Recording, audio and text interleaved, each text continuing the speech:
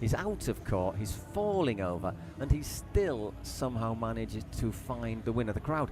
Even though the majority of people here were with Cancun, you could see them really warming to the little Brazilian who was outstanding. I think he won them over, Paul. Just the tenacity displayed, just the joy he showed playing paddle. It was wonderful to watch. Yeah, exactly. So that was our first match of the session.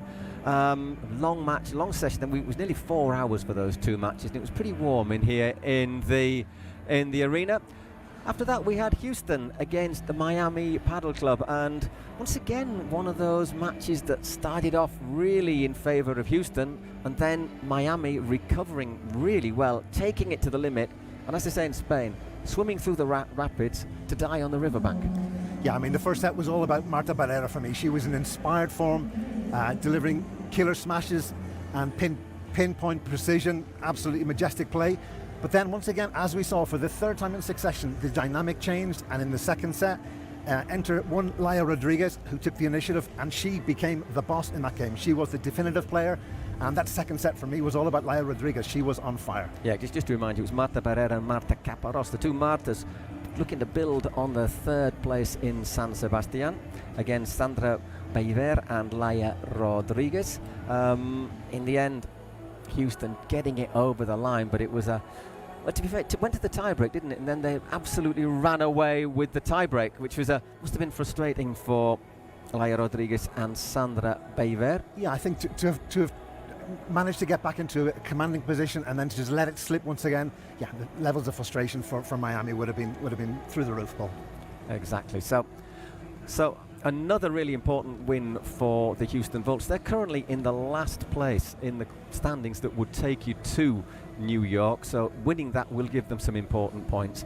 And the men, well, they had a very difficult task ahead of them. It was Ivan Ramirez and Alberto Trabanco, and they had the task of playing Eduardo Alonso and Fede Chingotto. No small task. And to be fair, after a little bright start from Houston, it looked as if Chingotto and Eduardo Alonso were going to run away with it. Well, I think this was the game that we saw as being the nailed-on win for Miami Padel Club, and how wrong we were, Paul. I mean, it was an inspired delivery from Ivan and Alberto. They really surprised us, surprised everybody.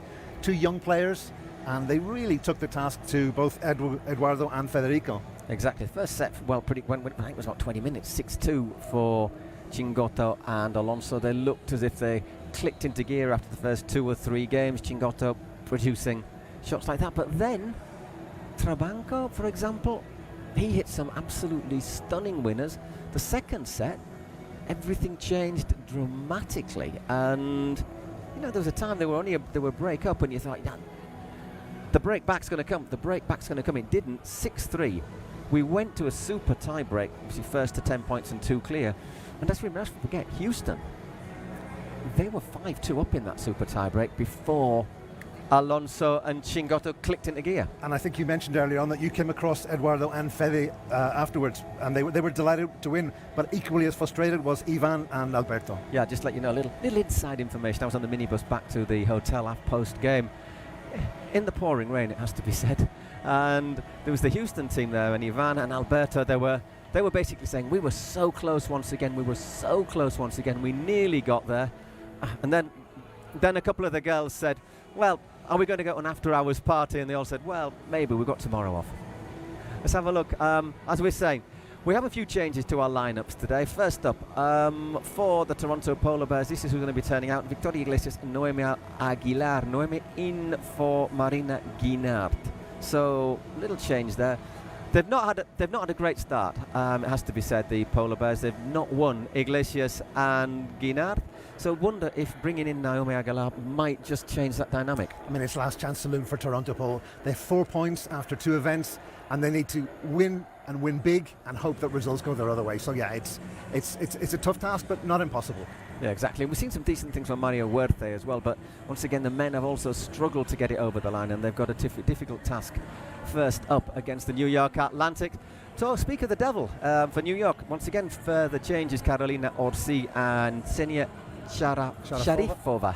You've actually had pronunciation classes off that. She's told me how to pronounce her name. Yeah. Okay, we'll talk about them pretty much coming up. But Carino, see the top Italian player, and for the men, Juan Tello and Lucas Campagnolo. No John Sanz, who's a big hitter and a really good driving force, but Tello and Campagnolo, it's a guarantee. Yeah. Well, nothing's guaranteed, Paul, as we saw yesterday. You would expect them to be favourites, but you never know. I mean, anything can happen on as we saw yesterday, and I expect there to be a few twists and turns in this game. Okay, next up, the Flowrida Goats, already assured of their place in the Cities Cup, but couple more changes. There's no Gemma Triay and there is no Delphi Brea, but it's Arantxa Zuosoro, and she is backed by Nuria Rodriguez. For the men, no Ausberger and there is no Cardona, but we have the two youngsters coming in, and we've just been getting a bit of information about them. One of them, very good touch player, and the other likes to hit it. So even though we're not going to have the regular men playing for the Goats, we are going to have some spectacular action. So it's going to be very much keep an eye on the Goats men's match. And the Goats obviously are the only franchise who have qualified automatically for New York, so they'll be maybe in laid back mode. Possibly. I don't think you're going to see Arantxa Zuosoro in laid back mode. That does not exist. Okay, they will. Next up, Las Vegas Smash, Noah Carbonas and Sara Ruiz. For the women and for the men, Gonzalo Alonso, Javier Barajona and Chisco Hill. So once again, no Martita Ortega for the Smash, and no Sofia Arojo. Once again, that is a little bit of a loss. I think losing the players ranked 6th and 7th in the world. Obviously no Martita, so it's down to the other two to really make it good. Yeah, and they're playing the Flowrida Goats, as we said, the team who have qualified. So, yeah, I mean, they're in that sort of safe ground. They need the points to guarantee that place in New York, because ultimately there's two prizes at stake here. It's getting to Sunday, the final here on podium day, and also making the trip to New York in the month of October. The thing about the Las Vegas men, I have to say they pulled off a surprise in San Sebastian, beating Tapia and Fede. So that's very much watch this space if Barahona can control himself. The LA Beat, once again, they're under pressure now, especially after Houston winning that women's game. Barbara Las Heras and Julia Polo, they've also to win a match. Tolito Aguirre and Alvaro Cepero. Tolito Aguirre, we saw some flashes of what he's capable of in San Sebastian. He's capable of some really magic. He's another one of those big entertainers, the Argentinian. He's a powerful lad, big hitter, also likes to please the crowd, so very much one of those matches to watch. Barbara Las Heras, I think she's one of the best technical players around. Her career suffered because of a knee injury, and they really need to try and get a win to have a chance of going to New York. And our last team we haven't seen yet is the Arkansas. Going to say that one again for you, Paul. Arkansas Matrix. Living in Spain, sometimes he picks up the Spanish pronunciation. Pati Laguna, Bea Caldera, Aranceli Martinez. No real changes there for Arkansas. For the men, Inigo Joffre and Mario del Castillo. Gonzalo Rubio isn't with us this time. They're another one of the teams that have obviously got good supporters. Their team owners, they always travel to show the support. So Arkansas, I think they're going to give, obviously with Patti, that's going to be a close game against the Stingrays later on today. Yeah. And I'll blame that Arkansas slip on jet lag, Paul, in my defence. Just think the wacky races, mate. The Arkansas Chugabug, that's the one to remember. Lazy Luke and Blubber Bear. Still sticks in my memory, even though I was 6 years old at the time. I'm looking forward to seeing Patti Laguno and Lucia on court together. Okay, it's time for our picks. We've been in contact with our friend, Mr. Eric McKee, but unfortunately, he's forgotten to pass them on to us, so Paul is going to have to step in. It's his fault, Eric, if he gets them wrong. Okay, starting off with the picks, what have we got first up? We have time to take the note, Polar Bears against the Atlantics. I am going to go with the Atlantics women, and I am going to go with the Atlantics men. Right, for the opening game, I am also joining you in that Atlantics double, Paul. That's cowardly, because you know that Eric's got a 2-point lead over me in the picks league, so if you just choose the same, you're not going to go wrong. Right, for the Goats against the Smash, I think I want to go for the Goats for the women, and I fancy the Smash to get it over the line with the men. Okay, I, on behalf of Eric, will go for a Flowrida double. I think they're the in-form team. They've already qualified, but I think they want to impress and will dominate both games. Okay, in the afternoon session we have the LA Beat and the Cancun Waves. I think a lot might depend in the women's game on how Sofia Sainz and Marina Lobo start. I'm going to go with the Los Angeles Beat with the women's game. I think Barbara Ceres and Julia Polo deserve a win. They've gone close in quite a few of their matches against top rivals, and well, we're getting ahead of ourselves, but I'm sorry, we're just going to have to talk about a few other things. I'm going to go for the Los Angeles Beat men. Maxi Arce and Franco Del Bianco for Cancun. I am going to be going with Maxi and Franco. You haven't seen them yet. You're going to enjoy those. I'm going to go for a Cancun double on behalf of Eric. Exactly. So we're just going to kill a little bit of time now. This will be in our afternoon session, which, remind you, will be starting at no earlier than 6 p.m. local time here in Guadalajara. It all depends. If we have a long morning session, then we'll just run straight into it. If the morning session's a bit quicker, we get time for lunch. That'll be really good. Okay, looking at the last match of the session, which is Arkansas Matrix against the San Diego Stingrays. Patti Laguna and Bea Caldera, Lucia Sainz, Claudia Jensen. For me, that's the toughest one to call in the whole of the tournament. It is. I mean, I've made it quite obvious I've got a soft spot for the Stingrays, and I'm going to go for a Stingrays double. Yeah, I think I am as well. I think it's going to be Patti and Claudia Jensen to get it over the line again. And the Matrix, Jonathan Bergamini once again. If Bergamini is in half the form he was on last night, then it's going to be the Stingrays to take it home. And maybe we'll see them on podium day. Anyhow, we're going to leave you now, and we will be with our presenter, Pia. Pia is here.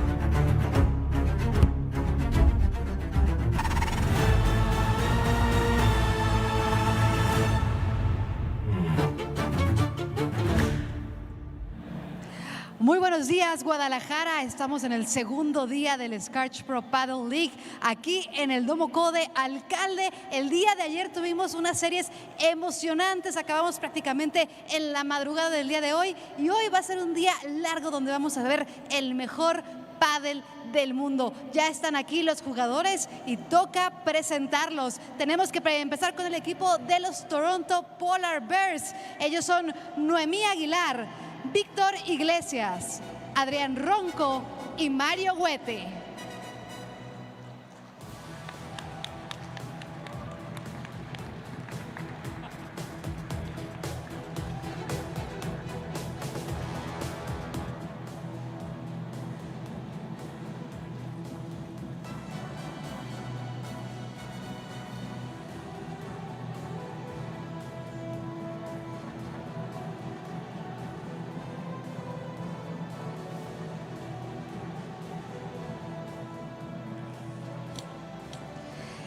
Y nos toca presentar también al equipo de los New York Atlantics. Ellos son Carolina Orsi, Xenia Sharifova, Lucas Campanolo y Juan Tello.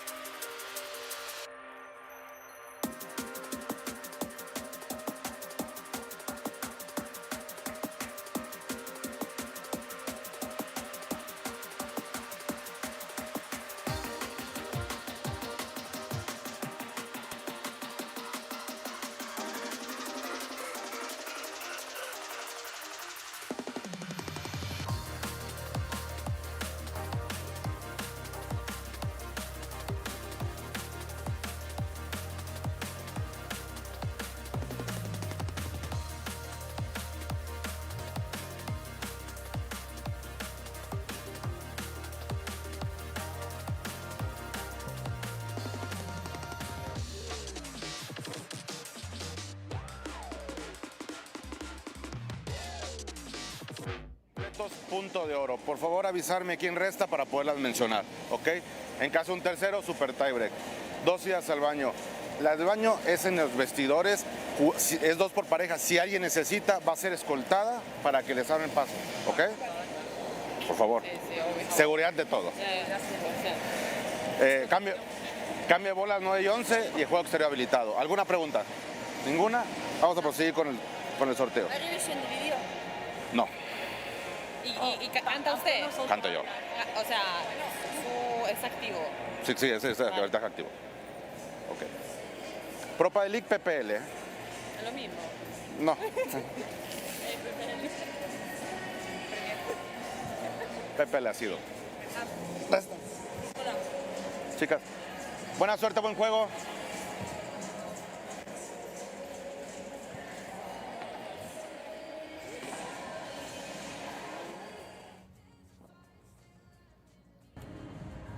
Hello everyone, welcome to our first match then of the morning session, and it is the Toronto Polar Bears needing really to win everything if they want to go to New York against the New York Atlantics. No Ari Sanchez, no Tamara Icardo, and no Andrei Ustera here today, but we do have Carolina Orsi and Ksenia Sharipova, who is very much rising up the rankings. She's probably 30 in the world rankings, but I think she started last year at about number 70, so she's been doing really well. Looking forward to seeing her play. It's been interesting there, Paul. Myself, Paul Giblin, and Mr. Flowrida with you. Good morning, everybody. Just listening to them talk to the referee there. You probably heard it. And Carolina says, "So is there a video revision?" And the referee goes, "No." So she goes, "So you're active then?" And he goes, "Yeah." Yeah, I mean, he just read out the initial guidelines, saying that he's in charge. They made the coin toss. Interesting to see that both Victoria and Noemi won the toss, but decided to give serve to the opposition. That's interesting. We do have a feeling here quite often the opening service game always tends to see a break, so maybe that's why you want to seed. But once again, you have that advantage if you serve first, then you break and hold. You take into the first proper break a 3-love lead, which is only one break up, but it looks and feels a lot more. Yeah, again, for me, the exciting thing about this competition, there's a lot of new faces, Paul, is to see this emerging talent. You mentioned Sharipova, who has a very interesting backstory. She's originally from Russia, and she moved to Spain when she was 16, and initially started out in the tennis circuit, and then transitioned into paddle, and now just finds herself playing as a professional, and extremely happy with life in Valencia, where she's based her new home. Absolutely, yeah.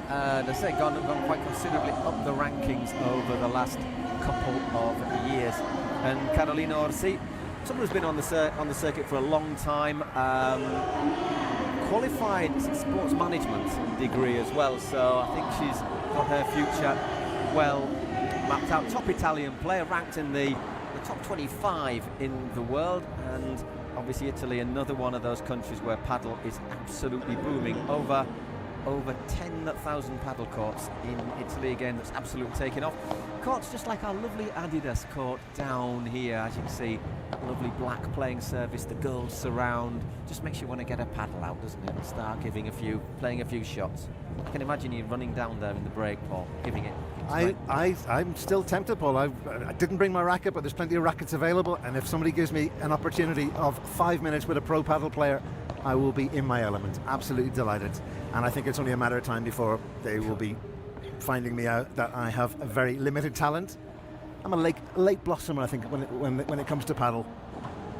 But again, it's one of these games. It's a sport that I never played until I was, a couple of years ago. Always dismissed it as a racket sport. I was more of a football guy. Picked up a paddle racket, tried it once, and it was just, there's no way, but no turning back, Paul. It was pure addiction. I think there's a lot of sports players, including a lot of footballers, and when they retire, want to carry on being competitive and playing sports, and a lot of them are turning to paddle. I think, was it Shay Given, the Irish goalkeeper, who's invested in paddle courts in Ireland? Yeah, I mean, we talked yesterday about emerging markets, and Ireland and the UK are two perfect cases. Shay Given has invested in a series of courts in County Kildare, which is just outside the capital, Dublin. And we're seeing more of that. I mean, Zlatan Ibrahimovic, former AC Milan player, former Swedish star, has a series of courts in Milan. In San Sebastian, we were talking to the former Spain international Fernando Llorente, said, I am an absolute addict. Yeah. No, I mean, you see Leo Messi, you see Cristiano Ronaldo, you see Jurgen Klopp. Klopp even launched his own range of rackets and merchandise with one highly recognised international brand. And Klopp spends a lot of time in the island of Mallorca, and obviously Mallorca is one of the epicenters in Spain of paddle. Because he played the Klopp Club. So anyhow, Carolina Orsi and Sharipova, as we say, Victoria Iglesias, normally plays alongside Marina Guinart, but it hasn't worked out. They've had some good results over the season in other tournaments, but here in the Pro Padel League, it just hasn't clicked for them. They've had good starts, they've had some good moments, and then it's always, there seemed to have been a little bit of mental fragility that once they make a mistake, it did seem to affect them. So maybe just here, a little change might do them good. Naomi Aguilar, still a very young player, but very, very serious and sober in her attitude, isn't she? Yeah, I mean, the interesting dynamic for me of today's game is that in a recent competition in San Luis de Potosi in Mexico, both Victoria and Noemi were opponents, and they're lining up today on the same team.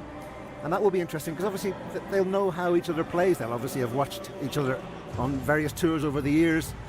But it's going to be interesting to go from playing with your partner to opposing your partner to playing together. It's an interesting kind of chemistry there, I think. Noemi usually plays alongside Julia Polo, who is, of course, with Barbara Las Heras. We'll be seeing her in action first in that evening session, which should start here in the Domo Code in Guadalajara at 6 p.m. local time. Still some tickets on sale. Click on the Pro Padel League website and you will be taken to a booking site if you are in the area, and if you want to fly in, why not?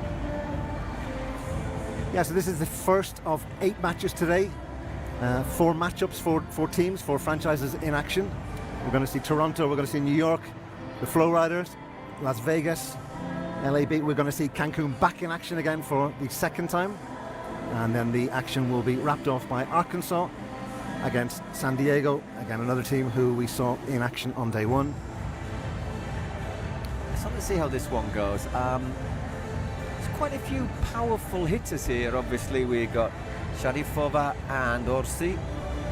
And Victoria Iglesias is also somebody who hits the ball hard. She's got one of those. She's one of the few players, once again, an ex-tennis background, who uses a two-handed backhand, which is always something that Eric McKee, who's usually with me. We wish him all our best for a very, very swift recovery, and we'll be seeing him in New York in October. He always highlights that, Eric. That double-handed backhand. Anyhow, it is Carolina Orsi serving.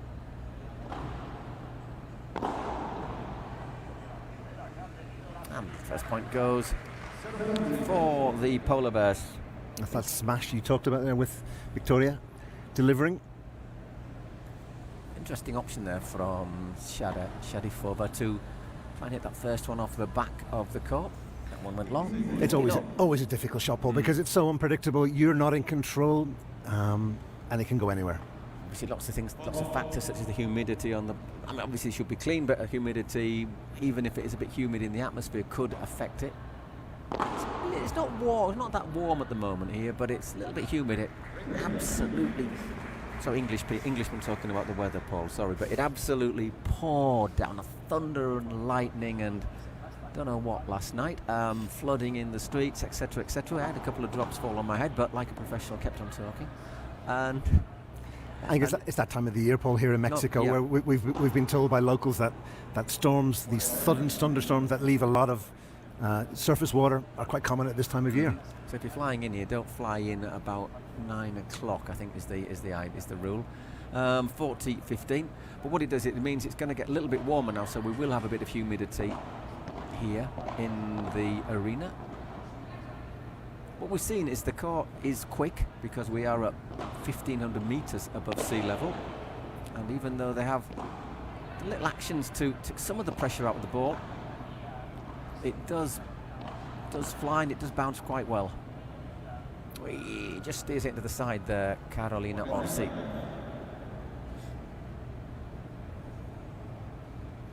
I think it's always difficult to be the first players on court. It's the first day of the session, early in the morning. The arena's slowly starting to fill up in terms of supporters coming in. Not an easy one to be involved in.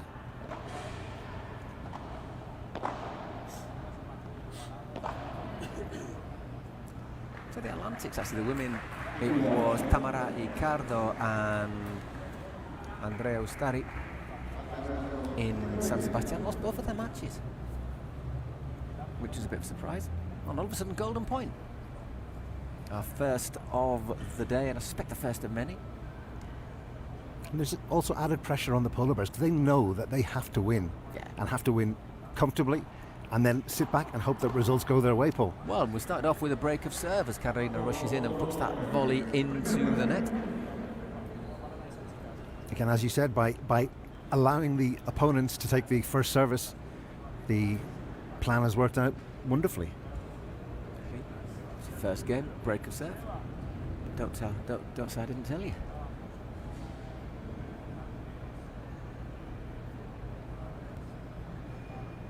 Going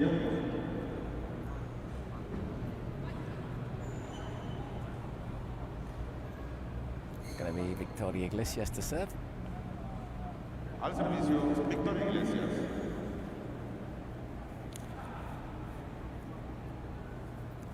Out of the 4 players, Victoria is the highest ranked of the quartet on the current international statistics. 20 in the overall standings.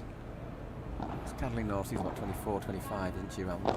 Carolina is 32, Sharifova 30, and Noemi at 50. Okay. 30 love.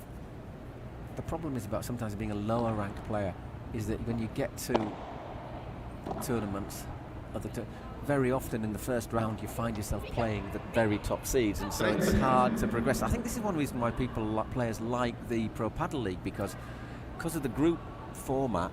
It means that even if you lose your first match, you're back the next day or the day after to play again. So it just allows you to get that little bit more rhythm in your game, you know, which you can then carry over into other tournaments. Just overhits that one there, Victoria. 30 all. And that goes long from Orsi. 40-30. She's from Rome. Self-confessed Lazio fan, Paul. No one's perfect. I discovered this morning.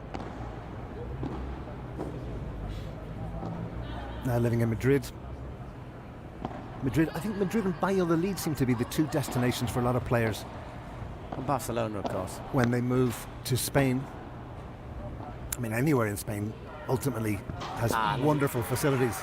Lovely shot there to win the point and the second game. Arturo Cuello obviously currently joined number 1 with Gustapier in the men's ranking. He's from Valladolid. It's only an hour from Madrid on high-speed train.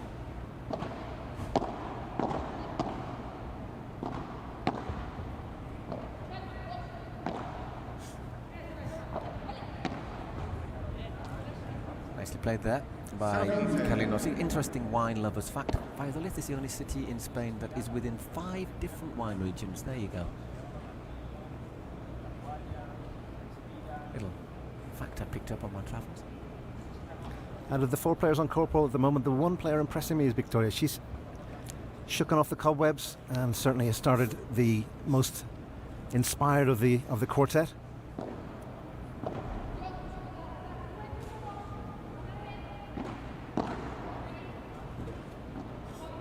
Sharipova puts that one high. And Noemi frustrated with that one.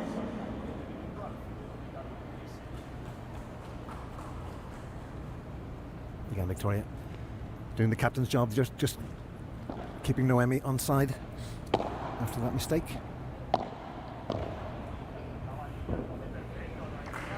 And well played. Recovering well, 30. Oh, sorry, 15-30.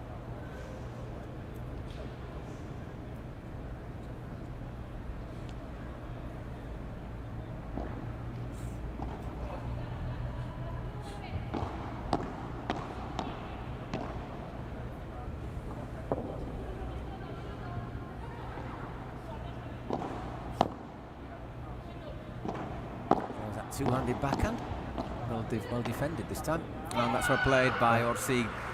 Did well to continue at the net there, didn't they? Which is where you need to be really to win the points.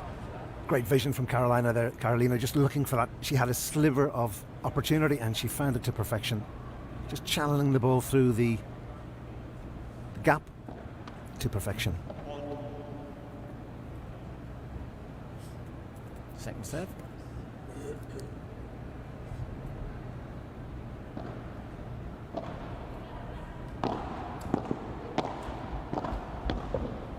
Made a stretch for that one though, and once again 2 break points. Chance to go. Love 3, but with 2 breaks.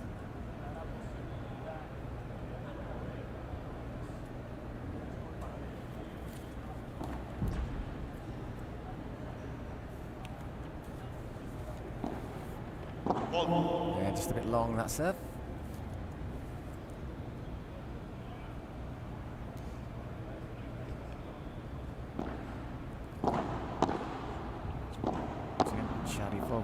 And obviously looking to control the net. That just went a fraction long, so another golden point, our 3rd golden point, 2nd golden point in 3 games. It'll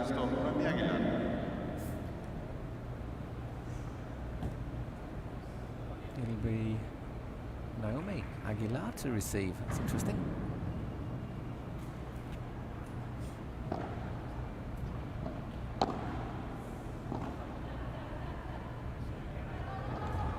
Good lob. And that's a nice return as well. It's like a little game of chess, isn't it? Each trying to get that domination at the net. Once again, I'll see Sharipova coming forward and maybe a little lacking in patience there, Victoria Iglesias, but there's the first point for Sharipova and Orsi, who really needed that. They're going 3-2 down. Sorry, 2-1 down and a break now. That was a very risky effort from Victoria, and sadly in her case it didn't actually pay off, but it was looking to generate those small margins, looking to just clip the ball into a very acute angle. First major mistake we've seen from the Sevillana this morning. But again, out of the 4 players, she's certainly the one who's come out of the blocks flying. Absolutely. One of the things we noticed was we actually are in the same hotel as quite a lot of the teams is the Atlantics. They are a team, aren't they? They all go down and they all have breakfast together. With Sarah, the coach.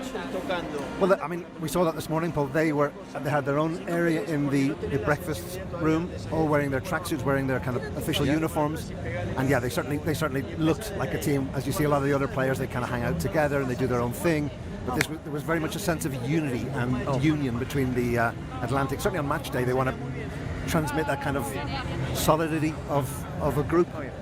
Same thing on the bus back with the Houston team yesterday. There was like some couple going, so we're going out for an after. We're looking for an after hours place. And someone else put the music on. I don't think they went to the after hours place in the end, but they put the music on and it was, bouncing. I don't know if that was just because of the potholes, but it was bouncing. But once again, a very young team, a club that puts its emphasis on youth. Okay, Naomi Aguilar, 2-1 up, break to the good.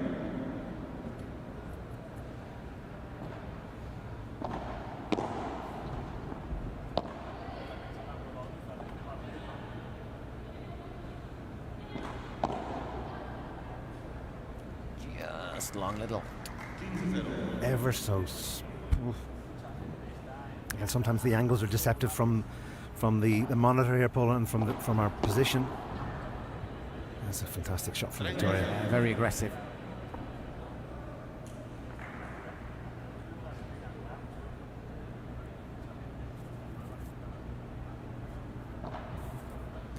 Interesting to see too that the women's side of the Polar Bears have yet to register a point after 2 competitions, Paul. So this is an opportunity here for Noemi and Victoria to break that hoodoo.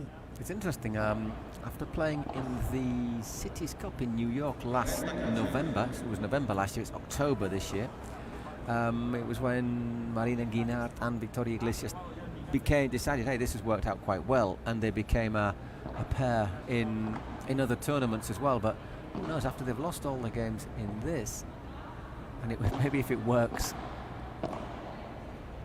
out here, who knows whether the PPL might see another change in regular pairings. Actually, it's gone okay for Iglesias and Guinart, though, it has to be said, in the regular season. Reacts well there. Oh, she gets it over the oh, well played, gets it over the net, but there was a little drop shot. I like the way too that Iglesias mix-ups her shot. She's not just a one-dimensional power player. She's also got that little that ability to be subtle, and that is a deft drop, as you will find, Paul. Beautiful. Little bit short, that lob, and well finished there by Sharipova. 3-1 down, 15 love up in this game. That's a fantastic hit from the Russian player.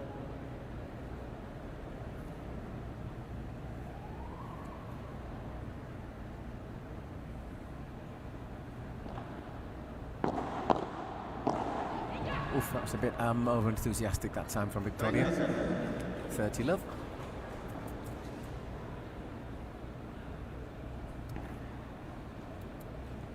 Time to reset.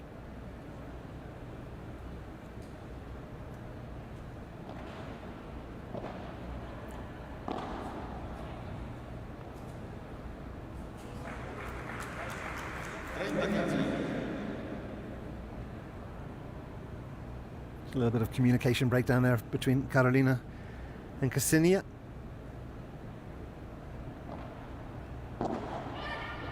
Once again, overhit. 40-15.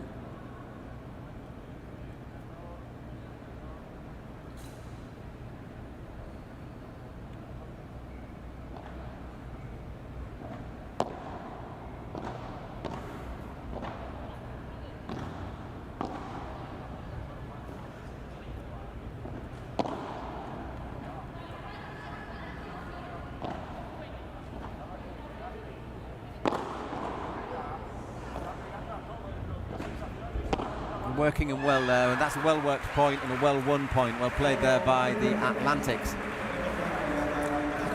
Wonderful the way they had the other two on the back foot, and despite the best efforts of Victoria Iglesias, the point ultimately going the way of the team from New York. Look as if they're just, not saying got to top gear yet, but look as if they've just woken up from that early lethargy, doesn't it? I mean, as we said before, I think Victoria Iglesias is the star player of the quartet at the moment, and so much of how this game will flow will depend on her mentality. We've seen a little bit of frustration, a tendency to look for those aggressive strikes, and when they don't come off, you can see that frustration, and that's something that she needs to control herself, that ability to just manage her emotions on the court. Well, we've said it already, Paul, yesterday during the commentary, and we'll say it countless times. The mental aspect and the psychological aspect of this sport cannot be understated. Yeah. And things can change very quickly in the space of 2 or 3 points. It's incredible. I mean, we saw just in black and white yesterday the amount of times where teams got into a lead, you think they're cruising, and all of a sudden a couple of points, a couple of misplaced, errors into the net, a couple of. Sometimes luck doesn't shine your way, and you just get yourself under pressure. We say it, and it's a cliche, but sometimes cliches are cliches because they're actually true. Yeah.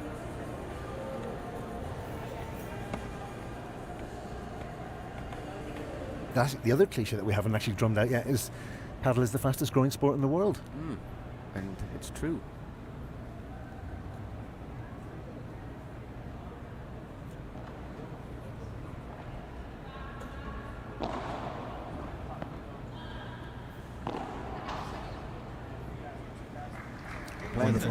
Once again, nicely angled. Well, Yeah, we saw so many times yesterday. Once the cage comes into play, it's a lottery. 30 love. Once again, I think we're seeing, aren't we, that the court's quick. The game, it was the last game of the yesterday's session, Paul. That was, despite the scoreline and going to the super tiebreak, it was a super quick game. It lasted just an hour. Yeah, an hour for a three-setter. 6-2, 3-6, and then the super tie break, which does make things a bit quicker. Sure. 10-7, but yeah. And this morning we've been on court just over 17 minutes. And that has gone long.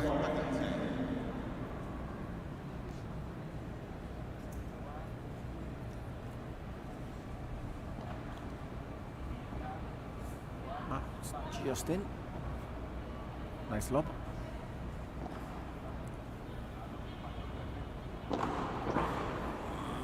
And just out. Just went Inches.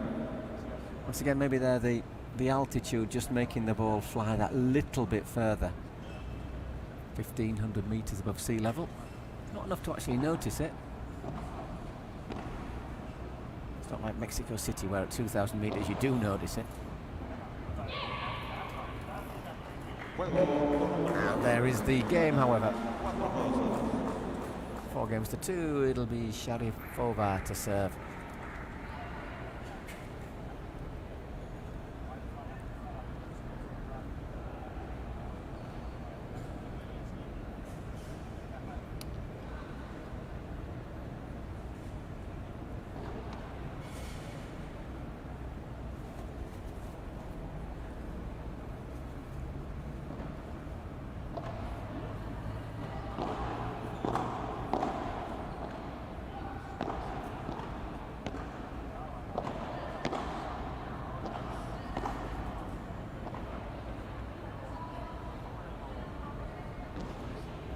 The bajada doesn't quite connect with it, I think, as you would have liked.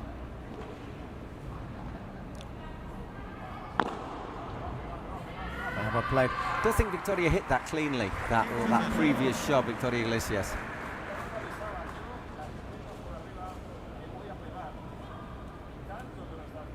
Sharapova showing that she can administer plenty of aggressivity too with her strikes, her smashes. Oh, that went long. Carolina Ossi seemed to call it. Seemed to call it straight away. So when they were chatting to the referee just in the the coin toss, I think the general feeling was okay. There's no video, so we basically call what we see. Same referees who were with us in Miami, the same trio. Really good set, really good bunch, good laugh.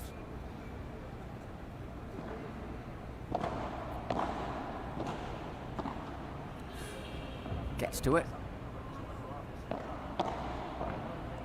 And that's going to just drop in.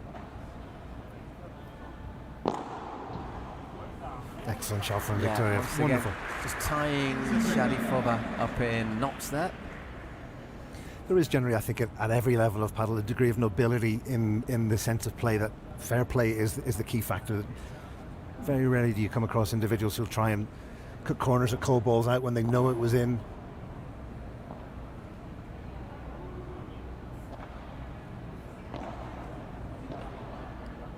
Once again, that's a lovely little backhand lob there from Naomi. And she went for the bajada there.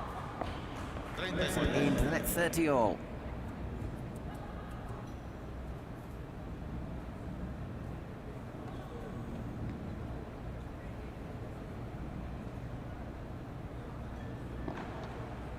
Clips the net again.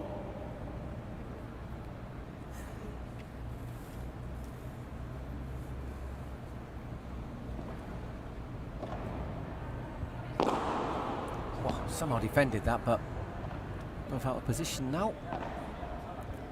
That's with the lob. And did that go out? I think that was did into the called out. So 2 more break points.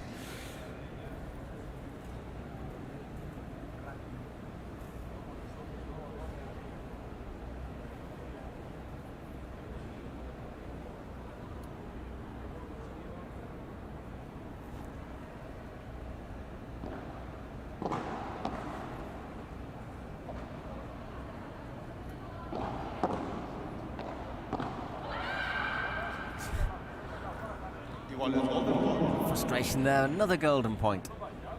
Half of our games in this match going to golden points. And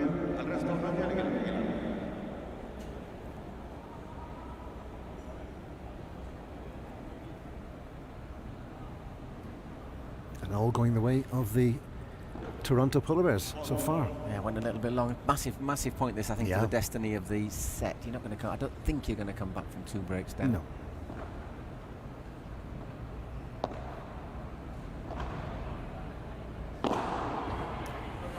Well played, was brave and won the point. 4-3, well played there, Ksenia Sharipova. Winds up, and it's always a little bit too far away from Victoria there. It's not the first time today we've seen that big smash from the Russian player, Paul. Certainly packs a punch.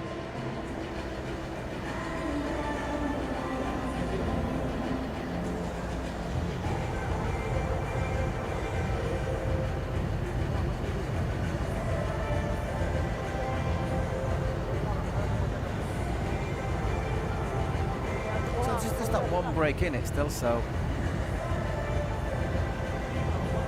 I always find that at a time like this in the game, it's interesting to analyse the body language from the players. And I do detect just a degree of slight frustration from Victoria. She's tried to deliver a few smashes and they haven't gone off. She's tried to deliver that big, powerful smash and sometimes driven into the net, sometimes just hit it long.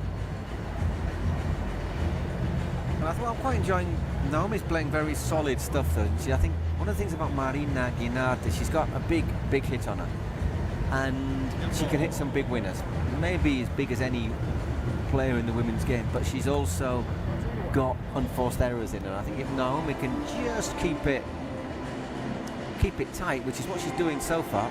Yeah, I mean, she's starting to sort of establish her role in the game. It's been, you know, the first few games were very much the Victoria Iglesias show. I think Noemi slowly but surely starting to feel her place on the court, get into the dynamic of the competition. Obviously, playing with an reasonably unfamiliar partner. All those elements coming into play.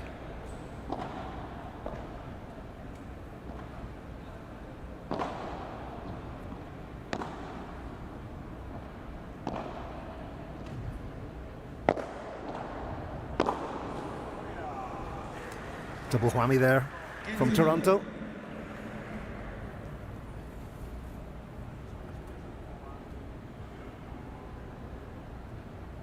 It's Naomi serving.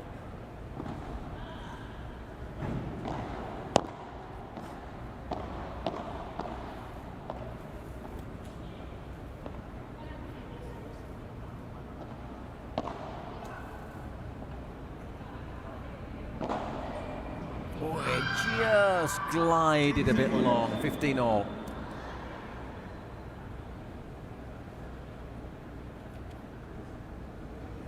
I think another thing that you don't appreciate from the perspective here, and it's something you can only appreciate at courtside, the amount of spin, backspin, topspin, side spin, whatever spin you want, delivered on every single shot is staggering. Yeah, it's all with the racket angle and the way you throw your arm at it. Precisely, Paul, yeah. And I remember watching in a tournament in Madrid, watching it behind the thing, and it's incredible to see how every shot, even the serves, the amount of side spin and cut on that ball. Nice little lob there, just got there, Sharipova. She's chasing it and wouldn't have counted anyhow. 40-15, good recovery here from Iglesias and Naomi Aguilar. 40-15.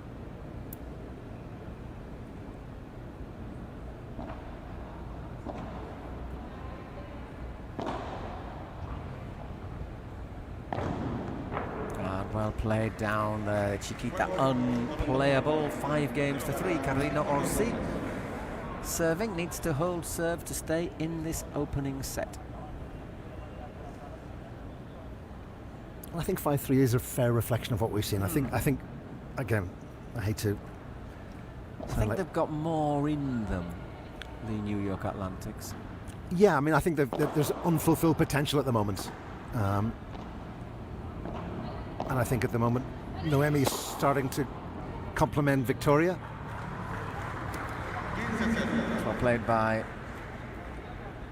Carolina Orsi.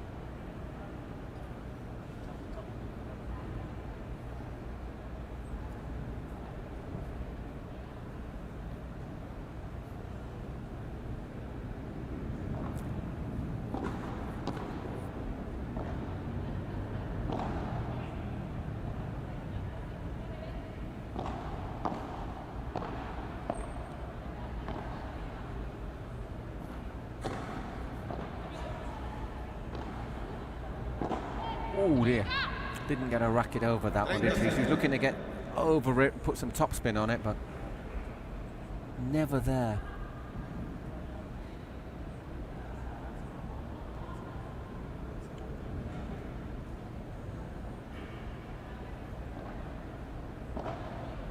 Love. That was an awkward. I don't know. Things that usually in that sort of situation it might be a good idea to let it bounce, but it just bounced a bit close there to the back of the glass. Well, ultimately, you've got no space to launch your racket, Paul. That's the problem. There's just no space to be able to connect cleanly with any form of thing, and so the Globo was the obvious candidate. In the end, though, they take the point. 40 love. Again, the angle of the racket when she actually hits the ball. It's gone a wee bit long. 40-15.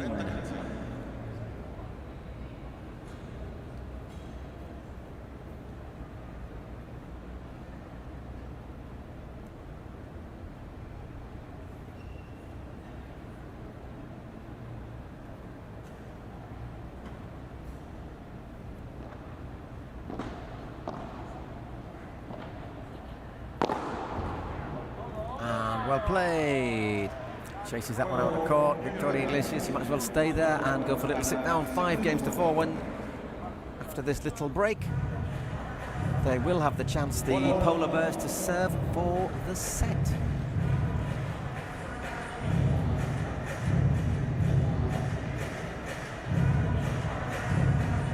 Say one of our sponsors here is the mineral water Scotch, for which we have lots and lots of bottles. I can tell you something, the fizzy, the carbonated version is very fizzy indeed. As you saw when I opened it over, I made the big mistake of opening it over the desk and it fizzed. Ahí, claro, para la figura de ustedes se agranda mucho. ¿Estamos? Entonces, tratemos de cerrar la salida de ella, que es la más natural, que es el centro. ¿Ok? Fíjate, Cari, que cuando la agarraste, dos o tres bolas seguidas. Campa and El Gato Juan Tello just tuning into the coaching advice.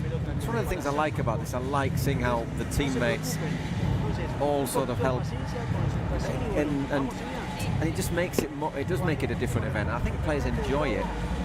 It's like in tennis. I think players always say they enjoy playing things like the Davis Cup or the what used to be the Billie Jean King Cup now, isn't it? Yeah. Because it's different, and you get that. You've got a bit more of a support mechanism around it. Completely. I mean, we've talked about the dynamics of a team, the dynamics of playing sport on an individual level, and here you've got the support of not just your teammate or your coach, but also the squad. In this case, the two male players who we'll be seeing later on in action.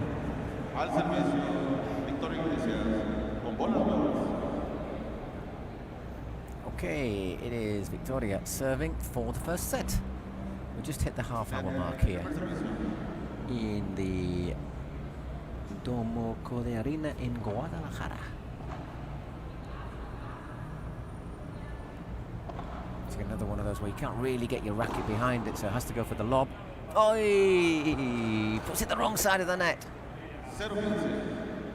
And Victoria is furious with herself. I think for someone of her, well, for most professional players, that's just like, it looks great, but it is probably quite a simple shot to play. Put it onto the far side of the net, make it impossible to basically get your racket round.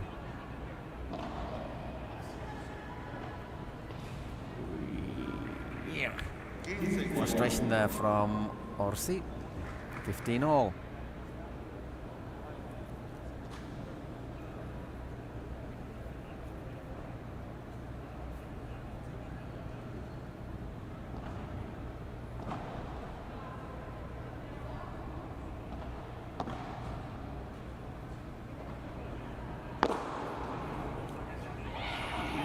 Ooh. Didn't get a racket on it, but once again, when you're hanging over the net like a salmon, it doesn't really matter anyhow. 15-30.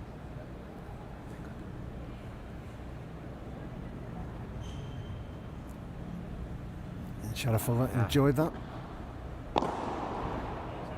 Ooh, this time it's Caroline Orsi's turn to get into the net. 30 all. That's the perfect reply, though, from Victoria. Pass that back in, as they say in Spanish, just to kind of move on to the next page. And that's so critical. Ooh, just helps it on, but helps it on a bit much. 40-30, 2 set points. Can she get it over the line? What's that tattoo on her arm? Is it a Snoopy or a dog, isn't it? Need to check that out again, Paul. Wonderful shot from Yeah, Iglesias. really well played. So there we have the first set goes to the Polar Bears. 6 games to 4. Once again, an example of how quick the court is. It's only taken us 6-4, 33 minutes. Yeah, we've said it from the outset of the set. Victoria Iglesias here is the person generating all the spotlight, and when she does things the way she should and the way she wants to do, Toronto are in a commanding position.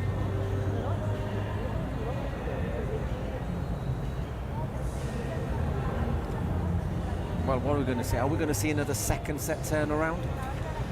I didn't want to say it early on, Paul, but I'm going to make one of my wild predictions. Actually, wild predictions that were pretty accurate yesterday when I called them. I wasn't off the money. Don't blow your own trumpet. This is going to be decided on a super tiebreak. So you reckon the Atlantics are going to... I think the Atlantics will bounce back, as we saw yesterday, where that first set dynamic transitions into the opposing side coming back. I think there's very little to choose. I think both Orsi and Sharipova have more to offer, and I don't think we're seeing the best version of them at the moment. We've certainly seen them play better. I think Sharapova's impressed. I think when she finds her groove and finds her range with her smashes, she's impressive. And I want to see more from Carolina. Carolina is the one player who is not playing to her full potential.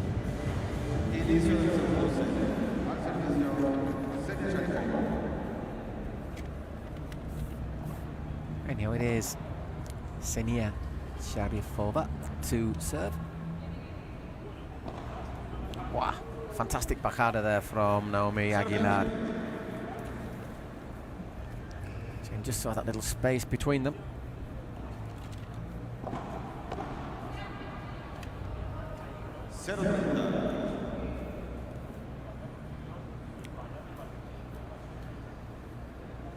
In the same way that I have called Arkansas, have you been tempted to call Ksenia Sharipova? I did say yesterday we should actually have a fine box for anybody who calls a Sharipova. No. Yes. Because once you start with the Shari... Or you just your mental maps there, isn't it? I mean, I don't claim to be an expert on Russian surnames, but and I imagine too she's been countlessly called Sharipova in her time and has to correct members of the media. So straight away, however, we have 3 break points against that.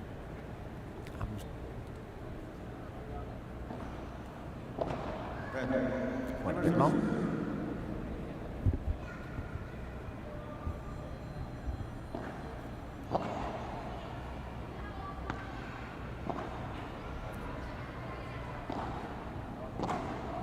Another one of those that didn't get the racket over it.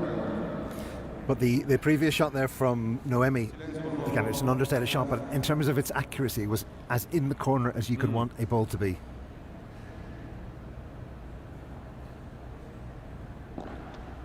Just clips the net, so that's the second service. 2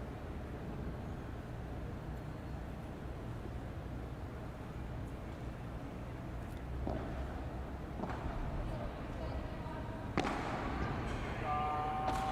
And well played.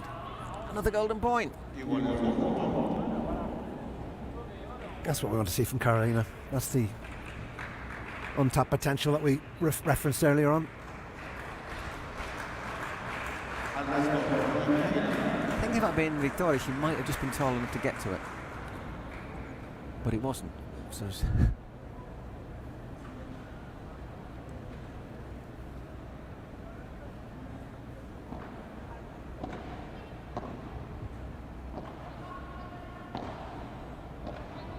it's a good lob. He leaves it. I thought for a second that might go long. That's a good lob as well.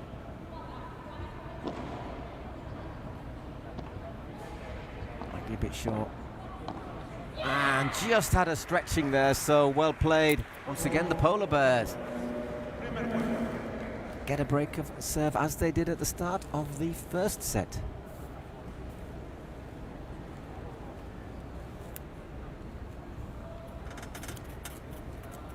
You get a nice view of the space inside the Domo Conde Arena there, and the heat map for the first set for the set winners, Victoria Iglesias and Noemi Aguilar.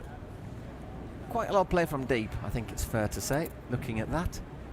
And that's confirmed, isn't it, by the traffic light graphics.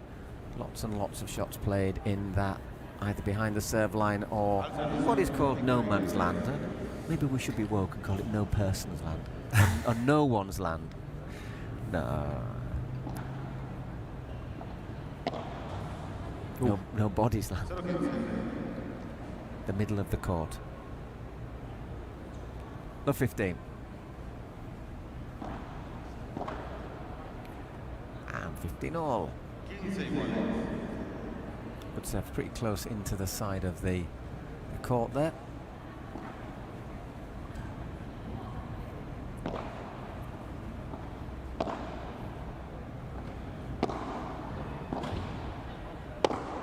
Whack. Well played. Taking no prisoners.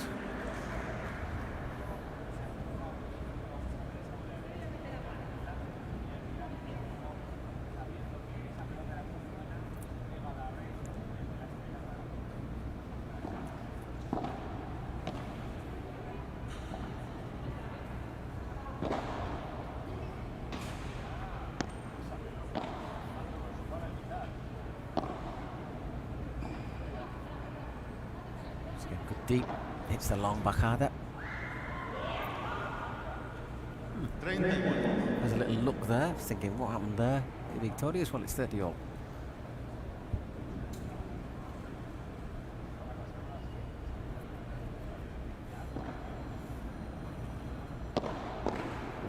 Maybe a little bit snatching at that one. Sharipova, 40-30.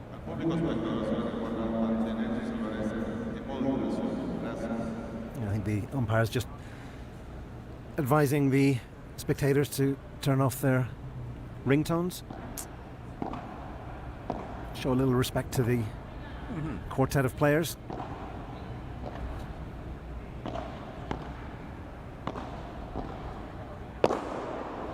Oi, oi, oi. Into the net. Another golden point. Is that 5 we've had so far? That is the 5th of the game, yeah, correct.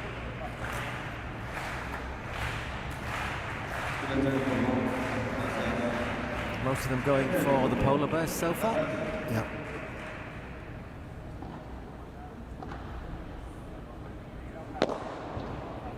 And well played. Noemi Aguilar keeping calm, killing the point. So Noemi Aguilar doing power. That's not something we've seen a lot of today, but it was a fine strike. I do have a slight feeling, however, that with the daylight, I think you see that those high balls a little bit better than in the evening session. Fede had a couple of problems with balls that went right into the gods last night. Fede Chingotto. I don't know if that's just because he misread it or whether it does make it a little bit hard to see. There was some sort of alteration in the lighting. They seemed to dim it and then increase the intensity. Yeah. I mean, I think there's obviously if you've got too many lights and the ball goes in the spotlight, you're also in danger of losing it, aren't you? It's a tricky one to. get right. So it's Carolina Orsi serving. And well played, but well recovered as well by Carolina. And well played. I have a suspicion that might have been going towards the glass. Victoria just unfortunate to get her racket onto the ball. Maybe she was really well getting out with the court, but I think maybe she hit that almost too hard there, because it bounced up, didn't it? Gave them a chance to recover it. Just died there, that serve, so 30-15. A bit of a collector's item in the game of paddle, Paul. You don't see a point so easily won from the initial serve.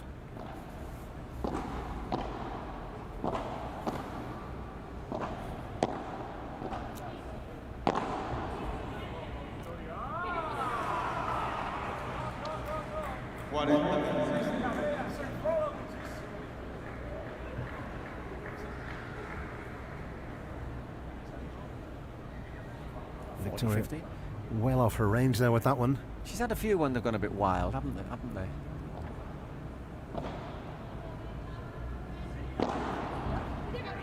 And well finished there by Sharipova.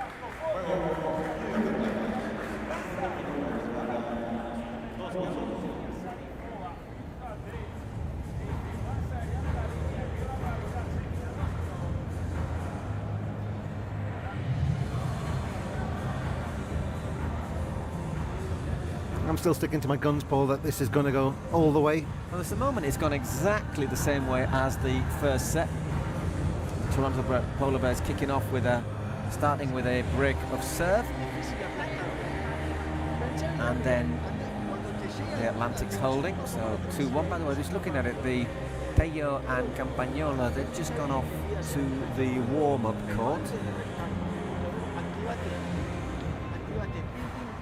which I'm not taking as a sign that they don't have a lot of faith in their companions, whatever, because the third set is a super tie-break as opposed to another set as such.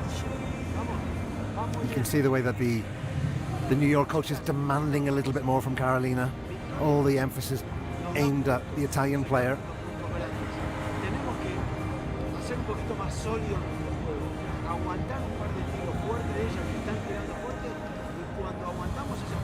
Then it's difficult to pick up exactly what's been said by the coaches. I just heard the word aguantar, which means kind of hold strong and stand out, hold out.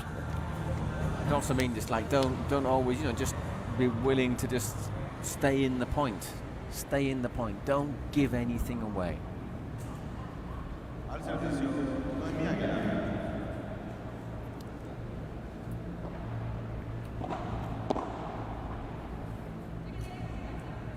it's Naomi Aguilar serving.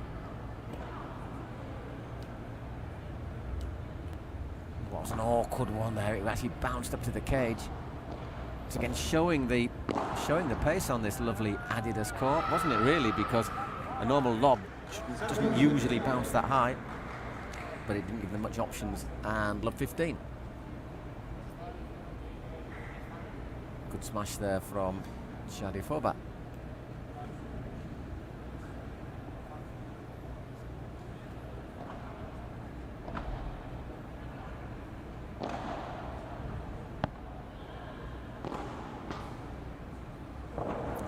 Evil bounce there. Victoria apologises, but you aim for it, don't you? Let's be honest, you go for it. If you get it, if it bounces right, then it's a good point because your rival can't get it back. No, I mean, once the ball, as we said before, the cage delivers a degree of unpredictability.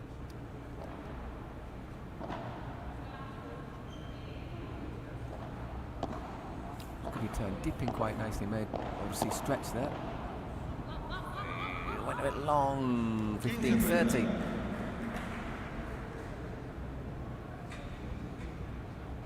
Not a player famed for expression is Noemi, Paul. Very sober. Sober is a word, yeah. Serious in her demeanour. And I think that's focused potentially too, and I think that's possibly an advantage too, because I think if you show your emotions, your rivals can play on that if they see that you're frustrated, if they see you're getting anxious. I think one player who is a little, I really like, a little bit guilty of that might be Sophia Sainz for the Cancun Waves. We see her really, we can see how the points, how the way the game's going affects her, both in a positive and sometimes in a negative way. Totally, yeah.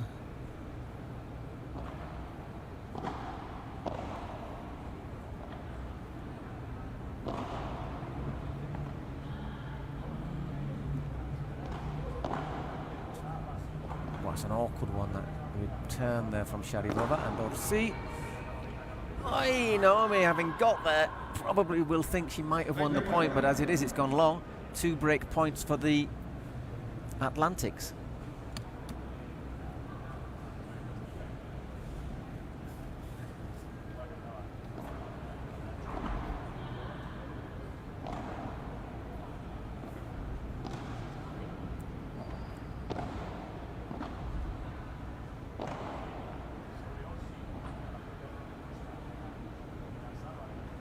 That's a nice lob. And there is a break back. Maybe did she dodge a bullet there, Sharipova, doing that off the back glass? I think she did, and I think that the spotlight certainly falls on Noemi. She certainly will be disappointed with that. The court at her mercy, right close to the net. Everything was in place to execute the shot, and she failed. So Sharipova, chance to go for the first time for the Atlantics to actually get ahead in a set, even if it's only with serve. That's got enough on it. Once again, well played.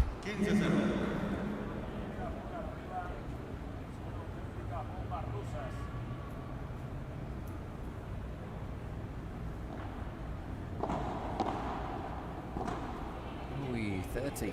Very ambitious for Victoria, trying to go cross court. This is something that happened when she played with Guinard. What she needs to do now is when things were going well, they were tough to beat. But once things started to turn, they did go into a bit of a decline. So the question is, will Naomi and Victoria Iglesias now just be able to just put the little break on?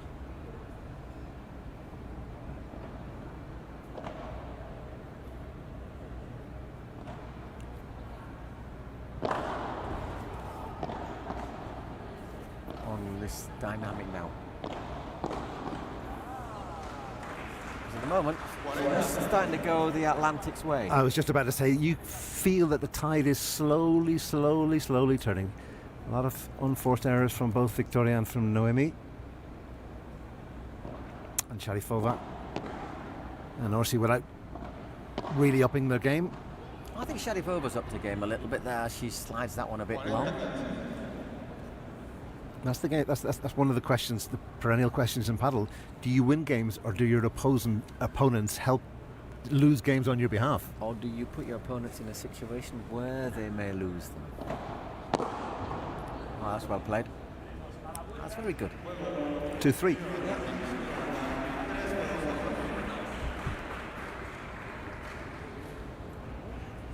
Yeah, and you can just see from the expression on Victoria there, certainly aware that things are not going as planned. And the coach, good lad, the coach. We see him a lot around in the restaurants, at breakfast. Everyone's surprisingly chatty at breakfast, aren't they? You know, normally I sort of walk around like a zombie, really. Well, the play. I mean, I think it's well, again, another cliche, but it's like one big family, and you certainly get that feeling where everybody's happy to be part of the entourage, and certainly keen to engage. Yeah, no, it's good, it's good. And the players certainly don't see themselves, they don't put themselves on a pedestal, they don't see themselves as being on a sort of higher level than mere mortals like myself and yourself.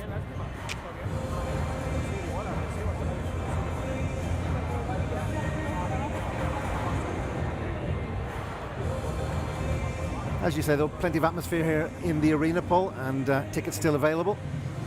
And it's not just the paddle, there's food trucks outside, Paul, there's merchandise stalls, there's places to have refreshments. Oh, there's quite a lot of places for refreshments. Plenty of activity away from the central court here. And there's the famous red and white stripes. one of the two teams, actually got 3 teams in the city of Guadalajara. This is my first foray into the world of football today, Paul. Obviously, You've taken an hour as well. Yeah. An hour. I'm quite impressed. I'm slipping. So Chivas Guadalajara, and I do believe, I've heard through the grapevine, there will be some Chivas players in attendance later on today. You can point them out to me then. When we were in San Sebastian, I could recognise the Athletic Bilbao and Real Sociedad players. I might struggle with the Chivas players. I think Pulido, who is one of the star names in the... Oh, I'm sure the camera will focus on him if they see him. Yeah, I imagine they'll be here for the evening session. And I imagine they'll be in the cheap seats behind the court. That's better. That is better from Victoria Iglesias. 15 all.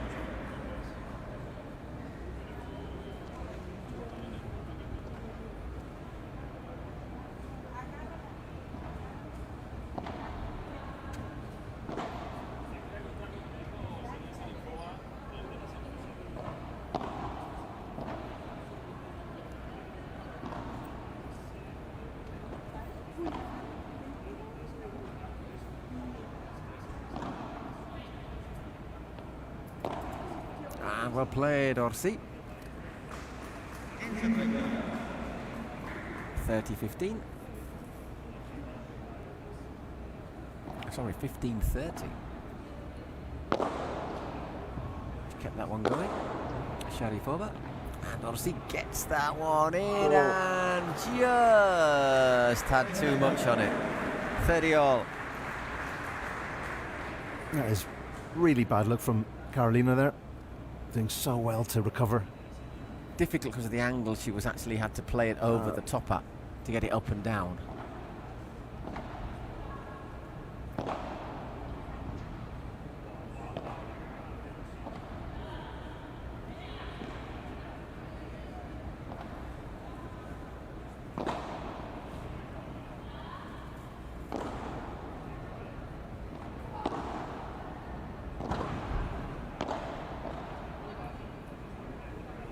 Wow, that was a really nasty one there. I think all she could really do was swipe at that one and hope that it didn't come back. And yeah, I think she just lost her attention for a second there, just watching the ball. I think she was anticipating that Victoria was going to take the shot, and it was just that split second. So another couple of break points. Sharapova does like that shot from the back wall, and it's coming off well for her today. Just bounces in. That's gone high. Has it gone long? It has. Another break of serve. 4-2 to Orsi and Sharifova. And it'll be Carolina Orsi serving to go 5-2 up.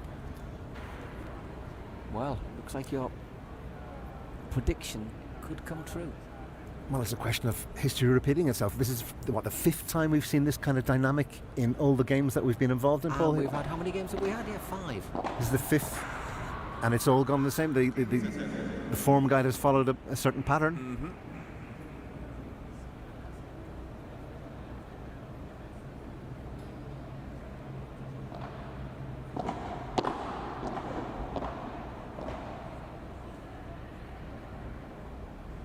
Opts to lob there.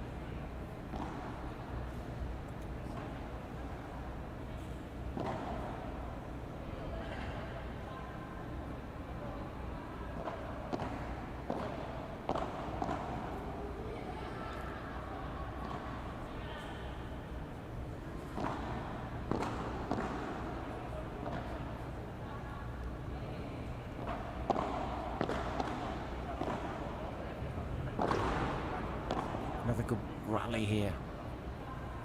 Just trying to dominate here, the polar bears. And again, she likes that. She does play that well, doesn't she, off the back? And just screws it into the glass. Certainly the best rally that we've enjoyed in this morning's action, Paul.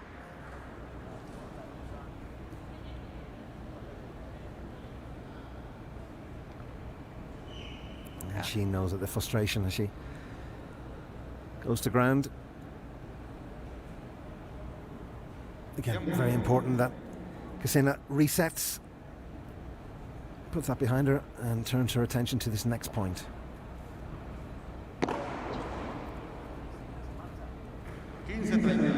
Sends that one along as well. 15-30.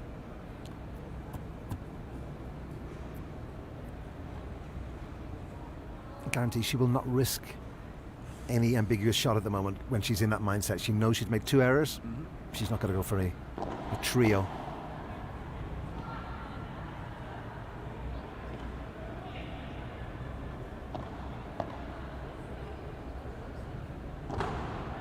Back glass. Oh, she didn't really have the space there, did she, to work with? And 3 more break points.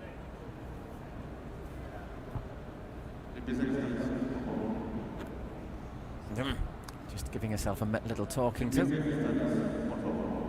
Well, that image tells you everything you need to know about the frustration being experienced by Sharifova.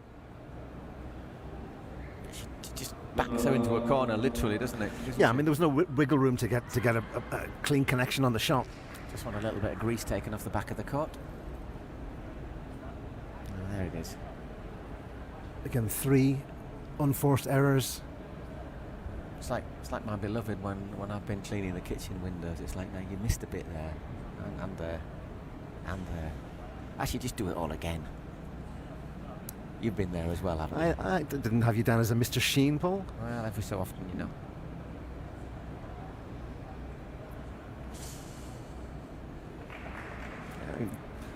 Just a smudge of sweat mark. Which, once again, is one of those things that can just affect the spin of the ball. Totally, 100%, Paul, yeah.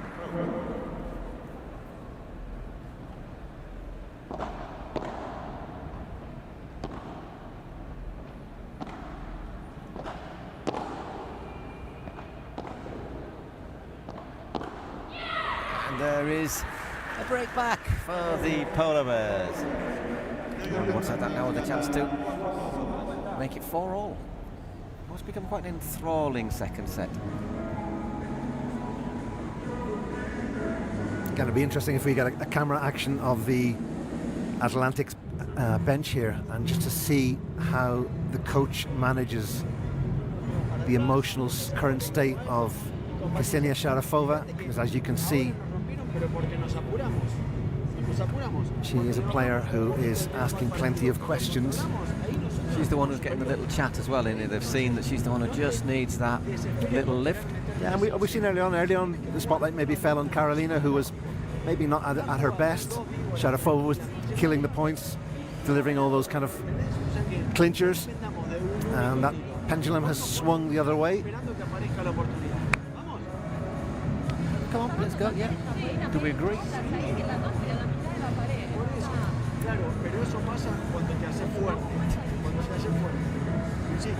Miami Paddle Club fan there wearing the ubiquitous pink jersey.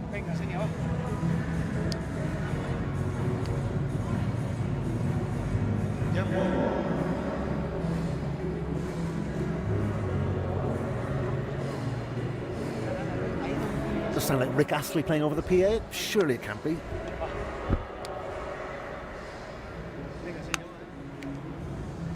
Anyway, I don't think so. but in our time in Guadalajara, but we've been blessed by wonderful music. Quite good. It's been like going back to the 80s and 90s, hasn't it? It's been... Bit of Snow Patrol at breakfast, Arcade Fire, Amy Winehouse, a bit of Nirvana yesterday on our little venture over to the Centro Comercial.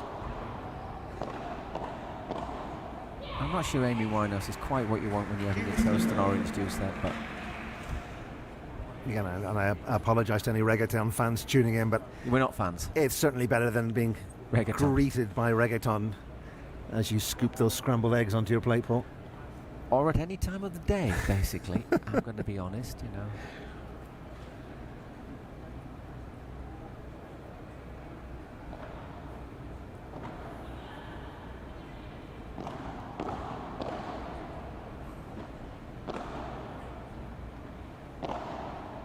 Where's Naomi Aguilar looking to tie the setup? Lovely play there from Victoria Iglesias. Exquisite drop there from Victoria. As we just passed the hour mark here in our opening match of a long session here in Guadalajara, 8 matches in total. On the subject of reggaeton, I'm sure it was Daddy Yankee was one of the former investors of one of the former teams. Former, yep.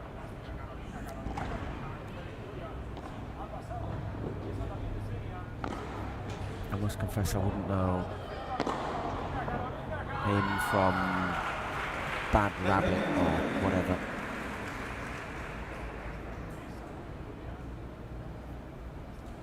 Great shot there from Carolina.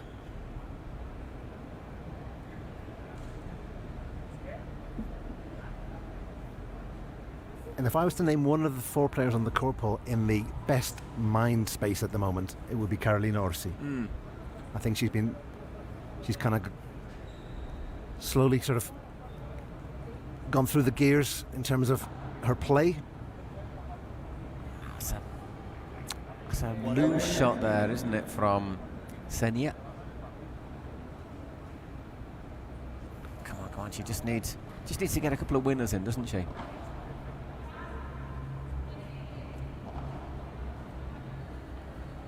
So maybe Carolina is just trying to do a little bit. Is she trying maybe to do a bit too much?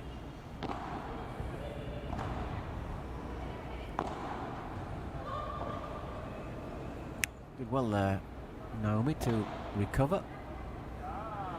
Yeah. It is all square, 4 games all. I think there was a couple of times there where just that little lack of this moment that she's in there, Sharipova. There was a couple of chances I thought, well, she might have gone for a winner and just played it a little bit safe. Yeah, it's the confidence thing. And again, it's never nice to be on a paddle court and to see your teammates suffer, because you suffer whilst they suffer. Oh yeah, and she's been playing well, but just the last couple of games, it's just gone a little bit pear-shaped. And she's got to hold her serve now as well.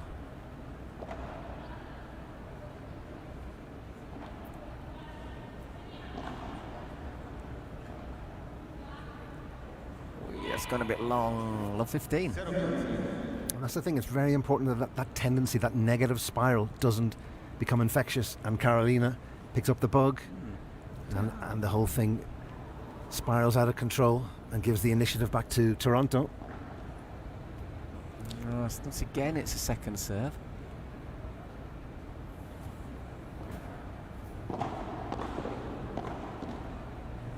We love 30. This is starting to look a bit worrying, isn't it? Yeah, my prediction of this going to a third set is a little bit... It's not over till Callas sings.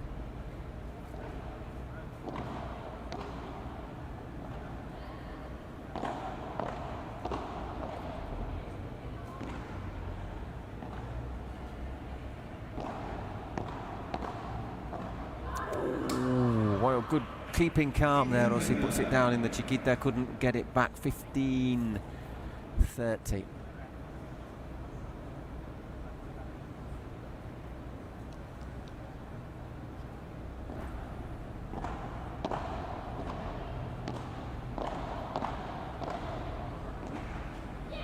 And again that two-handed shot, and again that floor eat me up expression. 15-40, 3 break points. 3 break points to leave them with a chance to serve for the match.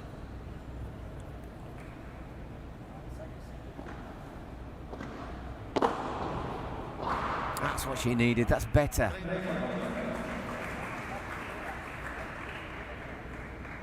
$30-40.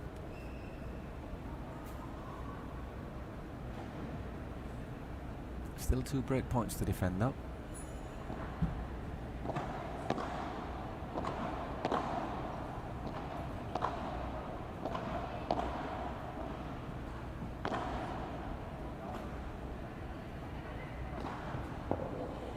And again, that's much Wonderful better. shot.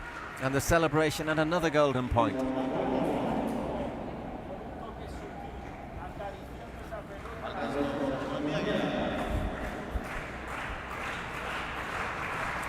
Victoria just misjudging the shot. Just caught a little bit in a place where she couldn't get it back. Ooh, it's gone very high. Will she take it on? And she did.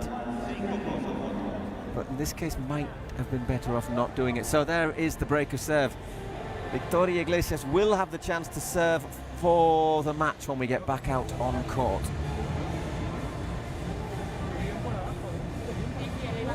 Right, smiles all round on the bench of Toronto, Paul.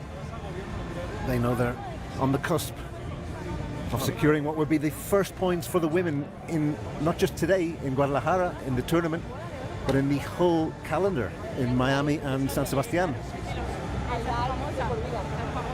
Exactly. And they've not really been close before either, so History in the making.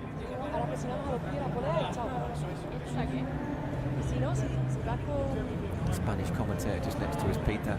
Was here doing a coaching clinic for the last week or so. He's getting a few visits from fans. That's one of the things too that's refreshing to see in the world of paddle, Paul. After the game, when the players are exhausted, they're emotionally drained, they still dedicate time to sign balls, to sign jerseys, to pose for selfies. Yeah. And that's something I just hope never changes. Well, at the end of the day, the fans are what gives you a living, aren't they, at the moment? So you've just... The fans here also respect the players as well, don't they? It's not like any people demand it like they're entitled to it either.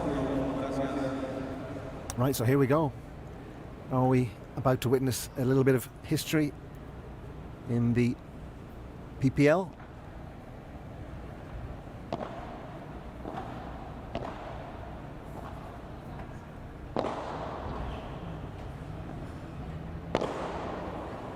Oh, that's a disappointing shot from Carolina, with the court at her mercy, and she drives into the net. 15 love.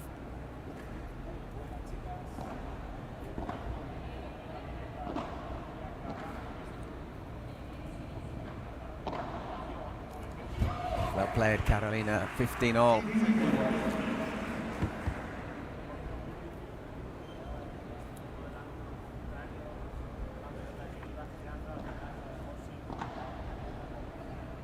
Nice return, good lob, and that's once again gone up high. Asking the question.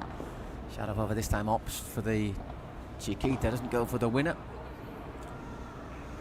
No, I think you're going to see a passage of very conservative defensive play from Sharapova at the moment. Well, it's worked out this time because Victoria put that one long, 15-30.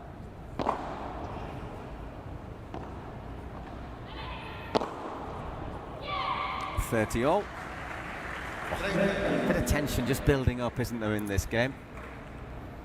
Because if they win this, okay, they take the win. If not, who knows what happens?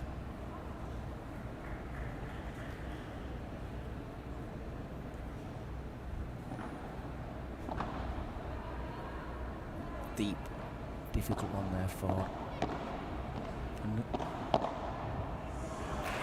Great play from Noemi. Well played, really well played from Naomi Aguilar there. So her and Victoria Iglesias have 2 match points. Great celebration and a wry smile from Noemi. She knows that she's put her team in a commanding position. And there it is, more than commanding. That is the match. 6-4. 6-4. The Polar Bears beaten the New York Atlantics in 1 hour and 10 minutes. And create that little small bit of history in the Pro Padel League, securing their first points for the franchise.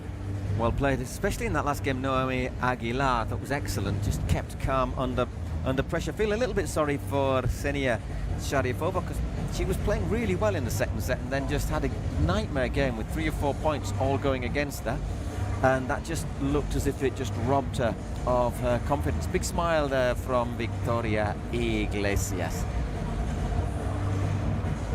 All on the Polar Bears. In a matter of seconds we'll catch up with both Noemi and Victoria. We will indeed. We'll have our presenter Pia down courtside.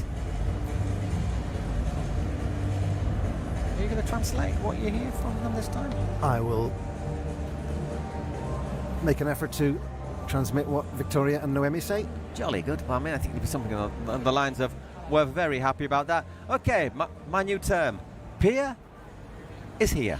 Pues estoy con las primeras ganadoras del día de hoy de Toronto Polar Bears, Noemí y Victoria. Victoria, felicidades.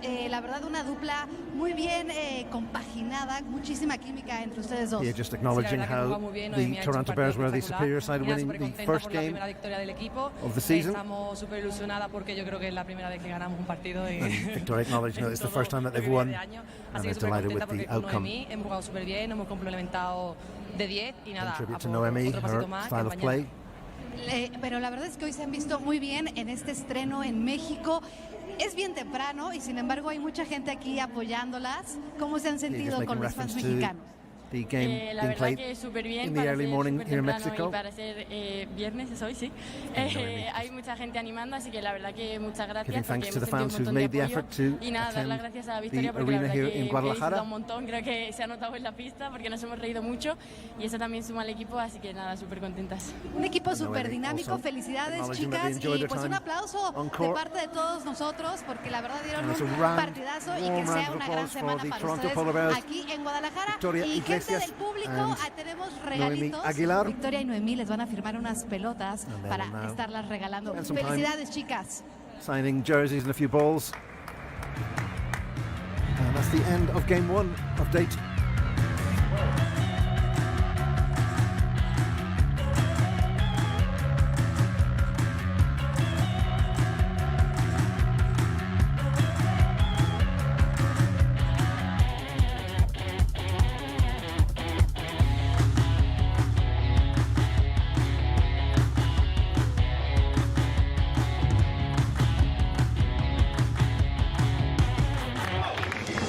Through ideas, imagination, effort, and enthusiasm, dreams are built.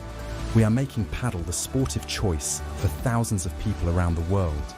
Each court built is a match won, and so, court by court, match by match, we are creating a limitless playing territory so that the unbeatable passion that paddle creates can be spread throughout the 5 continents.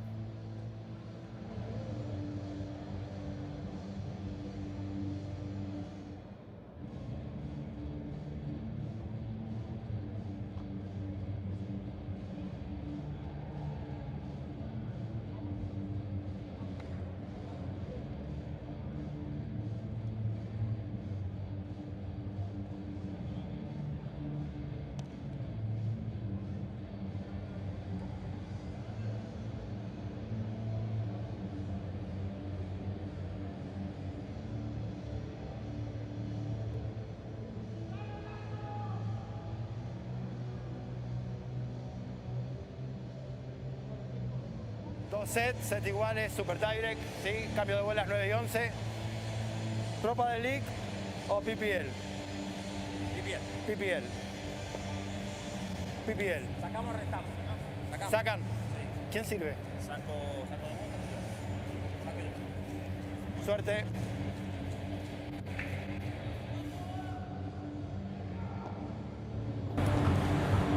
You're very welcome back to the 2025 Scarch PPL tournament here in Guadalajara. And we're just getting ready for the second game of the morning session. This time the men taking the limelight as the Toronto Polar Bears face New York Atlantics. Bronco Huete against Tello and Campagnolo. Tello and Campa very much firm favourites. But both Adrian and Mario will be looking to maintain that momentum that we saw earlier on with the win from Victoria and Noemi.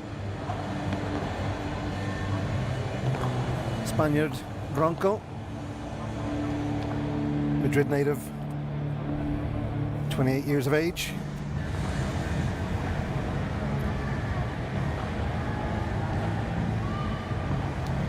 Playing alongside his Madrid-born counterpart in the shape of Mario Huerte.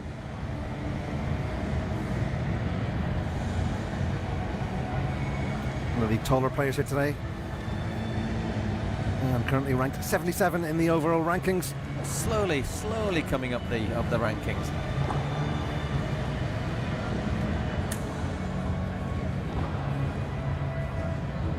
And there's Lucas Campagnolo, the Brazilian from the Atlantics. Campa 33 currently in the overall rankings. Which I still think, when you watch him play, I still think that is surprisingly low. I really do, because you watch him play and he's a great player. And he's got El Gato Tello with him now. I've got to say, a look at this, and this should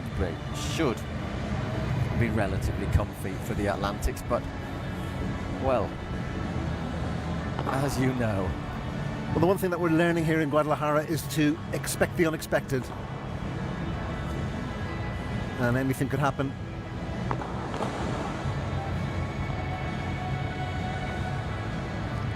Campa was in Miami. Did catch him one of his Instagram posts. He's a Gremio fan wearing the famous tricolor jersey. Now you see, you're getting carried in the way of that football now. You're just looking forward to the Chivas players. I'm just going to say, who are these? They just leave you grasping on your phone, looking for the Wikipedia players. And Juan Tello, a man from Cordoba in Argentina. Tello, the highest ranked of the quartet here, currently number 19. And of course a former long-term partner with Chingoto. They know each other very well, partnered for years. They're still good mates. They're still, I think it was one of those things, it was just time to sort of have a little change. And I think he's just become the new partner in other tournaments with Pablo Cardona, which is a very interesting pairing. Cardona and Lausberger obviously still play at with the Flowrida goats. Not here, but they're separated after climbing up the rankings, and it's going to be Cardona and Tello, which could be beneficial for both of them. Maybe just Cardona, who is, I think, one of the big rising stars of paddle, and I'm sure we'll see him in the Cities Cup. Maybe just playing with a more experienced player will just help add other dimensions to his game.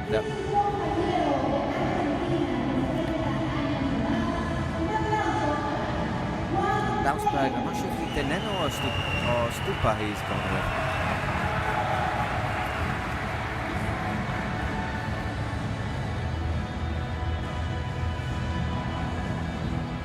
So we're both saying New York Atlantics here, Paul. It's one of the more, certainly on paper, one-sided fixtures. But again, that was our view as we went into the last game of the evening between Cancun and Houston. Yeah. We were very much envisaging a quick game, and it didn't turn out that way. Between Miami, I should say, and Houston last night. Yeah, exactly. Then Miami sneaked over the line. Got to admire somebody who will take on a drink that big at this time of the day.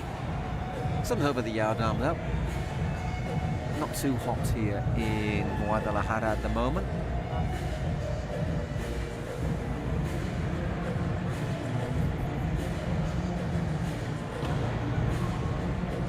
Just ready, getting ready. The last finishing touches to the hitting, and once again we saw, didn't we, this morning? In the opening game, 6-4, 6-4, 1 hour 10. That doesn't, and I think it was 7 goal points, 6 or 7 goal points. You just check that. I think it was 6. 7. 7, it was 7. Yep. So, 20 games, 7 of which went to a goal point, and it was still only an hour and 10 minutes, yep. Which is, just tells you the court is pretty quick. Yeah, I mean, that was one of the issues that we were looking to, just how will the court play with the altitude, what kind of balls will be used. And with the ball, what they have to do is they have to put a little hole, I don't know, it says pinchar, I don't know if it's like a pin prick or whatever, but it just allows a little bit of pressure, and you have to do it 7 days beforehand, apparently. That's correct, yeah. So they've lost a little bit of, by the way, if you've used the normal balls, it would be very hard to control the ball. Yeah, I mean, I think it would just be bouncing around the court and flying long as well, so all your bajadas would be going long. Exactly. And the minute it sets up, then it's just smashed out of the court. Exactly. Which is our lovely Adidas court, of course, supplied by AFP. Of course, they've got a stand here as well. Official suppliers to the Pro Padel League. With our lovely signature black playing surface and the gold surround. And the Polar Bears wearing their away jersey, I think, black. There are rules, home and away uniform rules as well. Have a little word with the coach afterwards if you see the notes. I'll say, come on, we need a couple of jerseys to put in. I've got space in my suitcase. I've got space in the carry-on bag. Well, I think you've got your eye on one of those retro tracksuits from the Stingrays, Paul. I don't think that's going to happen though. I think they're a little bit too expensive.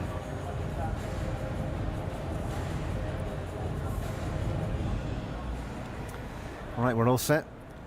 And it looks like El Gato Tello is set to start the action.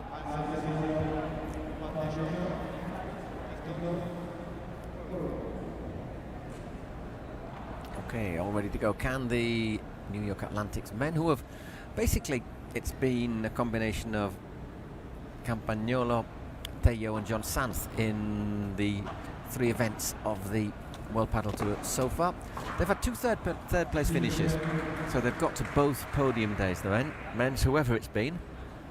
Can they, don't like the word avenge, but I'm going to say avenge the defeat for the women and take another step towards another podium day? Normally 2 wins will guarantee you a place on in Sundays, either 3rd and 4th or again for the title. Once again, if it depends on how many sets, games you won. But in San Sebastian, in the women, it was strange because there were 5 teams who won both of their matches and 5 who lost them all, and the Stingrays it was who were the unlucky ones to miss out just because of the average number of games they dropped, really.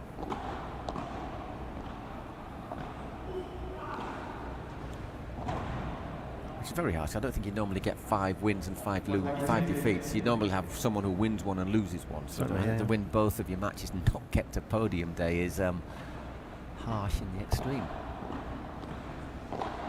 I mean, the Atlantics are one of the team, obviously hailing from New York, looking to play in October at the President's Cup. They are as good as qualified. Got a little bit of work to do, but yeah, they'd have to do badly. Sitting pretty in 2nd place. I mean, it would take a catastrophe of monumental proportions, I think, to deprive them of a place in New York.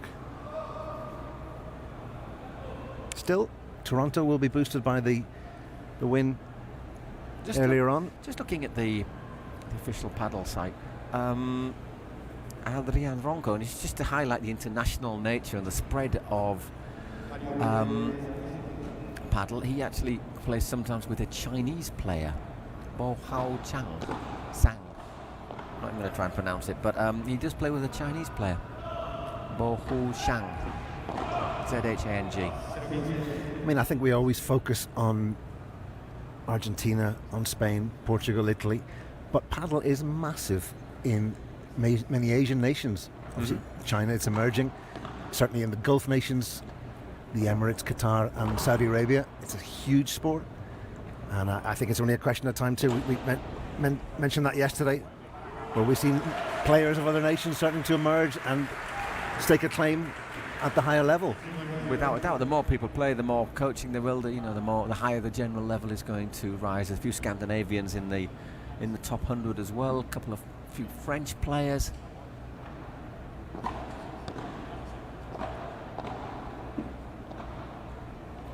It certainly is an unstoppable force, Paul, at the moment. It is indeed. And I think Scandinavia is probably very good, because if you play you can basically get quite a few courts indoors, and Scandinavia probably you want to play indoors in November, wouldn't you? And January. But I do think that if it does become an Olympic sport, the profile that will generate. A world audience watching this, you know, suddenly everyone will go, whoa, what's this? And we haven't seen it. Whoa, bang. 30-all.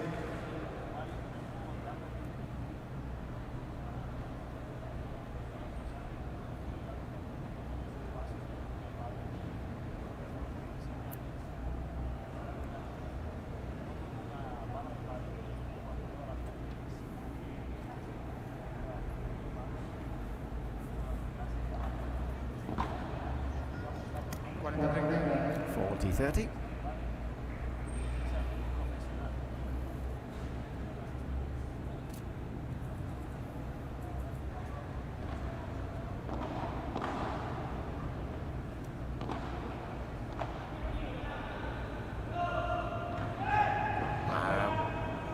Didn't really have the room there to manoeuvre his racket, did he, Mario? But he sort of committed himself to the shot. And another golden point, our 8th golden point of the day. Then it goes back to that decision making, that split-second call to decide which shot to play. Oh, that's gone long. He just went a bit long there from Campa. 1 game all. And it'll be Campagnolo to serve.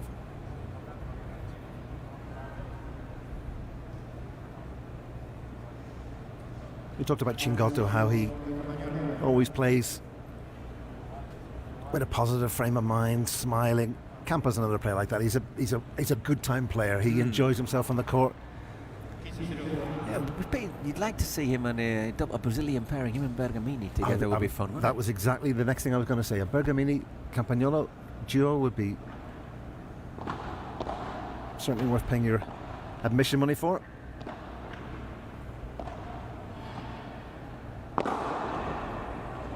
Quite unleashed that one as he wanted to, and Mario Huerta able to backhand that one out of the court.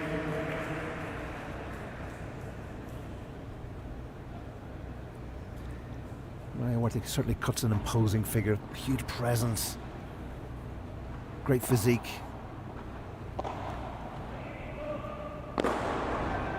That's better from Campa, had the speed on it. 30-15.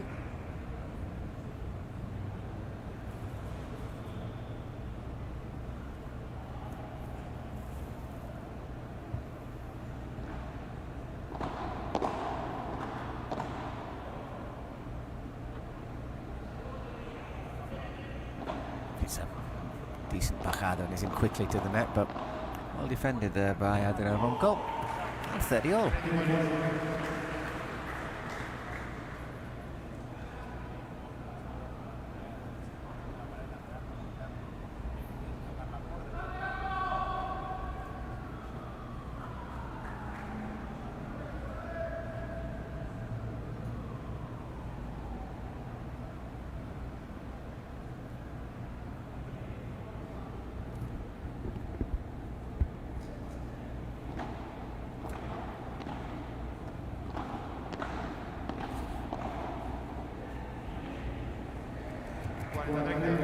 .40-30.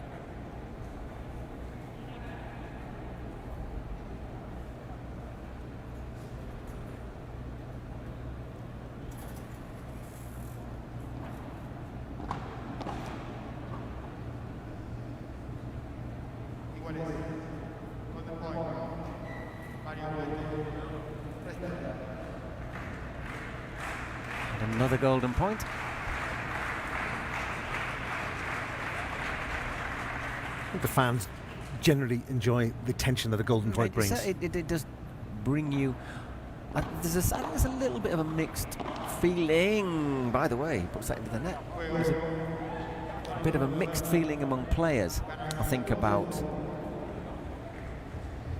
the golden point. Some like it, and others think maybe not. But I think for fans, it just adds that extra bit of drama, doesn't it? Yeah, I mean, obviously the alternative is the juice advantage format.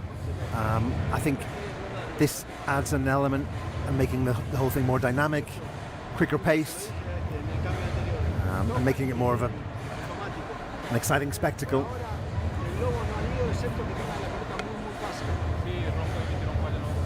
So yeah, they're break down at the moment, the Atlantics.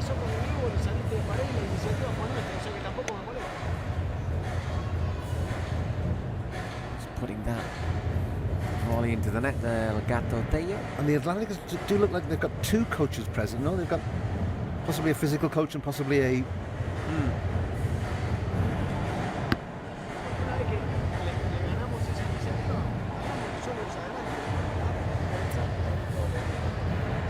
Still a long way to go.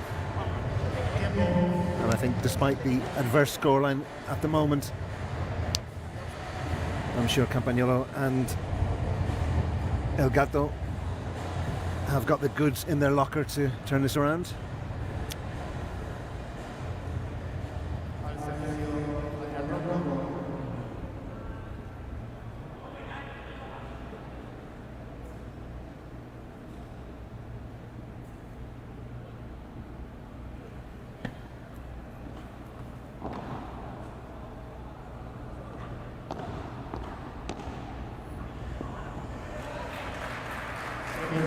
Positive start.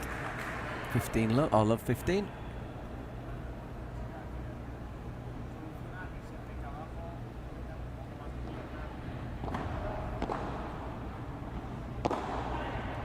A bit of pressure on that. Does well there, Campa. Not a lot that Tello can do with that one. Powerful bajada there from Mario Huete. Absolute wonderful strike there from Huete.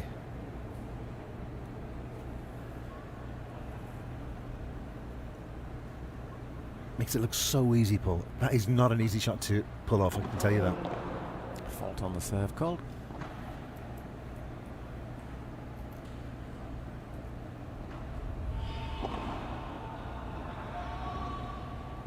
And well played. Once again, just caught them a little bit in the middle of nowhere there, didn't they?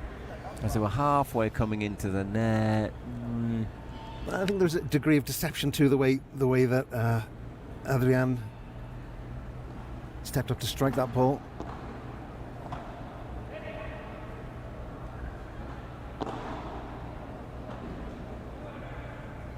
A little bit long, Feriol.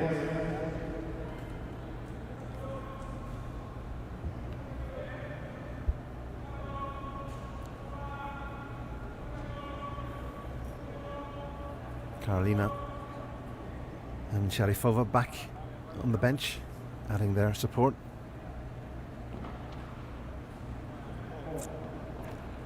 Second serve.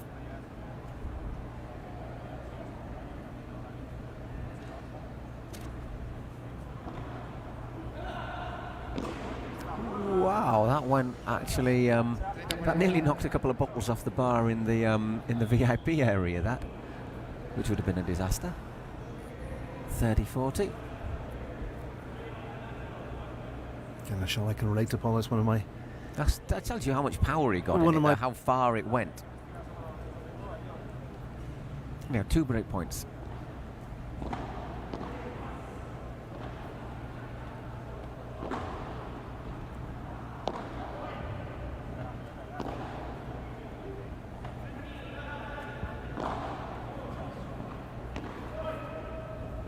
Doing a lot of chasing here, Tello. Stretching for that one. And a good little lob put in there. Oh, no, it isn't. It's gone long.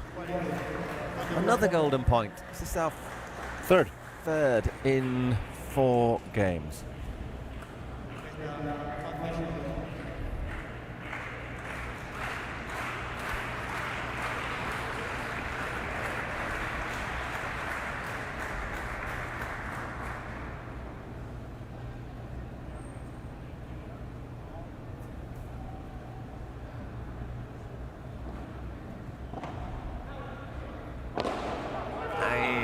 And there Mario loses unable to capitalise or to consolidate that break, so it's 2 games all. Juan Tello to serve.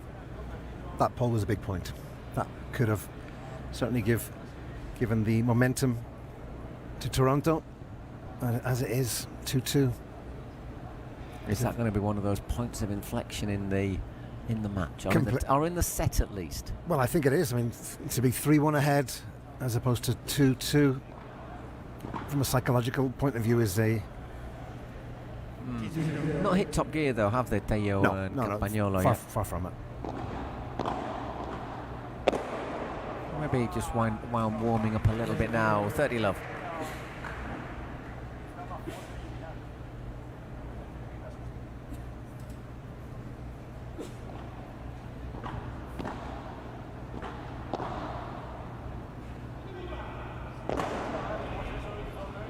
And he couldn't get to that one. 40 love.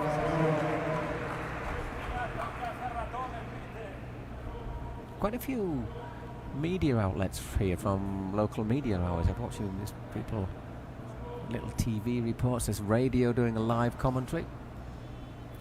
I mean, it's a big event here in the city of Guadalajara, Paul, and you would imagine that the local media and indeed national media would cover the event. Some of the biggest names in the sport are here.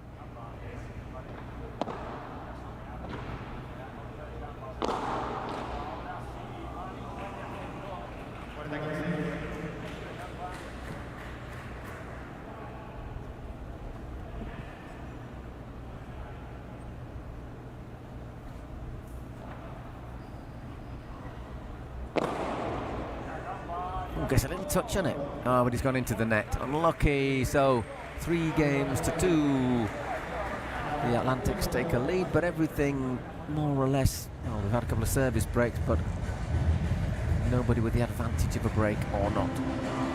So lucky there is Adrian Ronco. Got the touch, but once again ends up in the net.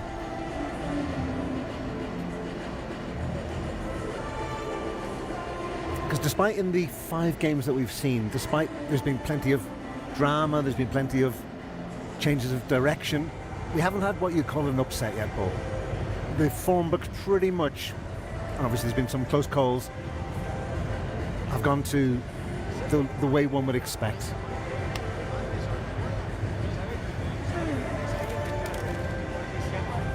Stingrays winning doubleheader yesterday in the opener. I mean, maybe the Volts beating.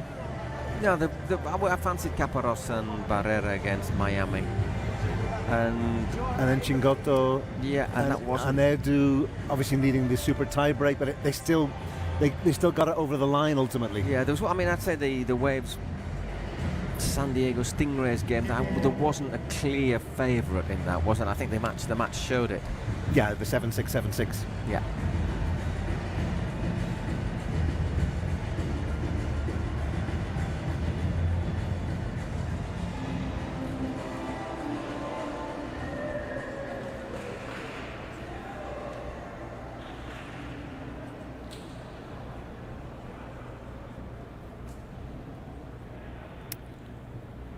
So game 6.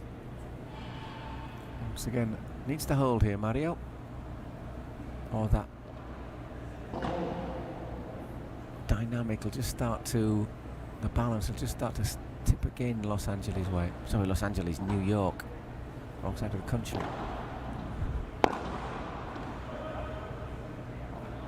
A brave man calling a Angelino New Yorker, Paul. Or vice versa, I presume. Vice versa, yeah.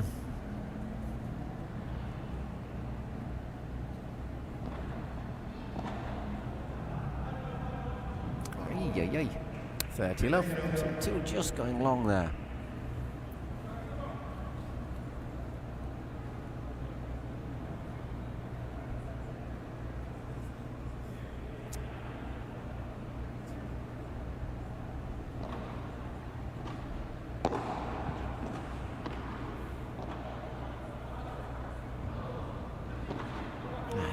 once again, maybe the lob would have been the better option there.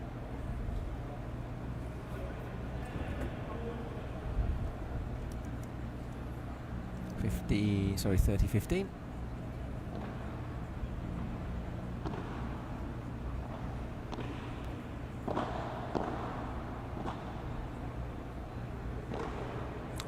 Once again, slightly meh, nothing sort of shot really, was it? 30-all.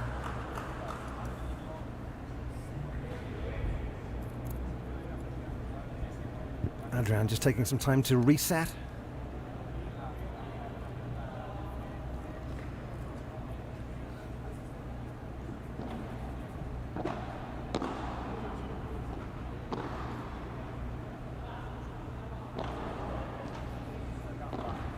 Whoa, got a little bit of luck just when you needed it. 40-30.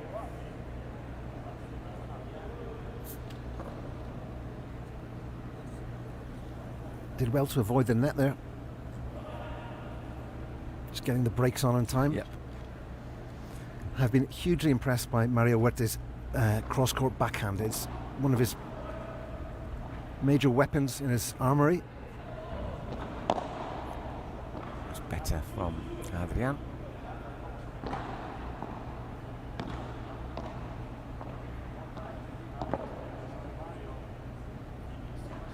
Opts to lob there, Campa.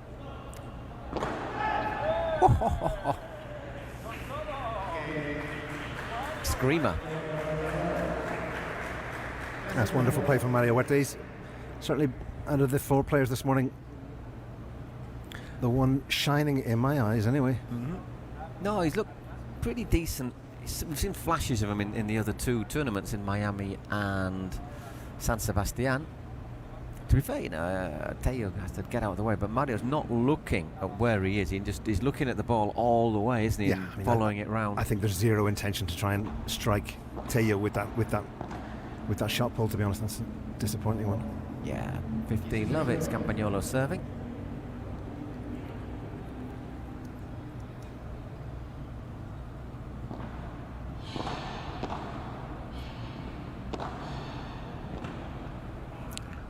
Just a bit close up to the side of the court there.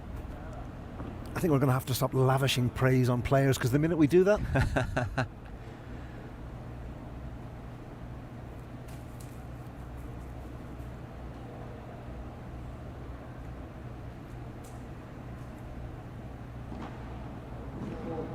just a bit long.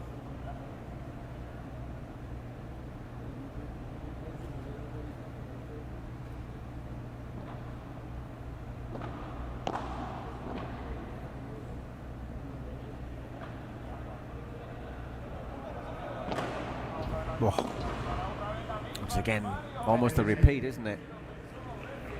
Watches it round, lashes it for the winner. 30-15.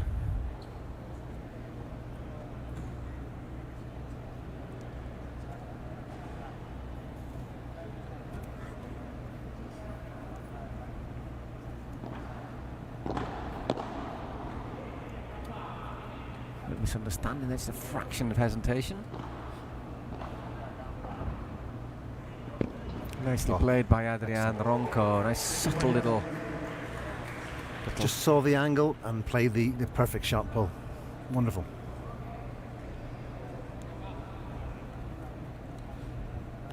This is far from the one-sided affair that we anticipated at the outset. Having to work for every point in every game.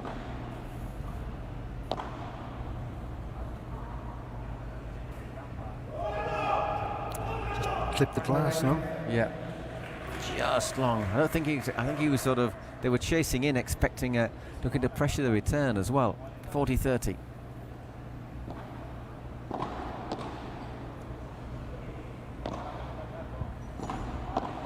Once again, that backhand. And there's maybe just stretching a little bit too much on the forehand. And 4-3 to Campagnolo and Juan Teo. But as you say, having to work for everything. I think they're certainly evoking the spirit of the underdog. I think they've come into this tie that they know they're not favoured to beat Campa and Deyo, and I think that they're being boosted by that underdog mentality, if you like. And also boosted by the win from the teammates, Victoria Iglesias and Naomi Aguilar. No, that must have, to see them finally get a win must be a big, big boost. And you think, well, if we can get another win now, then, that chance of going to New York in October, which is quite a nice time of the year to go to New York, isn't it? In the middle of October, the leaves turning golden and red. Let's stroll in Central Park, watching the kaleidoscope of colours. And then going to the Cities Cup. Are you on commission from the NYC Tourist Board by any chance? I'm just hoping to let me in, But yeah, I think it's a question. If Toronto can pull off a surprise today, it's time to get the calculators out and just see the various permutations, because I think it would also depend, and we've said this so many times, not just on what they do, but what on other teams do. Exactly. Particularly the teams at the bottom part of the rankings. That's Houston, LA, and even Las Vegas. Still, long way to go. Huete and Ronco trailing by 4-3. And it is Adrián Ronco serving. So again, it's one of those big serves that you need to hold, isn't it? Because otherwise you don't have a lot of chance to recover. Yeah, I think we've reached the kind of the pivotal point of this first set ball here.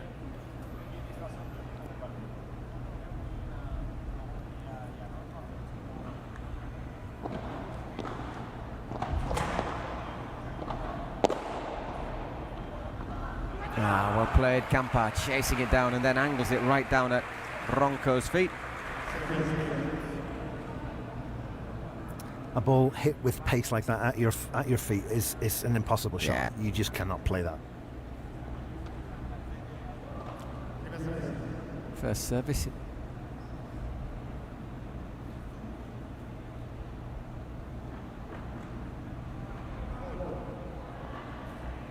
Called a fault on that one. Yep. So second serve. I think it was called by the umpire, actually. Yeah.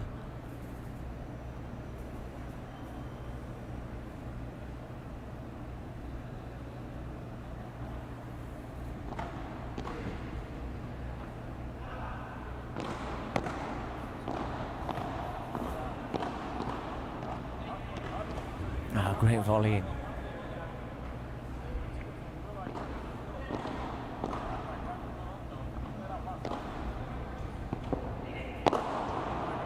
Oh, he helps it round. Oh! Great point. 15 all. Thought he was going to win that point there, Theo.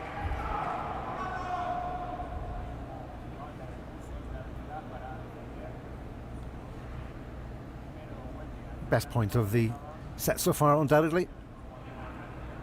I think when he just goes to his wrong side, doesn't it? And he can't get himself around it. It's just the ability to maneuver the racket in a position where you can actually play a shot rather than just hold your racket up. I thought when Campo had sent that, got that back, I thought that was their point.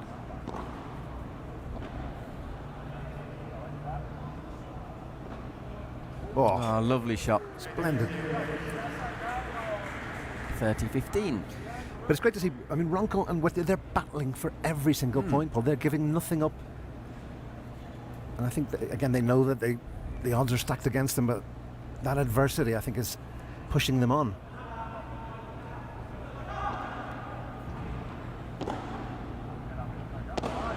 And well played again, 40-15.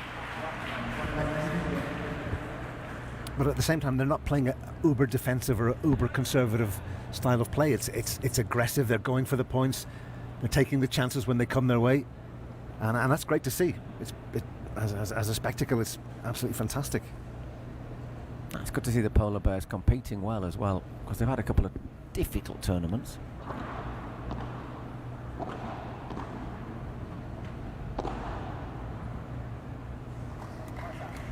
And that's the game, 5-4. It's a little bit of pressure on Campa and Deyo now.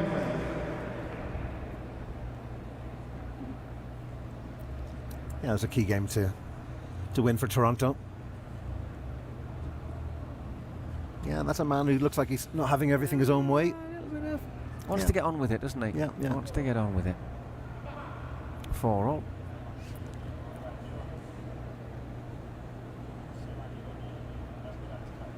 And once again, just a little switch in the pressure. Now it's Juan Tello's under a bit of pressure on his serve.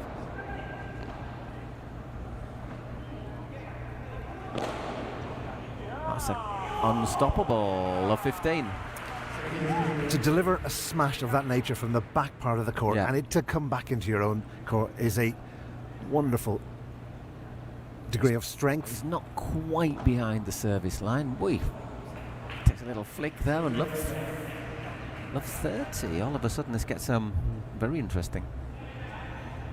And what you're seeing too is Ronco stepping up to the plate. Wete is impressed from the outset, but now you're seeing Adrian do his part in what we're seeing here. This game tied at 4-4. And second serve.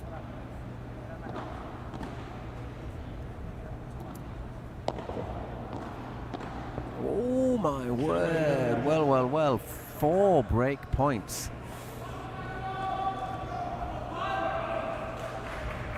The crowd are enjoying this too, Paul. Once again, you get to a moment where getting a set might give you some more points in the tally. Pigeon, if I might just say. Oh, just bounced the wrong way. Still, they have another few bites of the cherry.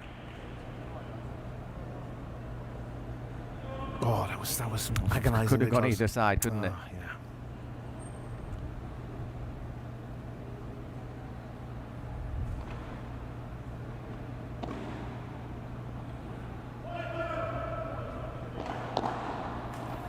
Drives in that bajada, Tello, but well, there you go. 5 games to 4. Break for Adrian Ronco and Mario Huerte. And they will come back and it'll be Mario serving for the first set, which I don't think was on the cards. Not at all. No, I think when we talk about surprises, the clear underdogs. But I do believe that we said it yesterday, that sport needs an underdog story. And to see this here on the second game, day 2 in Guadalajara, certainly something to inspire the fans in the Domecod arena.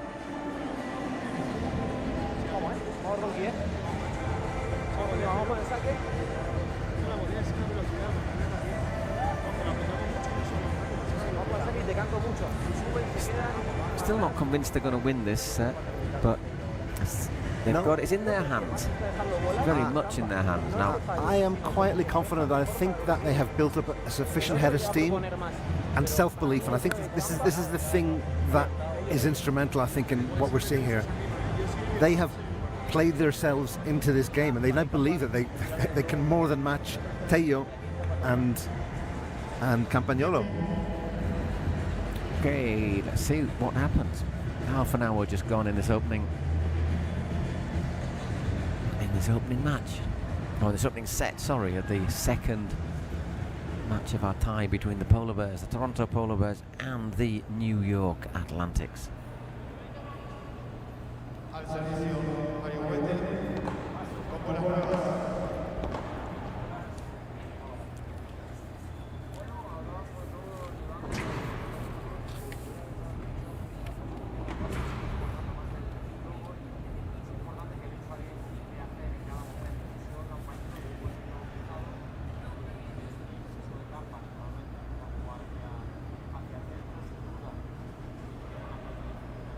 A little bit of tension in the air, Paul, you can sense.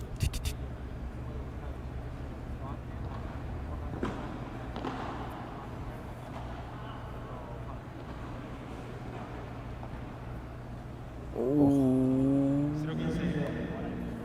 15 just bouncing.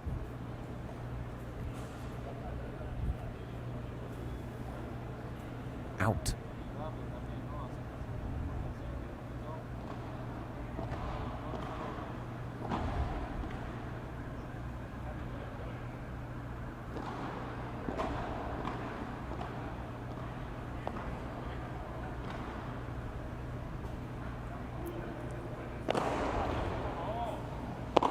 Whoa. Yeah. I think it's one of those points that Tello's just walking away thinking, it's not even worth worrying about that one. 15-all. But I think it's important too, from an emotional point of view, that Ronco and Wete don't try and change their game plan. No. They have gotten here by playing their way, and I think it's important that they don't now adopt a different conservative approach to try and win the game and ultimately the set, that they stay faithful with the passage of play that's brought them here.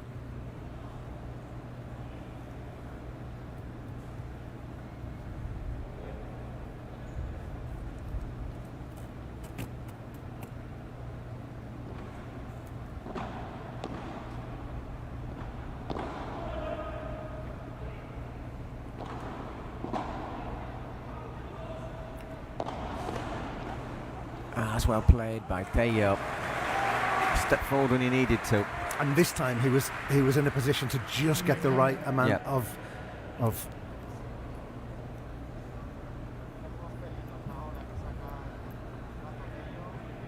yeah, he's able to get the racket up high enough, isn't he, this time? This time just positioned it accurately and saw the ball going into the court.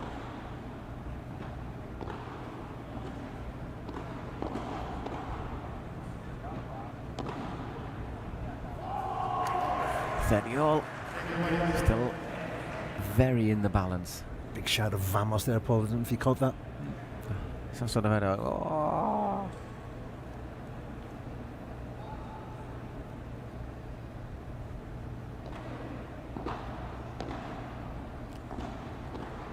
Just changing the angle there. That's gone long. That is long. That is 40-30, 2 set points. Can they take it over the line?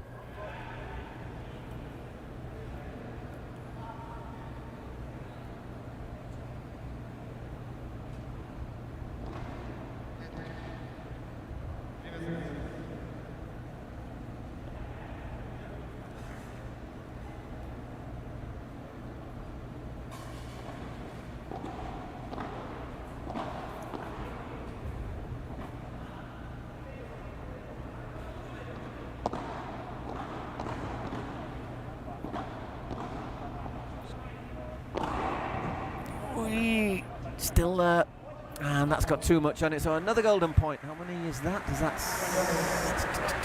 is 6? This will be the 4th. Is that all? Yeah. We had a couple of games without one. A flurry at the start.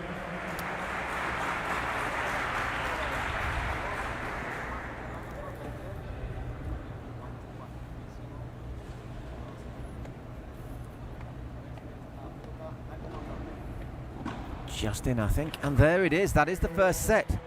Well. I know that is a little bit of a surprise if you've heard our pre-game predictions, which you might want to erase from your memory. We quite fancied the Atlantics to win this really just quite comfortably, but at the moment, first set has gone to the Toronto Polar Bears. Mario Huete and Adrian Ronco 6-4 against the New York Atlantics in 35 minutes.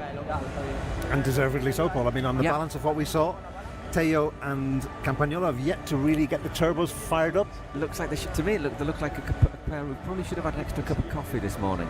Yeah. No, but I mean, like I say, I have not seen a lot of Mario Huete, but the man from Madrid has really impressed. Yeah. His range of shots and that backhand cross-court smash that he can deliver is inch perfect. I also think that Ronco has been inspired by what he's seen from his partner, and I think that's when we talk about. Well, it's a balance, isn't it? It's like someone who's got a bit more power, a bit more range of shots, and then Ronco, who's another one of the sort of smaller, busier style of players who just keeps it going. And so far, Campa and Teo's looking very, very serious, isn't he? And we talked in the previous game about how negativity can be infectious and impact on your partner. Positivity can also be every bit as infectious. And that's what you're seeing, I think, with the duo of Ronco and Huete. Huete is, for me, on fire this morning, and Ronco is looking at what his teammate is doing and saying, I want to be part of this.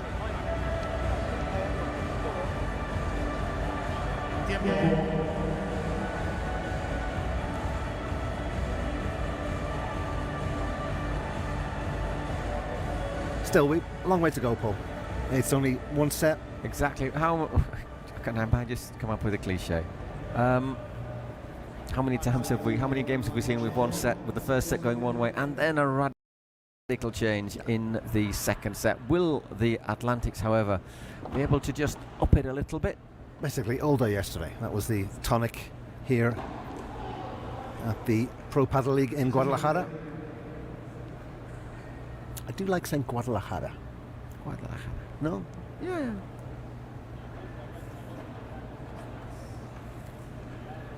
I can't believe somebody went to Guadalajara who's obviously, I mean, it must have been named after Guadalajara in Spain, I presume.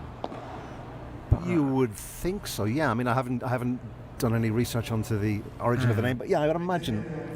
But if you've been to Guadalajara, Spain, you'd say, why on earth would you want to name somewhere after this place? And that comment is very much not sponsored by the Castilla y León tourist board. Castilla-La Mancha, I should say. Yeah. Alcalá de Henares, etc. That's nice, which is close. Guadalajara is a bit of a dump, really. Sorry, it is. Do you know what? I've never actually been in Guadalajara.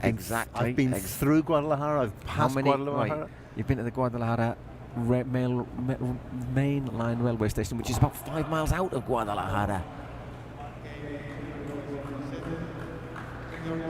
So it's probably somebody who was quite glad to leave there and came here and thought, well, at least remember the name. And in the meantime, with all our Guadalajara chat, it's 1-0 in the second set. Whipped through that one, haven't they?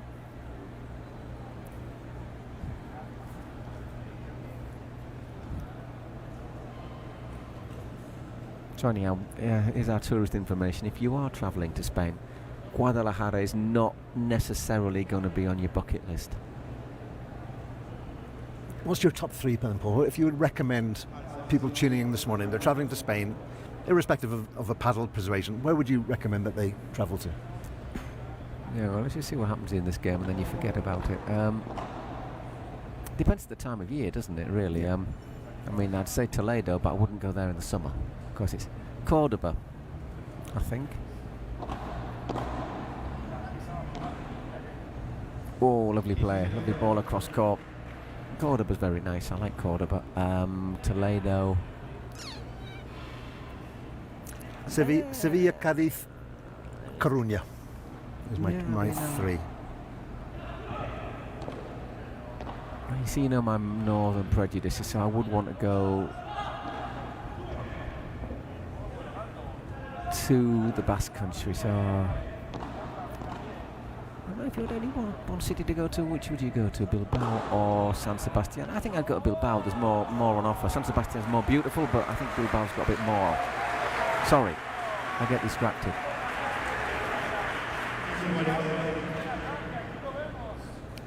Lovely, leaning back there, Tello. From the songbook of Paquito Navarro, that kind of. Mm-hmm. Adrian Ronco serving. Oh, almost. 15-30. Always the risk involved with a drop shot like that. You just need to get the right. Especially if you're looking for that backspin on it, as he was. Yeah.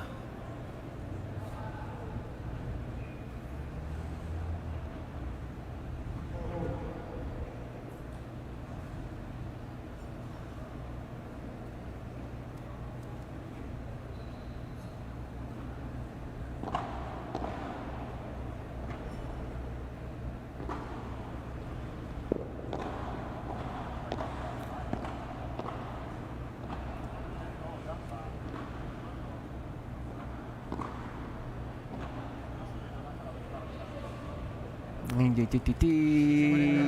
15-40. Just failed to connect there properly.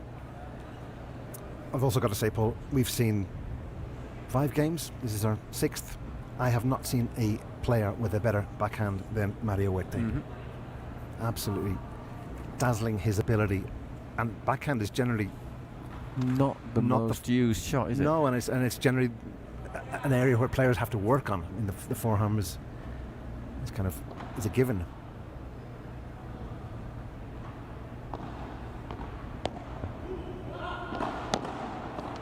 And puts the volley into that, maybe a little bit close in. Good volley though, it was angled down, hard to get back over and control. So 2 games to love at the start of the second set, and well, we've had the service break in favour of the Atlantics. Are they going to build on that now, go 3-0, 3-love into the next little break? And we're seeing this pattern reappear once again. See here if Kampa can hold his serve. Really interesting. I mean, it's a little bit of a rarity to see this level of flow in a game. Normally you'd expect the team to push on, dominate, and see out the second set, but we're not seeing that at all.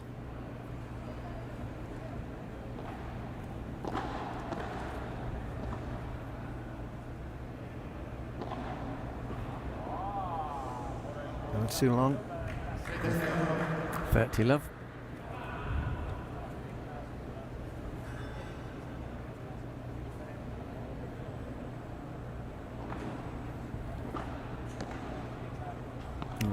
Nicely angled there from Tello.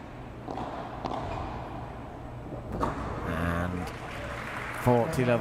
I think the key to this is not so much Kampa, because you know he's going to play it, produce his shots. I think it's Tello's not really been at his best so far. Yeah, I mean, you saw the way Tello was looking at the end of that first set, and he was a man who knows that he's not delivering his best.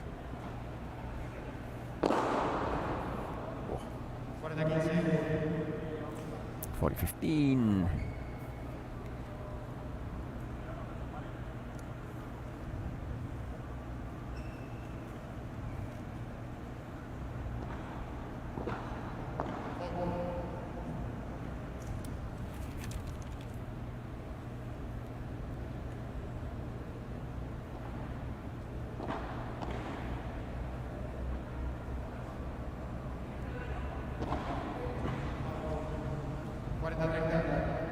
.40-30 all of a sudden. Just a little chink of light. Yeah, yeah.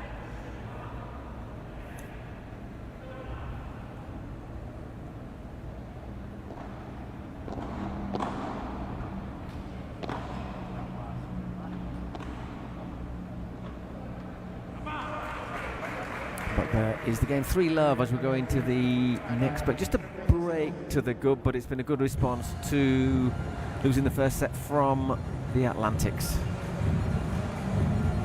Just a little bit of hesitation there from Ronco, I felt, with that last shot, about which shot to play. Would he go for the aggressive? And I think he was also debating going for the globo, and in the end dilly-dallied, and the result was a ball into the net.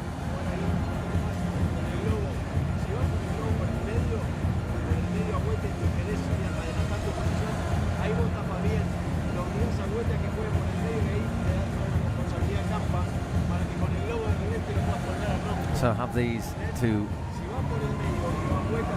Campagnolo, Lucas Campagnolo and Juan Tello, have they clicked into gear now after being a little bit below par in the opening set?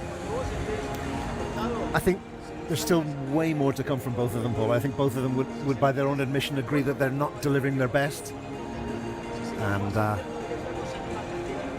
I think if they can move into a 4-0 lead, then I think the second set is something of a formality, and it will be resolved on a super tiebreak. And you'd probably fancy them a little bit more on the tiebreak. Yeah, I think obviously momentum would be in their favour. Yeah, and I think that will be enough to push them over the line.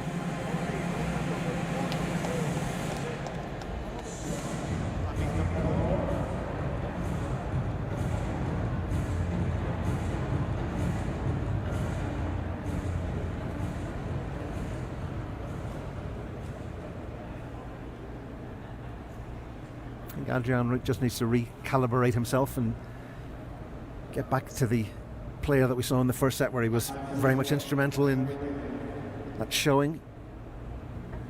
Mariotti has been nothing but consistent.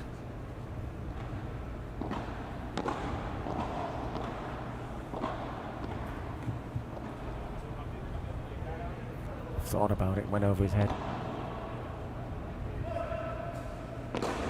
Wow.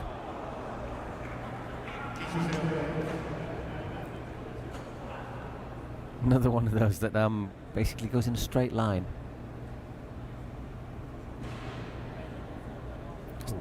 Pretty cool that from Mario, actually. Saw it coming, just a little move. Well played. Adrian Ronco gets a little bit of top spin on that one. Out it scoots. That's been the thing here with this tournament in paddle. Just when you think the tide is flowing one way, all of a sudden,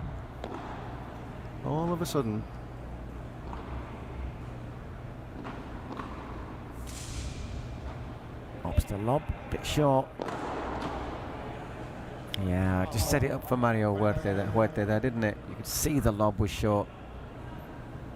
He took it on and he finished with a plum.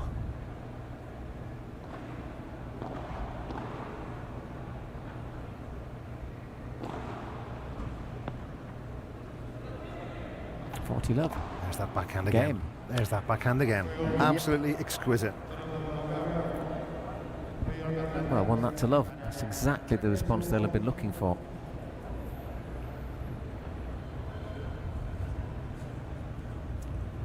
Tello knows that he's not at the races.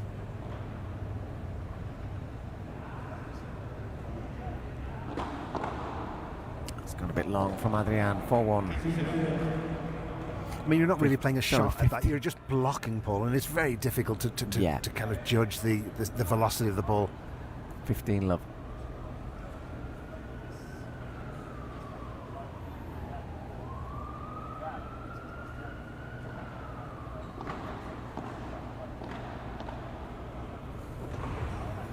Well done.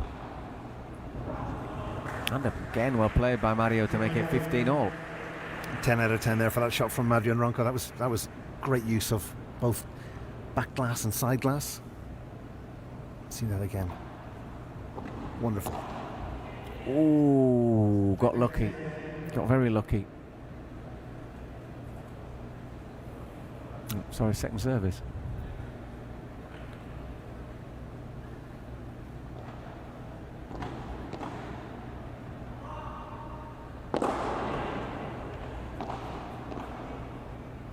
Well anticipated by Ronco. It was unlucky. Don't know if it had gone out if it hadn't have hit Adrian Ronco, but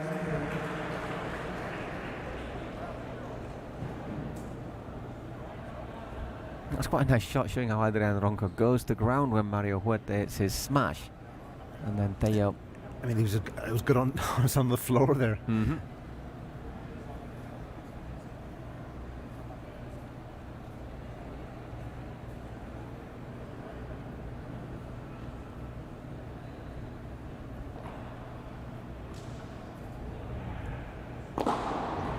That's cracking shot from Campa. That's exactly what they needed. 4-1. It'll be Adrian Ronco to serve when we return.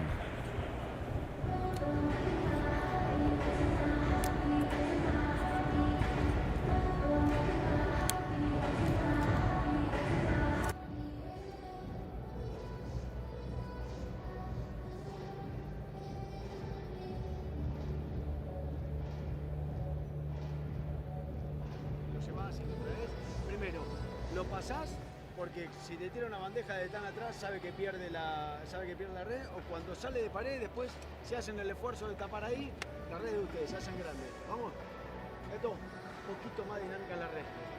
Ya lo sé, yo te lo iba a decir. Te veo cansado. Escucha, tiene que agarrar un poco más la de abajo del medio, porque yo veo que hay muchas que nos juegan ahí y nos pasan. Y yo estoy esperando que tú entres.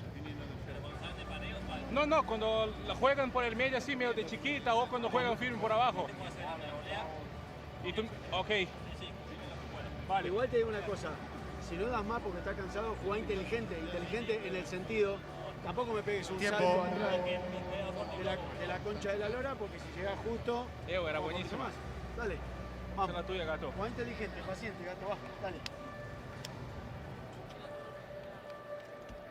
Me marcas lo que piensa él, porque...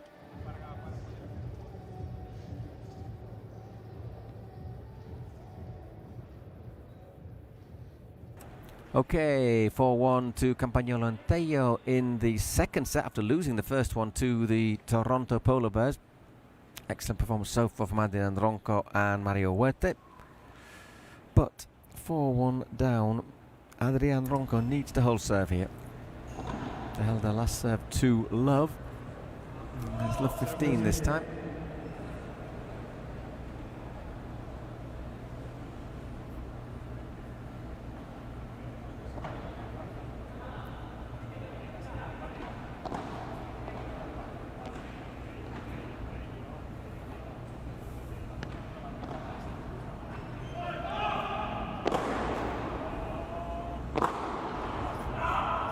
It's interesting there. Campa took it on, even though Teo asked for it. And he said no. Put his warrior face on for a moment, then had a little smile.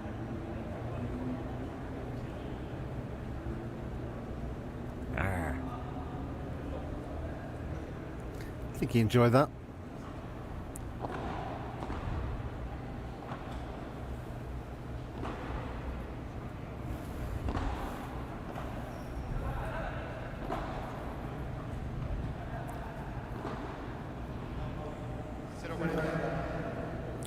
Love, so Love 40, sorry, break point.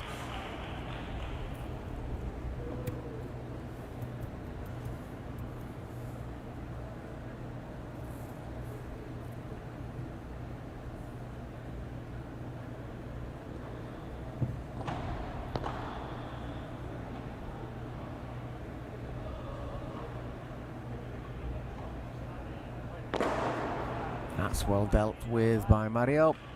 15-40. Still 3 break points though.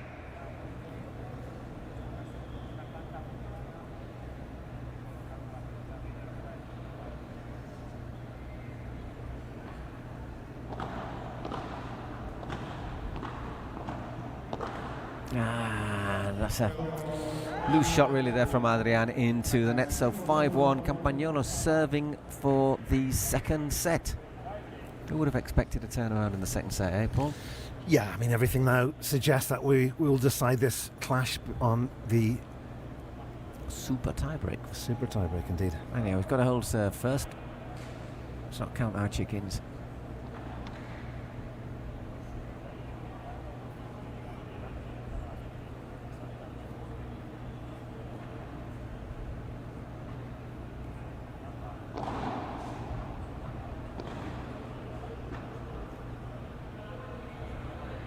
Just in.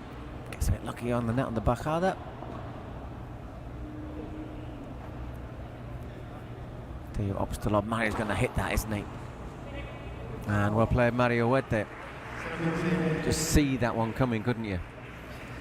Yeah, I mean, I think the minute you see Huete lining up like that, the guy's accuracy is just incredible, and you'd put it down as a given.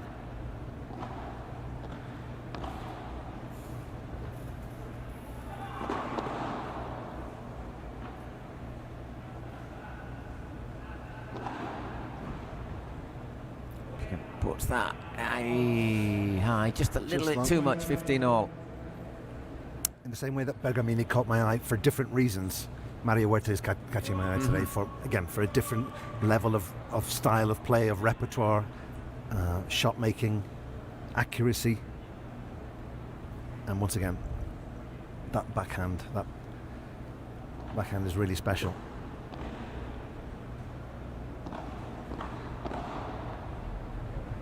Well played this time by Campa though, 30-15.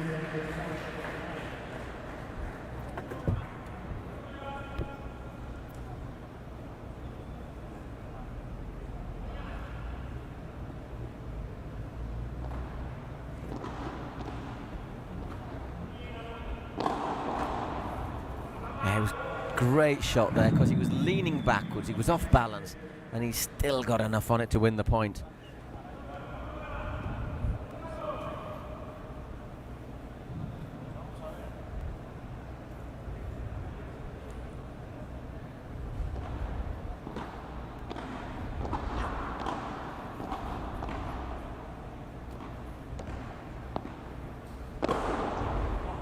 And there you go, that is the second set.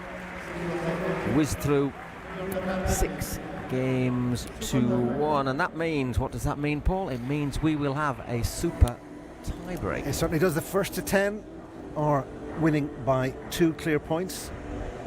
11-9, 12-10, etc., etc. And this is, I guess, what we envisaged, Paul, at the turn of the set when Campa and Tello moved into that lead. We envisaged it would go to a super tiebreak, and we also envisaged that with the inertia, with the momentum, with the dynamic, this game's going to go New York's way. It's what we think. It's very similar maybe in some ways to the match last night between Miami and Houston. Yeah, correct. Same sort of pattern.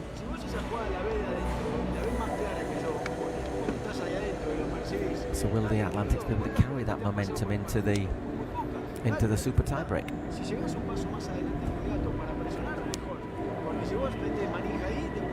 You can see just the way that the players are sort of carrying themselves. Campa is fired up. Campa wants to get back on court. Tello is being a little bit more reflective, a little bit more pensive, if you like. And he knows that he has not delivered the best paddle that he has in his locker. He's got so much more to give. I wonder if maybe Campa and Tello are slightly too similar in style as players. They're both sort of quite like to be big hitters. You think Tello in his days, maybe his heyday, was playing alongside Fede Chingotto, no? Chingotto, yeah, had a spell with Alejandro Ruiz and a very short-lived time playing with Paquito, Mr. Navarro. But yeah, he's famous for his partnership with El Raton. It was literally El Gato y El Raton, the cat and the mouse.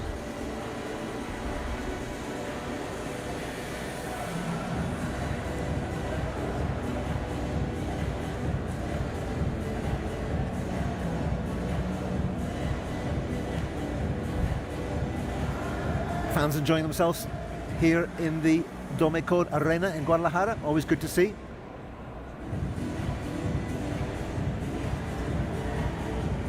I think I've seen enough of him for the moment now. Thank you very much. Let's move back to the bench. 15 minutes of fame, as Andy Warhol once said. Everybody deserves it.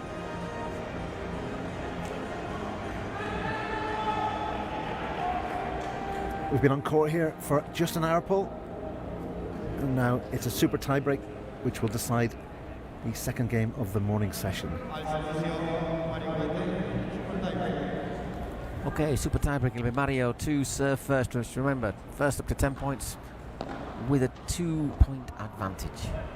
And we've seen super tiebreaks. There is time in them to see one pair look to take things under control, to take an advantage, and then for it to swing back. You can be 3 or 4 points up, and it's not always decisive.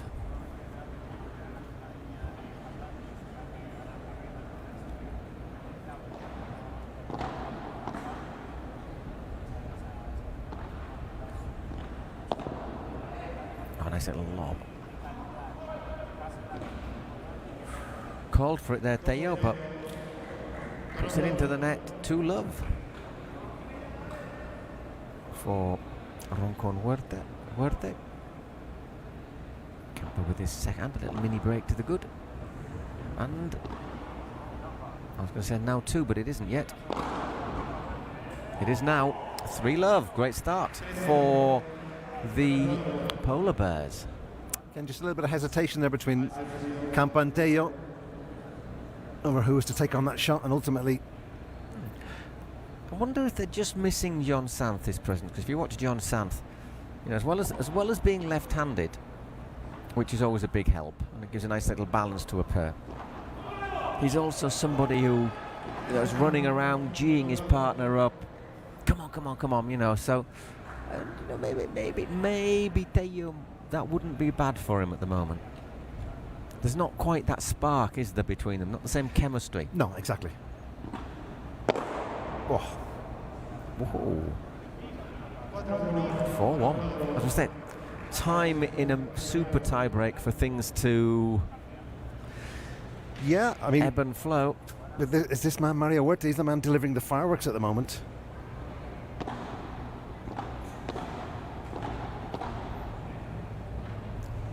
4-2. Time to change ends.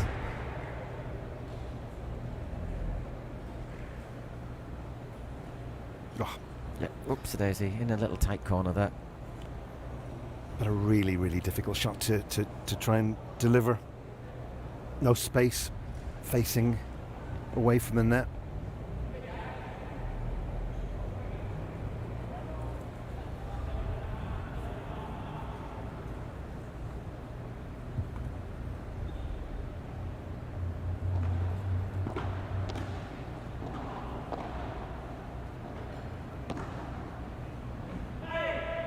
Oh, 4-3. Once again, you see 3 points up and all of a sudden that's just disappeared. And that's from Wete, that error. That was something that we've seen very little from him during the course of the action today.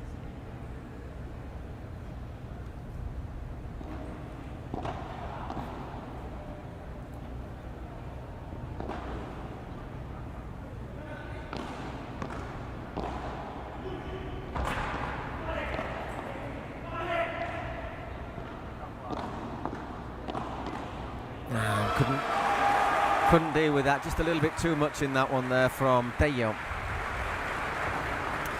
And they've brought it back, 4-4.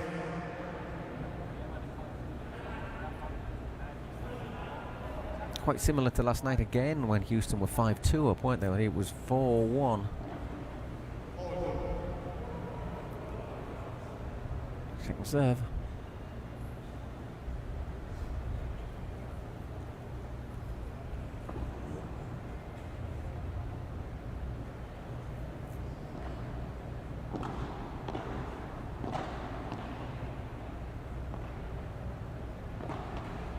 Oh, goodness me. I thought it was going to stop on top of the net there. I think even Tello has a smile over that one. Maybe it's slightly wry, but look at that. My. Lady looks smiling down and delivering for Toronto. That's well played. 5-all.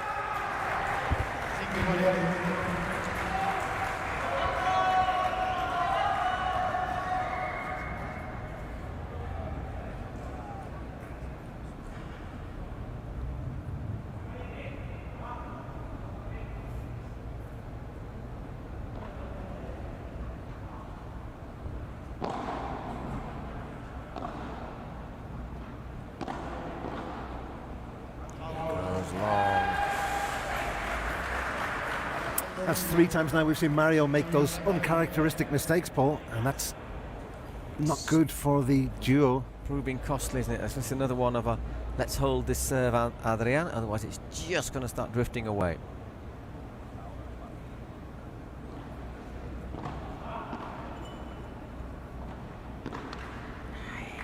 Just losing it now, aren't they? It's just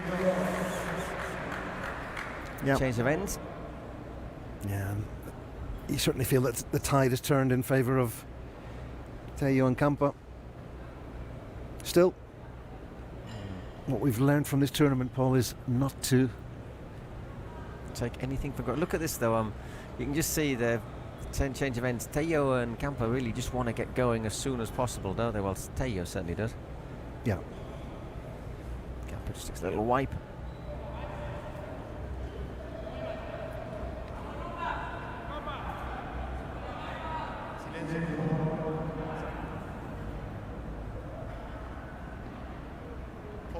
Went long.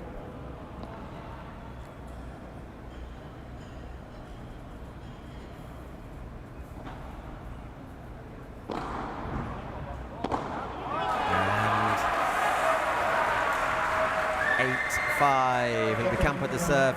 If he holds his next 2 serves, then it's game, set, and match.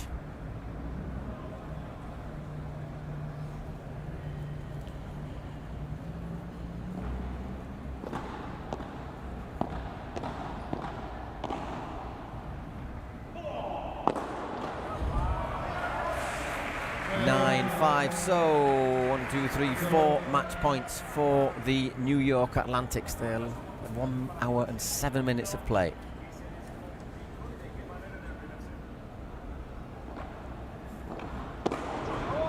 That was one of the match points as Tello saw it, just slashed at it and didn't quite control the ball. I can guarantee, Paul, if there had been a matter of just 1 point in it, he would have not taken that shot on. I'm sure.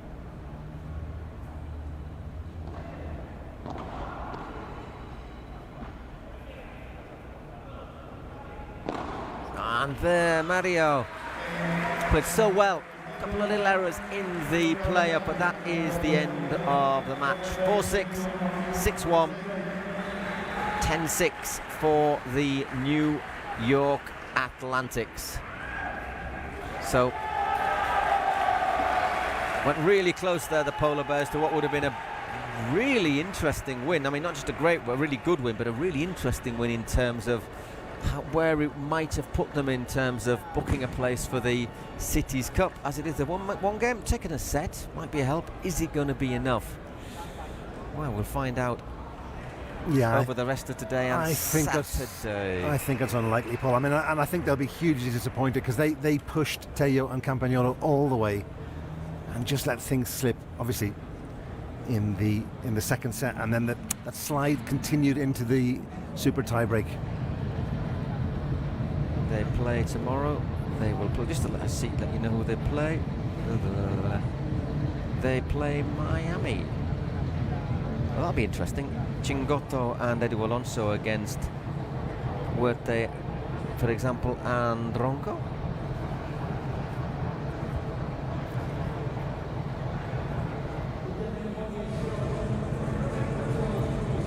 We'll catch up with Tello and Campagnolo imminently as they speak to the courtside reporter Pia to get their thoughts on what was a much harder fought battle than they certainly would have anticipated at the outset of this game.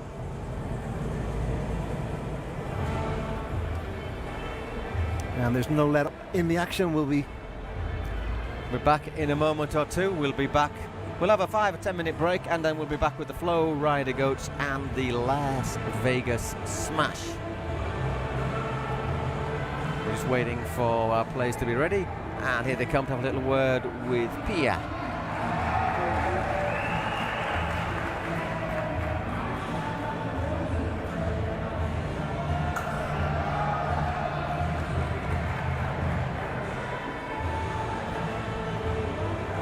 Definitely get the impression that Campagnolo is a fan favourite.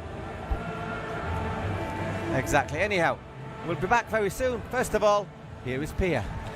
Pues me encuentro con el equipo ganador, los New York Atlantics, con Lucas y con Juan.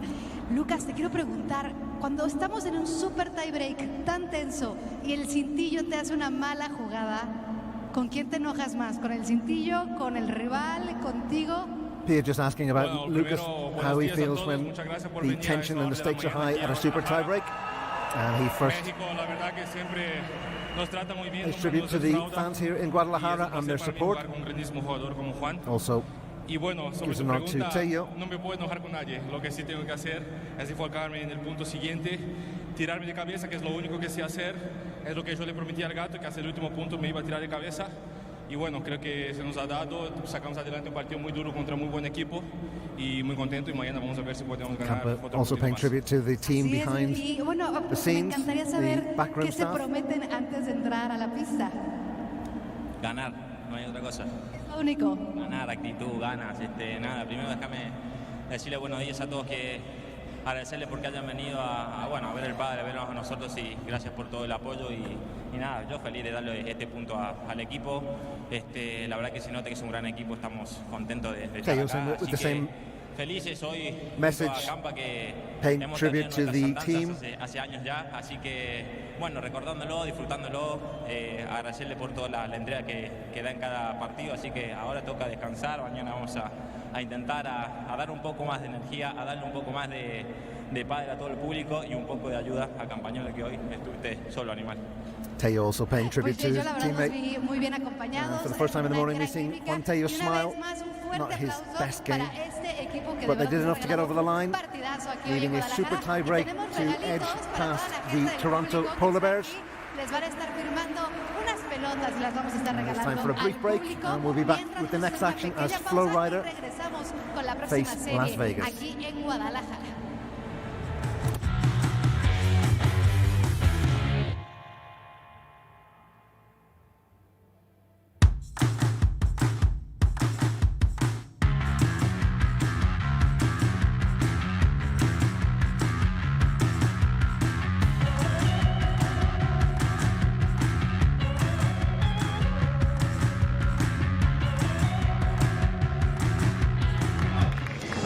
Through ideas, imagination, effort, and enthusiasm, dreams are built. We are making paddle the sportive choice for thousands of people around the world. Each court built is a match won, and so, court by court, match by match, we are creating a limitless playing territory so that the unbeatable passion that paddle creates can be spread throughout the 5 continents.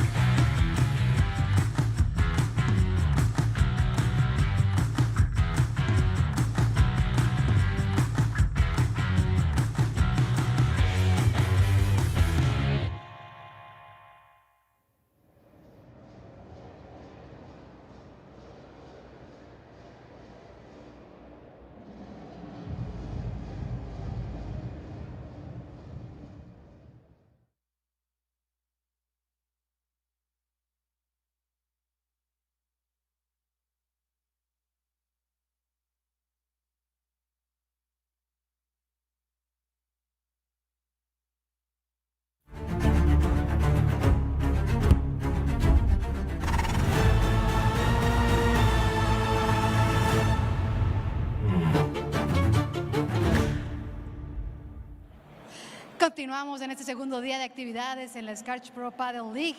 Estamos muy emocionados después de grandes partidos en las primeras series de este día y ahora nos toca presentar la segunda serie del primer turno de este segundo día.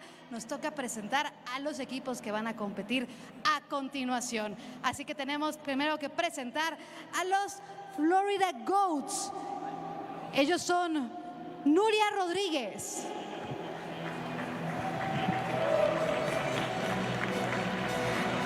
Aranzazú Osorio, Andrés Lancha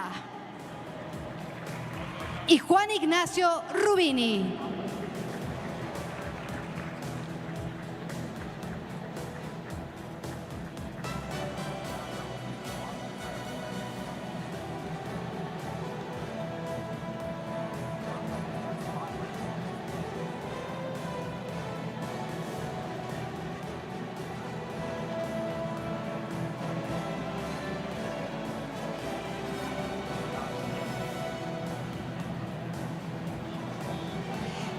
El equipo contrincante, ellos son Las Vegas Smash, con Sara Ruiz, Noah Canovas, Cisco Gil y Gonza Alfonso.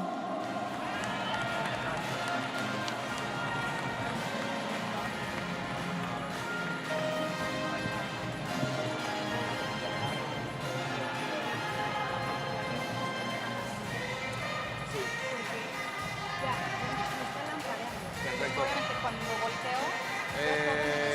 Sí, ahorita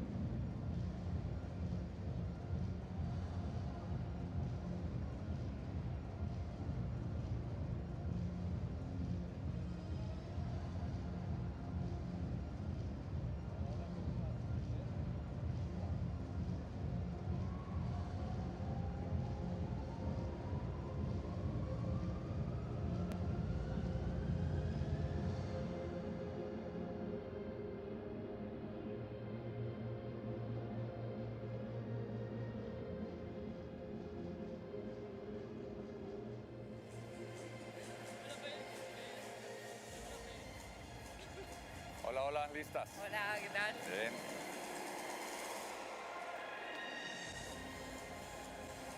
Hola, hola. Hola. ¿Ya listas? Bueno, como saben, van a ser 2 de 3 sets con Golden Point. Y si es necesario un tercer set, es super tie break, ¿correcto? cambio de bolas 9 y 11 y todo marco yo, ¿va? Si hay duda, lo vemos, ¿va? Perfecto. Escogen ustedes PPL o Pro Padel League. Pro Padel League. Pro Padel League. ¿Restamos? Restan. Restamos. Correcto, mucha suerte. Gracias.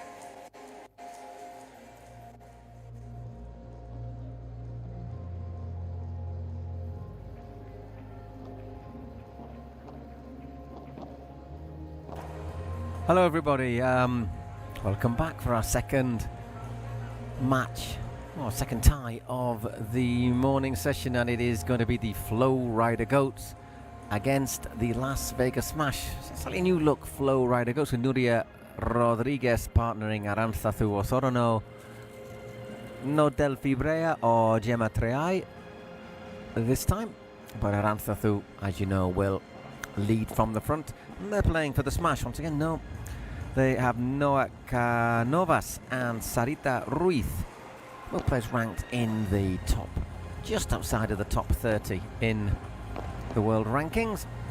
And there Arantzazu obviously formed a partnership with Gemma Triay that won in San Sebastian. This time she's with Nuria Rodriguez. There's Nuria.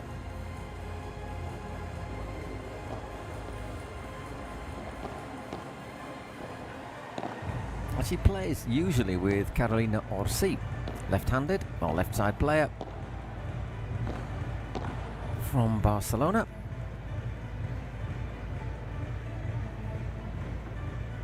So let's see how she combines with Arantzazu Osoro.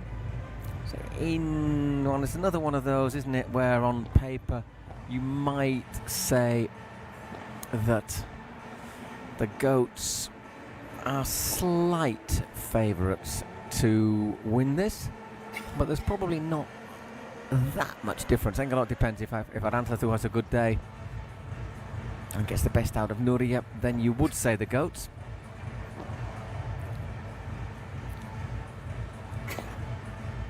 But without ruling out Canovas and Sarah Ruiz.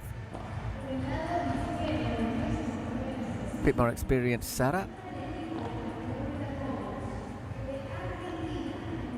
It was her birthday, her 30th birthday, just over a week ago. In fact, a week, 8 days ago. No, Canovas just 22 years old.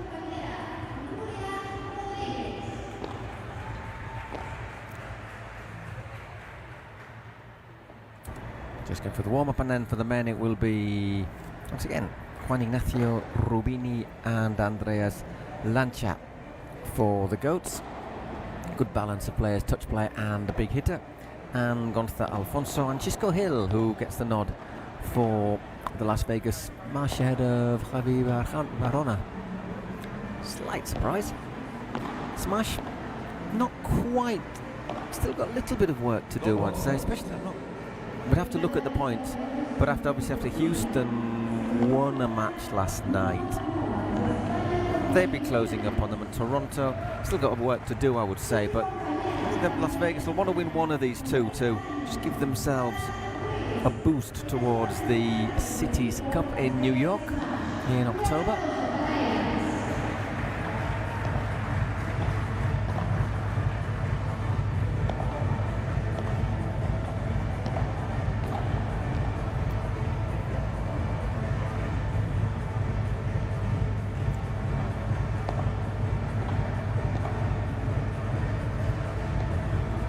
Just been outside, Paul, and I can tell you it is heating up out there like you would not believe. Yeah, it is, isn't it? When the clouds come over, it cools down, but they're bubbling up, but they're not covering at the moment. Not at all. But that sun it's got a bit of power in it.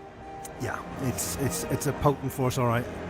I'd say it's at least 27, 28 degrees, and it's also quite humid. Well, it rained a lot, didn't it? So it's that humidity factor too that adds to the mugginess, adds to the discomfort, and I think that's something that we'll see as this day goes on. We saw yesterday grip being an issue, a couple of racket slips. A couple of times, yeah, absolutely.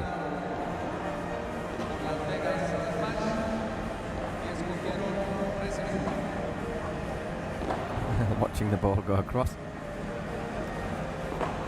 managed to find some citronella spray when I just between matches to use abundantly on the exposed parts of my body. Got a few mozzie bites last night. Yeah, obviously they would thrive in an environment like this where humidity is a huge factor, moist air. It's not just that, but they obviously noticed top quality blood, Paul. Yeah, I didn't want to. Which is, it sometimes can be a curse rather than a blessing. Whereas I don't mind sacrificing a little bit as long as they don't buzz me at 4 in the morning. But it's kind of like part of the Spanish summer too, and certainly in Spain it's like, you know... There's areas, aren't there? Yeah, sunburn and mosquito bites, it's like, you know, it goes hand in hand. The joy of summer.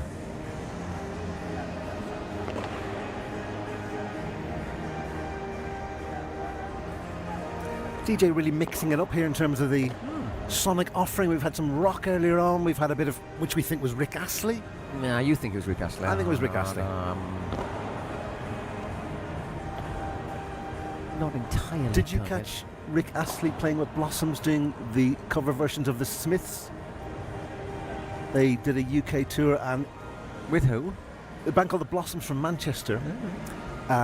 Rick Astley frontlining as singer and frontman, doing cover versions of the Smiths, and I have to say, that on paper does not sound like a winning recipe. It was absolutely fantastic. I believe you. Yeah. It was fantastic. I'll show you a video later on, Paul. His ability to not sound like Morrissey, but to sound like himself, but also doing respect to the original versions of... Okay. I actually think probably not being Morrissey these days is probably actually not a bad thing. It's probably not a bad thing. It's true. Morrissey's gone a little bit off the rails. But anyway, back to the Pro Padel League here in Guadalajara. And just to remind you, you've mentioned earlier on, if anybody is in Jalisco, anybody in Guadalajara, they want to come down, they want to see the paddle, they want to see the two poles commentating up above the maddening crowd. Tickets are still available, and for tomorrow's session they can be secured through the official website, or also through boletomobile.com. If you click on the official website, that actually takes you to boletomobile.com. Correct, there is a link.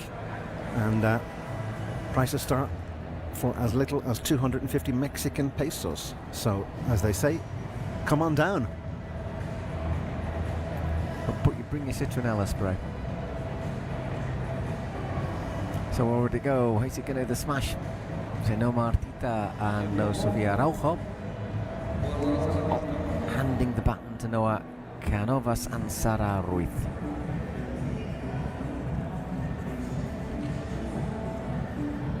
Looking forward to seeing Noah play. She's one of the, again, we've talked about the emerging talent here on display in Guadalajara, and interested to see how she manages to hold her own as they face the might of La Vikinga and Nuria Rodriguez. Okay, it's going to be La Vikinga, Arantzazu Osoro to get us underway. Hyper competitive, and not just that, also vocal on court, geeing up her partner, geeing up herself half the time. 15 love. Sarita puts that one into the net.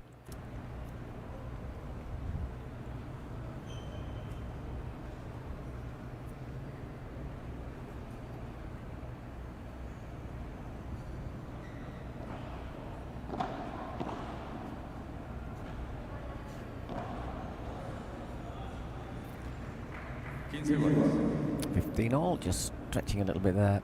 Nuria.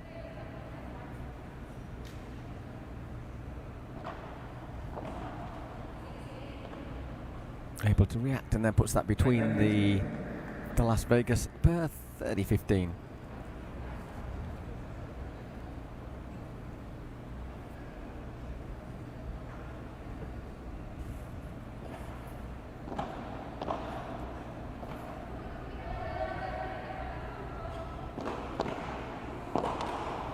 All.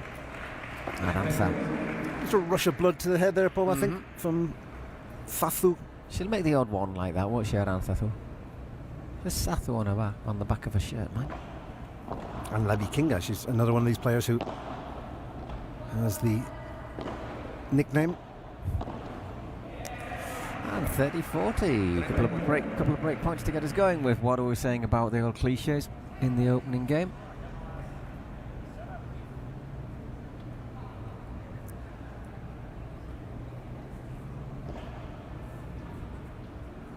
Yeah, it looked a bit long, that serve. Yep.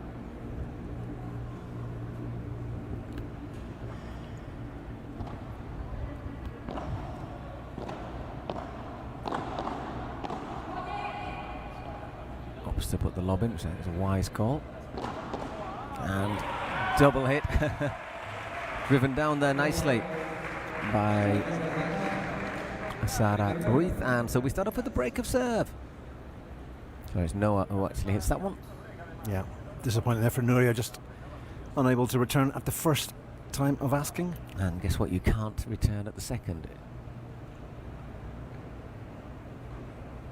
So it has warmed up in here, hasn't it? It certainly has, yeah. Cisco on hand, lending some words of advice. And there's Javier Barona behind. Played really well in San Sebastian, especially against Tapia and Chincoto.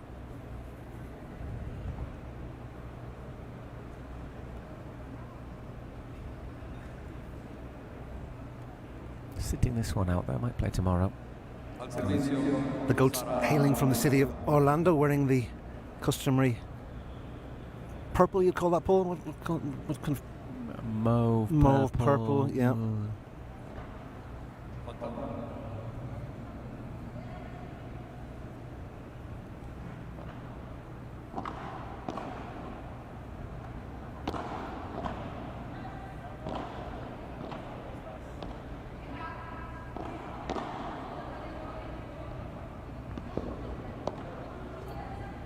As a stretching there, Nuria Rodriguez, but responds well there, Noah.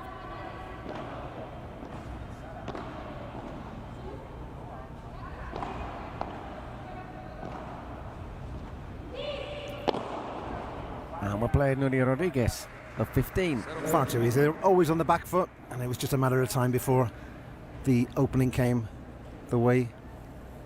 And indeed, Sure, she actually has Vikinga on the back of her shirt there. Thathu and Lavi King, I believe it is, no? The Viking. That's a little Viking horned helmet. Yeah. I'll have to see. We'll have another look. We'll get another chance, won't we? I don't know if he said Vikinga or La Vikinga.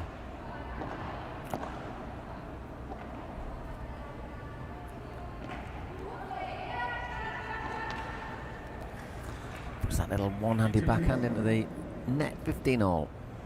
Her surname is Osora Ulrich, and I'm not too sure if there is some sort of Northern European stroke South Scandinavian thing going on there.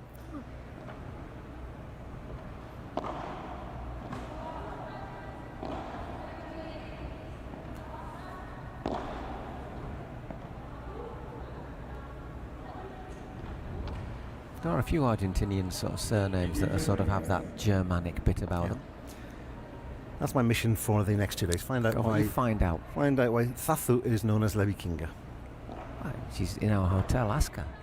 That's my intention.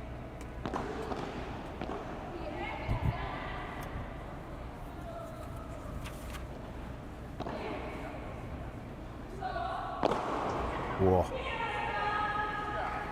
That's the Vikinga that we know so well. Smashing for a break point in this second game.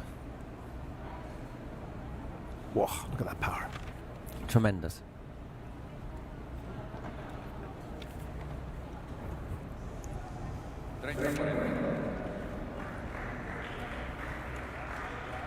Three 30-40.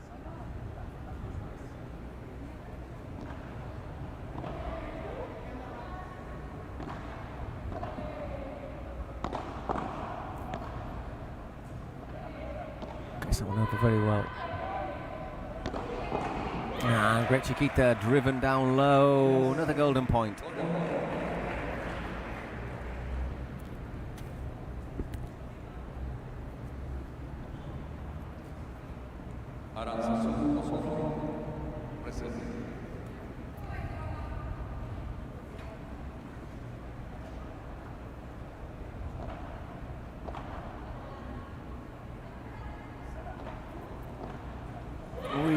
backs it into the net. Chance wasted, 2 games to love. Good start then for the smash. Nuria Rodriguez to serve.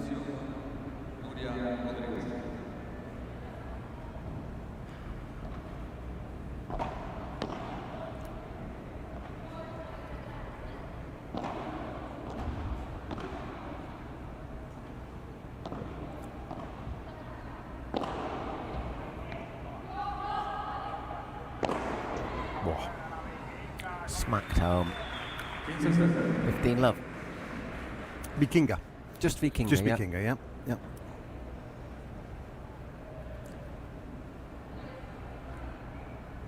I could see her in the Northman.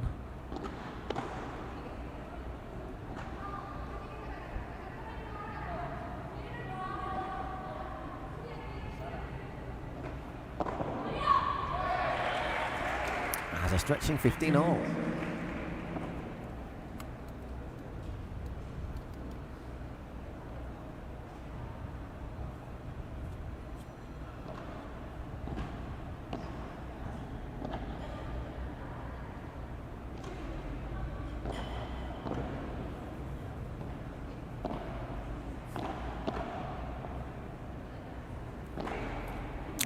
Loose shot there from Nuria. 15-30. Definitely get the impression that Sarah and Noah are playing with the shackles off, playing with a real freedom. Yeah. Enjoying themselves. Seems to be a little bit more pressure on the duo. Just long. From the goats.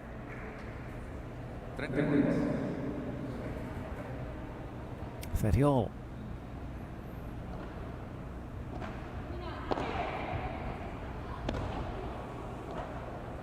Once again, I'm not sure if that was one that needed to be played. What did you reckon? Could have been going a bit long? Yeah, I mean, that's a lot of time. You see a shot that you think is going out, and you see players playing it. Of course, in that moment in that split second, you need to make a decision. It's a tough one to call, Paul. Yeah, I mean, the amount of times you intervene, take shots on that you think that need to be played, that were going out. Okay. Meanwhile, 2 break points.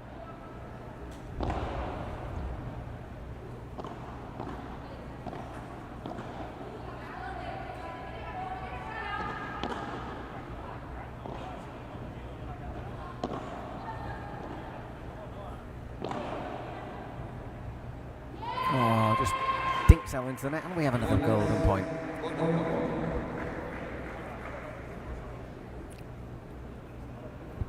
Sometimes I think it's that decision-making process that separates the great from the good.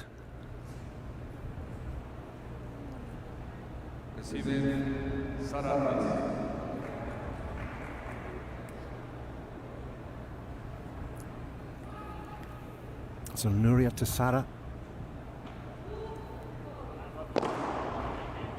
And well played.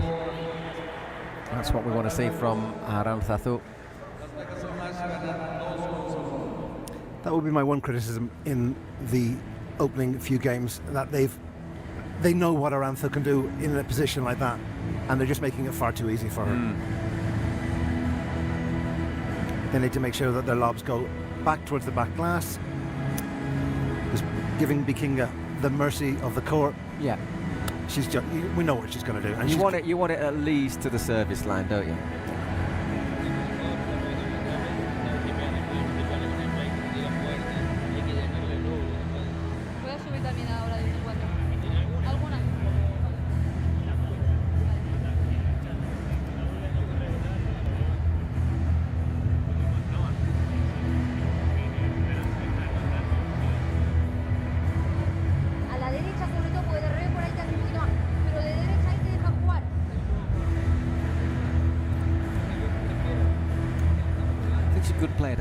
On your team though, Aranzazu, because not just for playing ability, but I think because she's another one of those who's absolutely into the team ethos. In the finals last year in New York, she was really important in what turned out to be the decisive mixed doubles, which decided it, and I can't remember who she played alongside, but they were basically, might have been might have been Stupa. Can't quite remember. I need to check, but she was so important because in the other one there was Adi Sanchez, who was basically getting pushed aside by her partner, but she took a big role and hit some winners. I mean, she's got a huge motivational kind of character in the way she drives forward. She's always kind of determined. I mean, I think if you were to name a short list of players who exude determination, she'd be on the podium. And she said afterwards how much she enjoyed the team format as well, because of that. Team format, obviously, one of the things that makes the Pro Padel League different from other events. It's, franchises, teams playing for points that will decide who plays in the final event of the season, the Cities Cup in New York, which is the 16th to the 19th of October, if my memory serves me well.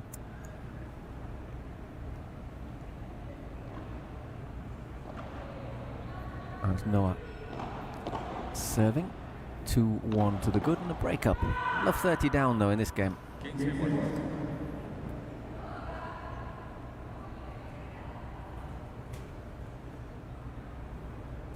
Very animated character, Thathu, also, isn't she? Constantly buzzing with energy. I think that's what makes her so enjoyable to watch. It makes it great for a commentator as well, because there's always something you can comment on. I also find that her personality is infectious, not just on her teammate or on her teams, but also with the fans. I think she's a big fan favourite, Paul. Oh yeah, absolutely.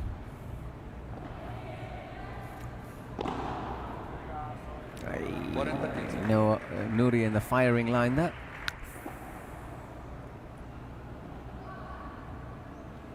.40-30.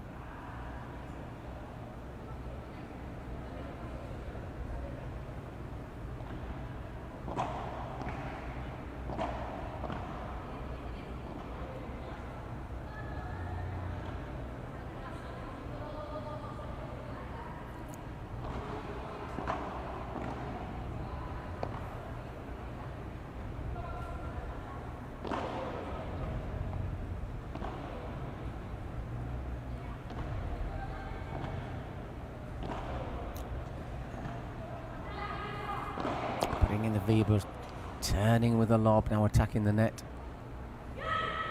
And in the end, winning the game. Well played there by the smash. Thathu just getting her angles wrong. Intricate play is not probably synonymous with her profile.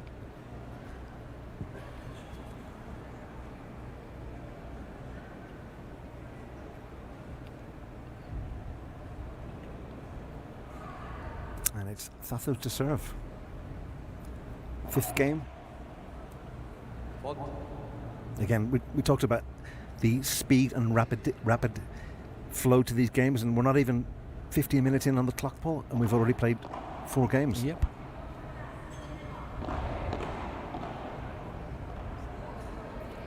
It's just in. And hooked into the net there from Arantzazu. She's another player, Arantzazu, however, I will say, a little bit like Gemma Trey, who can have switches in form in a game. She can start slowly and then hit top gear, or vice versa, but also has the ability to get back into things after a drop in form. Again, that's another huge attribute for any player, to be able to bounce back from adversity, to talk themselves back into a positive frame of mind. Yeah, not having a very happy time out there at the moment. Nuria, no, not at all. Not Nuria. Yeah, Nuria. Yeah, she puts that into the side. Just getting a little chat there.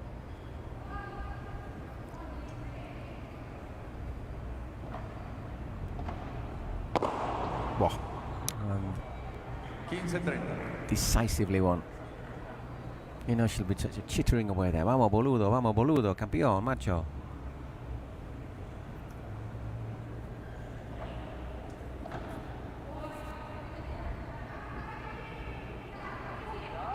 You say the commentators curse. The intricate play, that wasn't bad. Nope, I can take my hat off. That was a beautiful execution. Subtle and beautifully angled. We need a bit of luck. And there she got it. 40-30, comeback from Love 30. Just after that little chat she had, isn't it? They've just turned it around. Completely, yeah.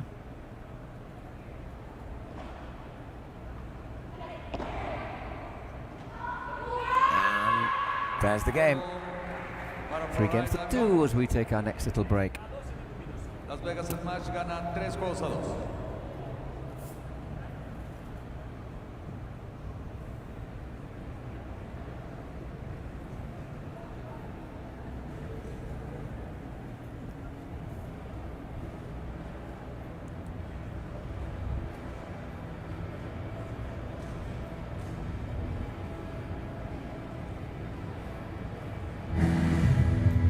Blimey, that came from nowhere, that music, didn't it?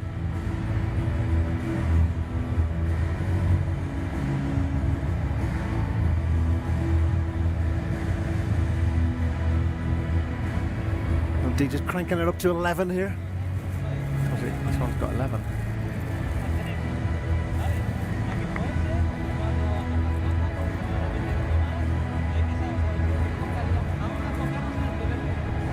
And it's this pair that we're seeing at the moment, certainly cranking up the volume in terms of caliber of play.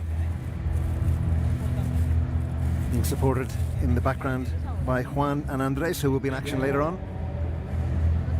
The other Flowrida players. Still got to make up a break though in this set. Again, I think Juan Rubina, I think at the age of 18 is possibly the youngest player. We saw him practicing yesterday and we commented on how young he looked. He does indeed. He's younger than Alberto Trav. Yeah, Alberto's 19. Yeah.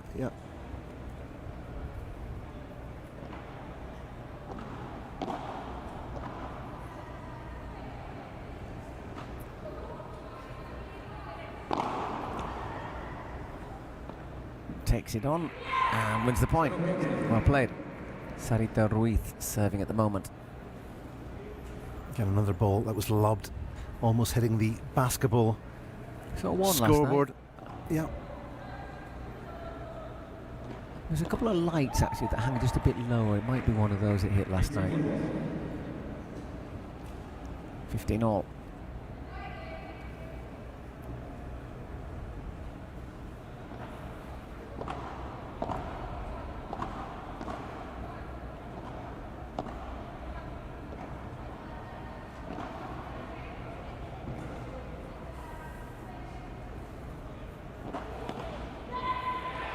Well played. 30-15. It's again aggressive there from Sarita.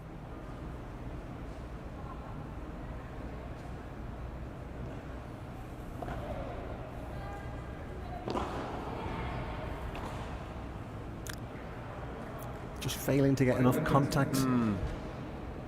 Once again, close into the side of the court. I wonder if she might have been able to get out of court and used it, played it that way. Yep. Easier said than done, however, one suspects. Just gone a bit long.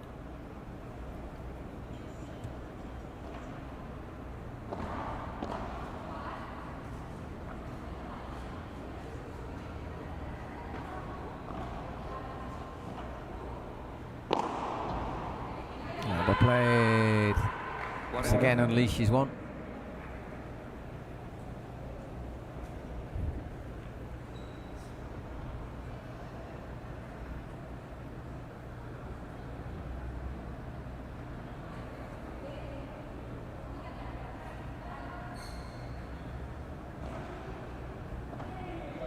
It's a great first service. Oh, it goes long. So 4-2. She puts that pose like saying, oh, when she makes a mistake as well, Arantzazu. Nuria Rodriguez to serve. As Arantzazu gives herself a pep talk.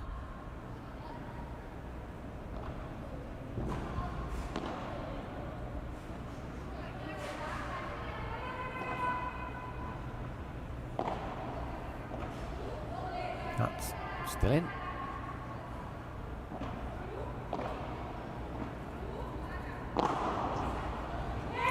Once again, that one's unleashed.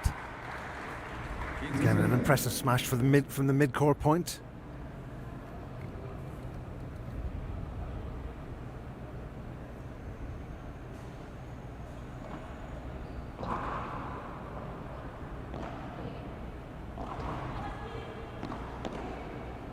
Well blocked.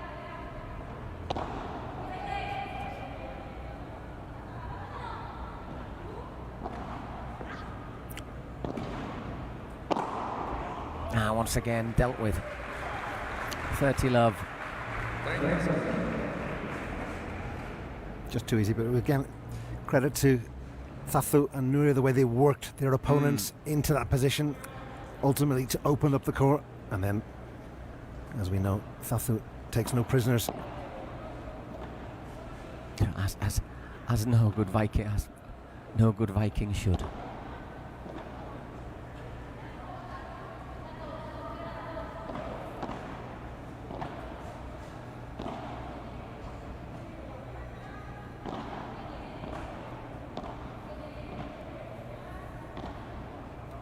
That's a very nice change of angle, though. Really clever played there by Noah. Beautiful shot from Noah Canovas.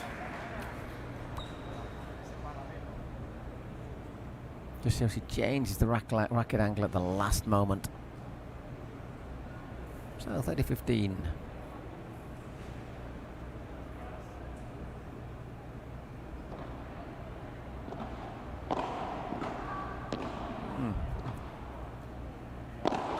Ouch.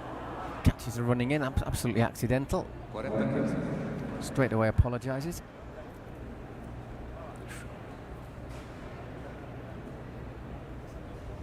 You certainly wouldn't want to be on the receiving end of a Vikinga smash at close quarters, Paul. No, I probably wouldn't want to be under one of yours at close quarters, to be honest. Oh. Or anyone's. Accuracy levels, Paul, I'd be struggling to...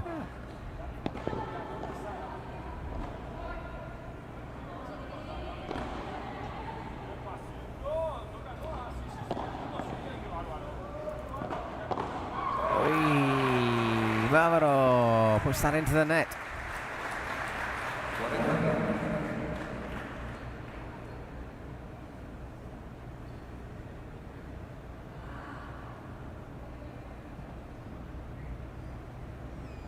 An expression covering her mouth, blocking out any potential expletives.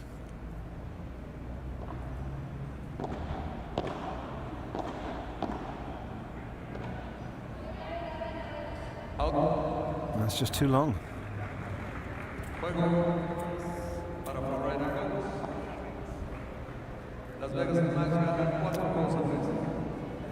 Ball 3, another break coming on.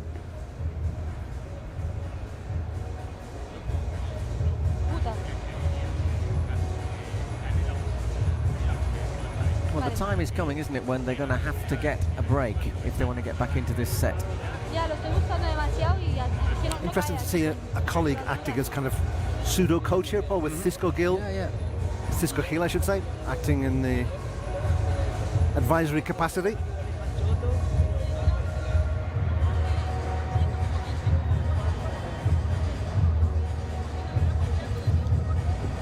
The Smash do have 3 male players here, if I'm not mistaken.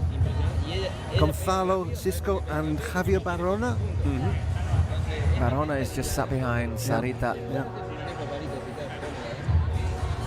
Squad depth, no? Yeah, it's good to have. I think it's important to have an extra play, and obviously they don't have an extra play on the women's team, but you know, you're taking a risk just turning up with 2 players. Yeah, we alluded to that yesterday, and again, as you say, it's a risky situation. All it needs, an ankle turn, a pulled muscle.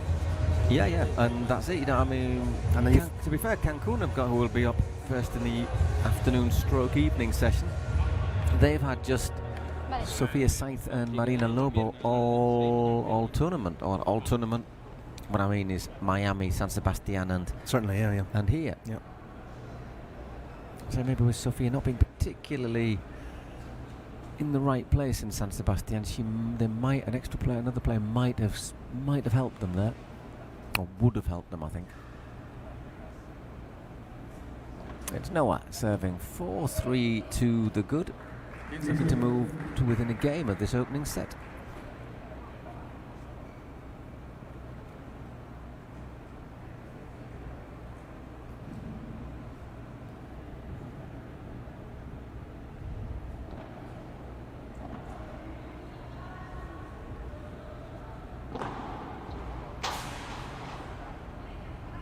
Gold deals with that quite well, Nuria.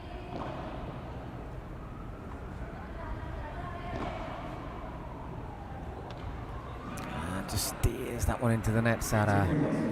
Absolutely wicked bounces from the floor to the wall.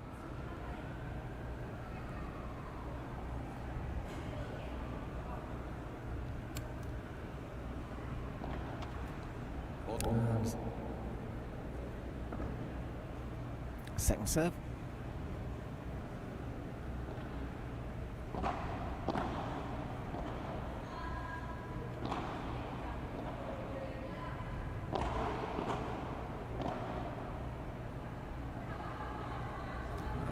Just gone long. 30-15. I think Nuria thought she'd done just about enough to scoop that ball over, but just too much purchase.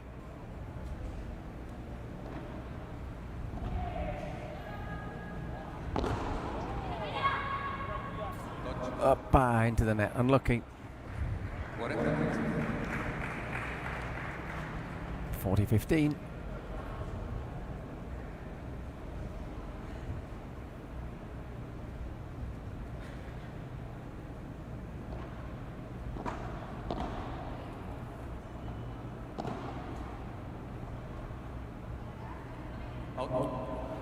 Too long. Game. 5 games to 3. It's Aranza who's serving to save the set, and whatever happens, they'll have to. Well, basically, it's becoming very important to get a break.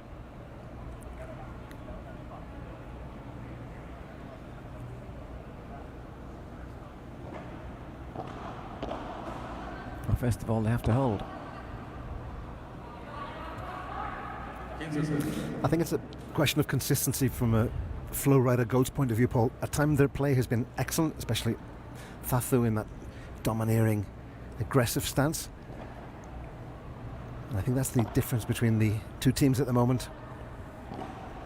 That Noah and Sarah have offered more in terms of reliability.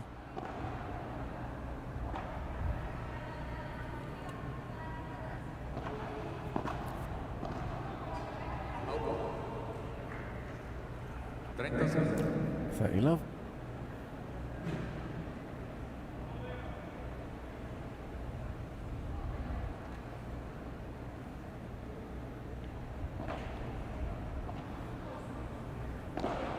That's it. They've been solid but unspectacular, but very solid, haven't they? I mean, that's well played. I think the word conservative is used in sport in a negative connotation, but in paddle, knowing to play aggressively and knowing to play defensively at the right time is all part of the makeup of a good paddle player. It's getting it at the right time, isn't it? Exactly. Completely, yeah. That was, for example, an example as Nuria Rodriguez lashes that into the net when I don't think she really needed to. Once again, is that a sort of shot she would have made at 30 all?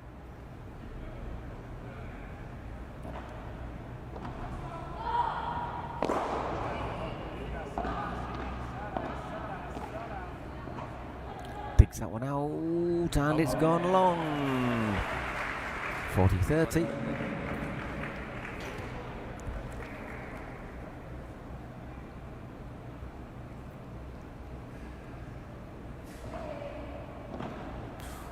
Good lob. Once again, also bounces up really high, makes it hard to return. Aranza returns the favour. And that had way too much on it, so 5 games to 4. It'll be Sarah Ruiz to serve for the set when we come back.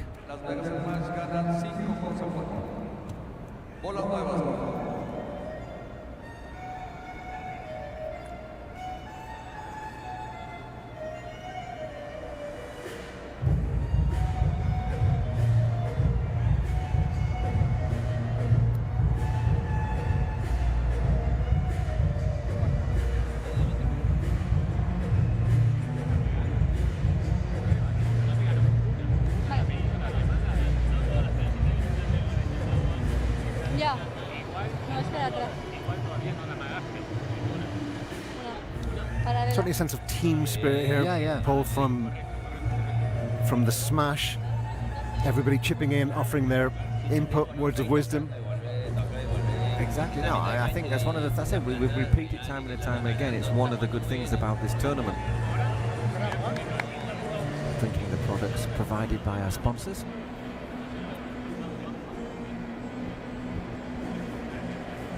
Yes, indeed. This is officially called the Scarch PPL Guadalajara tournament. Fine drop of mineral water it is too, Paul. It's a lovely drop. The fizzy stuff's very nice. I quite like fizzy water.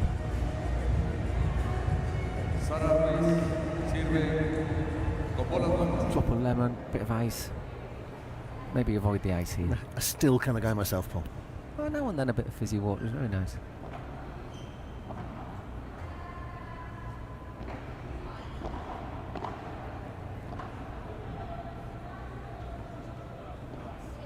Looking to put that one down the middle, always the best option if you're not exactly sure what to do. And well played there by Nuria. Enjoy that point.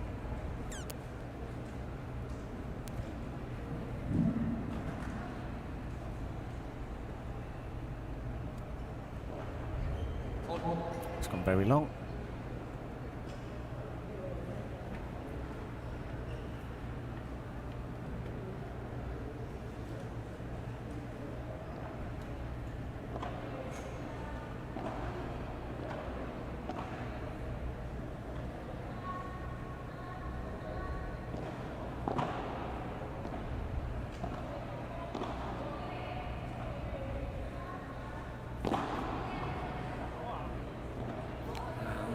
Covers well there, Arantzazu.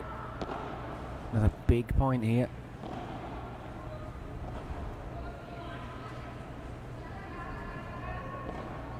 Whips that one around. Just got the net here, the goats.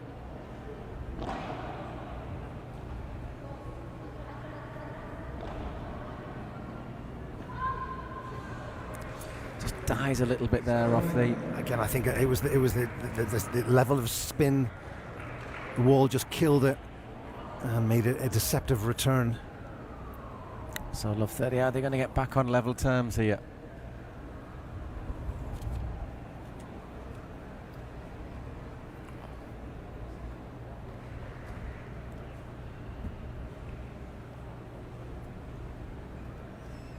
Face of determination on La Vikinga.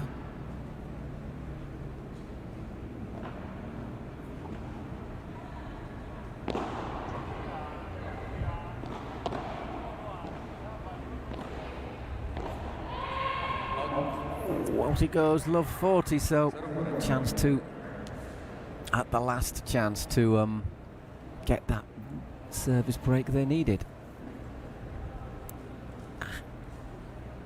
No, looking to the heavens, just grimacing.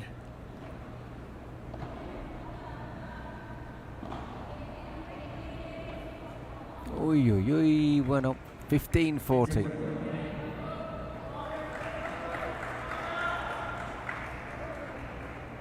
Once again, though, Arantzazu's there just to give the support, just to jeer up.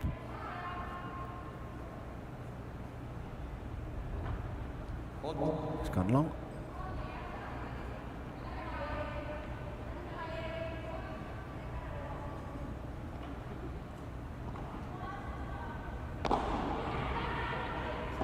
Oh, brilliant stuff. Oh, it's kept alive. And it's gone, my goodness. I think Nuria thought she'd won the point, didn't she, as well? Well, Nuria didn't even return to the court. I think she thought that was done and dusted. Let's have a look again. Incredible turn of events. Nuria plays the point, and it's that reaction from Sarah to scoop it out. Wow. Unbelievable. I must confess, I saw it going into the net, and I sort of turned off almost. Well, you'd assume the point was won, but that was a great. Wow. All of a sudden, they've saved 3 break points, and they have a set point in the next golden point. I think when we look back and analyse this game, that point, Paul, could be one of the pivotal factors. Let's see, can they complete this comeback or take the set 6-4, or will it be 5-all? And so many other players would have left that for dead.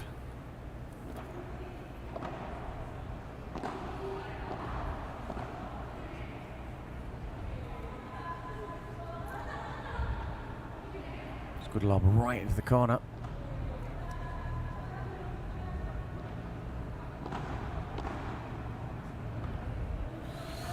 And there it goes, and there is the first set, 6-4 to the Las Vegas smash.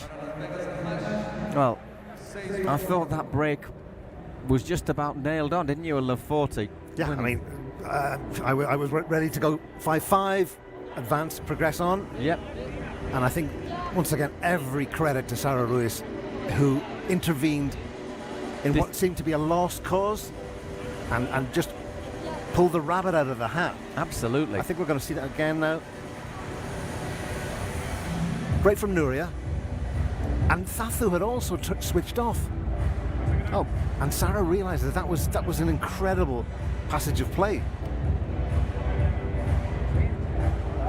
If you see Nuria, actually, she turns away and celebrates. Yeah. She turns away and go on, gives it that. Incredible. What a point. And as you say, in the end, absolutely decisive. Yeah, and that's one for the highlights reel when you look back at the year, I think. Yeah, I mean, to go on about the mental aspect again, a point like that, winning something like that, will give you such a boost of confidence, and it will also drain your opponents of confidence because they were edging their way back in. I think they'd actually got that given as, that's it, that's the break, thank you very much. Yeah.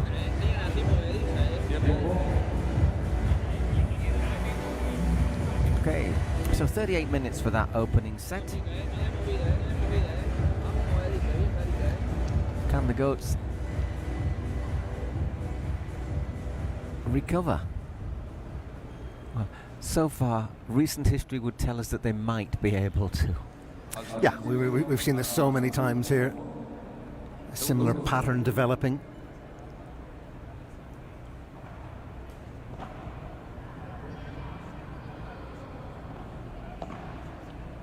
It's Arantxa serving.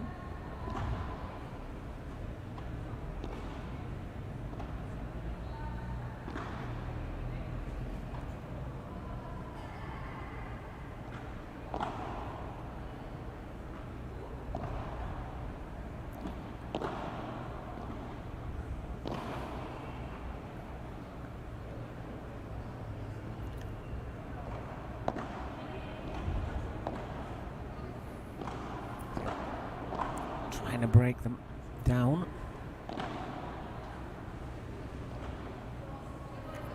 A good lob there. I know, I was going to say good lob. Had just a bit too much on it. 15 love.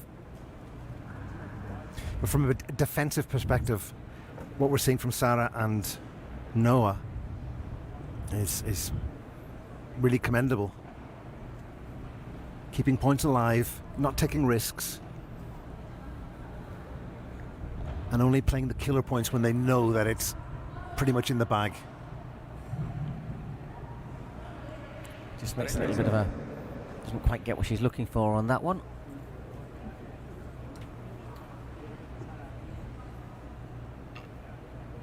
.30 love. Nice little drop shot there from Arantxa, 40 love.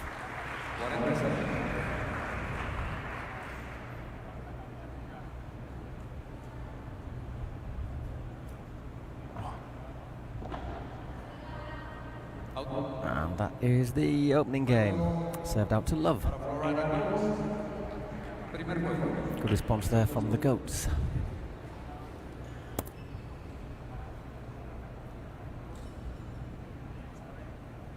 There's our heat map there. So I think that's showing, I think it was Sara Ruiz on the right there, wasn't it? Usually. Very busy, very active basically over the whole area of the court.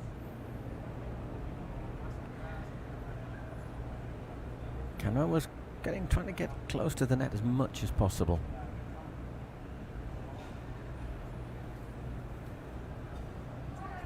There you go. Most of the very few actually in close, but a lot of them from the middle of the court. A lot of the play. Which kind of falls into line with the strategy that we talked about, where it's a kind of defensive approach, only take risks when necessary. Yep.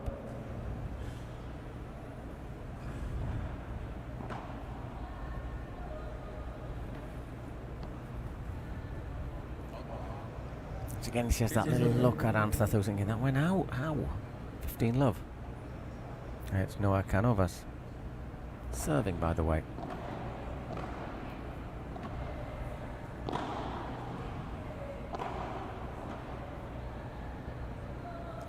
Justin.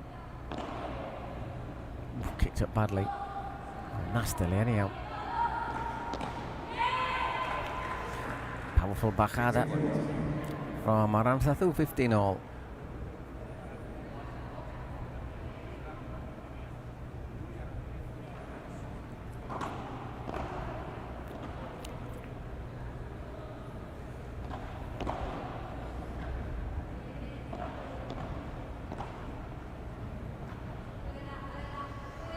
That's gone out, yeah. 15-30.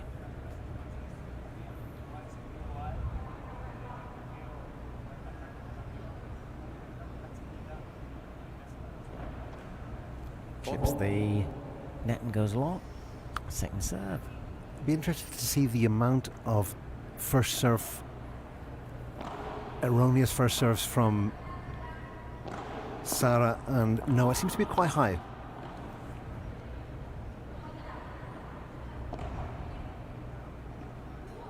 I think it happens when you're trying to really pressure on the serve, isn't it? Just put your rival straight away under, and then Nuria doesn't time that volley right. 30 all.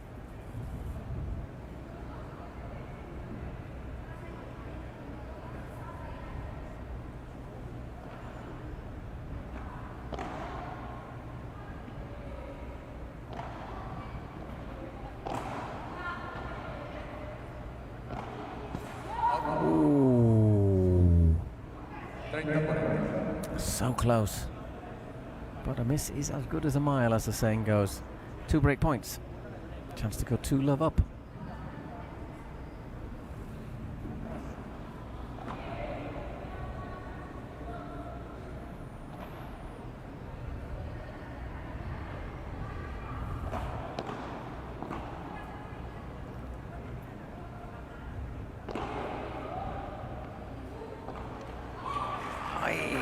Should have got that one back.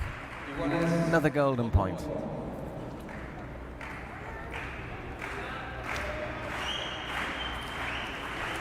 It's the Las Vegas smash bench that's almost leading the clapping there.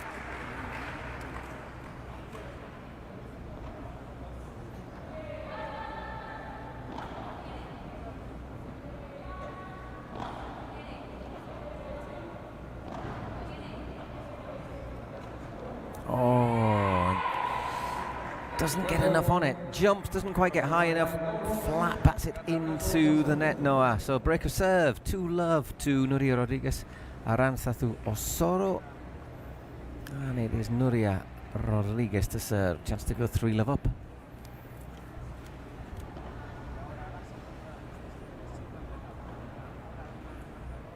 Servicio, Nuria Rodriguez. What's interesting to see also, Paul, is just how close these games are that we've seen between yesterday's action and today. There's been no processions, there's been none of these 6-1, 6-love games. Every game has been hotly contested. Yep. I'm expecting that tonic to continue as well today. Like, again, from a fan's point of view, that's what they want to see. They want to see games that go the whole way.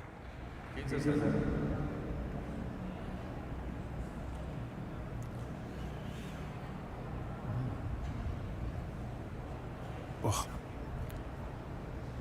Net just taking the sting out of the ball.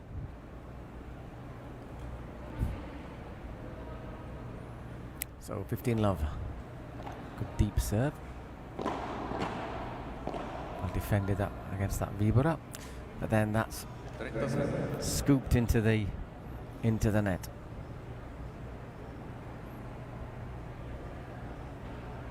Love.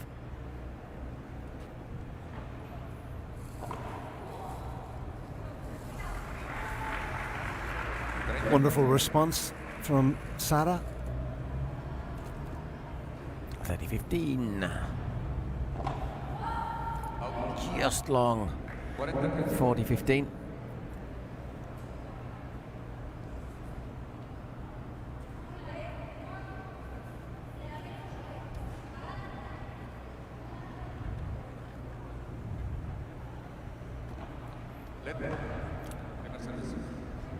First serve.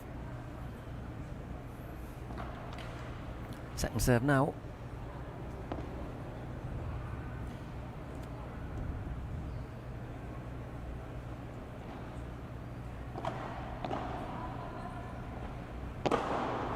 And got a racket on it, but not that time. So 3 games to love as we go into our first break of the second set.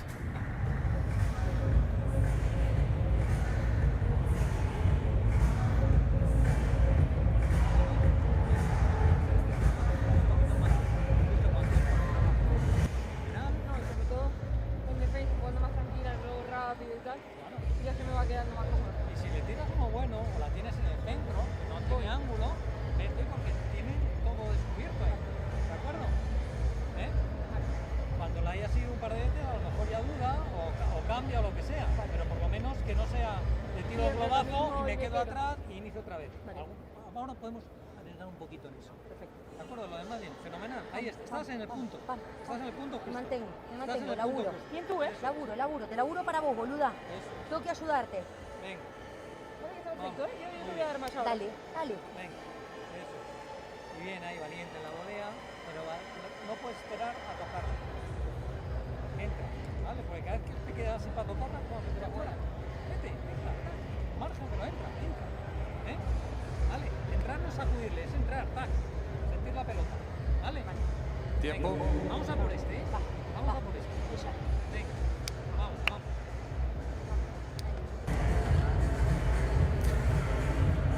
As the players return to the court, it does feel that we're moving towards that pivotal moment in the game where the tide seems to just be set to turn. Thathu and Nuria, 3 love to the good in the second set.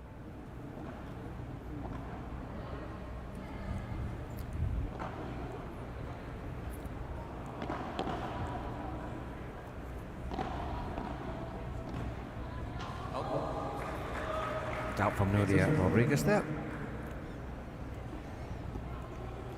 Nice party trick there from Aran Thathu. Fans always love that no look between the legs shot.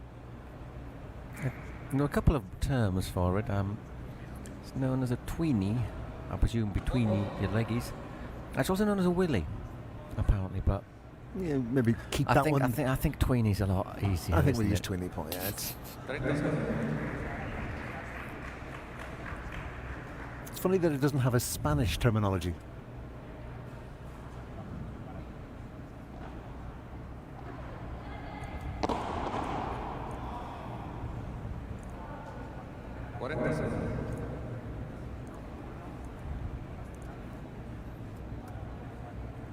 So Noah here serving to pull 1 game back in the second set.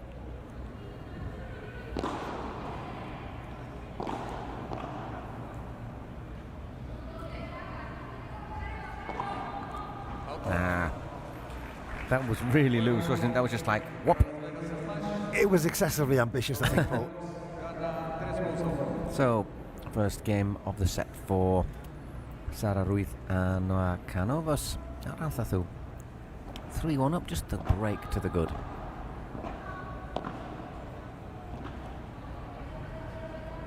I think that's gone a little fraction long. It has indeed. 15 love.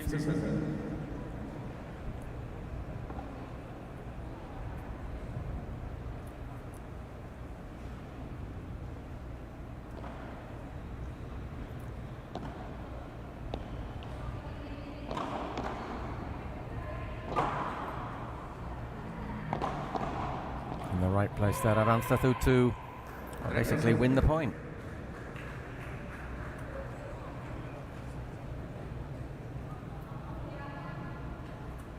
$30 love.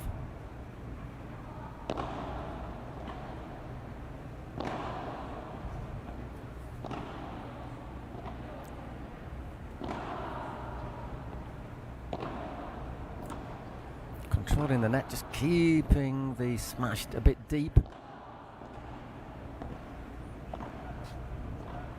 Can't find the winning shot yet though. In the end it is Noah Cavonas who wins the point 30-15. But we've seen so many times, Paul, in this game, Sarah and Noah thrive in that position. They're just waiting, they're probing, they're being conservative, waiting for the opposition to make a mistake, and Nuria duly obliged.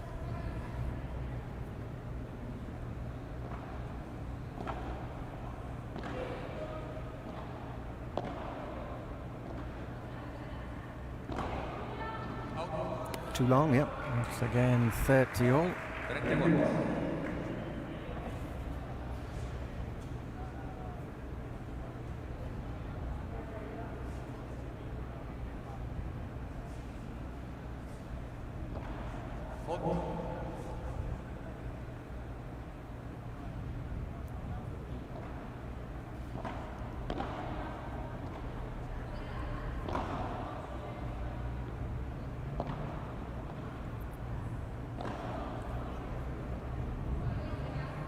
Another important point here.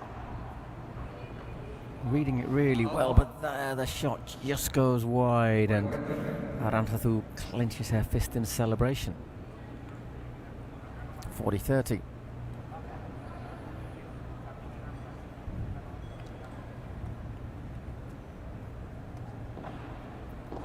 Looked a bit long, yeah, was indeed well called by the umpire there.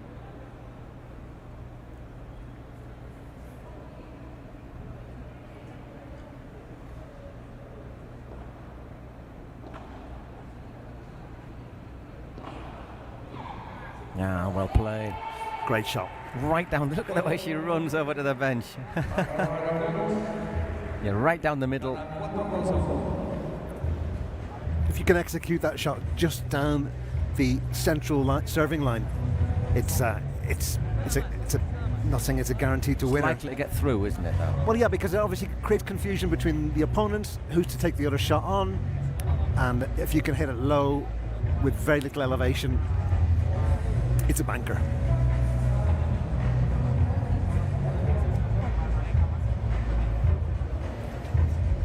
That's one of the few shots in my paddle game that I'm actually quite proud of, Paul. That ability to, yeah, from the back glass, just turn, swivel.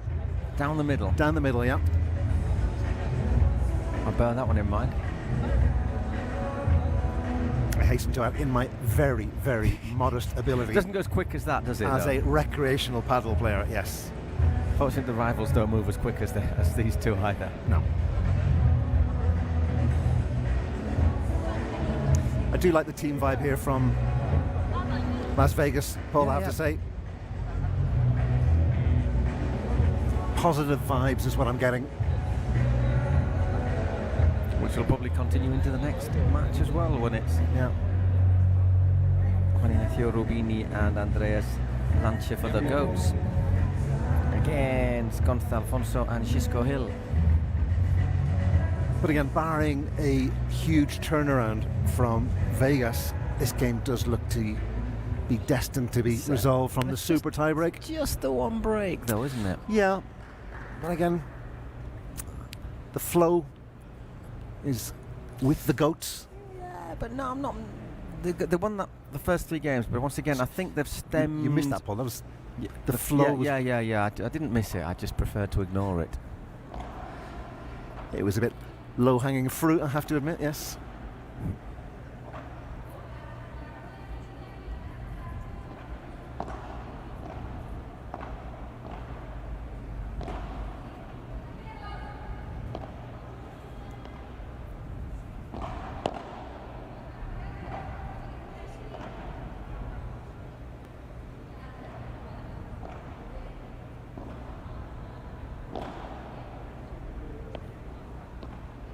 Oh, lovely, lovely shot there.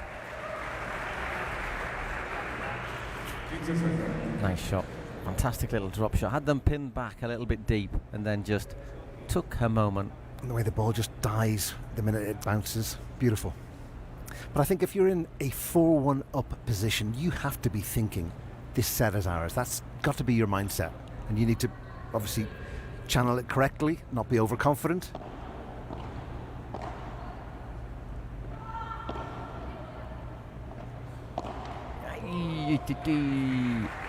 Overconfidence, possibly. I just think the fact is that, you know, you're getting a lot of stuff returned that you'd hope would win. Just, I think it also tires you out. And so you lose a bit of concentration as well. And that's a loss of concentration. I think that's 40 love. But I also get the impression that to play against Sarah and Noah is that they're a frustrating pair to play against because they're so precise, they're so defensive, they're so efficient in their defensive play. You've got to really win the points, haven't you, rather than them losing them. Exactly, because you know that they're going to defend the bulk of what you throw at them. She hit the court there, does she, Nuria? 4-2. Oh, let's have a look.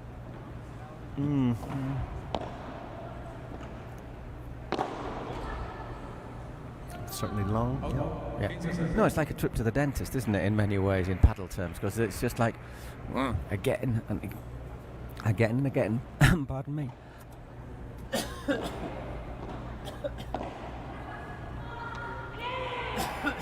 Into the net.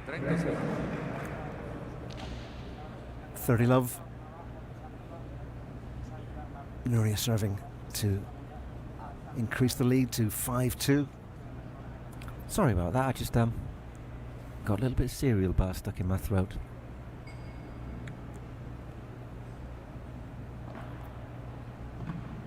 And that's...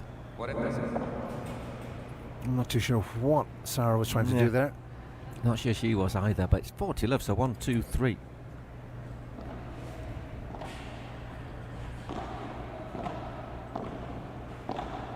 That's well played. Again, no, decisive there.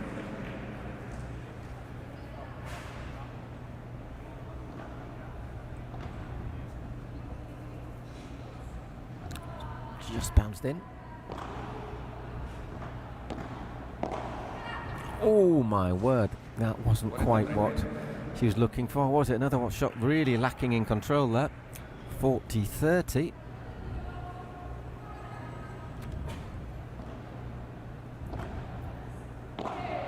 After taking 3 points in about 20 seconds.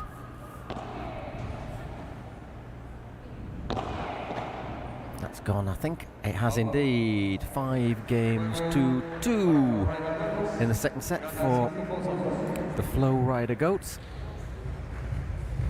Well, 1 game away from claiming the second set and taking us to a super tie break. It will be our second of the morning, indeed.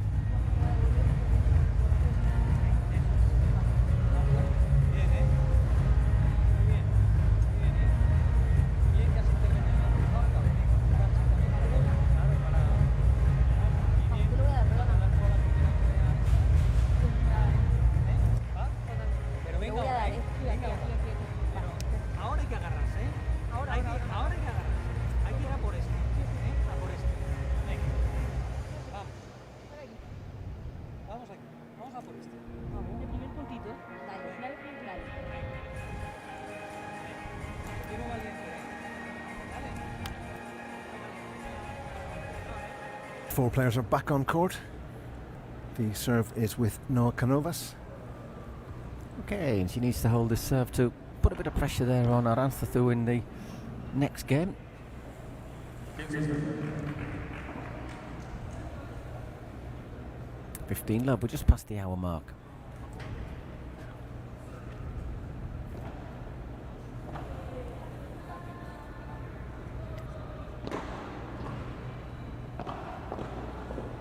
Nicely over the top there from Nuria.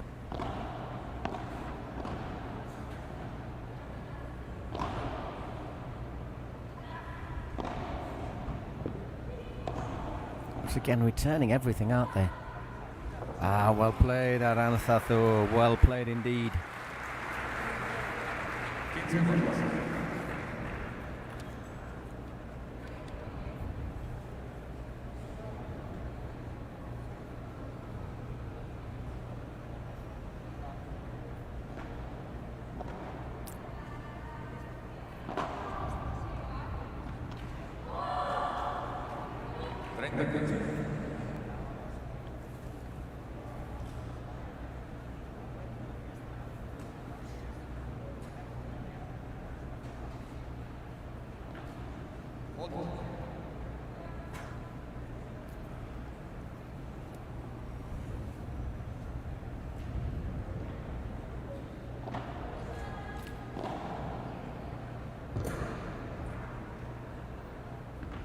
Oh, not quite sure what happened there. I think it was wicked bounce and just a degree of overconfidence, thinking this is so easy. Yeah. 30-all. Recovered brilliantly there, Aranzazu. Looked as if she was dead meat there, and all of a sudden 2 set points.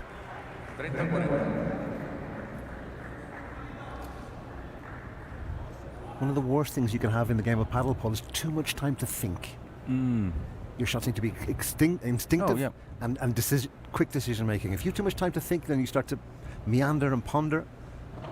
It can be your biggest downfall.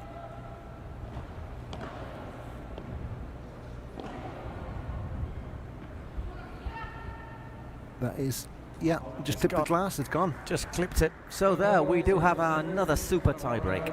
Super. Once again, as you know, up to 10.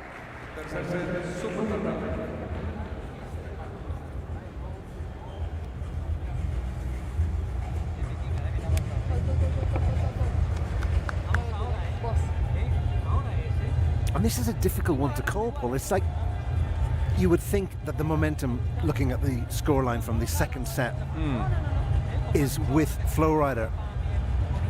But the way that Noah and Sarah have played, that doggedness, that defensiveness, and it's been a joy to watch from a defensive. If you're a defensive coach today, you're thinking these girls are delivering a masterclass. It's a brave man who would call the outcome of this game. Well, in my prediction, I did go with the goats. So I have to presume I have to sort of stick with them, don't I? I have to show a bit of faith. Yeah, for me, it's a coin toss. It really is. Both sides have done enough to deserve the win. It's one of these games where nobody deserves to lose, but obviously we need a decisive outcome. We need to decide who wins the game. The Smash actually need it more. The goats are already qualified. That's true. But again, that doesn't really mean. But I don't see Aranzazu. Vikings don't give presents, do they? No, they don't give presents. And I don't think they're thinking that way. It's part of their mindset as they take to the court now for this super tiebreak. They're not thinking, "Oh, we're through. Let's." No, they want to. Professional players want to win. They don't care about already being qualified. No, you don't go out. You don't go out there to sort of say, "Well, I can't imagine Aranzazu ever going out not wanting to win." And she will serve first. It's up to 10 points. 2 points clear, remember. Super tie-break to decide this opening match.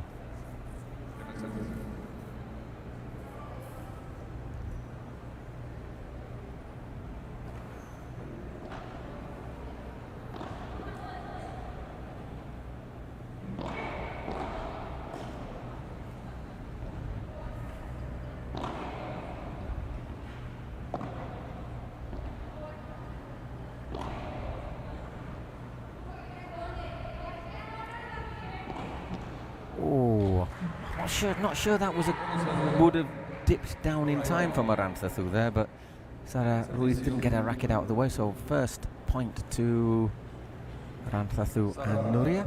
But I like what she did there. That was unpredictable because everybody expected it to go into the right-hand side of the court.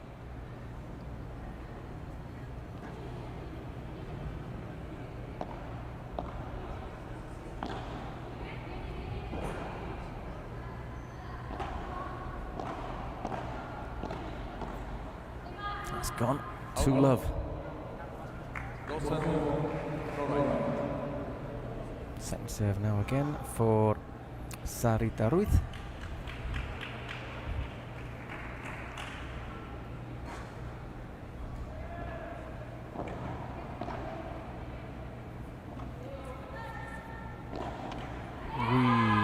this rare unforced error there from Noah. 3-love. Serve now back with Flowrida.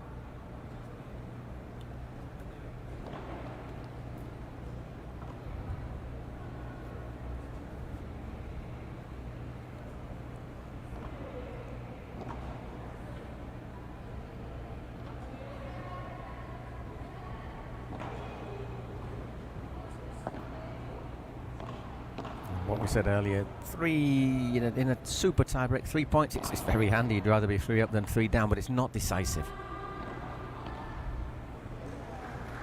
4 starts to becoming a bit more handy. And I think for the first time in this session, Paul, we're starting to see 1 or 2 little chinks of doubt creeping in to Sarah and Noah. Every time it's happened, we've gone to a super tiebreak, it has been usually the favourites who have gone on to take it, isn't it? Exactly, yeah. And I think for that mentality, Arantzazu in a super tiebreak, 5-love up. Yeah, you certainly want her playing alongside you as opposed to on the opposite side of the court.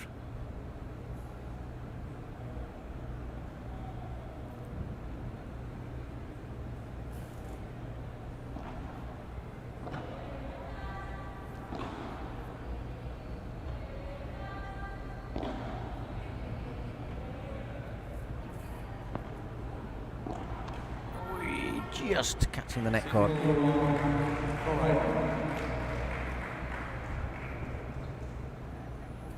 Time to change ends very quickly.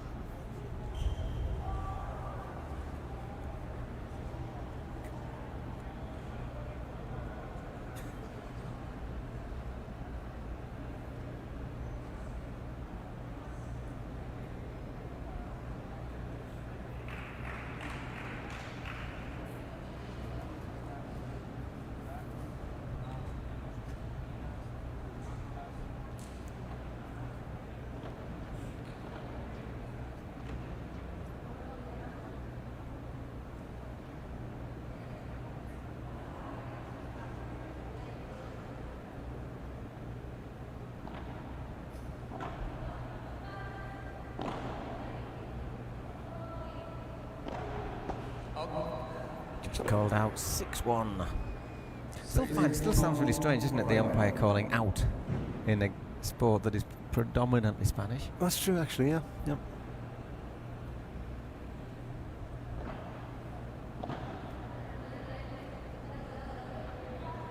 Good lob.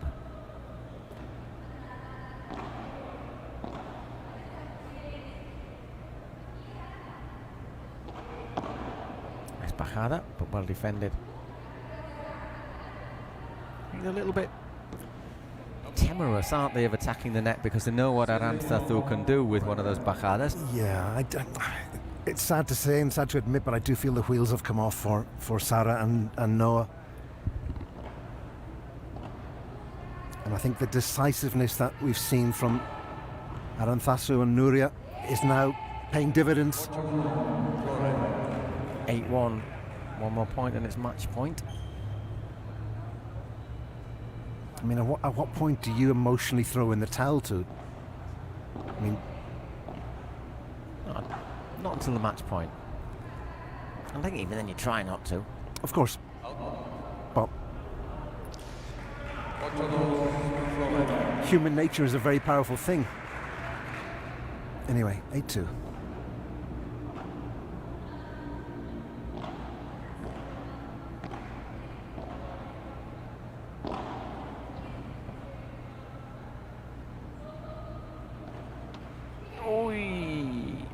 Covers well. Not sure that was the correct shot. Well, obviously it wasn't because it went into the net, but lots of match points.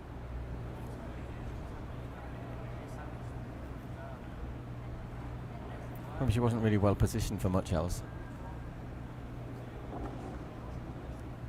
So Nuria Rodriguez serving for the match.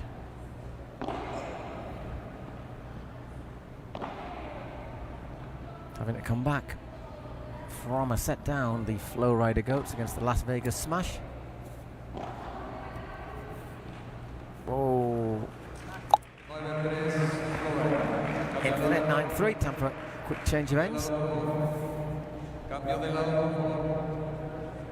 Quick change of end, it's 9-3, 12 points. I think everyone was so focused on the tie break or the super tie break there that they forgot.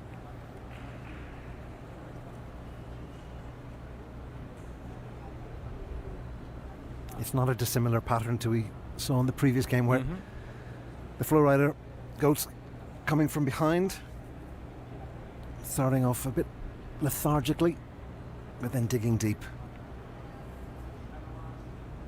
Again, it's a pattern we've seen repeated time and time again over this weekend, Paul. It is indeed, sir.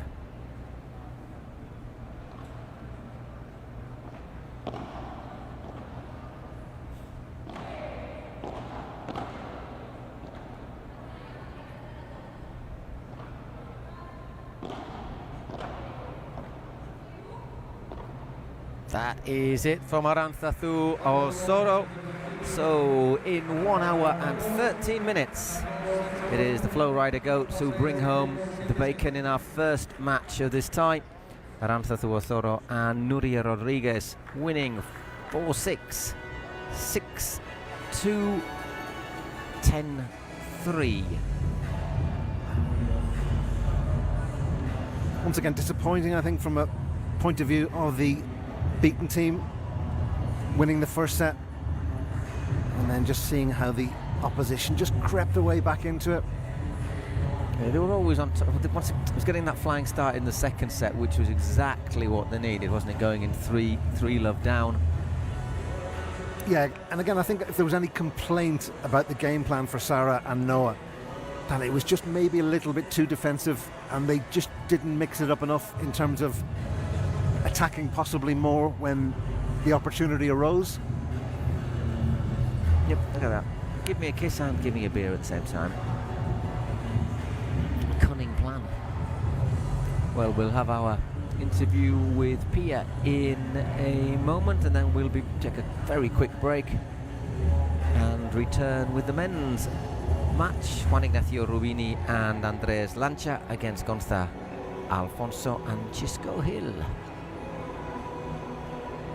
who will be representing the Smash.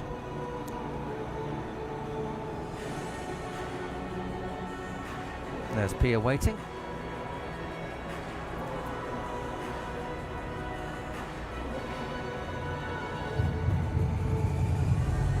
And here come the goats.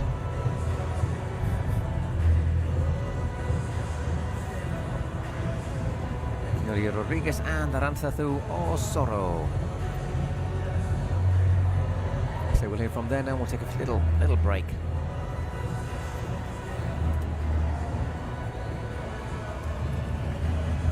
And first of all, here is Pia with the winners. Qué partidazo, la verdad. Muchísimas felicidades, chicas de Flowrida, que la verdad nos hicieron vibrar aquí a todos los que estamos en Guadalajara. Muchísimas felicidades, Arantzazu. Me gustaría preguntarte, ¿cómo es venir de atrás y luego ganar de manera tan dominante en el Super Tiebreak? Bueno, primero muchas gracias a todos por venir, es un placer estar en Guadalajara, es mi primera vez, así que muchas gracias a todo el público presente. Fafu once again. Gracias.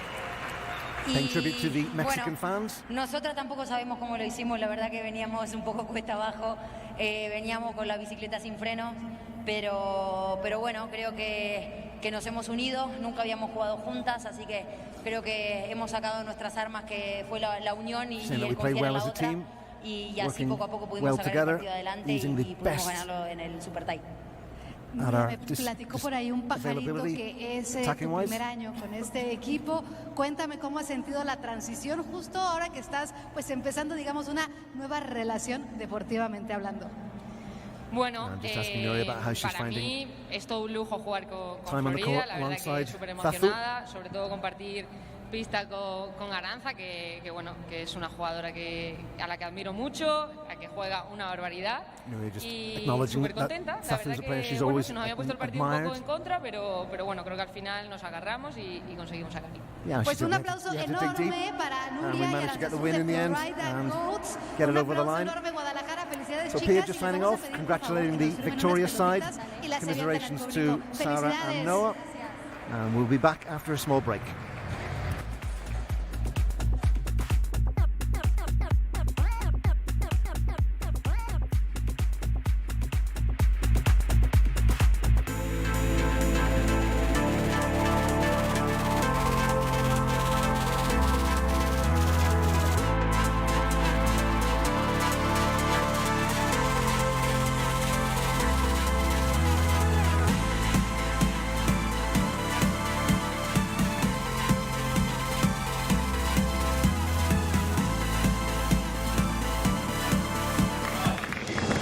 Through ideas, imagination, effort, and enthusiasm, dreams are built. We are making paddle the sport of choice for thousands of people around the world. Each court built is a match won, and so, court by court, match by match, we are creating a limitless playing territory so that the unbeatable passion that paddle creates can be spread throughout the 5 continents.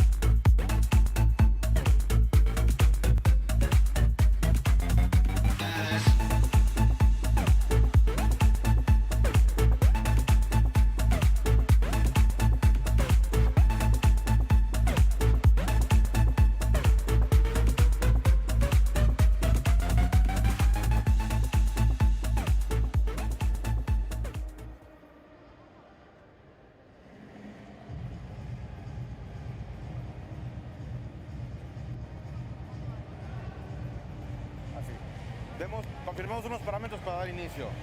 2 sets completos, punto de oro. Se les solicita, por favor, que cuando sea punto de oro me avisen quién va a restar para poderlo funcionar. Okay. Cambio bolas 9 y 11, juego estoy habilitado. En caso de un tercero, el tercer set es super tiebreak. Si necesitan ir al baño, 2 por pareja, y cuando quieran ir, los va a escoltar una persona para llevarlos al vestidor. ¿Okay? ¿Alguna pregunta? Procedemos con el sorteo. ¿Caso? No, de hecho sí, los visitantes. PPL, Pro Padel League.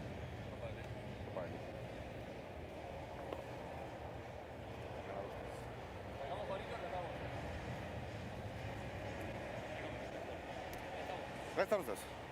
Jugadores, buena suerte, buen juego. Gracias. Buen juego.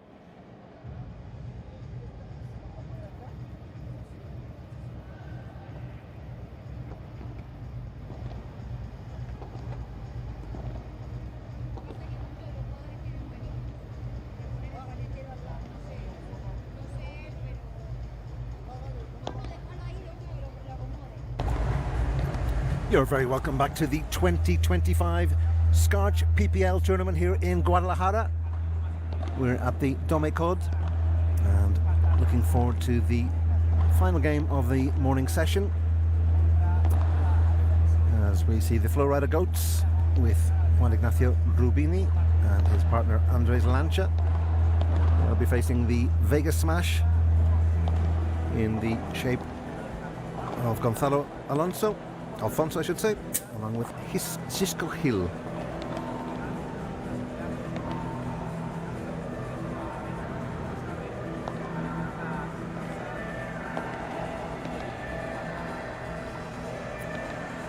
Quick look at Rubini.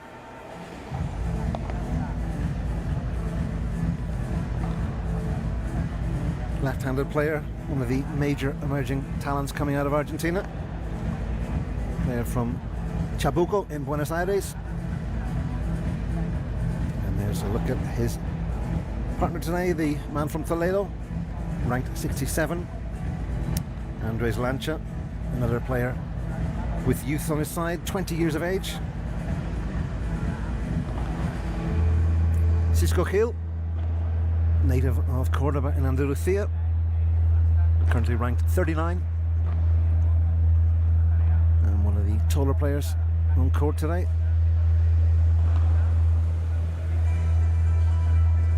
And the final man to focus the spotlight on is Gonzalo Alfonso, Argentine from General Cabrera, which is just south of Cordoba. And Alfonso is ranked 32 in the overall international rankings currently.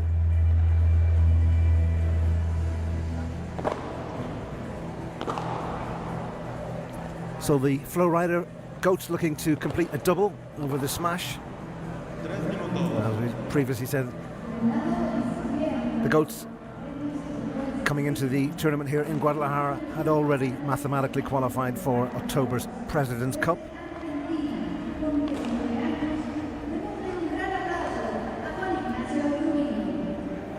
And just the final warm-up preparation before the action gets underway.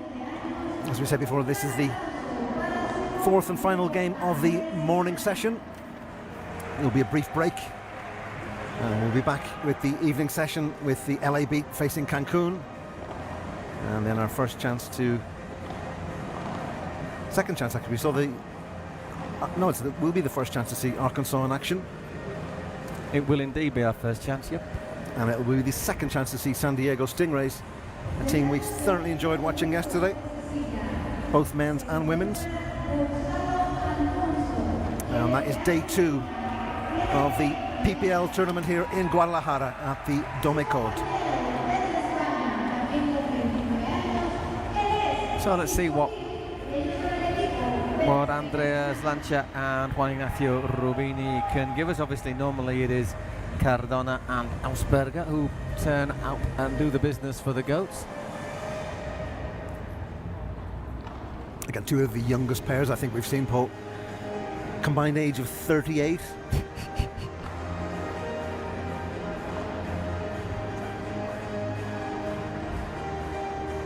Yeah, saying nothing.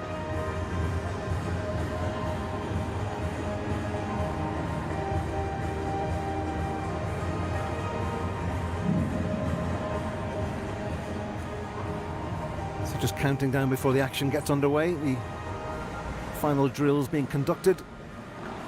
Players practicing their smashes.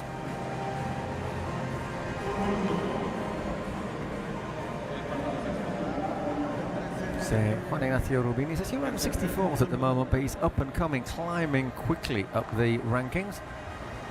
185. Yep. Born in a place called Chacabuco. Very good. Well controlled there. Do they have a football team? That is a good question, Paul. I'm not aware of a Atletico Chacabuco or a Chacabuco Juniors. River Chacabuco. They may exist. They may well have. The only thing I do know is that Buenos Aires province is massive. Actually, you've taught me something else there, because I didn't know it was in Buenos Aires province. And this is obviously this is not a geography lesson today, but so many of the paddle talents hail from the province of Buenos Aires. Cordoba also seems to be another hotbed of paddle in Argentina.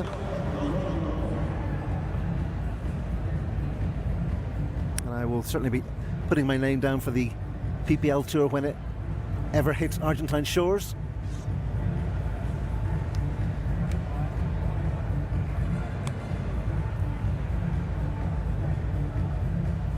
So the court looking immaculate and ready to receive the 4 players for this final game of the Friday morning session here in Guadalajara, where it is 3:45 local time.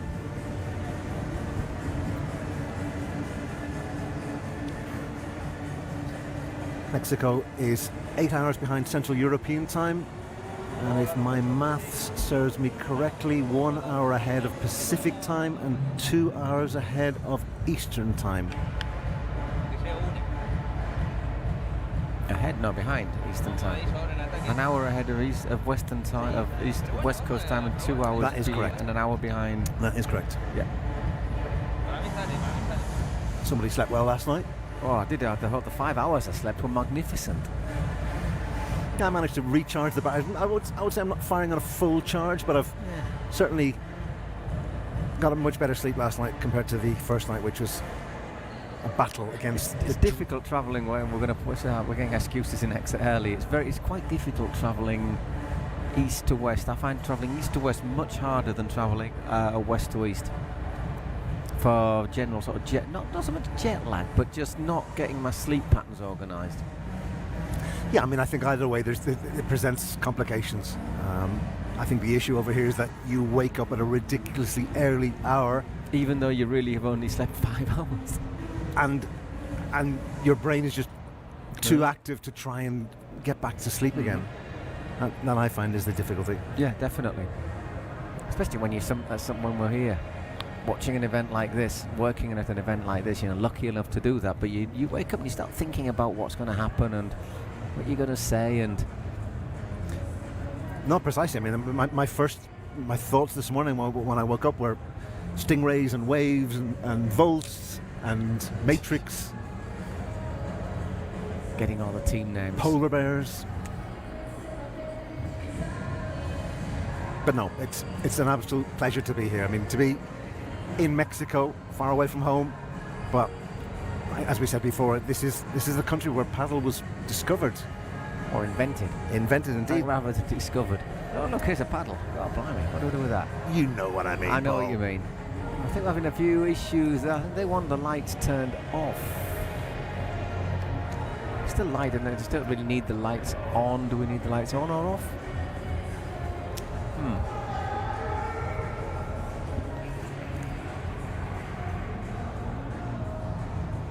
I think those kind of bright spotlights could be a potential problem. Oh, I think if the ball goes into one of those spotlights, you have a bit of an issue. Yeah, you're going to momentarily lose the sight.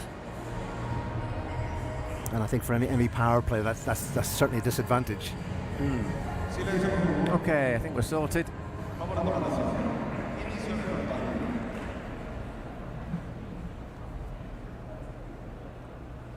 And off we go, our last match of the morning session.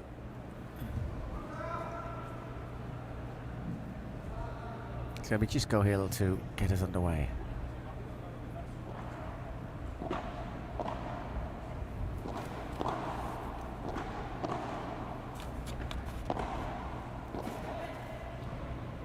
Really well left there by Hill. Excellent decision making.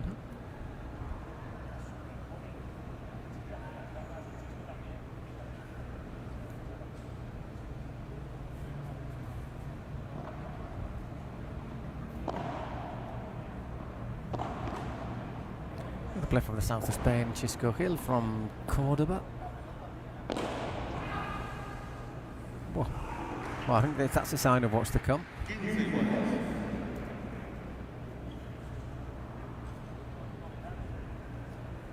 Plays with Maxi Sanchez quite a lot now, Chisco. Obviously the captain, one of the captains of Stingrays, not here today though.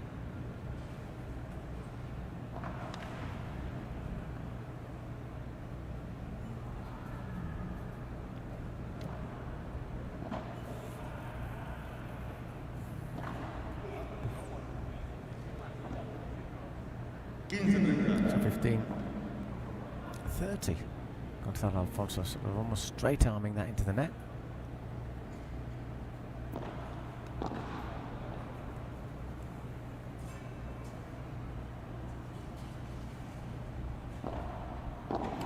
So Alfonso normally plays now with Edu Alonso. Oh my, didn't go out quite. Still in.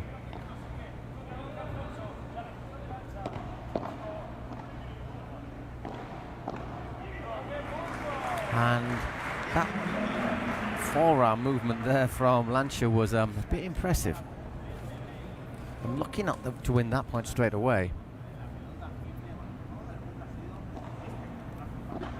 But the speed he pushed his hand through that one. And guess what? Break a serve on the opening game.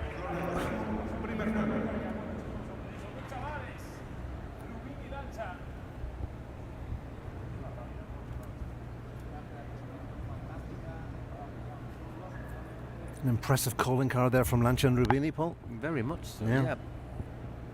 We're here and we mean business.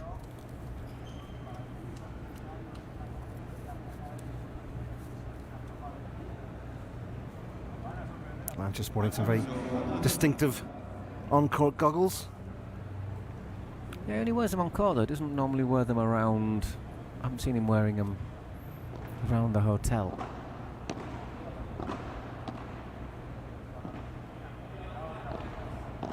I think he lives just to the north of Madrid. I think he was saying.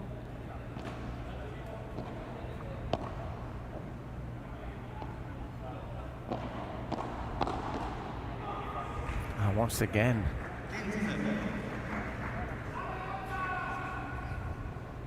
Fine intervention there from Lancia.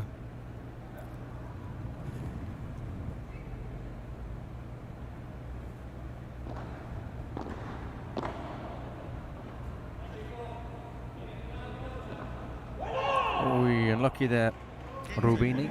Definite difference in styles, isn't there, between Lancia and Rubini? Rubini looks like the touch player, the one who keeps the ball going, keeps it alive, and Lancia, the one who launches into it.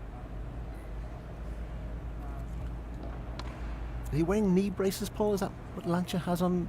Got those little things that he puts around underneath his knees, isn't it, just to give a bit of extra support.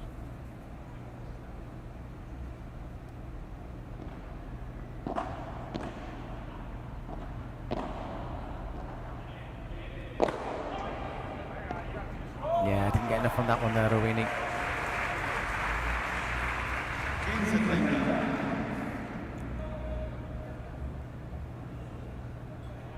And she's good as well. Great landing there from Hill too, just putting the brakes on. Making sure he doesn't hit the net.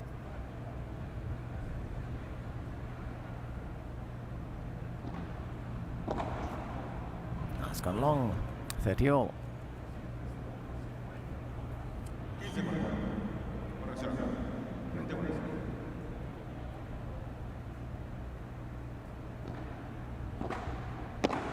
Whoa. Rush of blood to the head there from Mr. Lancia. Whoa. Nearly a tennis ball, nearly a paddle ball to the head as well. And that's why some players actually do wear glasses, Paul. They're like as a protective element. Right. Because I have heard. Oh, you could.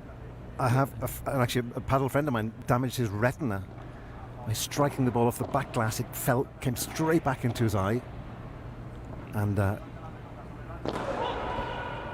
was out of action for quite a while. That's a wonderful strike. So again, that was how far back was he when he hit that one? Wouldn't mind if we get a replay of that. Just by the baseline, I think. Yeah. He might even have been behind it. Let's have a look. Just on the line. Maybe just a foot behind it. You're not supposed to do that, are you? No. So golden point. Lucky to hold on to his serve.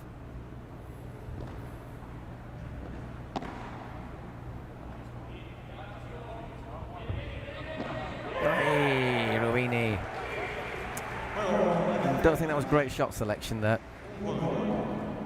Bit of youth there. And it's 1-1. 2 breaks in our opening 2 games.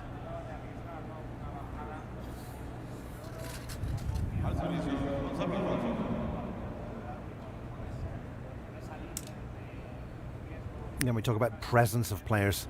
Lancia imposes. He's got obviously a tall player, but he's got a strong physical presence too. Not dissimilar to Wete that we saw earlier on. And even there's almost the same age, just to compare him a little bit with Alberto Trabanca, who's tall, yet just to fill out that little bit. Yeah. Still hits it hard, mind, but.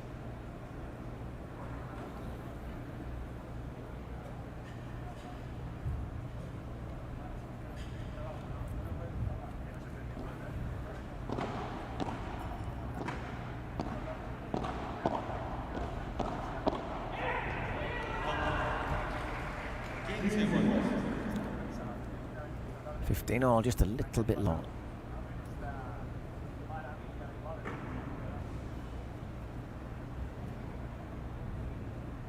Yeah, I get the impression looking at those glasses that there might well be a protection rather than vision. Yeah, well, you see Cisco Hill also sporting glasses too, and I don't know if these players have had bad experiences and it's a preventative measure. Once again, we'll add that on our list of things to find out about. That's your task for this evening. 30-15. Why La Vikinga is La Vikinga, and why does Andres Lancia sport those glasses? That's gone long again. 40-15.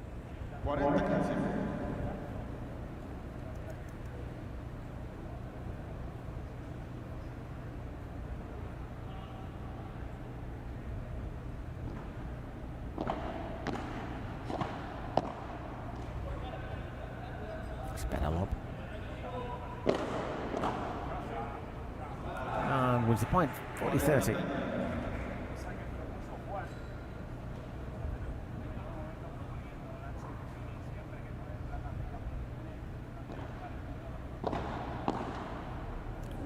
Ooh, got a bit lucky. 2-1.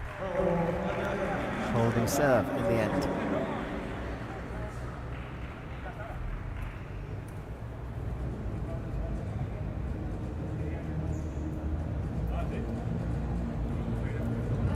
I think the question might be for the goats to try and once again rule out those sort of silly mistakes that just give your rivals points, because they clearly have got, you know, hitting capacity.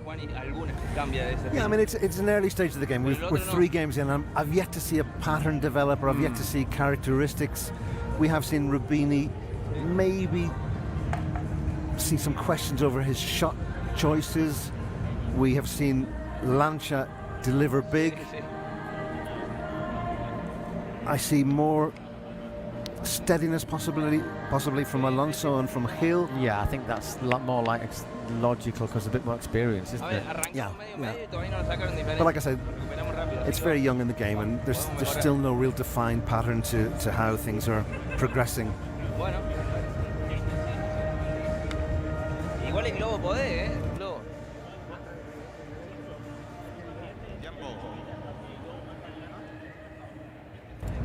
Oh yes, there's a pretty imposing knee straps there.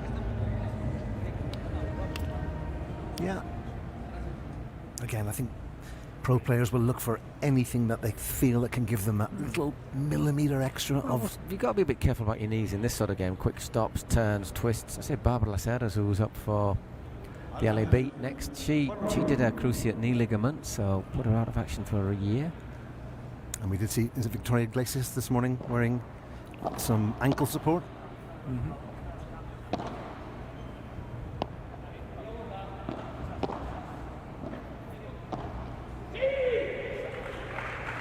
And quickly there, Chisco.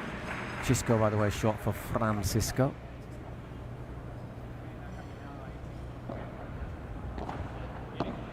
Generally associated with Galicia, Paul, no? Cisco? Using the X rather than... Yeah.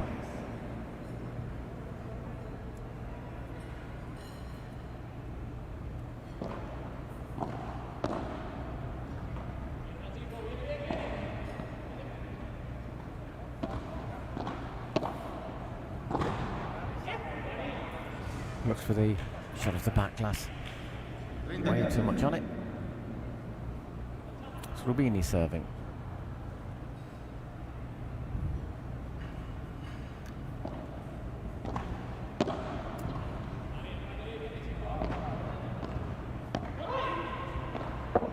Very clever little fake smash, just dinked in there. When it's used correctly, it's such an effective shot, because obviously it was a big space down the middle there. Didn't need to hit it hard, just make sure there was no chance anyone was going to get to it. 30-all. I think those shots deserve actually more recognition than a big thunderbolt smash, because it requires that degree of creativity, that degree of pause and vision, and you'll be able to read the game. Yeah.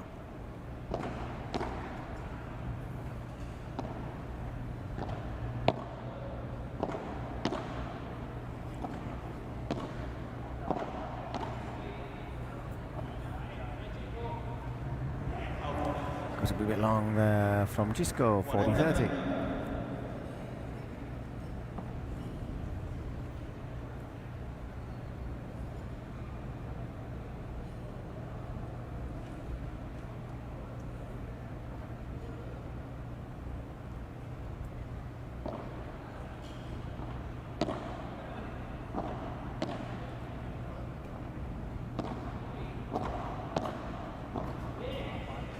And there's game, 2 games all in this opening set. I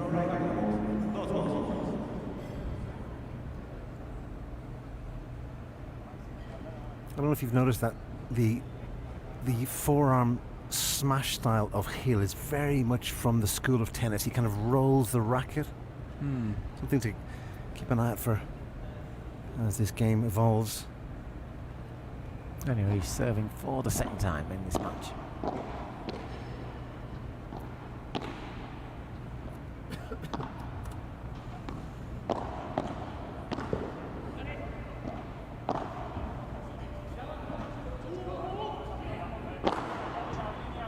Gets the top spin. Lovely shot there from Alfonso.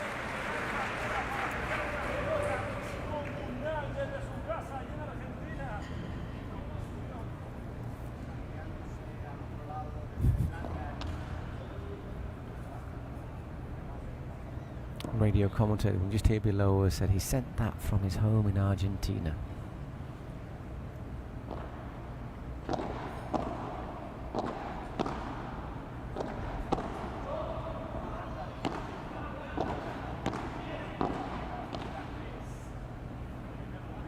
So just controlling the net here, Phil and Alfonso.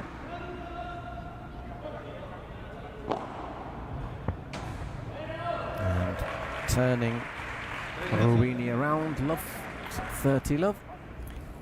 Hill has a strange, unique style of serving. There's a little skip pull that he delivers just before he strikes the ball. Have a look. Watch this here. Wasn't so distinctive there, but wasn't that on previous? Let's watch it again. But there's a little. He takes a little skip, certainly from this side of the court when he serves. Have a look again. Serving two. But I believe you. Oh yeah, a little hop and a skip, wasn't there? Yeah. Oh my word, that's brilliant. Wonderful shot.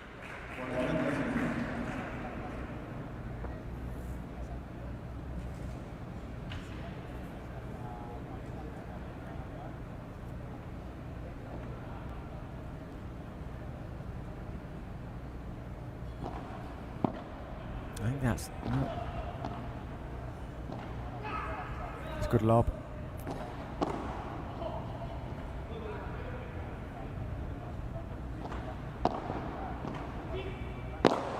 I think it's worth chasing that one. Once again, comes from absolutely nowhere there from Lancha.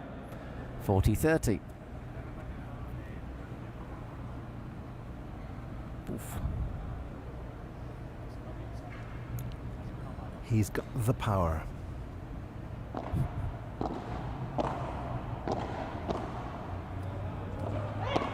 Oh, he was a bit impetuous there. So a golden point.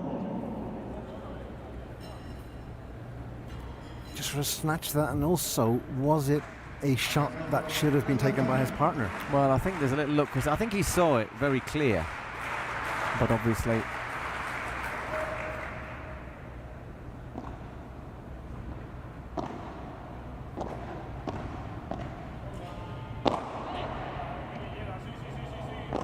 and should be well finished there by Alfonso. So 3 games to 2 for, in this case, the very appropriately named Las Vegas Smash, going into our next little break. Gets that one, but he was never going to get that one from Alfonso. He enjoyed that too.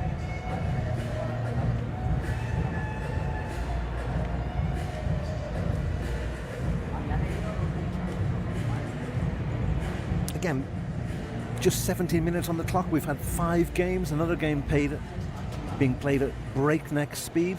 Yeah, think about that, 17 minutes, but we've had the breaks as well, haven't we? So yeah.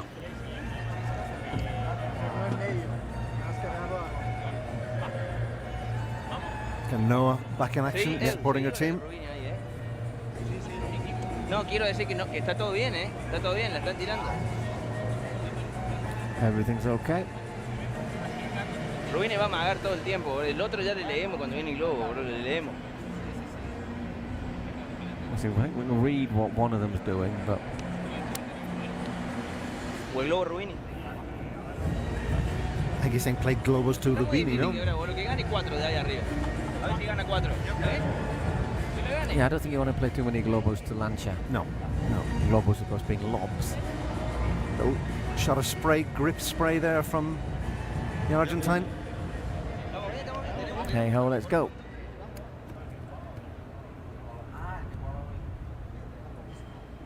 And it will be...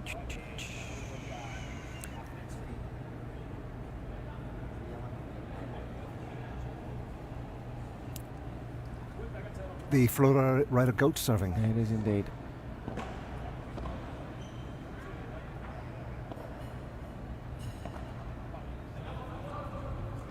Ooh, angled into the net there. Lancia serving.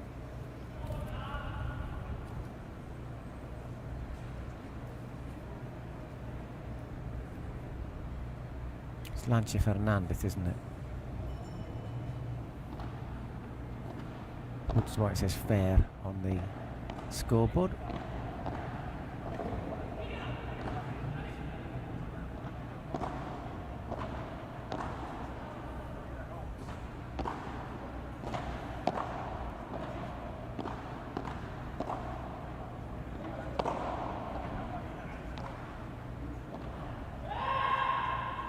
It's gone a bit long there, love 30.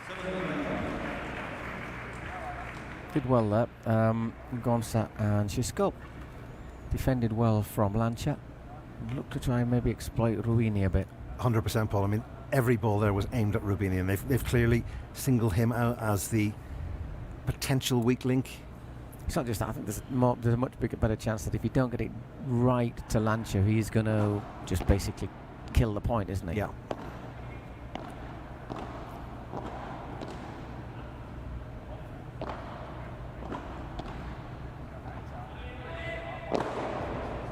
Well played. However, from Rubini, 15-30.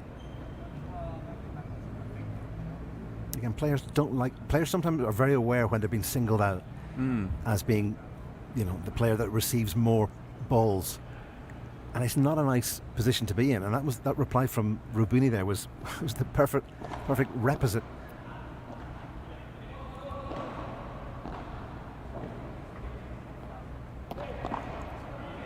Well, nice change of angle, but Rubini read it really well, 30-all.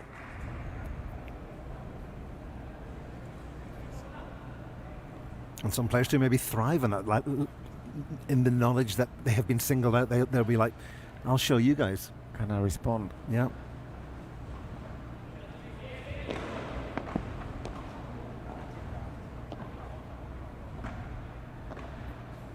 That's a lovely shot. Really, oh, ow. That could have been nasty. Really well played. He has responded very well. 40-30. Oof, I didn't really have any angle there, did he? And you look at that from the replay, and shot looks even better. I mean, it's almost impossible to pull off a shot like that, Paul. That is an exquisite shot from the 18-year-old. Well played. 3 games all. Until Alfonso to serve. 6 games in, and I'm still struggling to... There was a moment when I thought that Las Vegas might just start to dominate, but they haven't been able to.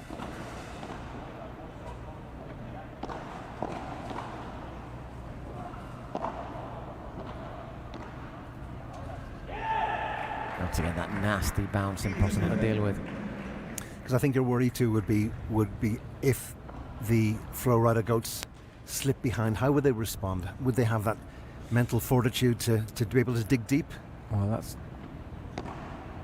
I think that's why it's imperative that they keep the game as alive as possible. Just went long. I think it went long, didn't it? 30-love indeed.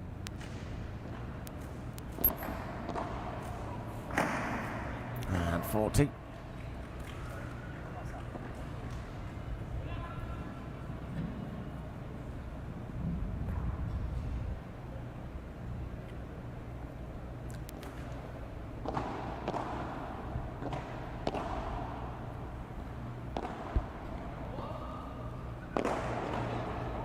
Got it over. Couldn't really get out of the way there.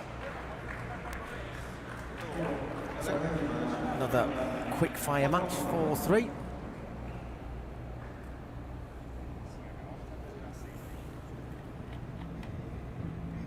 As we have another break, 7 games played in 23 minutes. My takeaway is certainly this shot from Rubini, that shot that he managed to conjure up from the most acute of angles, Paul. I'd like to see that again. I'm sure we'll see that during the highlights reel, but for an 18-year-old to be able to conjure up something like that tells a lot about the guy's potential and talent.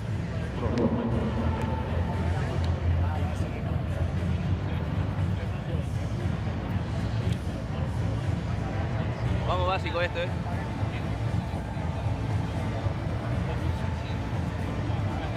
Dale.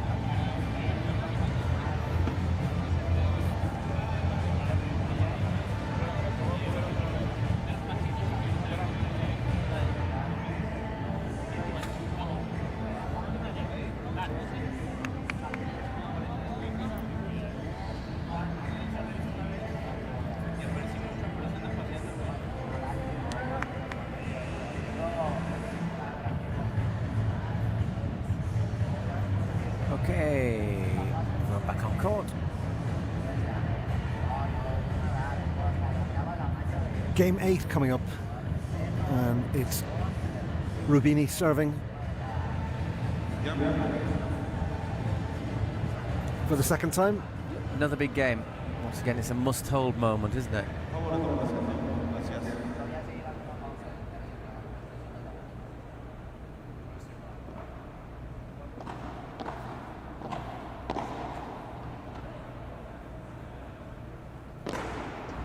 Well, he asked the question of him and the response was pretty unequivocal. Brilliant smash there. Complete confidence in that, as it was a high old lob.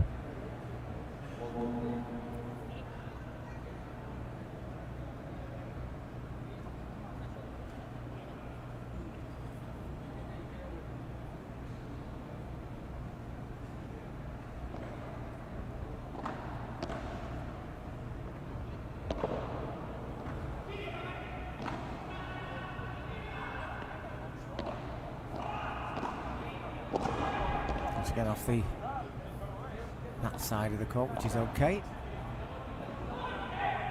That's gone, hasn't it? 15 all.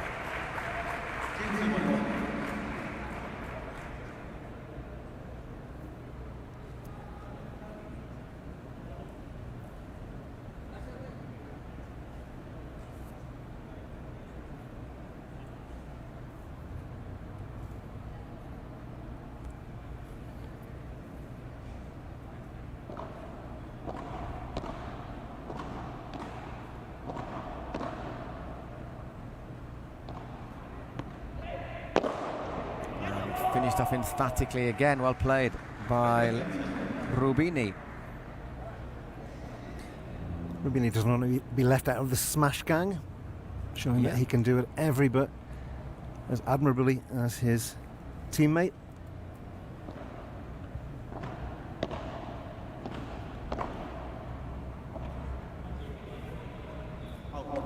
(40-15).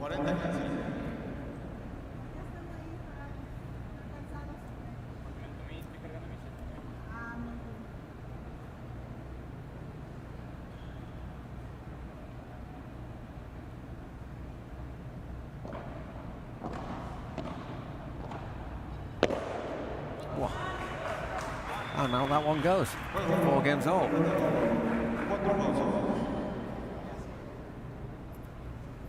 Still nothing to choose here between either team. You know, since we thought, well, maybe they're going to start looking for a weakness in Rubini, he's been excellent.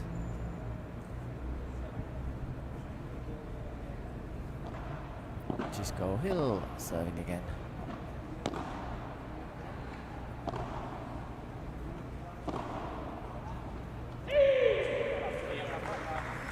Can't dig that one out there, Lancia. 15 love.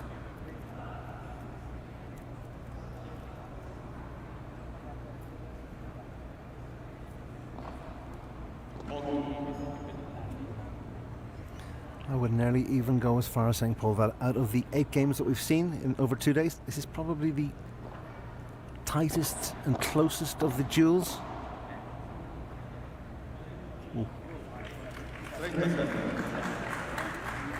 Yesterday we had one like 2 tie breaks, didn't we? Which was yeah, the Stingrays game, I think, was 7-6, 7-6. Yeah, Bergamini and Chothas against Loco Torre and Alex Ruiz was 7-6, 7-6. But you always got the feeling, didn't you, that Bergamini and Chothas were just a little bit, little bit better. Precisely. But this, it's very hard to. No, this is a really tough one to call. And what's making it hard is that after those first 2 service breaks, services have really been on top, haven't they?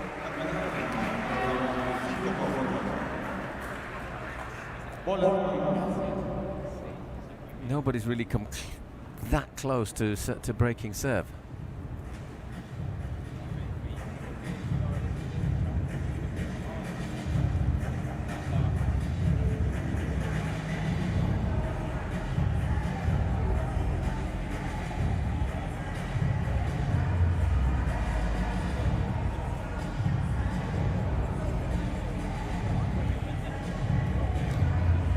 I think there's a slight advantage in serving first, because you can just put the pressure on here.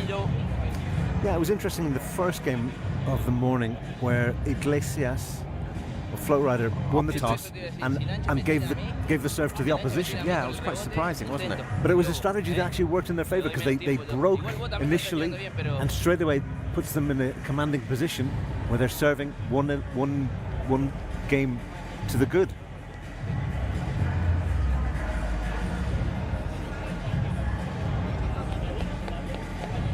I think about Chisco Hill, you see him there. Without his glasses, I don't think I'd recognise him.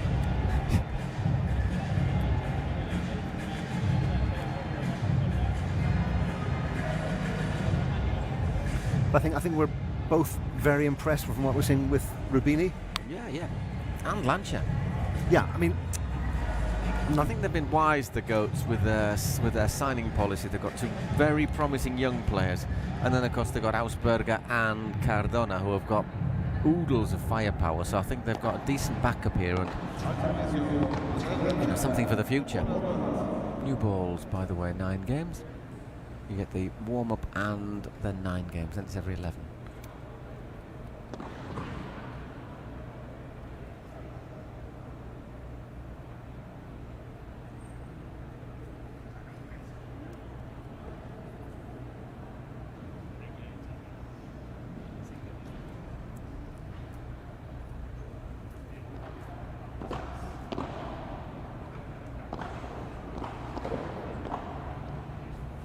Gets it over very well.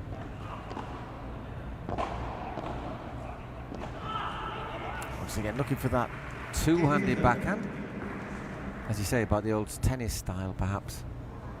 15 love.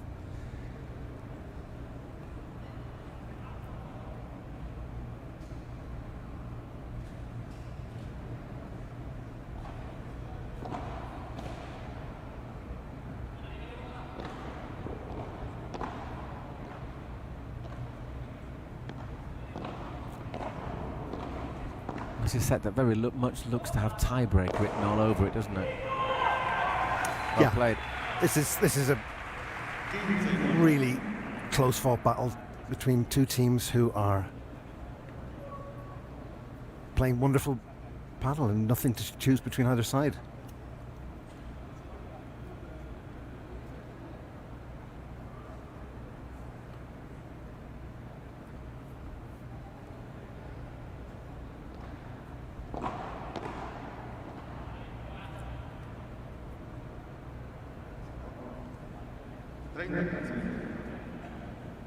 Calls it out, 30-15.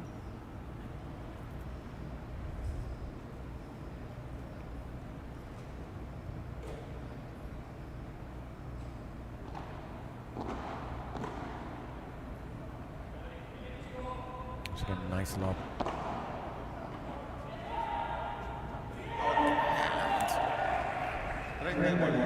30 all. Little bit of pressure here on Lancia. So far he's responded brilliantly to it.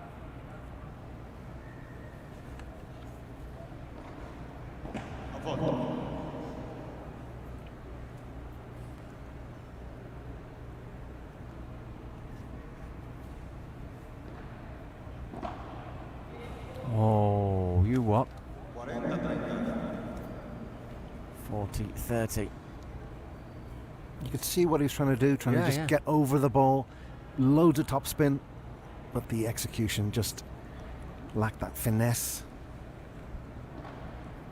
It's gone long.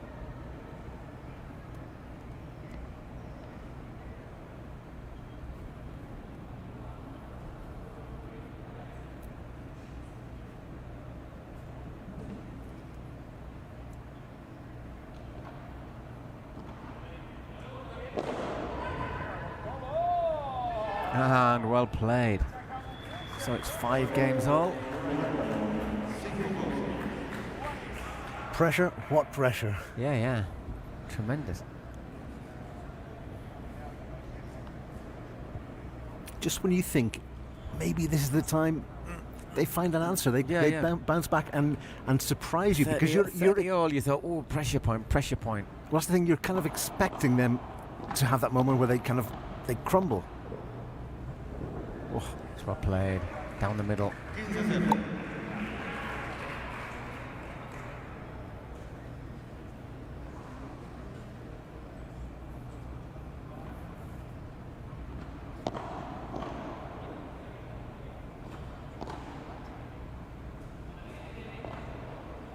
It's just long. 30 or 30 love.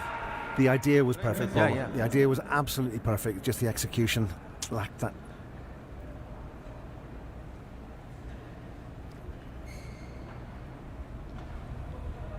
And 40. I'm not sure what he was trying to do there. I think he was trying to just dink it over, actually. Yeah. But it's a big ask straight from a serve like that. That's clever. Coming a long way there, Lancia. And it was a clever little lob over him, so 6-5. And that, I have to say, was not the finest game for Lancia and Rubini. No, they'll have enough to serve to stay in the... Yeah, once again, awkward with that bounce there. But once again, the Serbs just remaining really dominant in this set. After 2 breaks at the start, it's going to be Juan Ignacio Rubini to serve to. Once again, the finger of pressure does point in the direction of the young Flowrida duo. I think they've dealt with it really well, though. But again, you're still expecting them to fail to deliver, but they've defied our expectations time after time.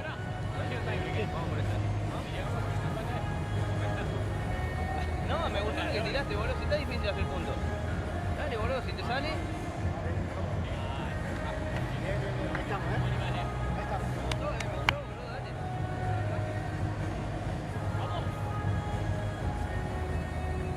So in the case of Cisco Hill, I can confidently say that those are protective glasses, Paul.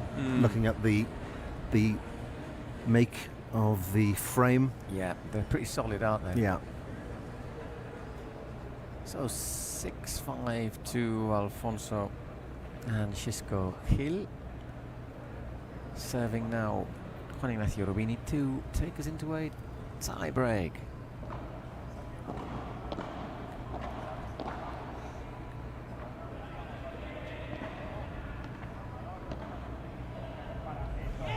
Well played, 15 love. Again, great decision making from the 18-year-old.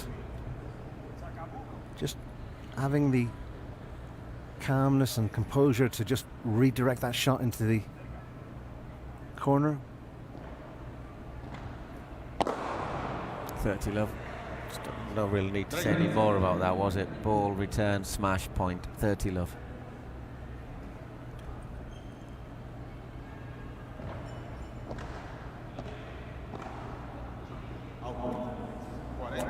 I think they've just sort of mentally gone into the tie-break, haven't they, here, Las Vegas?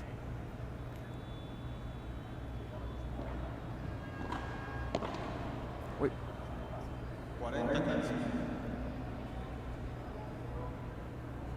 40-15. Second serve.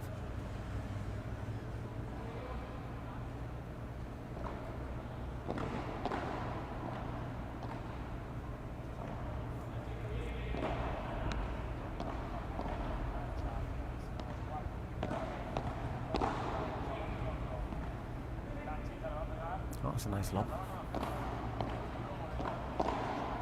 Ooh, recovered.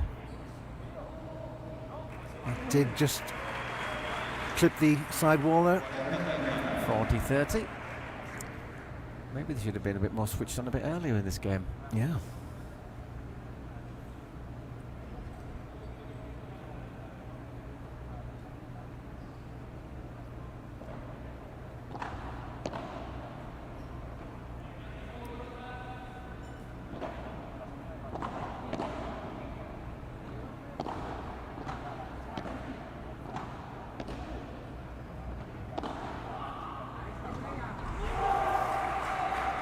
But there is the game, 6 games all.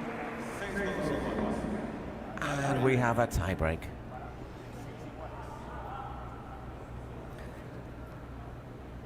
Again, I'd be interested to see the percentage of shots that Rubini is playing, but I say it's definitely in the 60-40 as opposed to Lancia, with Vegas still aiming a lot of balls at the 18-year-old. Who's responded tremendously well. He has, he really has. Okay, Cisco Hill to get us underway in our tie break to decide the opening set.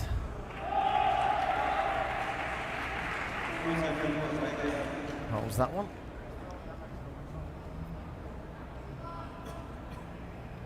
Just quite well to get out of the way there, Rubino. And this is obviously first to 7 as opposed to 10, Paul, with the super tie breaks. It is indeed. It is Lancia serving.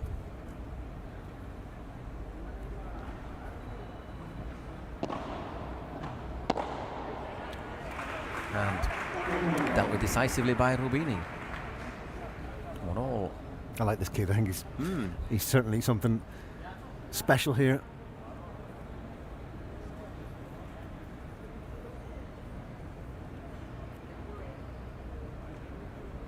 That sounds very American sports. Very special. I like this kid. Go a long way, kid.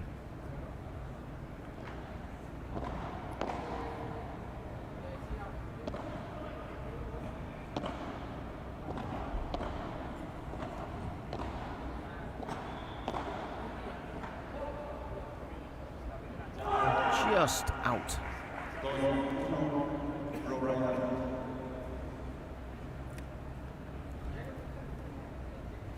To 1, everything going with serve in this mini, well, in the tie break.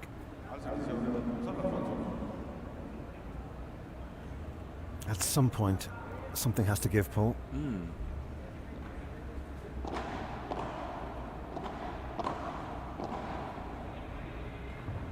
That's a nice little lob. Can he get it back? He can indeed.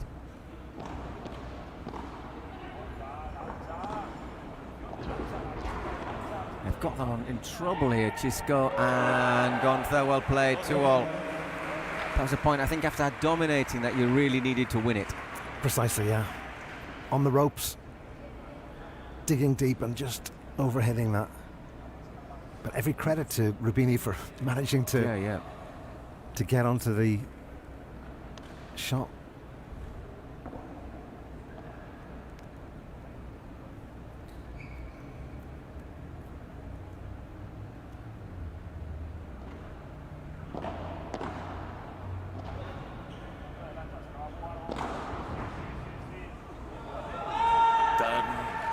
Get up there.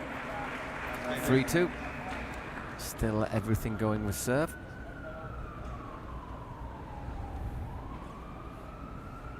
Wasn't far away. No. Wasn't far away. I think Lancia might actually have got to it. Okay, it is Rubini serving now. Ooh. Very good serve. Time to change ends.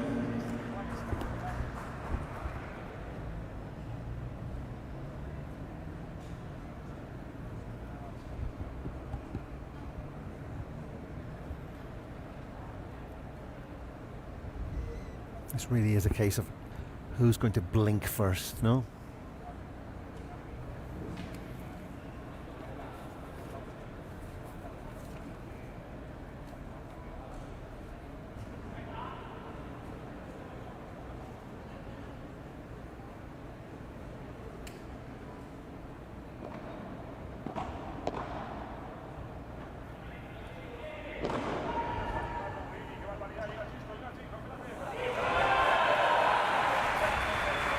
Big shot there from the smash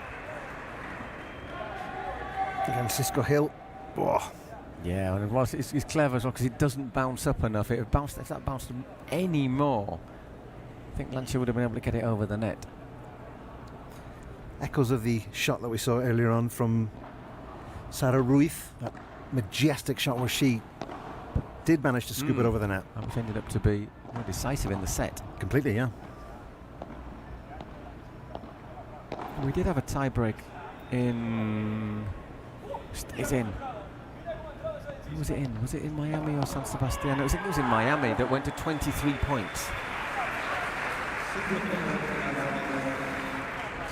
You tempting fate here, Paul? Chink in the end of an opportunity now. That's the first mini break.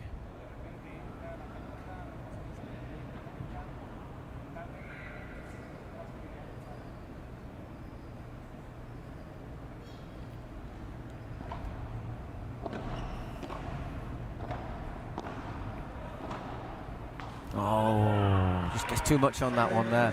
So 6-3, so we have 3 set points for the Las Vegas smash.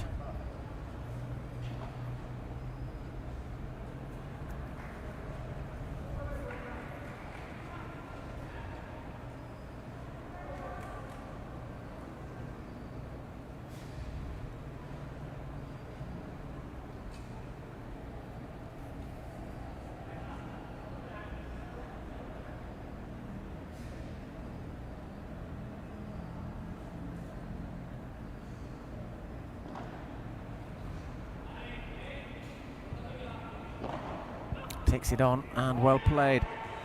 Well played indeed. 6-4. Really brave shot there on the bajada. Picked his angle. 6-4.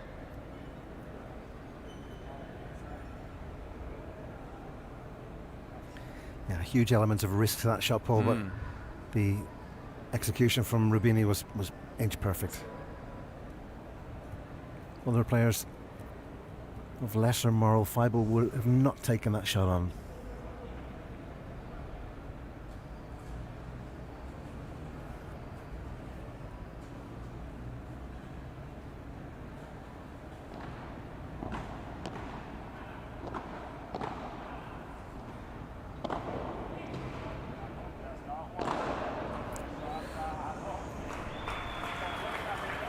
And again. They are still alive.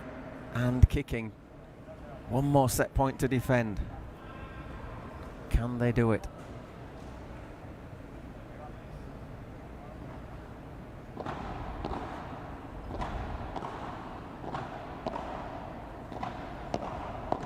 Oh, into the net. So there, the first set taken in a really close set, and an appropriately close tiebreak goes to the Las Vegas smash. 7-6 to 5. That's as close a contest as you could ever wish to see in the game of paddle, Paul. That was brilliant entertainment, wonderful display from Lancia and Rubini. And will they be able to turn it around now in the second set? This is an interesting one. They're the younger players. Will they be able to bounce back, or will we see the more experienced? We've always seen some change of fortune in the second set, but given that this first set has been so tight, there's not been really anything to say, well, who's been better or not. Yeah, I mean, they've ended up empty-handed, but they've shown that they can push these guys all the way. And I think now it's key, the way they come out, the way they approach this second set. 48 minutes it's had so far this match. Yeah, it's flown by.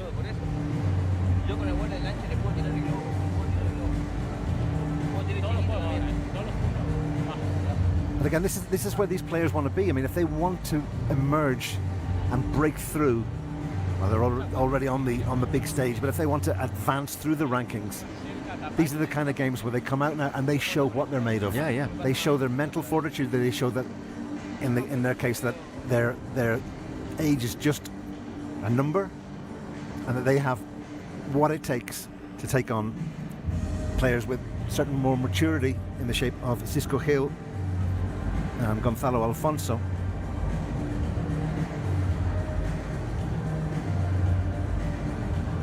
This match is beautifully poised now, Paul. It really is. Absolutely, absolutely. Now, I was just looking there, and the gentleman next to Aranzazu in the stand, I was just wondering if he's her father. Yep. Possibly. Yeah. There you go. What do you reckon? Could be. Yeah. Yeah.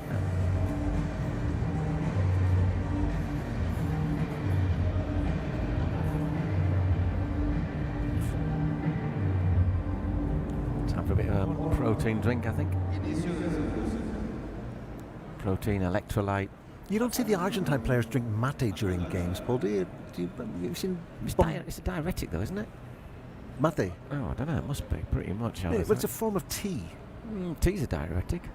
Shouldn't really be drinking. That's one of the things I remember. Shouldn't really drink tea if you're a footballer, for example, at half time, as lots of teams used to. Yeah. Slice of orange and a cup of tea. There you go. Right, so set number 2.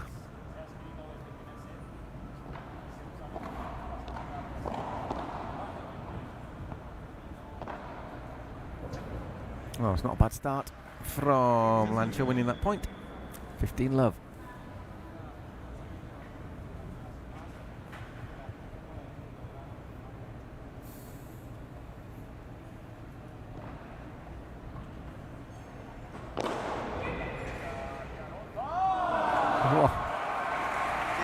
Well, the way he celebrates, it's like as if he did it deliberately, which we'll give him credit for. I think he does he? Or was he looking to put it down the line? What do you reckon? Sure. I think there was a degree of fortune about the point.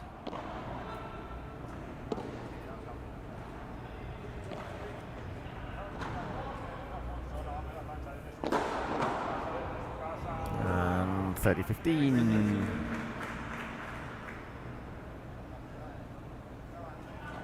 Again, from behind the service line, he's not afraid to take on those big smashes.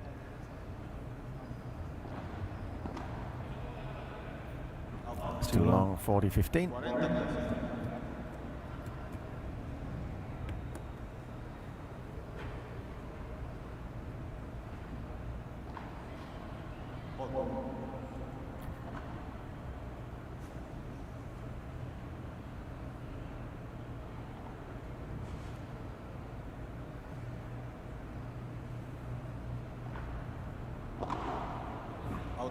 And that's gone on, so that didn't take very long. Good response, winning the first game of the second set after losing that very close first set on a tiebreak. I think we're in for a second set that will follow a pattern not dissimilar to that of the first.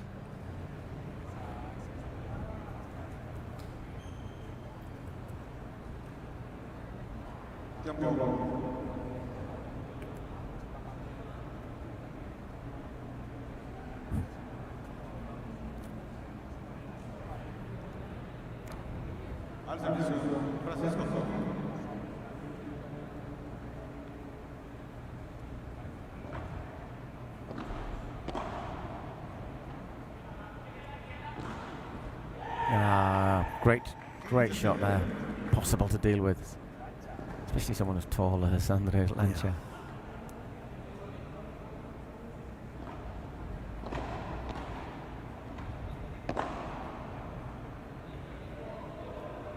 Well, once again, doesn't really give Rubini any space to work with that. No, he used the walls beautifully there to just get such perfect elevation.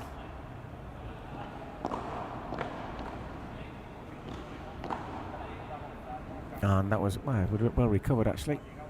Very well recovered. Wow, he wasn't scared to take that one either, was he? 40 love.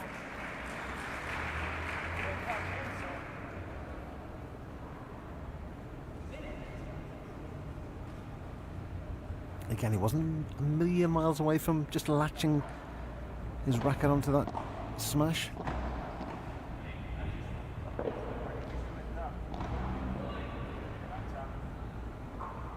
Well left.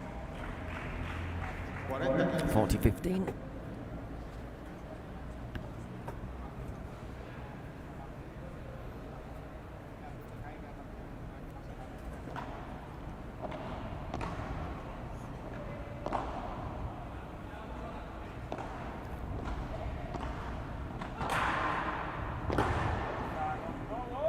Oh, he got a little bit lucky. Once again, took it on.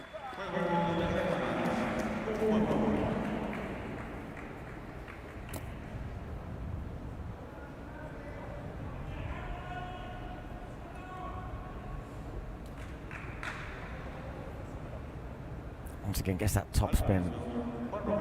And maybe, I think Andres might have got onto the end, might have got that back in otherwise. Don't know if they'd have won the point, but he might have got it back in. Yeah, it was just unfortunate. The ball just coming off the top of the court.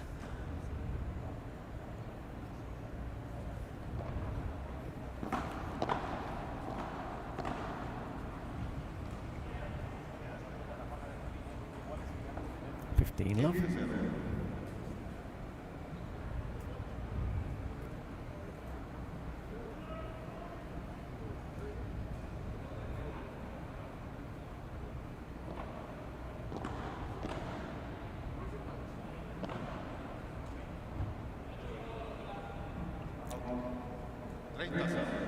$30 love.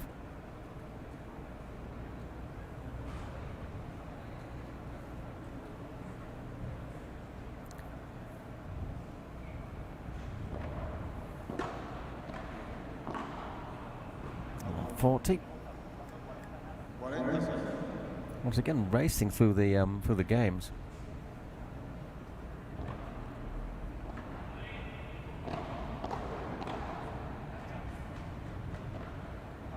And wonderful shot again from Juan Ignacio Rubini, showing the full range. I mean, we thought he was a touch player, and he is, as he's just shown with that, but he's also got a little bit of oomph about him as well. Yeah, he's not afraid, Paul, to try the daring shots. But again, I like his shot selection. I think he's quite astute at knowing when to play those kind of shots and when to play the more defensive approach. Yep. You gotta know when to hold him and know when to fold him.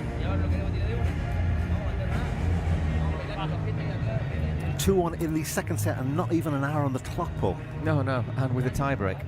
Yeah, we are flying through this fourth and final game of the morning session. Which will almost, well, the way things are going, it looks as if it'll give us a short break between first morning and afternoon sessions, but not a massively long one. Yeah, the action will resume at 6 p.m. local time with the Los Angeles Beat taking on the Waves. The Waves again. Really important couple of matches especially for the Beat. Yeah, I mean they're one of the teams who are in that zone in the regular season rankings at the bottom, and they do stand to miss that cut for the President's Cup in October.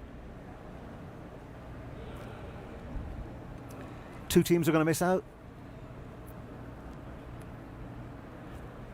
2 from 10 will miss out. We'll have 8 there in the Cities Cup.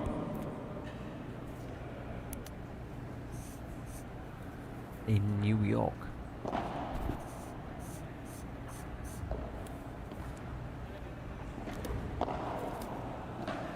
It's got Alfonso serving. Lovely play by Xisco. 15 love.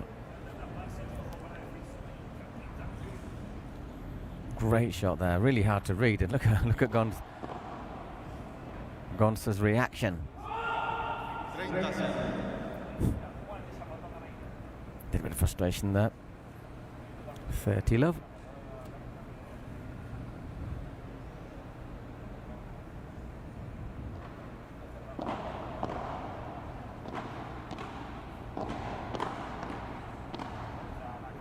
Nicely played there by Gonza. 40 love.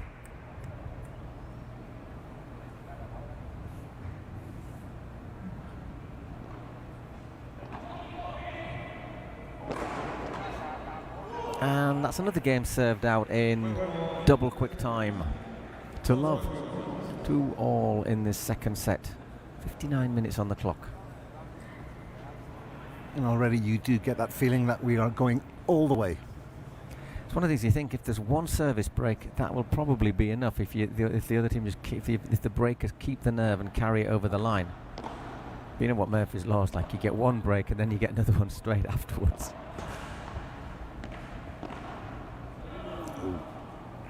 Couldn't do anything with that really.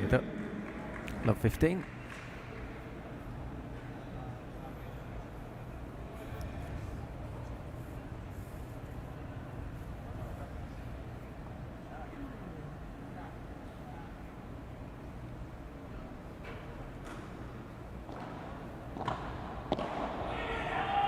We love 30. Just a little bit rash and impulsive there from Rubini.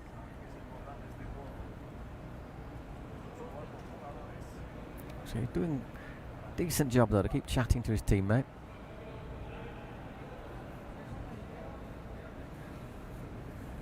Big point now.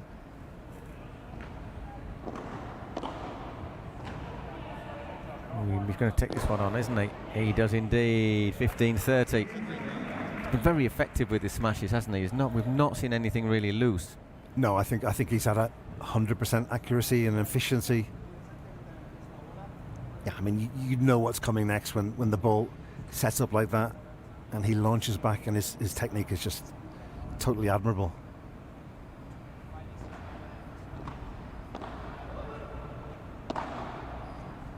Well, there was a glimmer of hope there of a possible break, but all of a sudden it's 30-all again.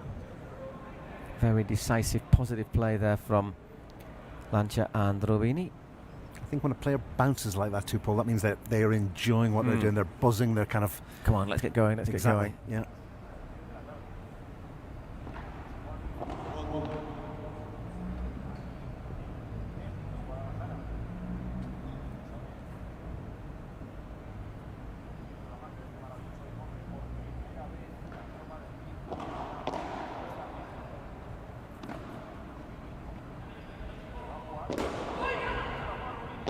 Oh, that was a great chance to force 2 break points, and he knows it, doesn't he? everything set up. All it needed was the execution, and just snatched at it. Whoa. And look at Hill's reaction. It tells you everything you need to know about the importance of that point. Checkers, there's not been many chances to break.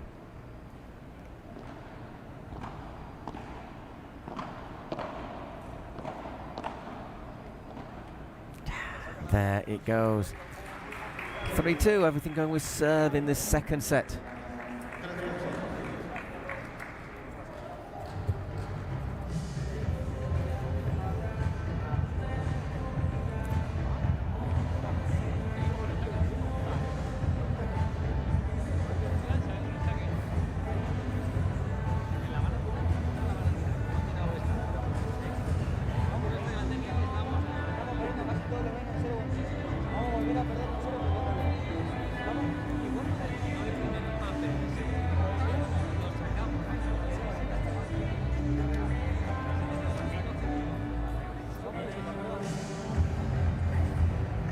So we're getting once again closer and closer to that decisive phase, aren't we, in the set? 3-2 so far.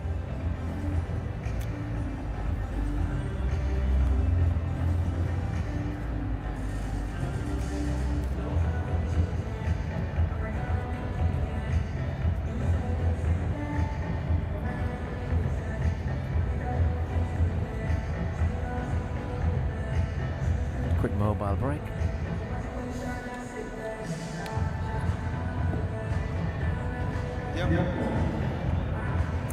Umpire calling the players back to the court for the 6th game of this second set. And there's just nothing to choose between these two. This has been, without question, in terms of competitive and the feel of the game, Paul, that you can look at scoreboards and it gives one reflection in terms of just how this game feels.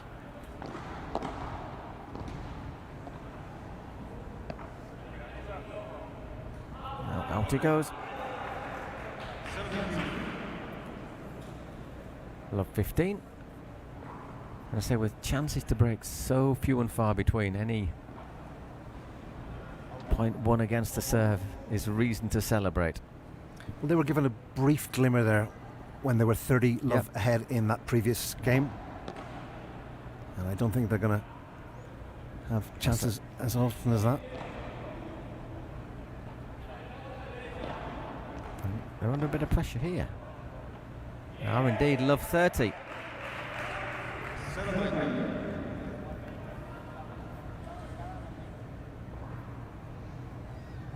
Again, a mirror reflection of what we saw in the previous game.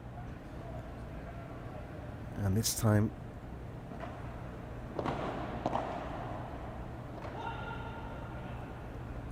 just got too much on it. 15-30.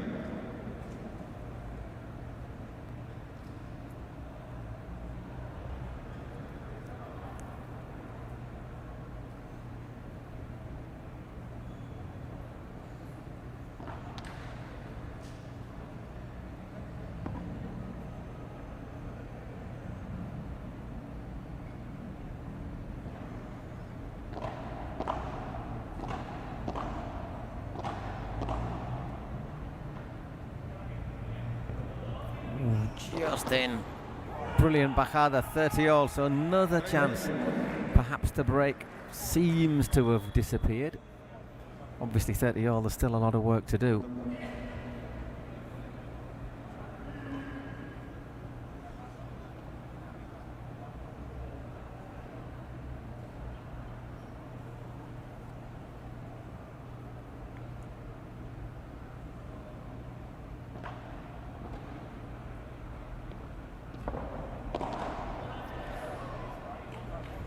Once again, apology, but 40-30.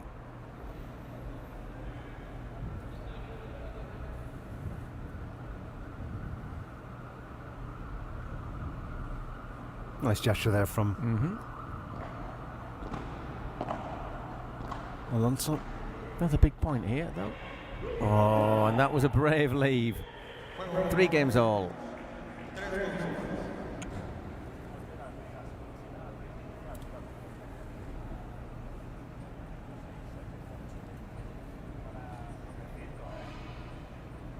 Nice look at the... Nice bit of skill there from Rubio.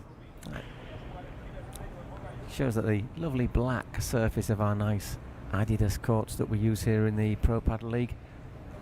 Multi-use. It's not just good for paddle, you can also play keepy-uppy with a paddle ball. I'm also going to nominate the footwear being sported by Gil as the best shoes we've seen so far this weekend in Guadalajara. Do you like that light blue and pink combo, Paul? Oh, you have a pair like that, don't you? That's a surprise. Is it that obvious? You're wearing them, aren't you? Yeah, you are. So it is obvious, yes. So that's my David Mitchell voice there. Yes, it is obvious. 30 low once again, no sniff of a chance this time.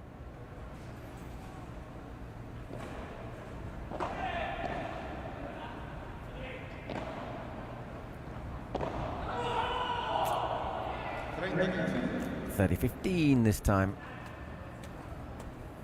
Good work from Alfonso.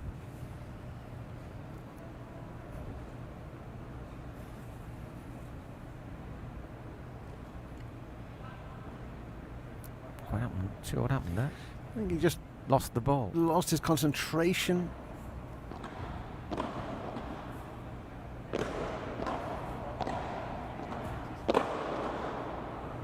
He goes long. 40-15.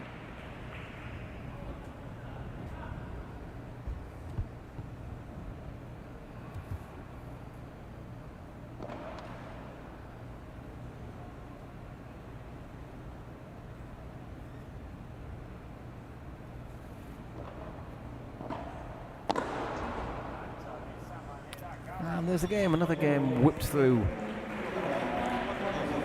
We've had 20 games in basically 69 minutes, which is pretty good going.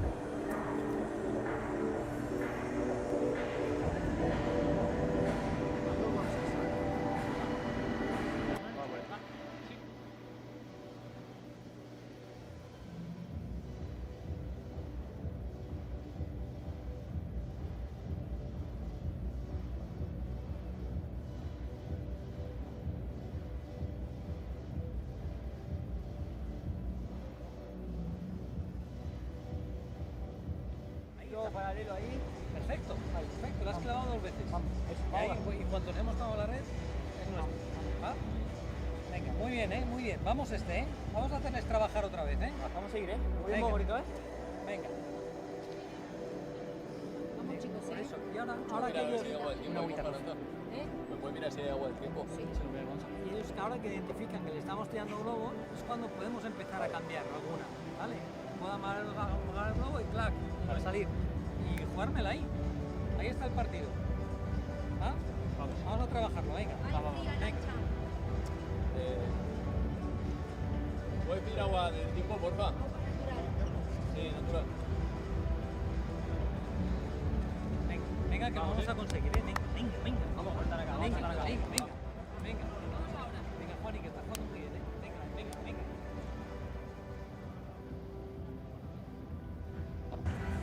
Okay, back on court. Is anything going to give? Once again, Gonzalo Alfonso serving 4-3 down. He and Xisco Gil. One set to the good 7-6. They won it, but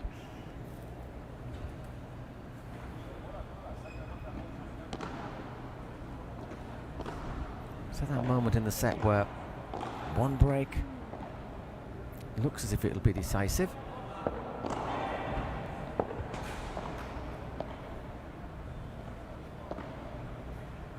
So serve's been dominant so far. It's a good shot though, lovely shot from Rubini. Look at Rubini's celebration too, he's enjoying that shot. Assisted by the cage.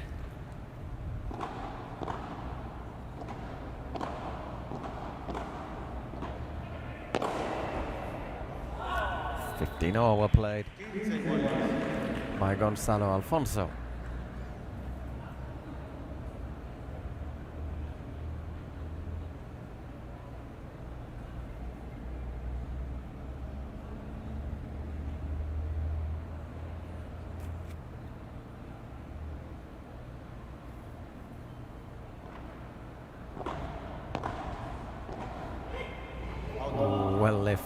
left.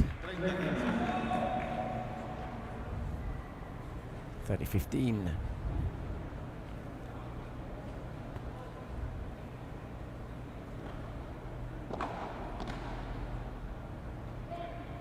I don't think he's going to get anywhere near that one. 40-15. Xisco Hill blasts that one out.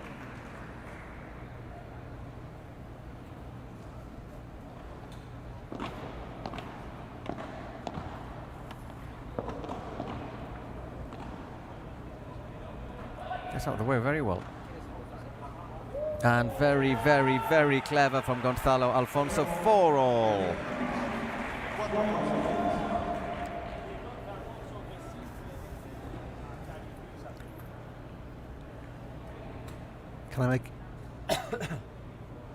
Can I make a bold prediction at this point, Paul? Please be bold.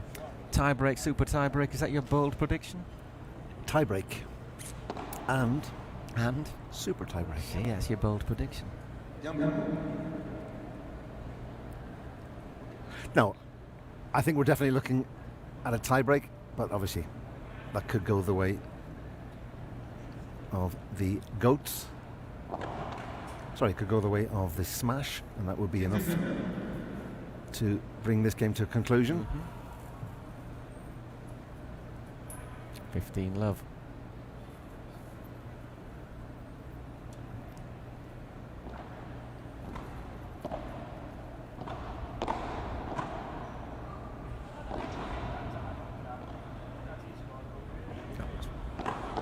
What they're very good at, the goats pair, they're so good at recovering almost lost causes, aren't they? Look at that, once again.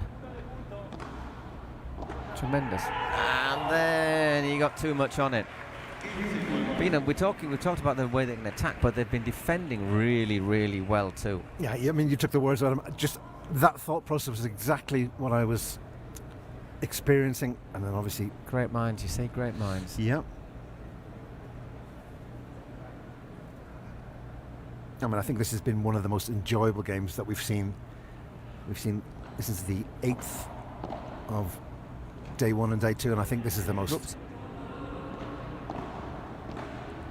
Ah, that's a fantastic winner from Rubini again. Running in, opening, forehand, thank you. It's the level of intrigue here, Paul. It's just impossible. The control, because he's good running at the same time. He almost at full speed. Well, maybe not full speed, but certainly, you know. And that's the thing, we kind of, I'm not saying we wrote them off before the game, but we certainly felt that the opponents would have far too much in their locker, and that's not proving to be the point. Ooh, just long. 30 all. Delicate point here coming up.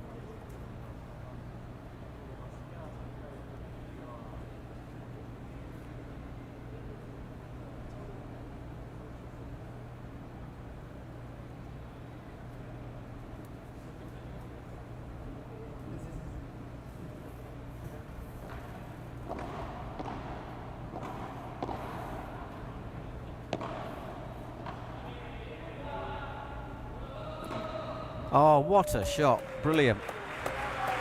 Brilliant shot. Again, didn't have hardly anything to aim for. But again, just to have the tenacity to take that shot on, Paul. But, you know, under pressure, 30 all, you get that wrong, and all of a sudden there's 2 break points to leave the rival serving for the set. I mean, that is an incredible level of confidence. And I have no idea how this game is going to transpire, but I do know we will be seeing a hell of a lot of Andres Lancha and Juan Rubini in the future, Paul. Rubini especially, I think. They both look very good. All of a sudden we've got a golden point, a break point. Came from almost nowhere, didn't it? Forgotten what a golden point is. We haven't seen them since long in the first set. And Rubini has certainly caught the eye this morning. Afternoon. We're in afternoon now, yeah. We started in the morning.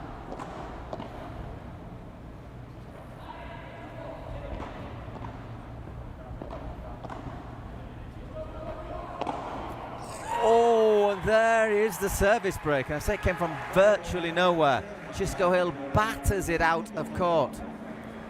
Will they be able to hold their serve to win the match? Or will this game have another twist in it? You know what happens so often, don't you? You get that service break, and as Eric tends to say, sorry to harp on, you're never more vulnerable than when you've just broken serve. It's the same as in football. You're never more vulnerable than when you've just scored a goal. Well, you just put that one in the back of the net. They're walking back to the halfway line with a big smile on their faces, but they still have to do a bit of a job.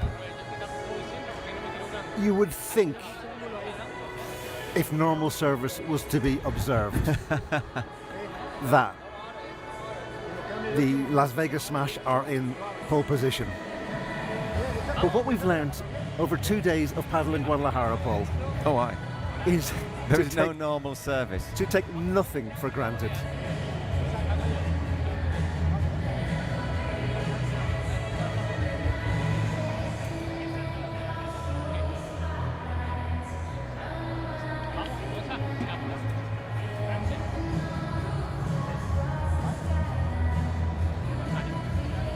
Glasses on.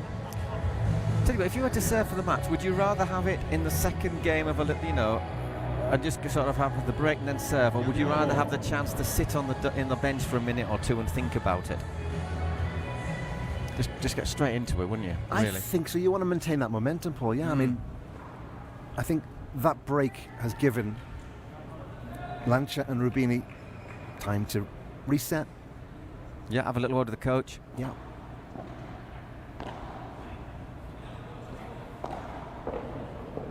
Oh.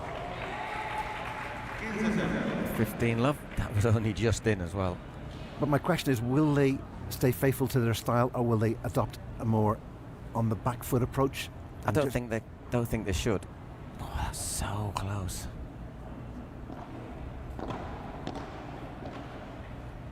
It's a lovely shot. It's a good lob as well.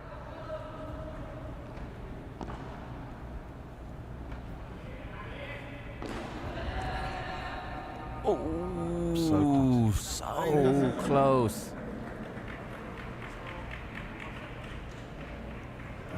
Gonzo was almost stuck to the glass there. Yeah. It looks like some sort of surrealist statue, doesn't he? From an angle, I thought lost his arm, sustained an injury, or what was going on? 30 love.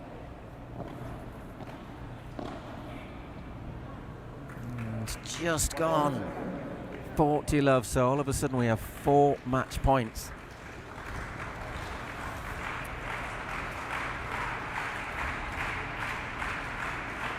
Well, at the moment it's normal service on serve.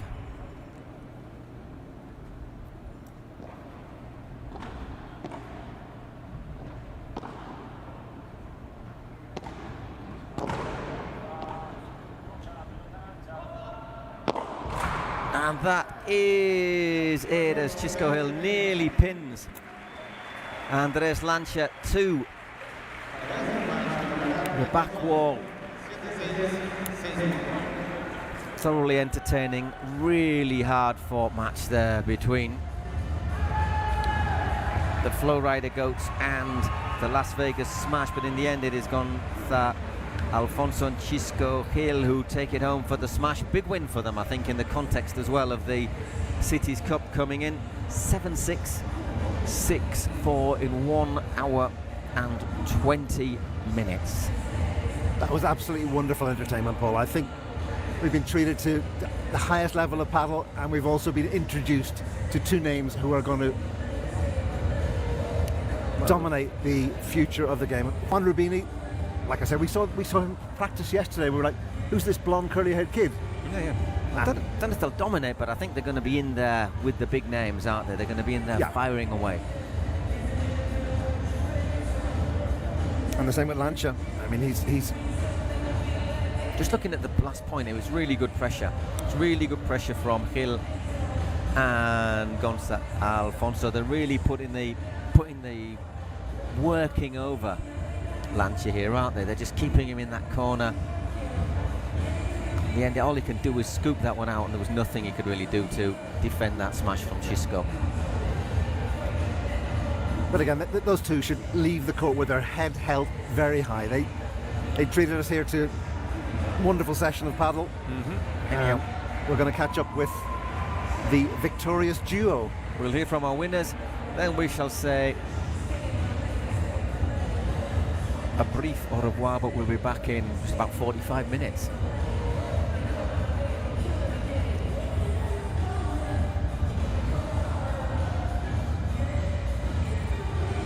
Let's hear from Pia. Pues qué partidazo nos acaban de regalar los ganadores del equipo de Las Vegas Smash. Estoy con ellos.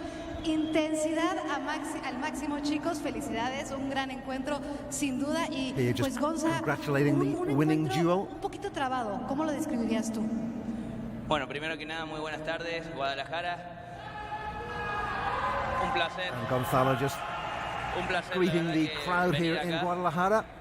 La cancha está súper difícil, muy difícil quebrar.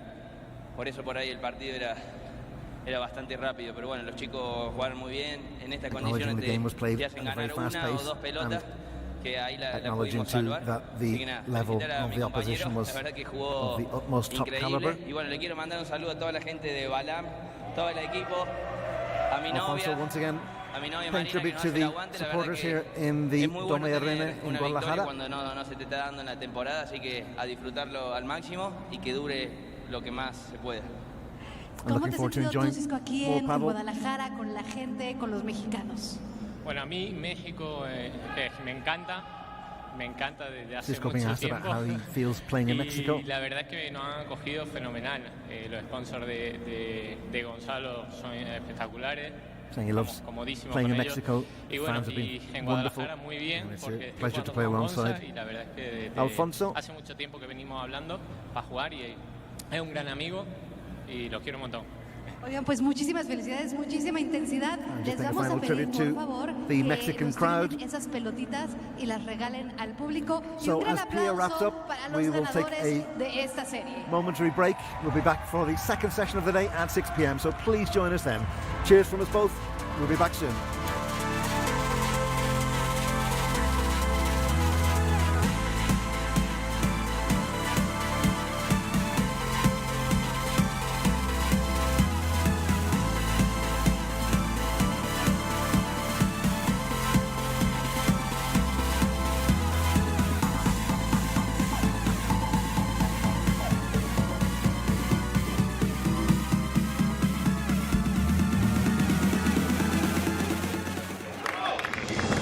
Through ideas, imagination, effort, and enthusiasm, dreams are built. We are making paddle the sportive choice for thousands of people around the world. Each court built is a match won, and so, court by court, match by match, we are creating a limitless playing territory so that the unbeatable passion that paddle creates can be spread throughout the 5 continents.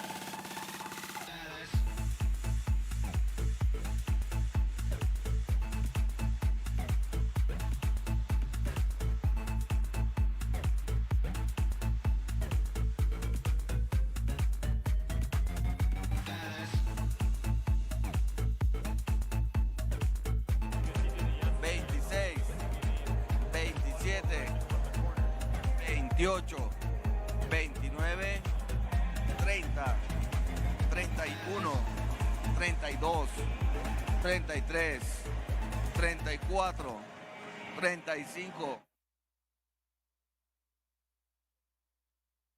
38. Chava, ¿me muteas? Chava, ¿me muteas? No, o más bien bajarle aquí el audio de las...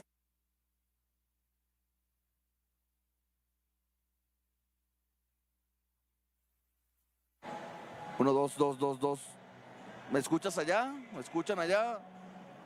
1, 2, 3, 4, 5, 6, 7, 8, 9, 10, 11. Diles a ver si me escuchan, güey. Es que no sé. 21. Güey, no traigo el celular, lo dejé cargando. Dejé el celular cargando. 23, 24, 21, 22, 23, 24, ¿eh?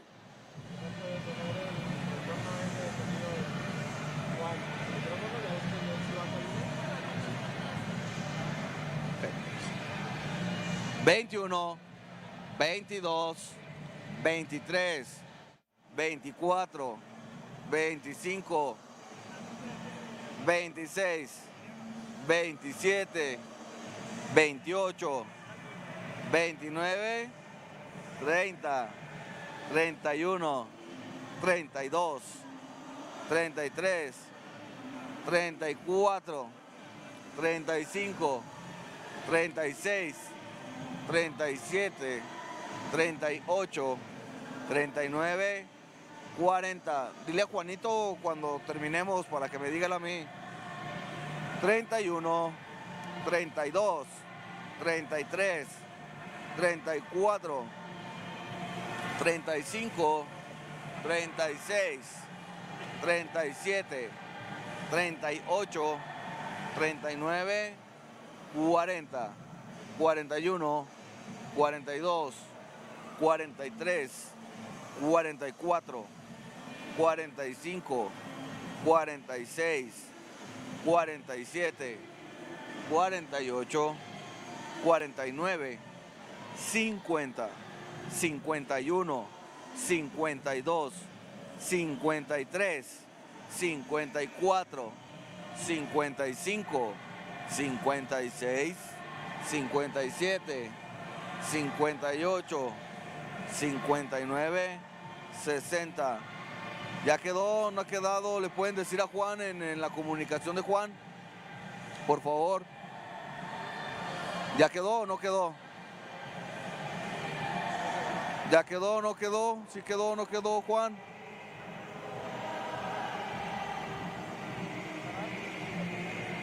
Le avisas a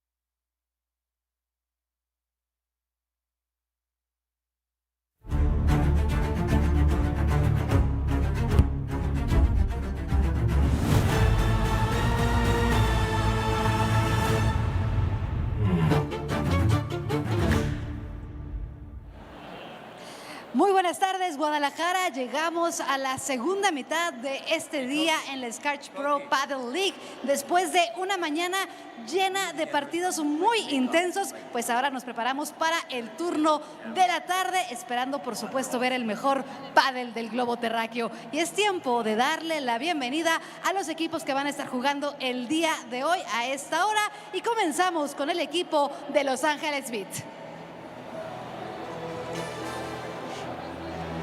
Julia Polo.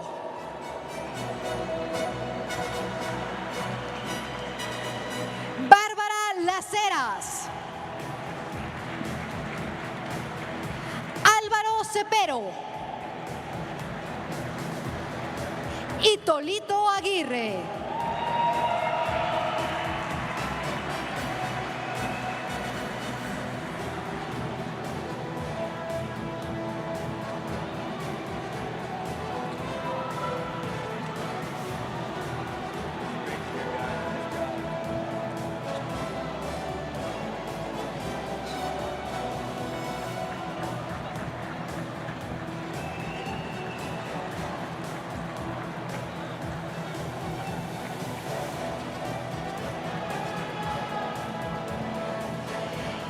El equipo rival, Cancun Waves, conformado por Sofía Saiz, Marina Lobo, Franco Dalbianco,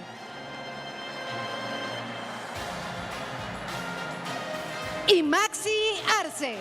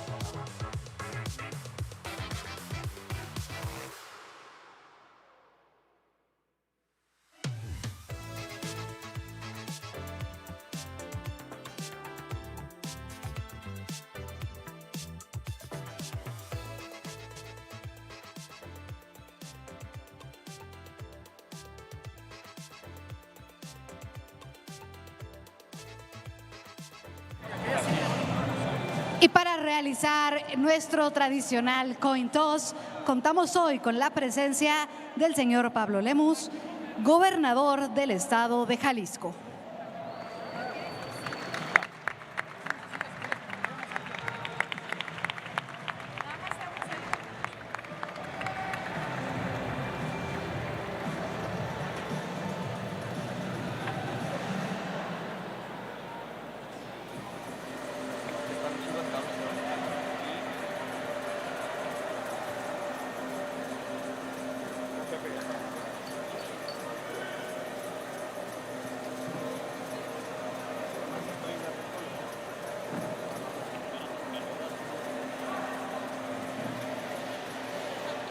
Restan. ¿Quién sirve? Saca. Muy bien, chicos. Suerte. Gracias. Muchas gracias.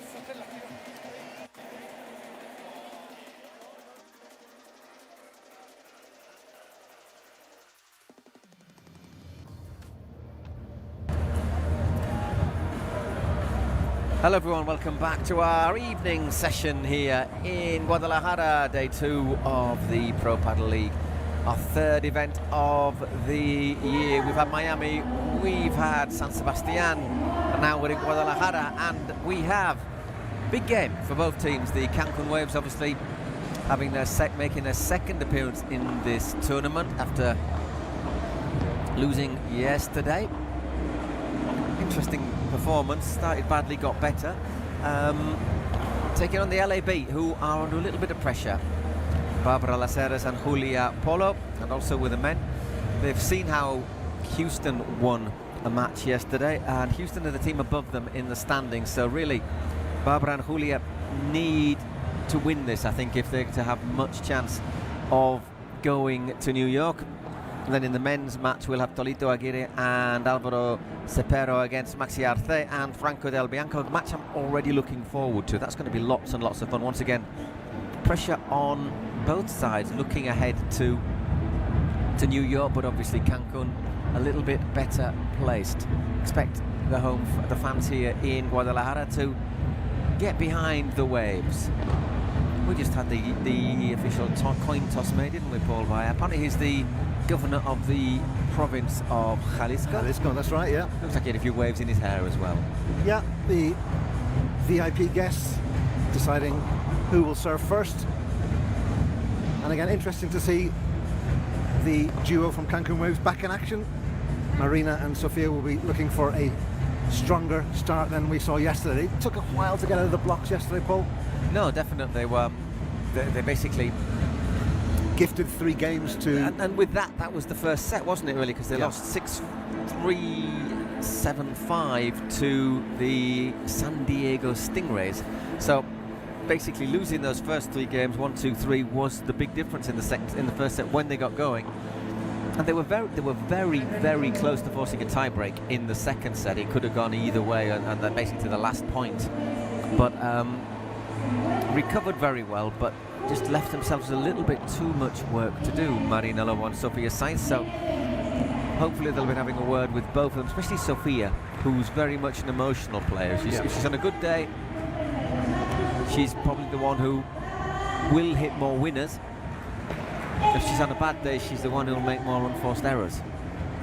And we've seen it at the level, the level of competitiveness here in Guadalajara. You cannot afford to gift 3 games to any opposition. No, every match has been really close, hasn't it? I mean, more than just matches, most of the games have been really close. We've had, I mean, if you've got your total, if you can sum up how many golden points we had in the morning session. Give you a couple of seconds while you work through your notes there. Meticulous notes kept by Mr. Paul Reedy here in Guadalajara. Details of the points in every game.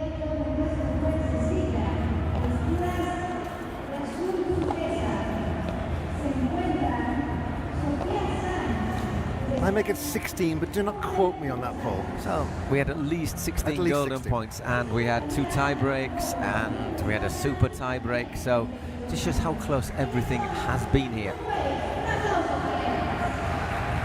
And I'm not really expecting this one to be much different. No, I mean, as we said earlier on, there's been no walkovers, but there's been no games that have been completely one-sided. Every game has gone down to the wire. Every game's had its twists. That's the other thing too. We talk about this emotional dynamic and being able to maintain that mental fortitude, and we've seen how that's sometimes just impossible to do over the space of 1 hour 15, 1.5 hours. Exactly. What can we say about the Barbara Las Heras? Obviously, a player who was top 10 before suffering a cruciate knee ligament injury, which basically had the effect of taking her out of the game for a year, and of course losing loads of ranking points. And when you go right down the rankings, unfortunately, it means that when you get into the first round or second round of tournaments, you end up playing the very, very top seeds, which makes it very difficult to then start climbing back the rankings. But player who doesn't make many mistakes, very tidy, very, very good player. Someone who I think you should watch if you want to pick up tips. And Julio Polo, maybe a little bit more aggressive as a player, but maybe makes a few more errors, whereas for same as a little bit like Sofia, maybe not quite as much. And perhaps for the Cancun ways, Marina Lobo, once again another one of those players who's very constant in her play. Yeah, I think out of the two yesterday, you alluded to earlier on, Paul, with Sofia being the one who was more prone to mistakes, and Miss Lobo more of a valor seguro, as they say, a kind of a steady hand. And there's pressure too on the beat, as you said earlier on, because if they want to make it to New York in October, they need to win. They need the men's team to win. They need to win their game tomorrow. Tomorrow they'll play Las Vegas. Las Vegas, that's correct. And I would say that they will be looking at 4 from 4 to guarantee that peace of mind. If they get 4 from 4, I think that would see them through. At the moment, though, they're under pressure. I mean, they're not in the top 8 at the moment, and Houston have pulled a bit further away. Yeah, I think we can safely say at this point that Toronto will not be in New York. Losing one game this morning, despite the win in the opening game of the session, I think losing that second game in the men's, they were cut adrift anyway, Paul, with 4 points coming in. Yeah, what we'll be able to do tomorrow, we'll sum up everything after tomorrow's session, and we'll tell you who the top 8 are, where the standings are for men, women, and then the combined standings. And yeah, I mean, at the moment there's just too many variables at play, and it's too much speculation. I mean, I think the only thing you can say for a guarantee is that Flowrida are in New York, Toronto are not going to New York, and the rest is up for grabs. And I think New York are going to be in New York as well. Yeah, I think that's after Theo and Campagnolo won their match, that they were second coming in here, so I can't see them not being there. The question is obviously you want to be seeded in the top 4, because that should give you, in theory, you wouldn't want to sort of drop down. That could give you a really tough quarter-final. You don't want to have to play perhaps the Flowrida Goats, who will probably be at full strength, do you? So, anyhow, here we are, all ready to go. Our first match of the evening session here in Guadalajara. Waves in green, LA in black. Okay, it's going to be Sofia Sainz, is it to serve? It is indeed. Sofia Sainz.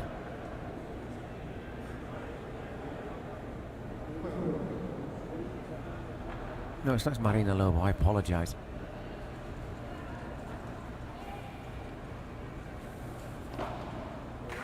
And Babla hits that backhand into the net. 15 love.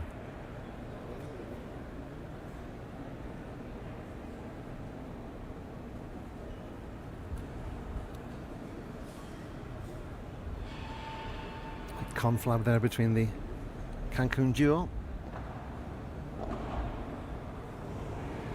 That's a fine shot. Lovely return from Julio Polo.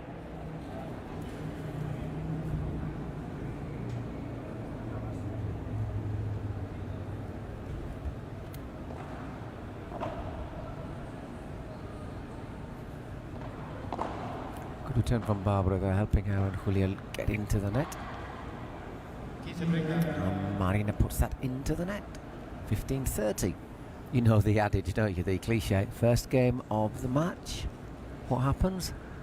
The service breaks. That looked long, that it was indeed. Yeah.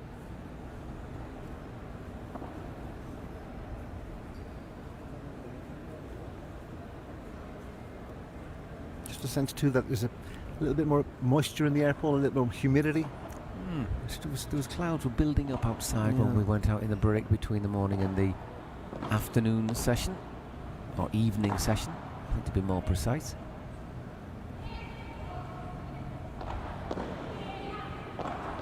That's well played by Marina.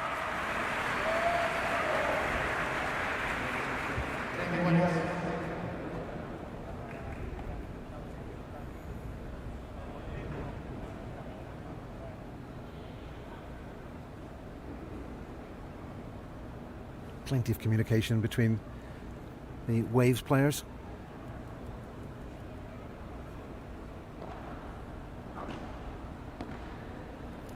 A little bit of a careless shot there from Sofia Sainz, and 2 break points.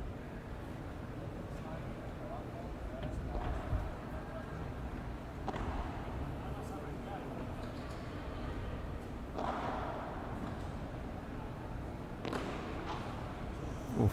Once again, that aimed for the cage. Wicked bounce. And a golden point to start us off with. 17 was that? That's 17 and counting, yeah. Plenty of Waves fans present here in the stand at the Domo Code. Pretty sure it's going to it's going to continue to fill up a little bit as the session continues. Yeah, I mean it's just 20 past, coming up to 20 past 6 Friday evening local Mexican time. A lot of people sort of coming in, finishing work, and in to enjoy some of the finest paddle action.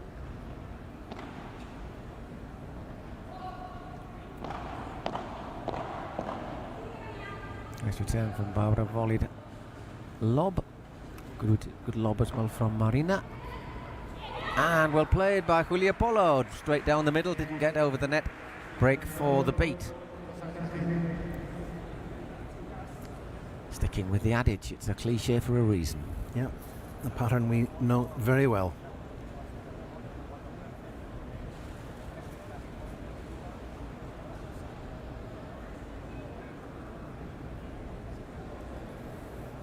It's a question. Do you think the Cancun girls will be aware of their poor start yesterday and anxious not to repeat that? And if the signs are there that they're going to fall into that pitfall, will that start to play on their minds? Oof. It's a bit well, much. I'm pretty sure the coach will have tried to get them to focus right at the start. So I think we'll see the reaction here as Barbara Las Heras serves.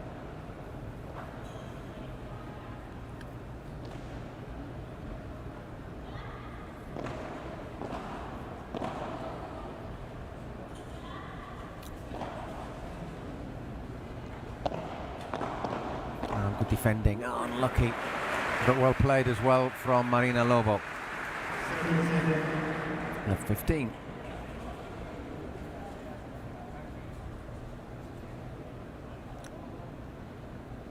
Impossible to stop that second smash direct at her.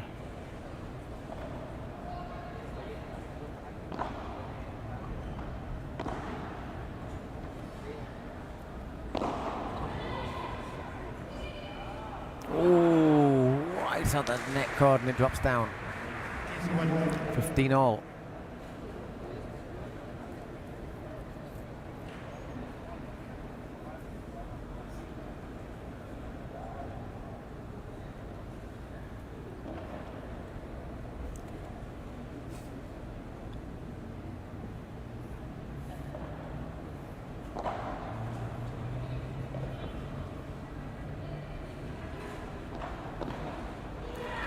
Offers the backhanda there to Marina, who says thank you very much. 15-30.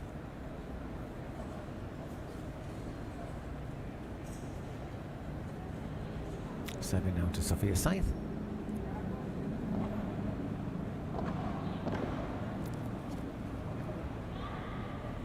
Good lob as well. And slightly loose there off the glass. Julia. So chance to break straight back, which is exactly what they'll have been looking for not for so many reasons. Just on the line.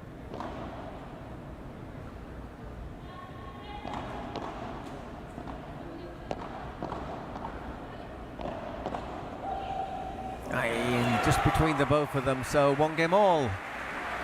2 breaks to get us underway in this opening set.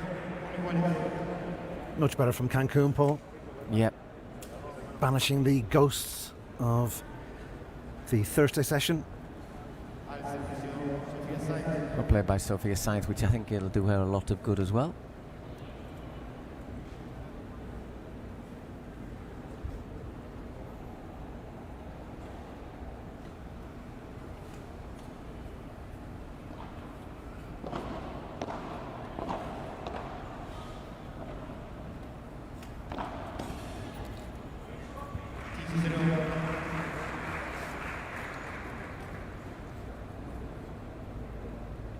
Love.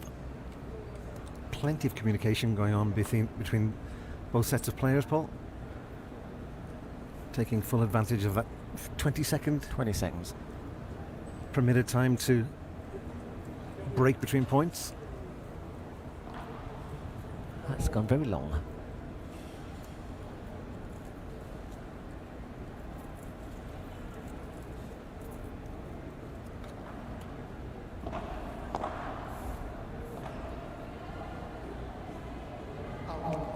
So out 30 love.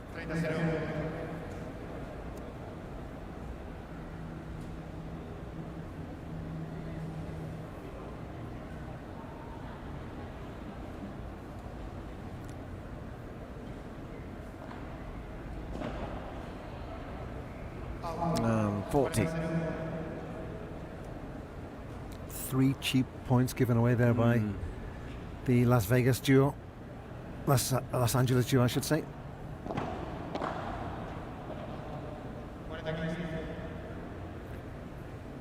$40-15.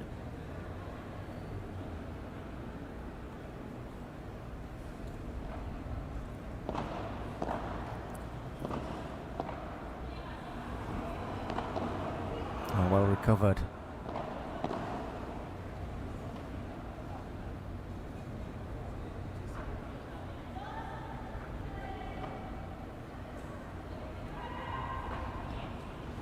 That's a lovely diagonal winner. Well, they'll be very happy with that, won't they, the Waves? Losing the opening game, but the difference to yesterday is they recovered, fought back to win the next 2. I think the concern from an LA perspective, Paul, is the amount of cheap points conceded during that game. Both Barbara and Julia culpable.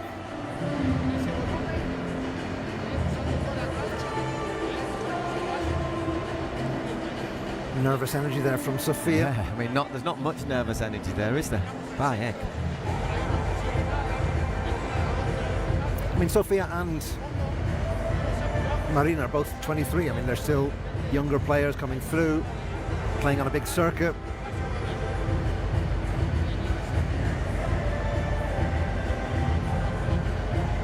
Again, every player deals with pressure in their own way, Paul. It's a difficult thing to.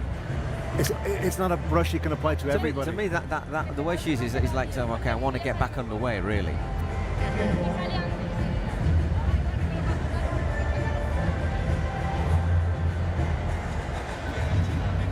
Anyway, words of wisdom from the coach. Doing his bit. Again, I think his responsibility is to respond to things that he sees in his players, and to try and, in that brief, 1 minute they have to change around, to try and correct that as quickly as possible. Okay, it's Julia Polo serving 2-1 down, but basically nobody a break up or down yet.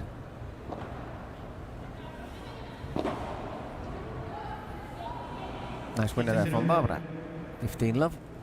So we had a break in the breaks in the first 2 games, but evening each other out.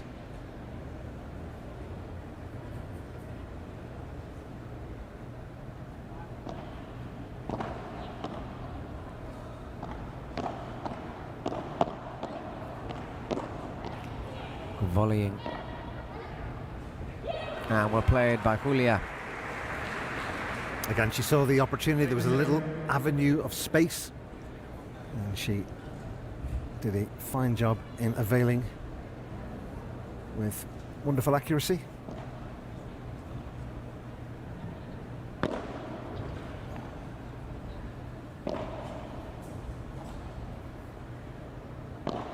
big responsibility. It's a deep Vibra 40 love.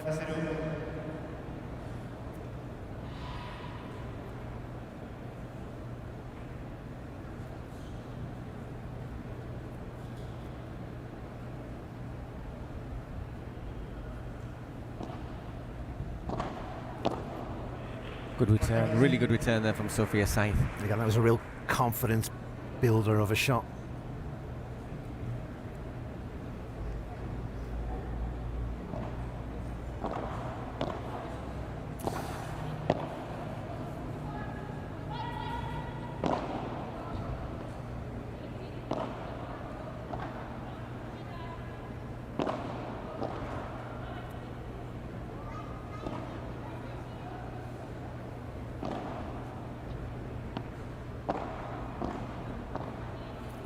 That's a lovely shot as well. Oh, Barbara does really well to get there.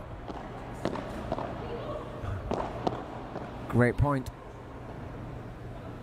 Nice lob, just to take a little pressure off, give themselves a breather.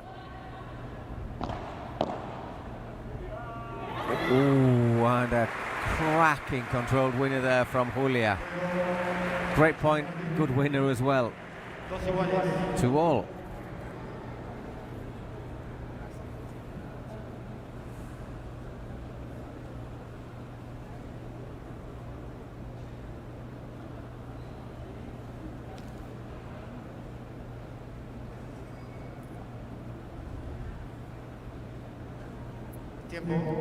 I imagine those conversations between the LA duo are just looking for chinks in the armour of the Cancun duo, trying to spot any weakness to exploit. That was a wee bit long. 50 love 15. And this is what you don't want to see from Sophia, that rash, impetuous type of stroke.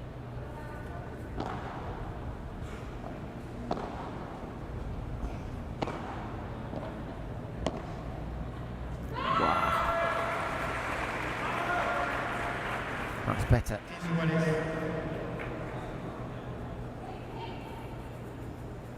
Trying to psych herself up.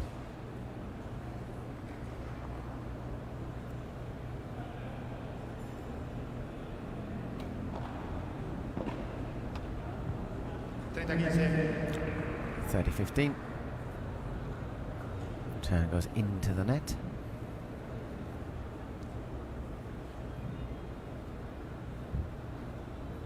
Marina Lobo going to serve to Julia Polo.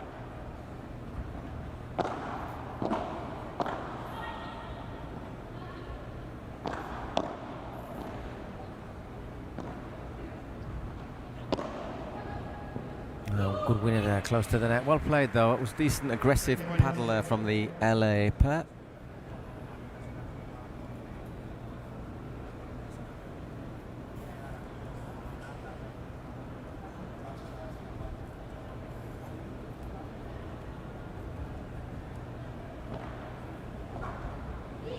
Good serve.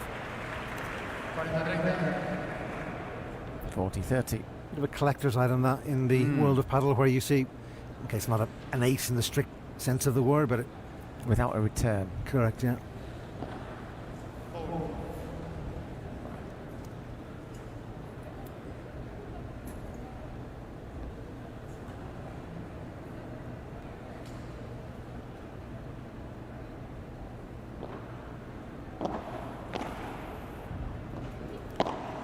Good return from Barbara under real pressure in the corner, but that should, well, no, it isn't.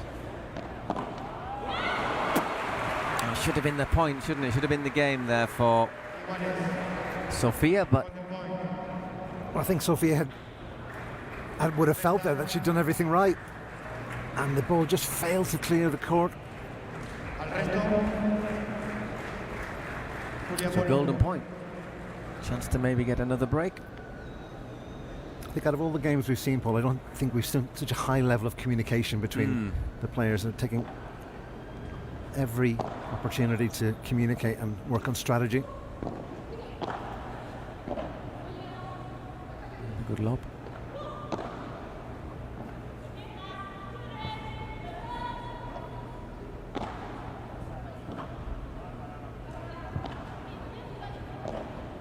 little bit separate, aren't they, Julia and Barbara, just there for a moment.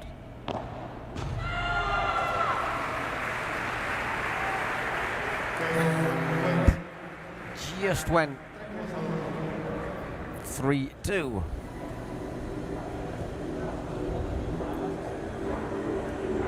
And another golden point to add to the collection. Yeah, she was a bit higher up than I thought originally, that return.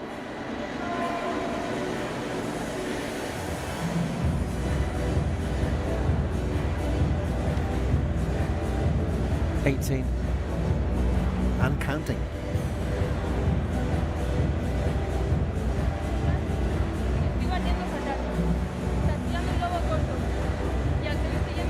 And it's difficult to pick up exactly what's been said on the benches here. It's a mixture of the microphones not being adequately placed and obviously the pumping. The pumping music, man. Yeah.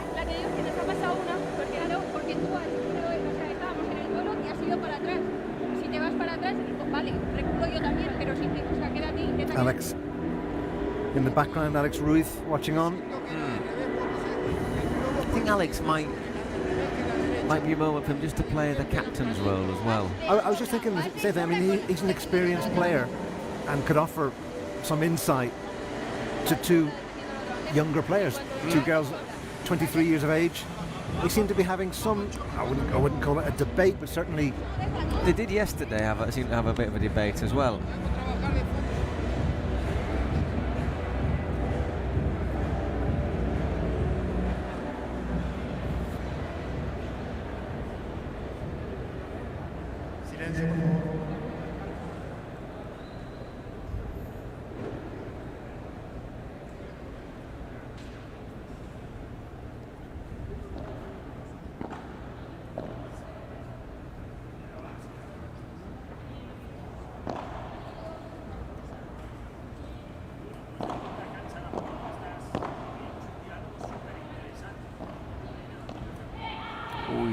Well, she's into that one, doesn't really get anywhere near like the control she's looking for. Again, this is a slight repetition of what we saw yesterday. Marina playing the role of counsellor, offering words of tranquility to... I mean, they were a lot better placed than they were at this time yesterday, however. That certainly is true. But at the same time, it's just having to tell Sophia to channel her focus.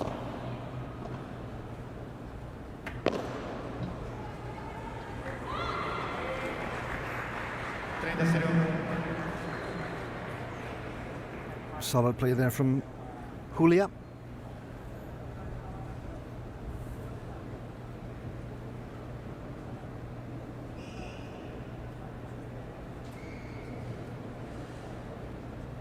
Love.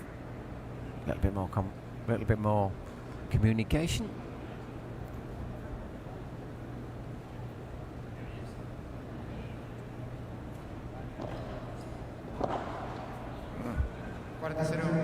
This time it's Marina who doesn't quite get the return she was looking for. Puts it into the net.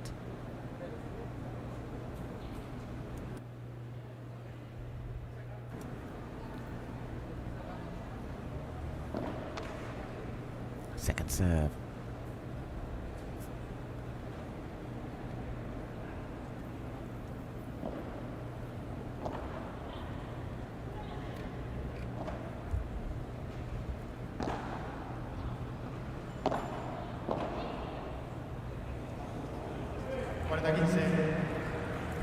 Just a fraction long there. Yeah, you can see what Barbara's trying to do, just play it into the corner.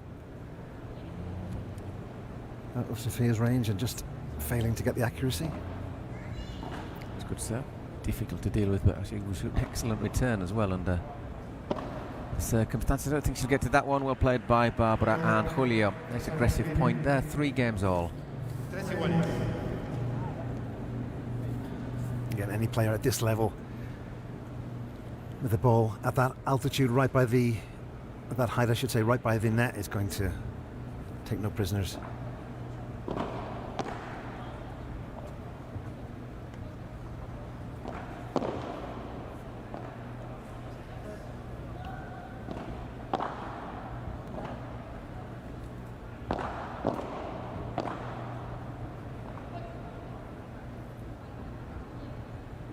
There's no obstacle lob. Lovely little disguised shot there from Marina.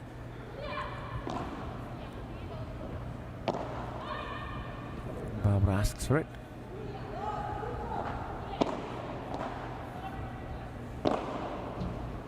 And well played, Barbara Las Heras in that point.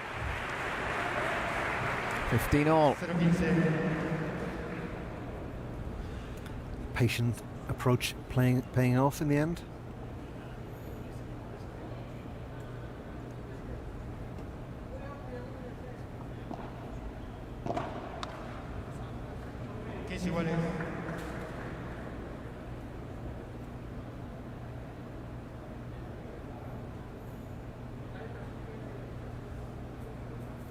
All.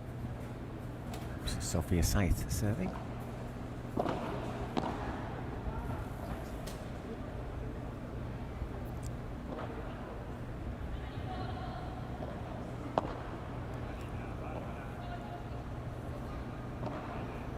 So going long, I think it is indeed 15:30 there from Marina.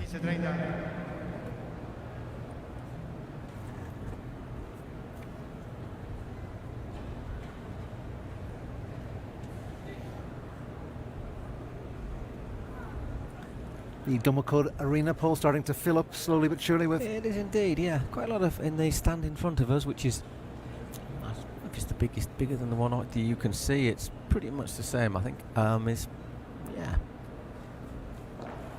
It's about 80, more than 80% full.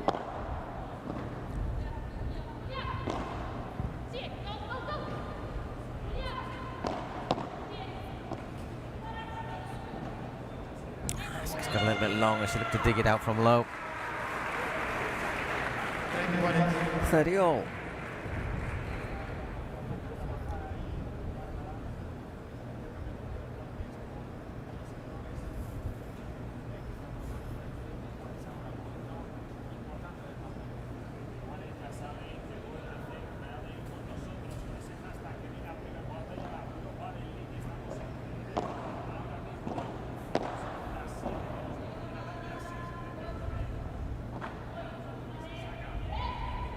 Good lob. Once again, it just drifts away there for Julia. 40-30.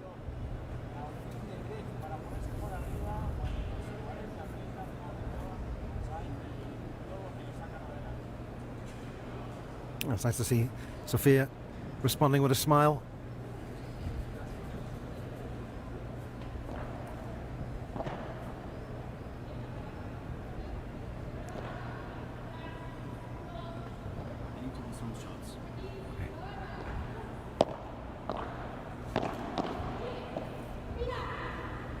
Dinked over the bar there by Barbara Las Heras. Good return from Sophia Sainz, and once again that made it difficult for her to get the ball back. 4 games to 3 as we go into our next little break. All very even here in our opening match of the afternoon session between the LA Beat and the Cancun Waves. And it's another game, Paul, that's proving just impossible to call at this stage. Incredible parity we're seeing, not just today, but throughout this tournament. It's been the deciding kind of element. Tight games. Very little to choose between the competing teams. Absolutely. Both teams playing it a little bit safe as well, it has to be said. I think that's probably a good idea for Cancun after giving away easy points yesterday. They don't look that happy together, do they, at the moment? I don't know. Things aren't going badly, but they just don't look quite that. No, I do get the impression that the Marina's playing the role of big sister to Sophia. That Sophia's the one who needs to be kept in check, if you like. She's the one more prone to errors, playing those risky shots when maybe a more conservative shot would have sufficed. But we've seen she can deliver the goods, Paul, when asked. I mean, she's got that in her. By the way, very quickly, you said about players not drinking mate. The young lady there with the mobile phone, I think it's Tolito Aguirre's better half. Oh. That looks like about 2 pints of mate in there, doesn't it? I'm going to stick my neck out. Have you ever tried mate? No, it's quite bitter, isn't it? It is extremely bitter. I went through a phase, it was my kind of Argentina phase, shall we call it, where I got a friend of mine to bring over from Buenos Aires all the kit, thinking I would be this dashing Argentine drinking his mate with his flask. Then you actually tried it. It is absolutely horrible. Really? I think the phrase is an acquired taste. Well, I was told it was an acquired taste, but I was not prepared to acquire it. To acquire that taste, I'm telling you. So when I was 17, I didn't really like beer that much, but I did all right. Actually, while we're talking about Latin American drinks, you have to try things, don't you, when you're in a foreign country? You have to make the effort. You're going to share your story about your tomato flavoured beer? We went to the supermarket yesterday. There was a place of... Apparently they're very popular, people in the hotel saying, oh yeah, that's really nice. And there was... what was it? There was mango beer and tomato, lemon and salt. Chamoy was the other there's one. pineapple and chamoy, which I think is some sort of barbecue sauce. As Julia just takes that. The tomato beer is as disgusting as you think it might be. I think it's beer with sort of tomato juice and really not very nice at all. But Paul, if you're going to put barbecue sauce, where do you put it? You put it in your barbecue. You don't put it in your beer. Exactly. You have to try it. Might be a success. Yeah. I've got that to look forward to, though. The pineapple and barbecue sauce beer. Okay, well, we will look forward to that tomorrow, folks. Please tune in tomorrow. I'll give you the taster's notes, as Mr. Giblin will be offering his verdict. Yeah, if it gets more than 2 mouthfuls, then then it's a success. Little glimmer of hope here for Marina Lobo and Sofia Sainz on Julia Polo's serve.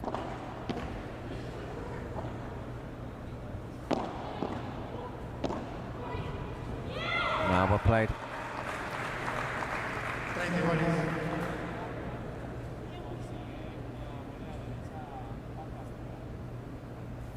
I think it may be a little bit premature for one of my famous predictions, but you know what I'm going to say next. Yeah, I do indeed. Second word to them is break. We're heading that way. Ooh. 40-30.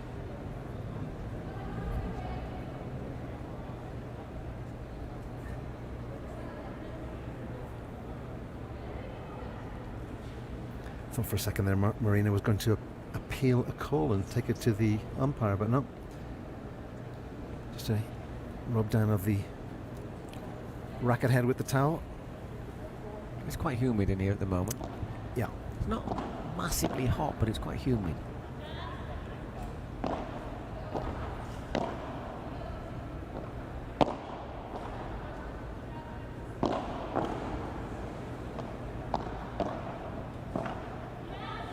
That's a good shot. Good volley from Barbara again. And another high lob. Just goes long from Marina this time, so 4 games all. After just half an hour.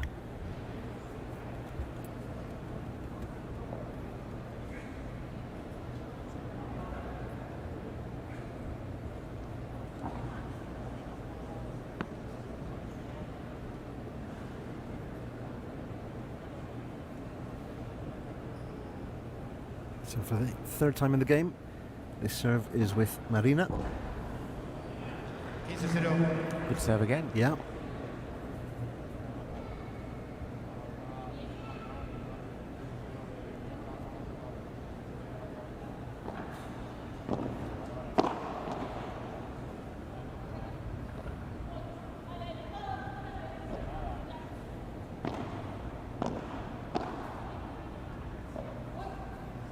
Good lob.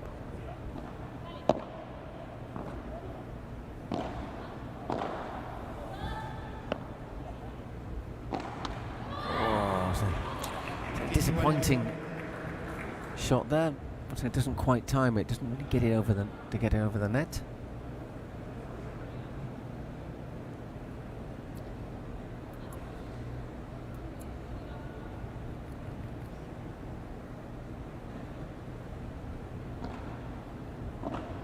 again, right on the line. That's excellent serve, yeah.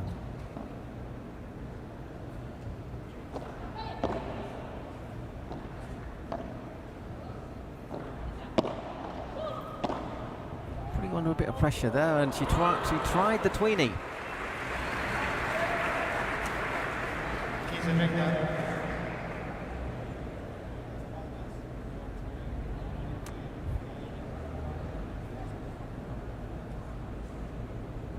Again, it's a resourceful type of shot It's quite a risky shot as well, isn't it? Very risky, but in a complicated. But again, it needs must type shot, Paul. Absolutely. You've never tried one of those, have you? I would not trust myself at one of those shots, Paul. You've already had your kids years ago. 30-all. Frustration there for Barbara. There was an opportunity. Just as I feel that one side are about to take that initiative, it slips away and it goes back the other way, Paul. Again, this has been such a characteristic of games here in Guadalajara. Those games ebbing and flowing one way and the other. It's well played by Julia though on the bajada. Right, could this be the moment that we anticipated? 2 break points, then chance then to serve for the set. Got to take them though.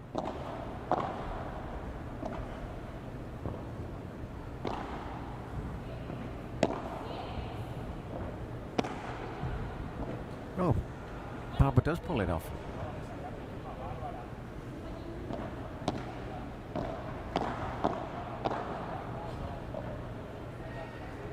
Good lob as well. Marina takes it on. Really good bajada right down the middle. Another golden point. 19. Golden point. It took a lot of bravery, Paul, to execute that shot.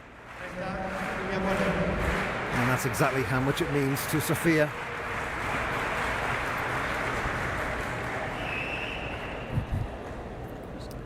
Third golden point of the contest. Good serve again, putting Julia under a lot of pressure.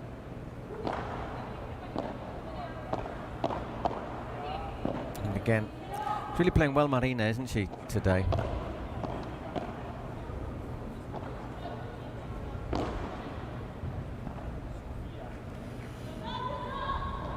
It's a good lob, cleverly disguised.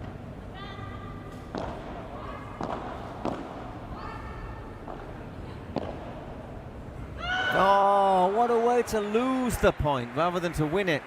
Straight down the middle. Neither of them went for the ball.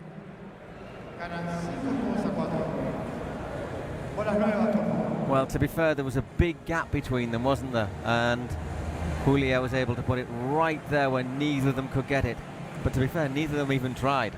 No, and I think that's going to hurt on a lot of levels, Paul. Not just losing the point and the game, which obviously puts LA into a commanding position, but in that kind of situation you'll feel it was your partner's responsibility and they'll be looking at you. I think it was yours. Yeah, it's one of those kind of controversial things where it's neither's responsibility, but they generally say that the player on the forehand should take the initiative and take responsibility. Still got to hold serve though.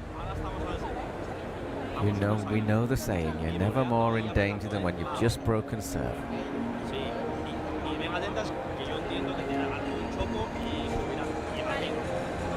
And that indeed is Tonio behind, enjoying a little drop of mate pre-game. There you go. If he runs off in the next few minutes, you'll know why.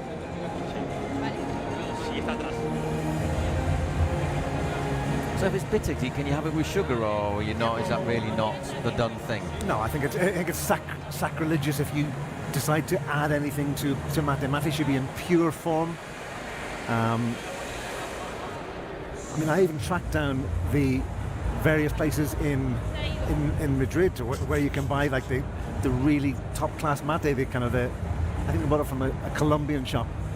Mate obviously is not uniquely taken in Argentina. It's very popular in Uruguay, and Paraguay, Colombia, Bolivia. But I think it's essentially associated with Argentina. And Uruguay as well. Yeah.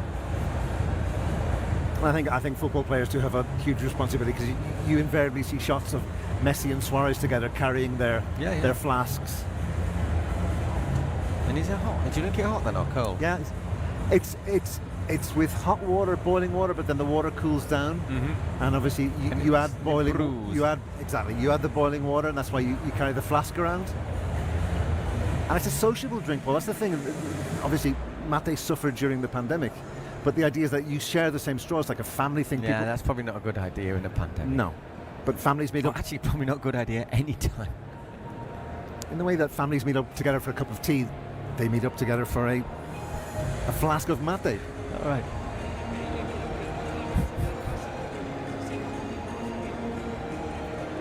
It's just a shame I didn't like the taste, Paul, but ultimately then I'm not going to drink something I don't like just to... Whole world of possibilities just gone because you didn't like it.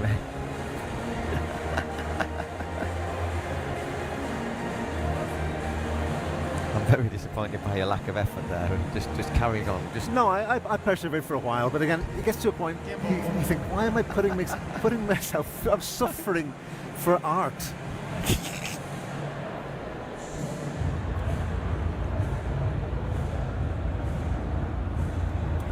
Oh, sorry, I just had to turn the microphone off there for a moment while I laughed hysterically. Picasso suffered for art, mate, or Dali, It wasn't to be. Anyhow, Barbara Lasera serving for the first set.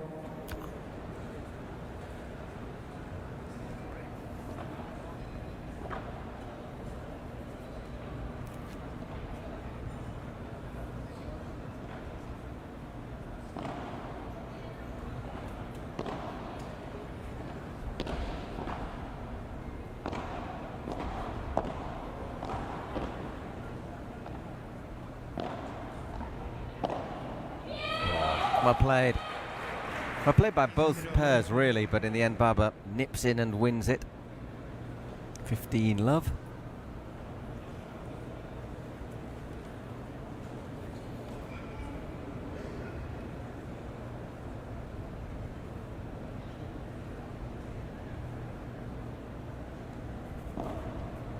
Second serve.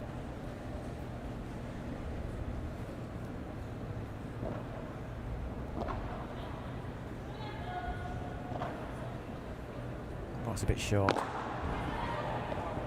And Marina didn't get to it. Really well played again by Barbara, anticipating that, but still thought Marina was going to claim the point. It was that damned grill once again, Paul, the unpredictable bounce.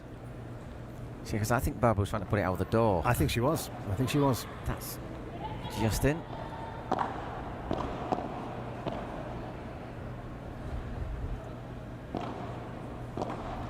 What's a slightly loose shot. Frustration from Sofia. So 4 set points for the beat.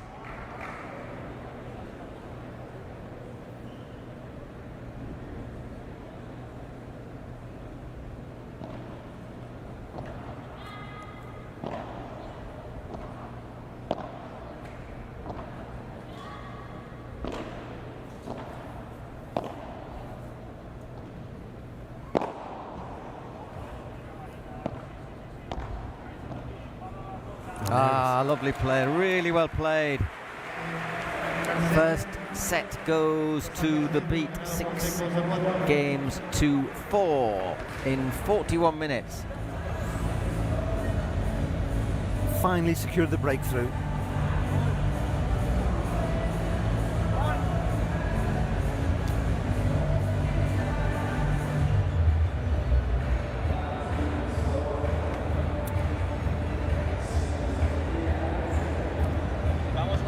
Get some Scarch on board, Paul. Yeah, but I'm a very big fan of the Fizzy version. Scarch, obviously one of the main sponsors here at the Mineral Water 2025 PPL Open in Guadalajara, the official mineral water sponsoring the tournament.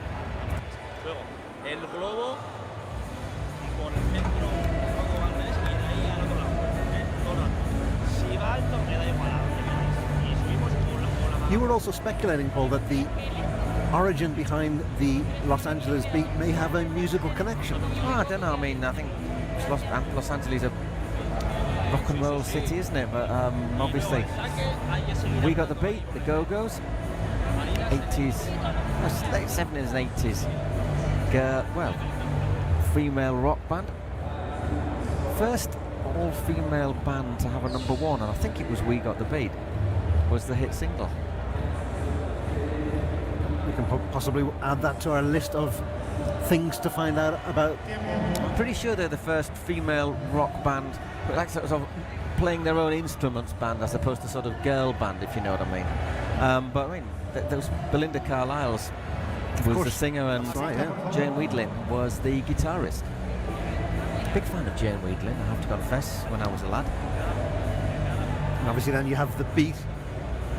We Got the Beat, and their first album was Beauty and the Beat. Rock and roll history for you. They weren't that successful in the UK. They didn't really very big in the States, but not that massive. I think we'll try and track down some representatives from the franchise. And where'd you get the name from? And they'll say the Go-Go's. So the second set.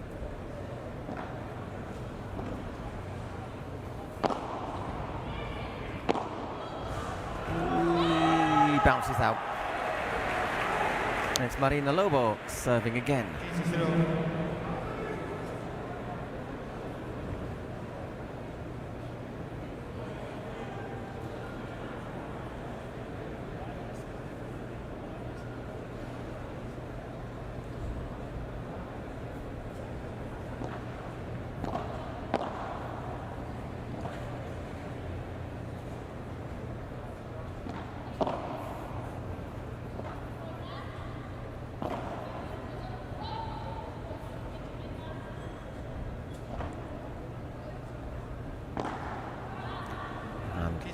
Goes into the net, however.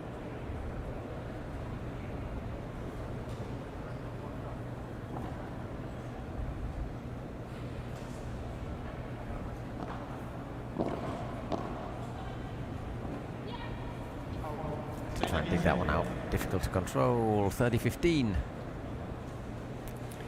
Just snatched to that one, Paul. But again, it was from a very, very low angle.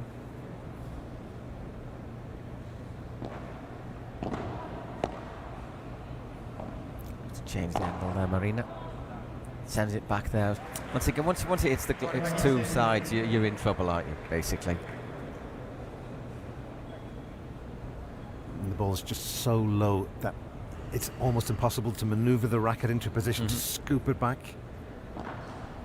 Once again, that's a good serve. Couldn't really do much with that, so first game goes with serve. It's definitely one of the strengths of her game, and it's not something I particularly appreciated yesterday, but Marina Lobo is a fine server of the ball. Oh yes. I mean, when you put it in, there's really very little you can do to. First of all, basically you've got to get it back, but it's very difficult then to get into a position to advance towards the net. So it just means that the serve really has an advantage from the off. In a game where maybe the serve isn't say as like important tennis. As in tennis. Correct. Exactly, yeah. 100% Paul, yeah.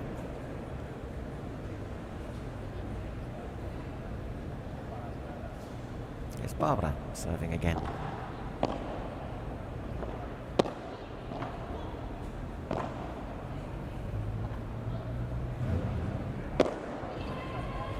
Well played, Julia. Smashes it out of court. 15-love.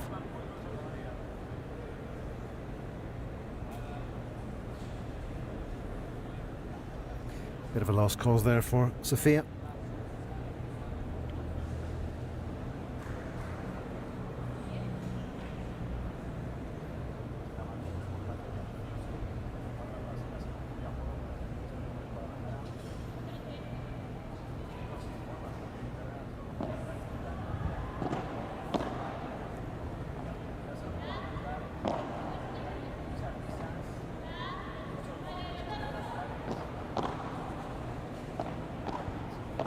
Again, exchanging volleys at the net. Well recovered by Marina. Was in the right place there to read that return from Barbara. Well played, Sofia. Wasn't quite in the right place there, Julia, to deal with it.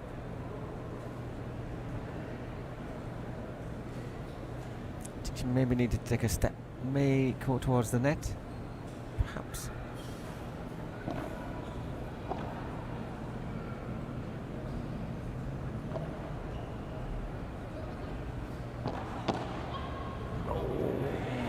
The block volley goes a bit long. Yeah, well left by Sofia there.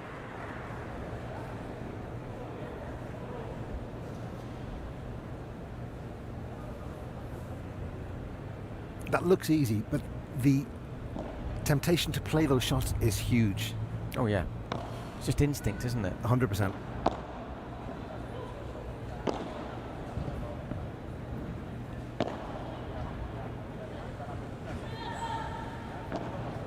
It's well played by the Waves there, defending those smashes and vibras and then getting to the net and forcing break points.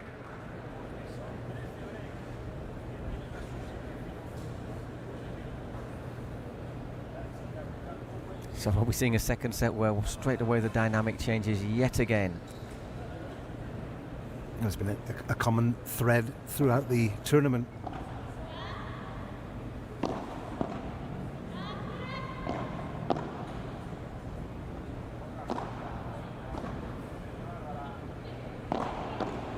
And there is the break of serve. 2-love to the Waves at the start of this second set. They'll be now serving.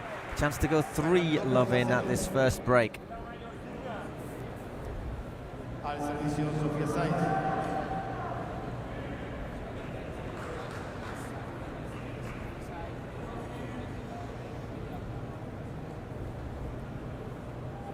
Sofia's full of raw emotion, Paul, no? Mm. Kind of a primal scream there in celebrating the win of the second game. 15-love. Just need the little break now, the beat. Took the set, but they've not been able to consolidate. It's the Waves who have started much better in the second set.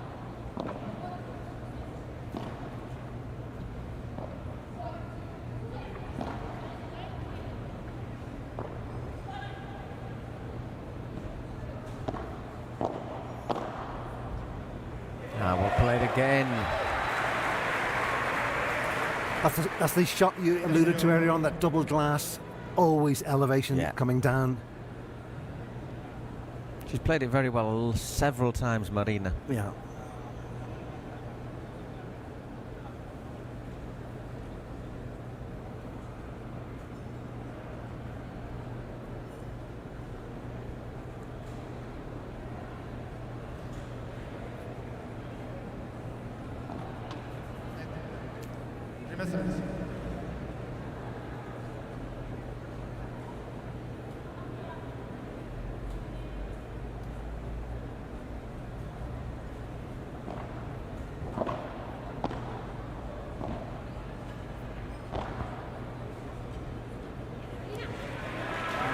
Once again, just dying on that back of the court.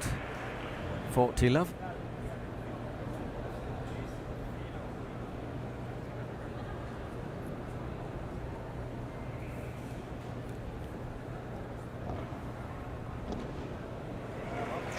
There's 3-love. Just the one break, but 3-love. Exactly the response that the Cancun Waves were looking for at the start of this second set. 3 games that they haven't really had to work too hard to win, Paul. Games that have been handed to them by the Los Angeles duo, and that will be of huge concern.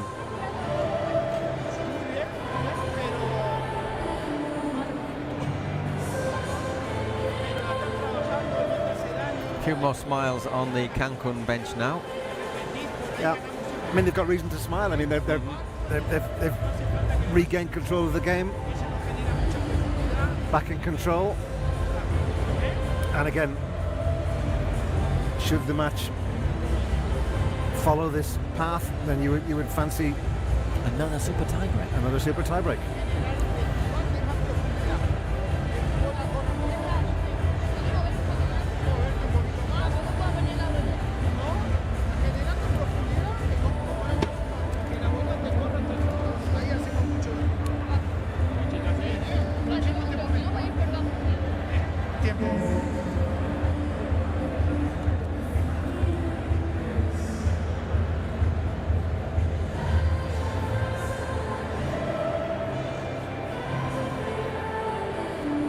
Looking at the last match they played, the beat, they also Al servicio, Julia Polo.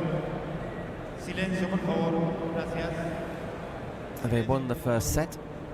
That was against the San Diego Stingrays, 7-5, but then got blown away in the second set, 6-love, before losing a super tiebreak.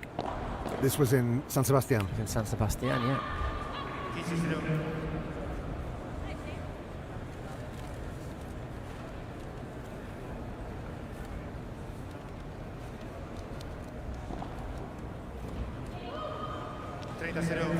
And again, just to remind everybody, they need to win. They are at the wrong end of the table after 2 tournaments. Absolutely. Languishing in 9th position. Going into this event here in Guadalajara.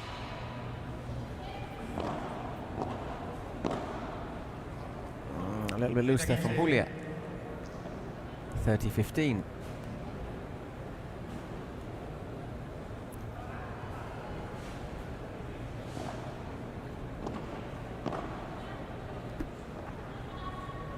Good lob.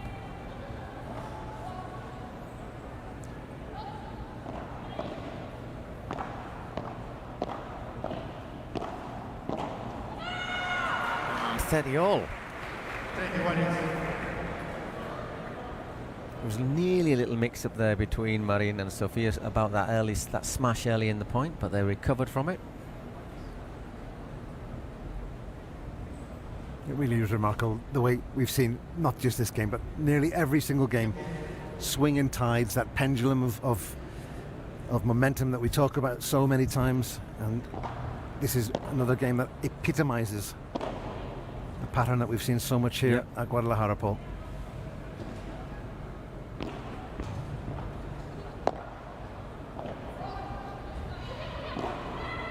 Ooh, goes a bit long. 40-30.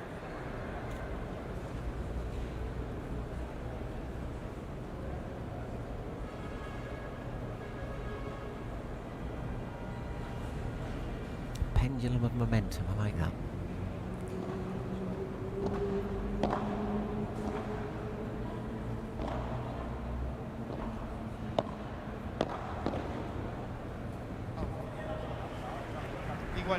Golden point, another break point then. Chance to go 4-love up. Again, I think it can't be underestimated how important confidence is in any level of sport. And we're seeing it time and time again here where players get into this momentum and confidence grows, confidence breeds confidence.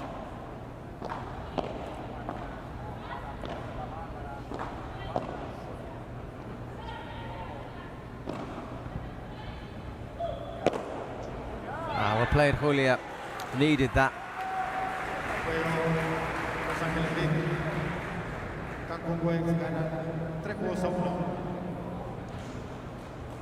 Left it a little bit there for her, didn't she, there, Sofia?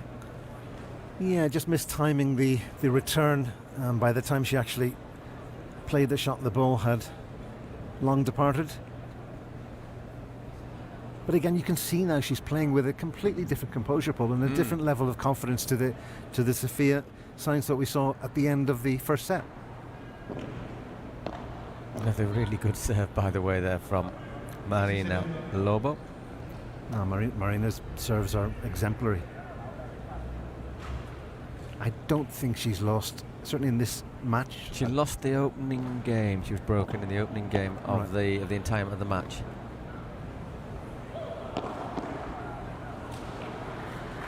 Reacts very well there, Barbara. It was essential in winning the point.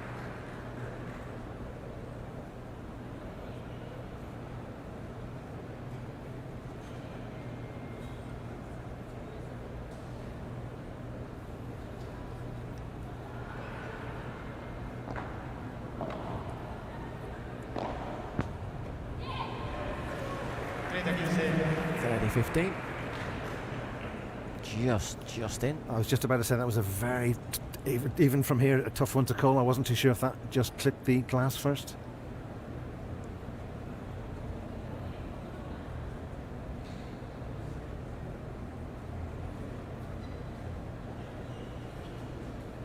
Tiempo.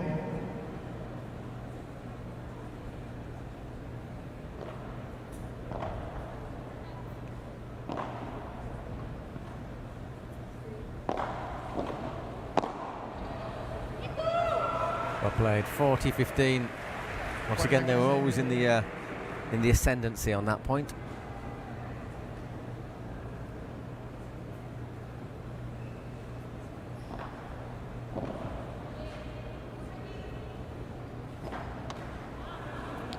Backhand into the net though, 40-30.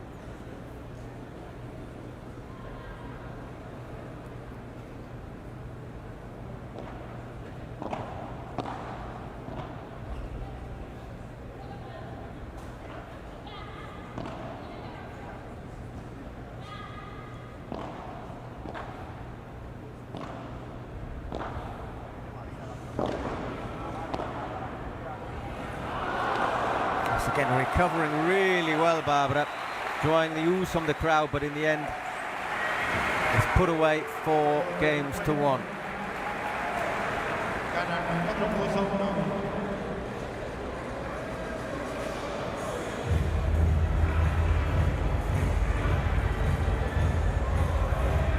Does well there, and gets across fantastically there, but could only set up Marina to win the game. I think that moment of hesitation just threw them off their game plan, and immediately they're both caught out of position. And once that ball sets up for any player at this level, at that height by the net, then it's a point in the bag.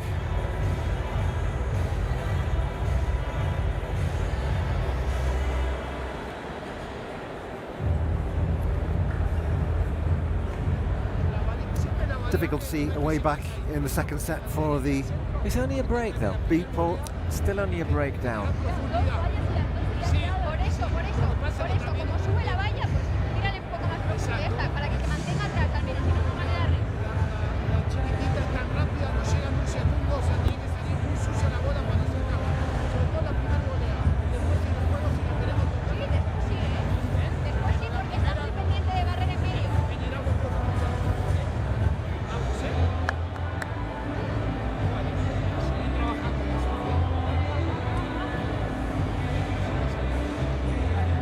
It'll be Barbara Heras serving when we get back, 4-1 down.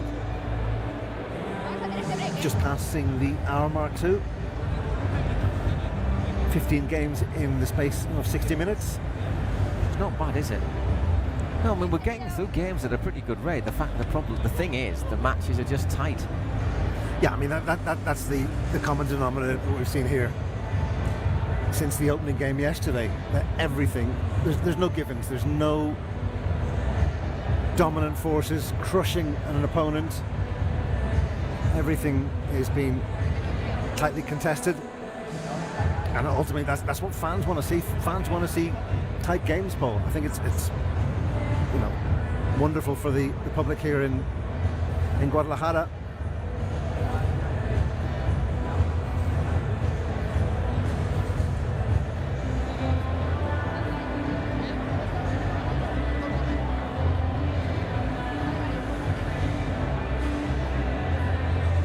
I like the way Sofia goes from that frown to a smile within a split second.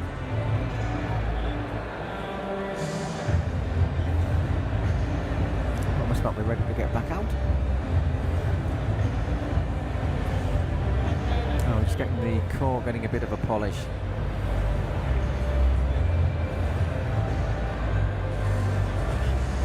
Our window cleaning man.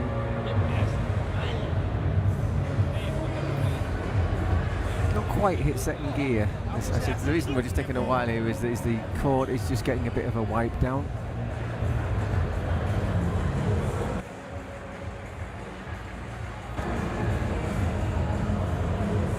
Quite chilled out, really. There, the window cleaning one. Silencio, por favor.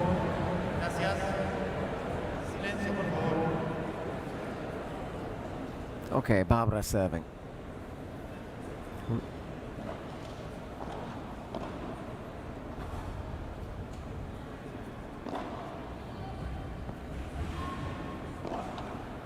Whoa, got a bit lucky. Once again, another one of those that took a little stroll along the top of the net before deciding which side to go down on. That nearly spun back onto Julia's side, didn't it? I like Sophia's reaction to it. It was like a wry smile, but.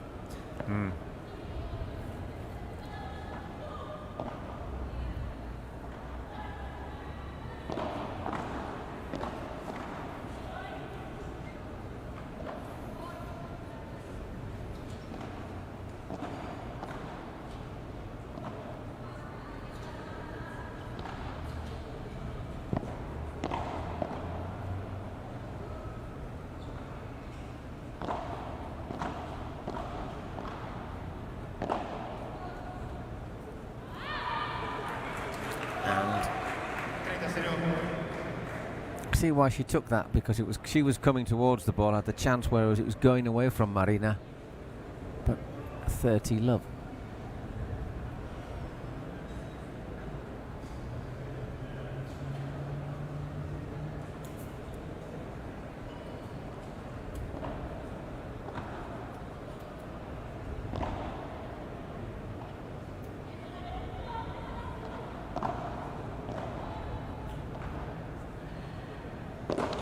He misses the smash there. 30-15.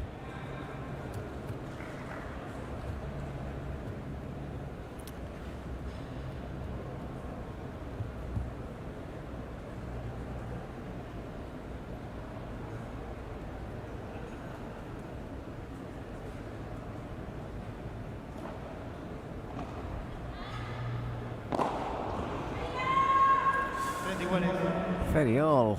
A little bit wild there from Julia. Yeah, both mistakes from both players, possibly unnecessary, Paul, and possibly shots they would not have taken on had the scoreline been different. I think the shot there for Julia was up for it, but it was just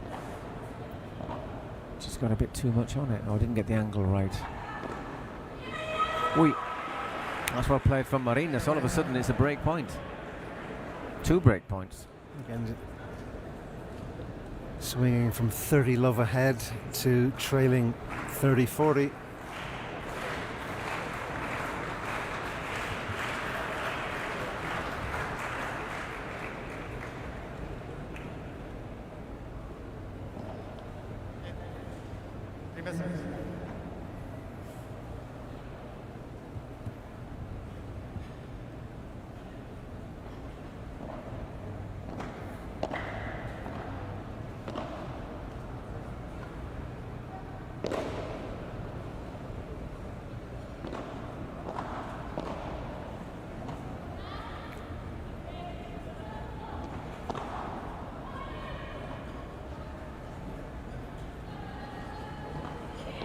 That's well played from Sophia. Very well played. Oh, and that is the point. Yeah, well played. She enjoyed that. 5 games to 1, 2 breaks to the good. So you've got to say that barring an absolute disaster, this is going to be going to a super tie-break. That was excellent play. Both Cancun Waves players were on the ropes, on the defensive, and they just moved Barbara and Julia around, repositioning them, and then took the net, and were in the dominant position and ultimately saw the point off. Silencio, por favor.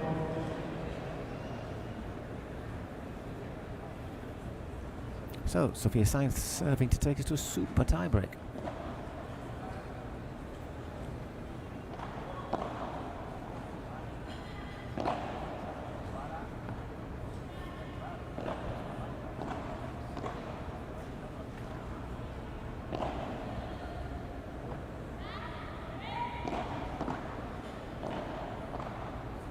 Oh, really well played, really well recovered as well. Brilliant play. Love 15. I think the expression there says it all. You know, what can I do about that? Lovely shot. Well, the shot from Marina was superlative, and then Barbara bouncing back with one every bit as good. Took advantage of the space down the middle there.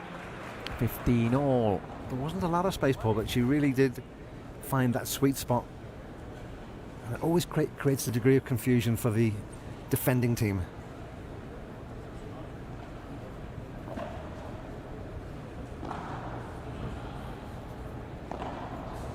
And 15-30, it was just a bit long.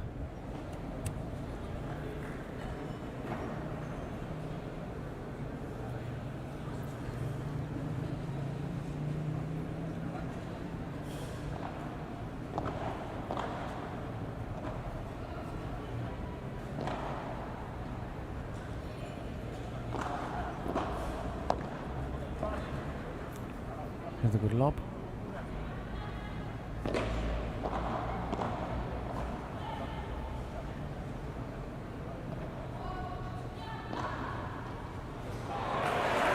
And a nice finish this time, really well finished off this time from Sofia. 30 all.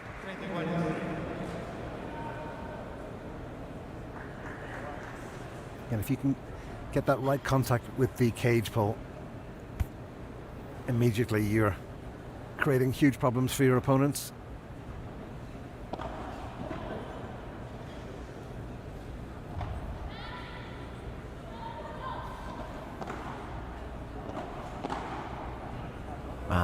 Really impossible to deal with that.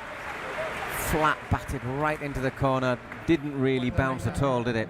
So 2 set points for the Waves.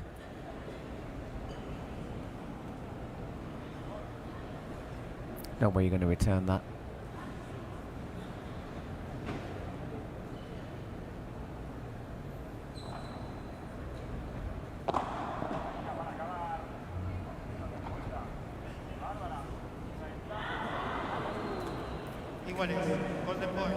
Golden point. Golden point, still a set point though.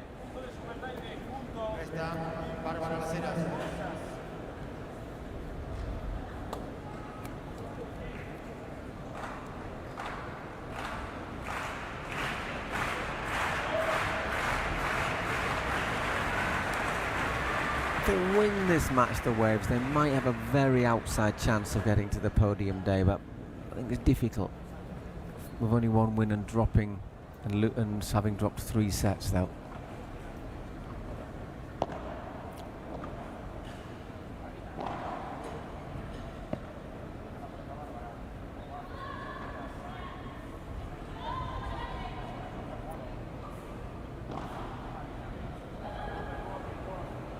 Does well to get it back.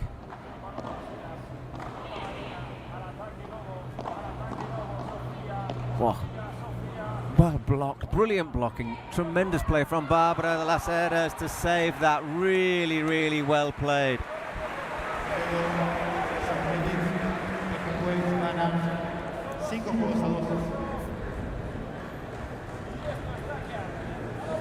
Once again, it was the really good defensive play that set her up, wasn't it? Yeah, they're just moving their opponents out of position. And once you do that, you create the space, but then you need to deliver the shot, and that's what she did to absolute perfection. Real backs against the wall type shot. And the set is still alive. Yeah, there's still a lot of work to do for the beat, though, if they want to get their way back into this. But there's 2 set points saved.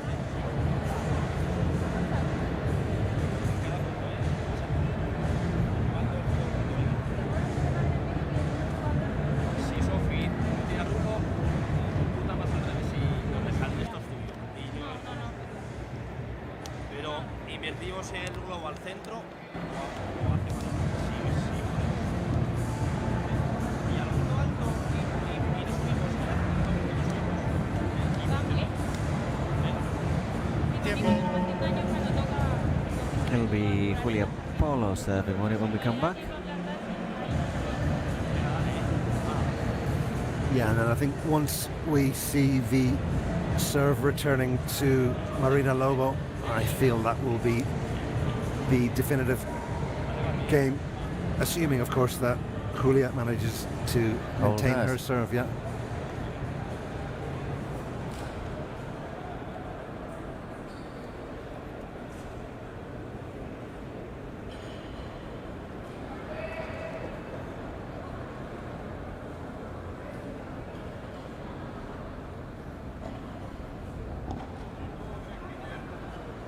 Silencio, por favor.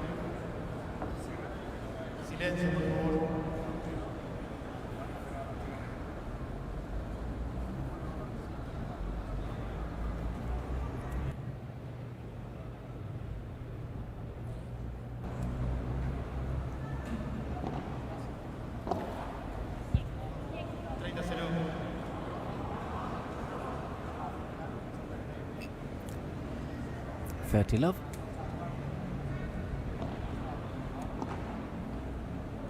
Woof. Well played, kept calm, made no mistake. 40 love.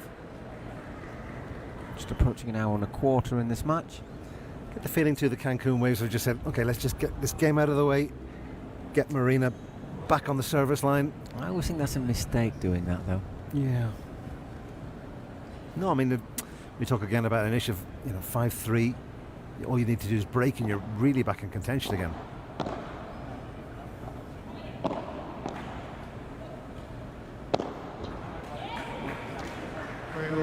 So it's Marina Lobo to serve. And that was the quickest game of this match, Paul, without shadow of a doubt. 5-3. So obviously now the difficulty is dealing with Marina Lobo's serve, which has been very effective apart from the very opening game.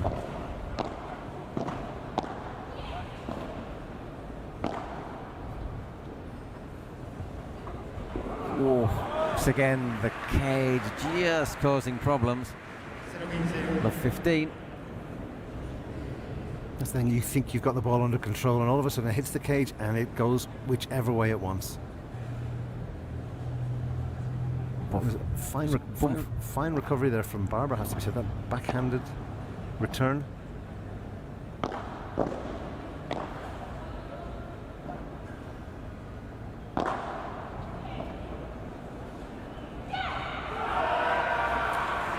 A bit too much on that one though. 15 all.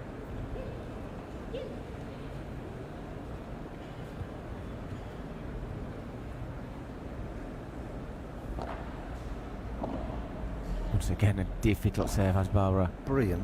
Right against precision, the wall. Digs that one out brilliantly though.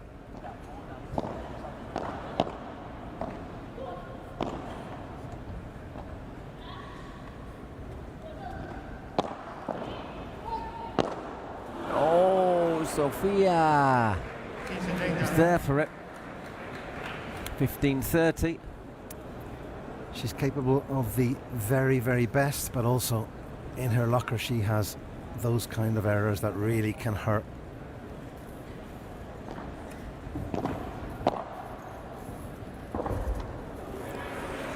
All.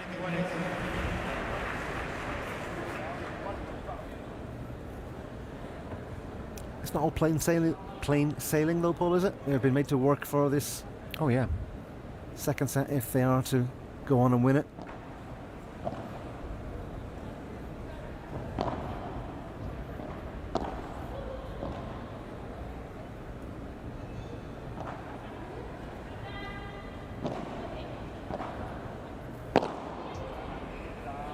Whoa, 2 more break points. And this would put us all square. That would cancel out both of the earlier breaks. Would it put the momentum back with the beat?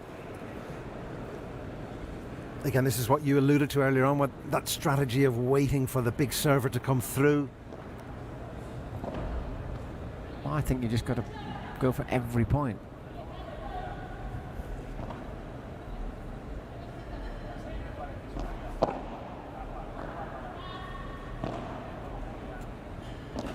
Whoops, we got away with it.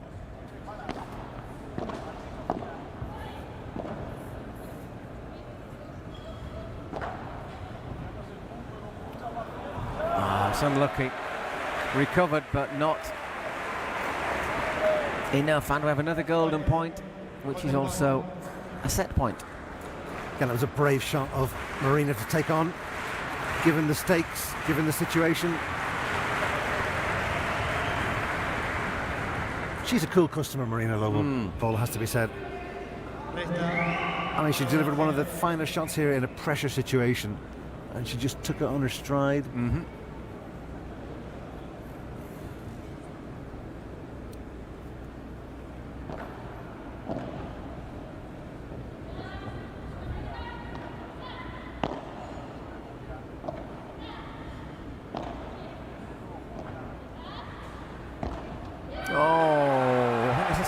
Timid way to lose the set there, so we will go to a super tiebreak.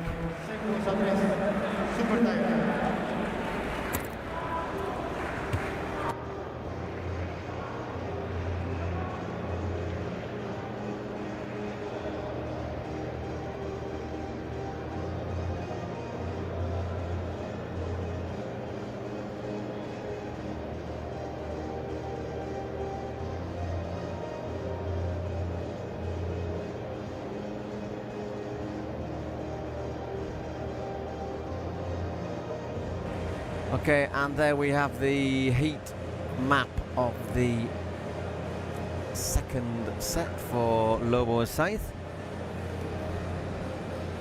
Shows where they have been active.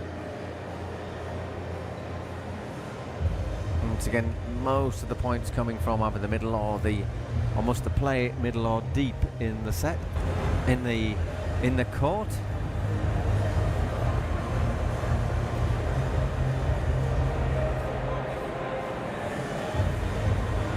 And at this juncture too, you would fancy the Cancun Waves, given the way things have turned around. Again, a pattern we've seen repeated so many times here at the tournament. It's always been sort of like I would say the better ranked team that's gone on and won the super tiebreaks, isn't it? But so in terms of ranking, there's not really a lot to choose behind these two pairs. I'm not sure. I think they beat a duo win. They said they've gone close on a couple of occasions. They've lost on a super tiebreak to the Stingrays, and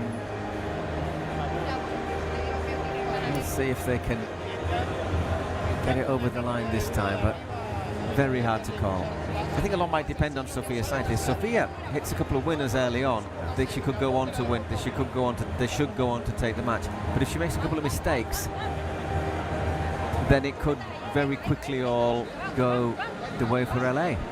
Am I allowed to say that I think that the wave of momentum behind Cancun will be sufficient? It doesn't really matter if you are or you aren't. No, I can't see anything but a Cancun win here, Paul. The way things. No, I'm pretty confident. I think Sophia has battled the demons. They're trying to psych her up, aren't they? There, you can see they're trying to get her. Yeah, but I think she's turned the corner. I think she's dipped emotionally earlier on. I think she's come through it with the help of Marina and also through some of her own play. I mean, that motivation comes within too. Cancun.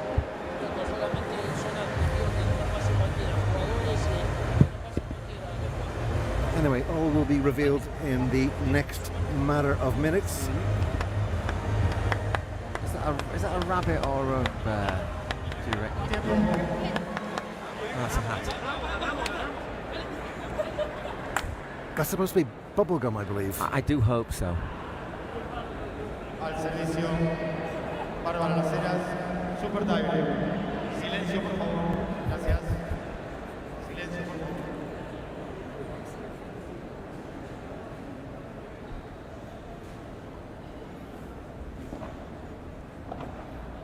Barbara serving first in this super tiebreak. Remember, to 10 points and 2 clear. Once again, some tremendous volleying at the net. Well played, Julia and Barbara. That was pinball paddle. Okay, corral stuff, that wasn't it?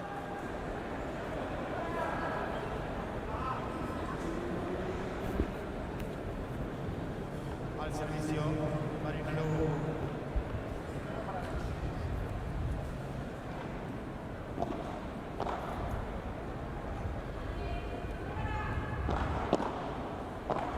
Oh, little mistake there from me. 2-love.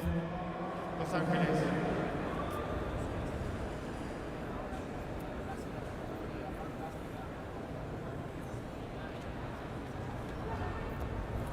This is the second of Marina's serves.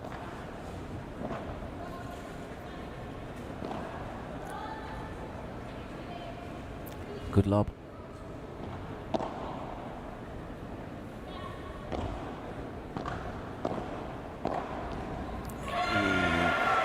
Stretching across that.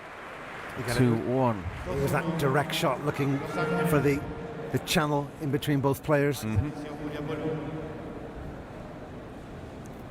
Once again, what would Julia could have done better? I think the waves will have been disappointed at it.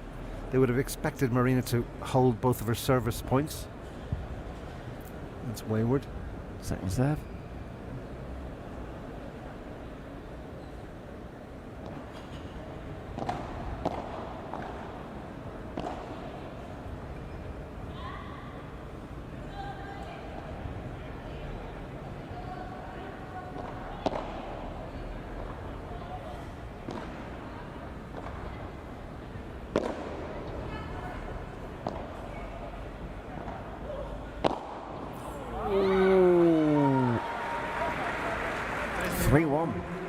For a moment that got long, actually.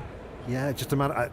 Obviously, it was cool. But my initial reaction was that was long. Yeah, that was out. The trajectory it took. My eyes playing tricks on me. I think after this long day of paddle, another one tomorrow, starting at 11 in the morning on Saturday.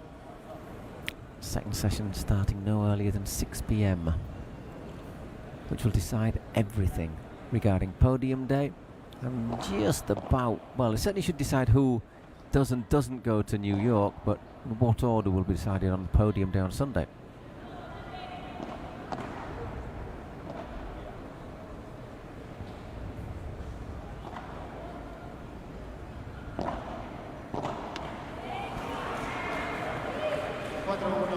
It's not a great shot, that, from Sofia. No, and that was, again, something that you did allude to. What Sofia will we see in the super tiebreak? No, it's a little bit unlucky. That's it's gone into the net cord. Could easily have gone over. Everyone just taking a quick towel break. And it'll be Sofia serving. 4-1 down here to Marina Lobo, which we've seen in these super tiebreaks is not definitive. Al servicio Sofia Sainz.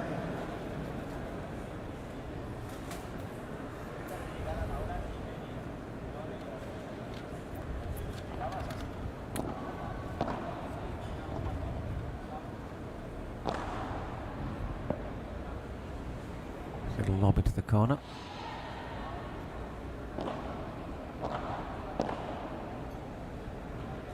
Whoa, just died on her there, didn't it? 5-1. I wonder if it's, however, the beat haven't won the women yet. Is it all of a sudden like, we're going to win, we're going to win, we're going to win? Does it start to prey on you at this situation? Yeah, but if I'm a Cancun fan, the way Sofia reacted when she failed to make that, okay, the bounce was unpredictable.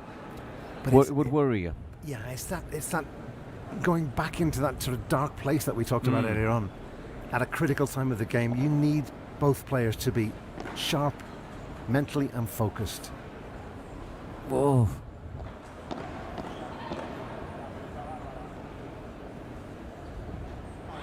Oh, and it's gone. And look at the frustration there from Sofia. 6-1.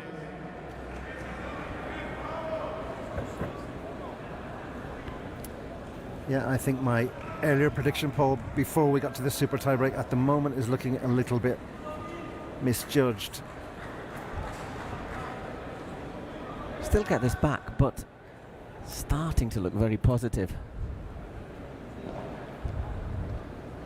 And that was both a good serve and a poor response from Sofia.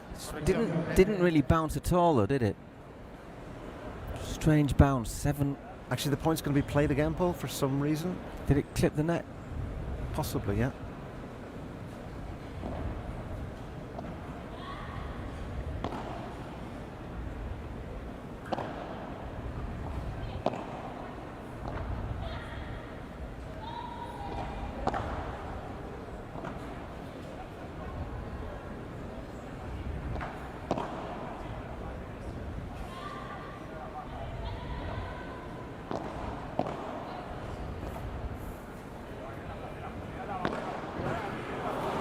Time it did go long. 6-2. Again, I'm not sure if you're aware of the strategy, but all the balls are being aimed at Sofia Sainz Vallejo. Now, it's cruel, but you'd do it, wouldn't you? I have done it, Paul. Yes, but it's part of the game. Oh. That's well recovered.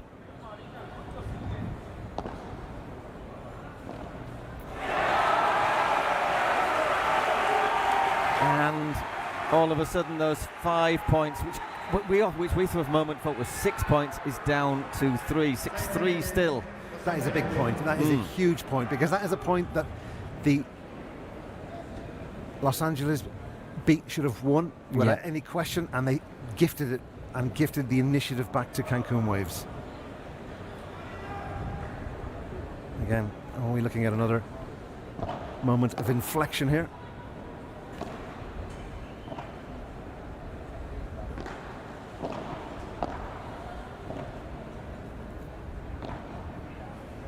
Oh, Barbara's a long way out of position here. Oh, he's gone just long, man. Unbelievable. Peter looks across with the Spanish commentators going, how did that not go in? She did everything. She got there. And suddenly the Cancun Club fans who haven't been as loud tonight find their voice. Cancun loyal. The Cancun Ultras. This is incredible, Paul, how this has completely turned on its head.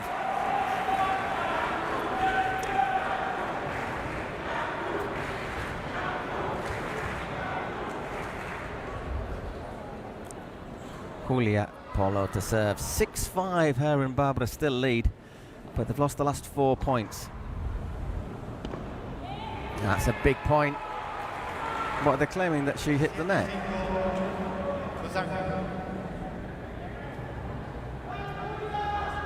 What's she claiming? Again, Sofia, this is important to keep your calm. Don't be distracted. Focus on the matter at hand. Does she hit the net? No, I don't think she does, no. No question, Paul.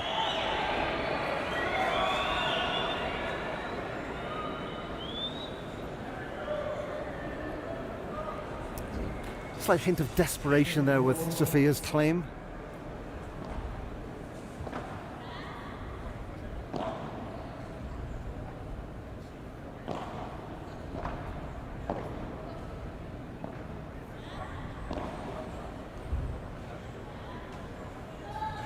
Just in.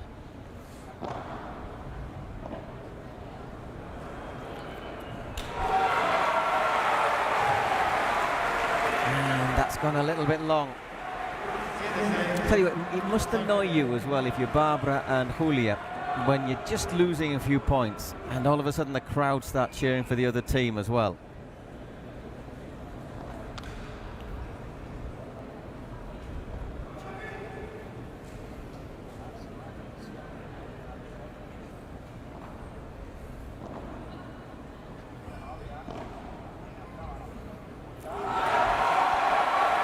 Again, one of those that just doesn't really bounce well.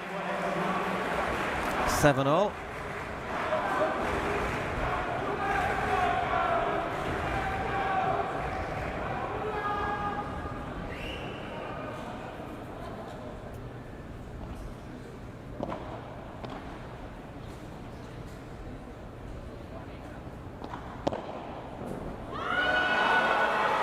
Well played, Barbara.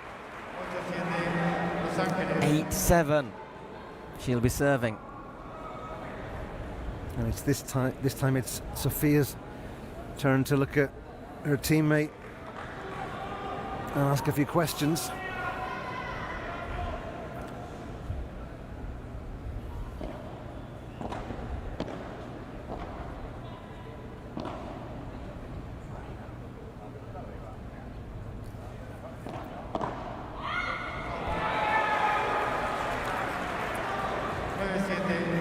Los Ángeles. 9-7.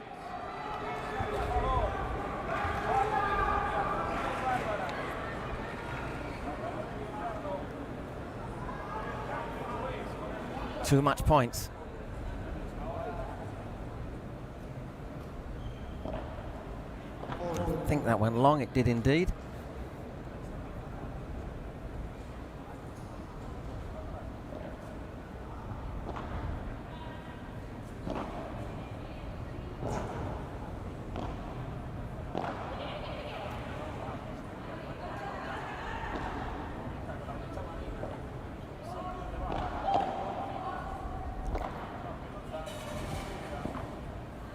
Good lob again.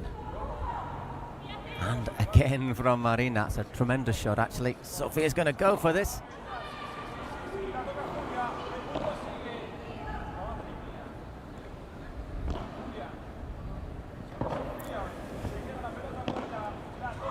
That's it for Barbara Las Heras and Julia Polo. The LA Beat win their first game of the Pro Padel League, the women. Made to work hard, really, really hard. But in the end, they've taken what could still be a really important win. 6-4, 3-6, 10-7.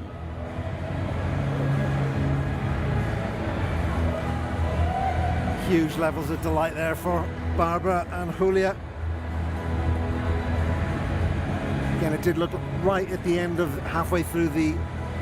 When it got to 7-all, you feared for them, didn't you? Yeah. And again, that's hard on Marina and Sophia. 2 defeats here in their time in Guadalajara will be hard to take. Here's the winning point.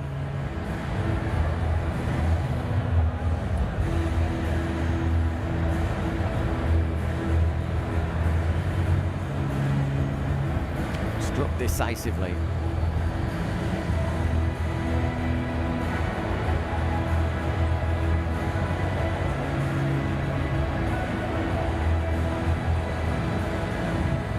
So in a matter of minutes, both Barbara and Julia will be accompanied by Pia, offering a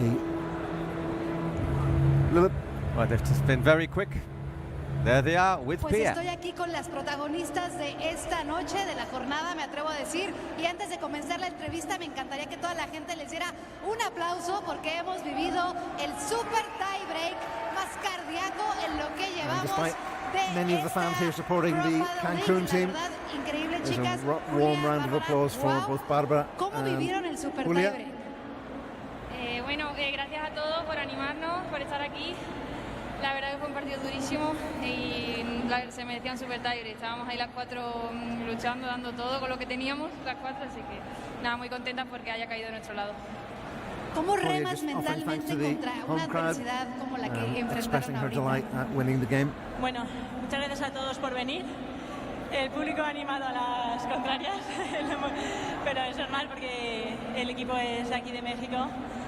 Gracias a todos por venir. Thanks to the crowd el partido ha sido muy to the duro. team El tie, ¿cómo lo hemos LA vivido? Beat. Pues mal, con mucha presión.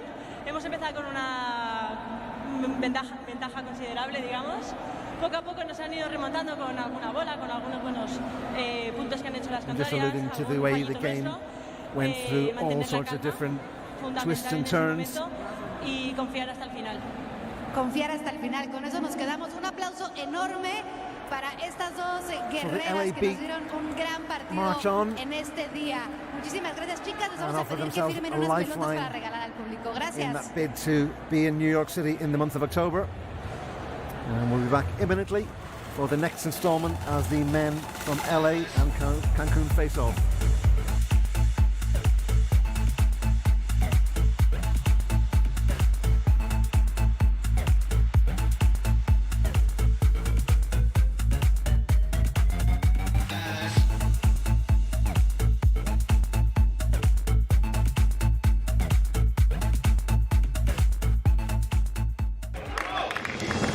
Through ideas, imagination, effort, and enthusiasm, dreams are built. We are making paddle the sport of choice for thousands of people around the world. Each court built is a match won, and so, court by court, match by match, we are creating a limitless playing territory so that the unbeatable passion that paddle creates can be spread throughout the 5 continents.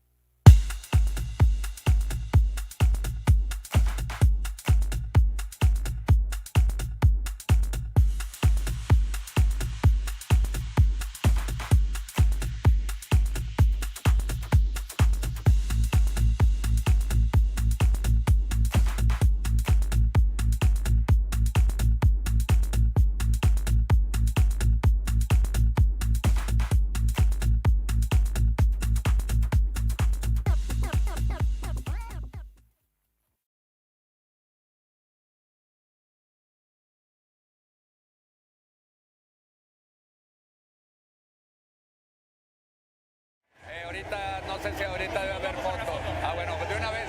Vamos primero el volado y ahorita la foto, ¿va? Escoge PPL o Pro Padel League. PPL.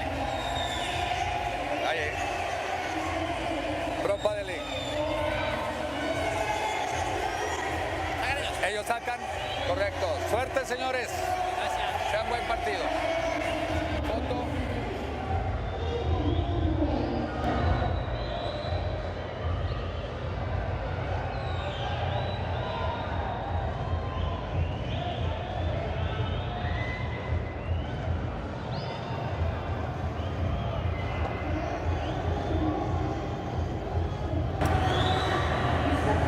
You're very welcome back to the 2025 Scratch PPL tournament here in the Mexican city of Guadalajara. This is the 3rd stop of the season, and tonight we are watching the 2nd game as the men take the spotlight. LA beat against the Cancun Waves. Tolito Aguirre and Alvaro Cepero in a changed squad, making their debuts. In Guadalajara, Maxi Arce, Franco Del Bianco, representing Cancun this evening. The men's team playing in all white, LA in that all black. And a chance to get to see Leo Tolito Aguirre, the Argentine, a big favourite with the crowd.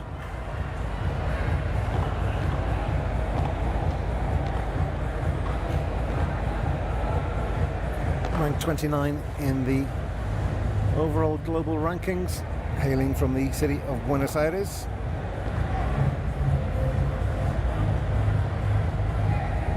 And tonight, Tolito lines up with that man in the camera shot, Alvaro Cepero.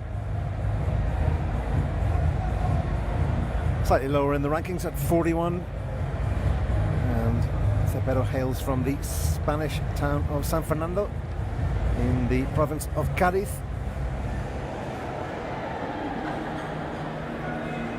Another Argentine in action tonight, and this time we're a bit more north in the town of Salta, where Maxi Arce hails from.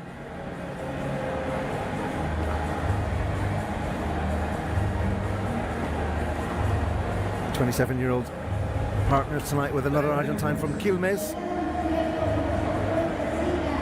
25-year-old Franco Del Bianco.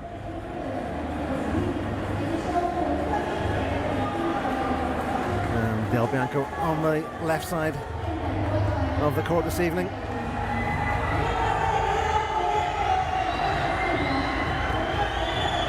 Just a reminder that Los Angeles are slightly against the ropes. They need the win tonight if they are to progress to the New York City Cup in October.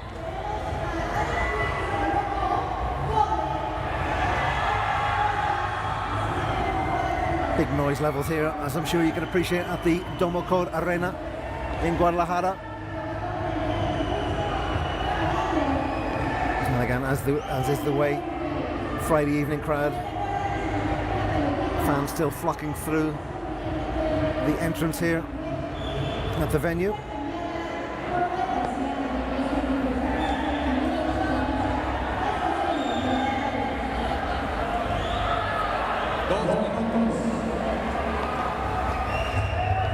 Players just going through the final warm-up drills before the action gets underway.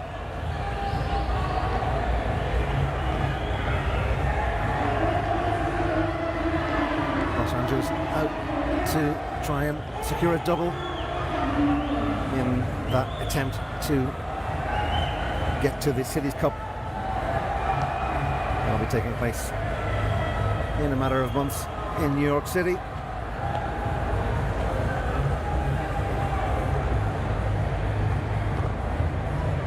Again, just a reminder, you can stay abreast of all the action following the PPL social media channels, Instagram, Twitter, obviously YouTube.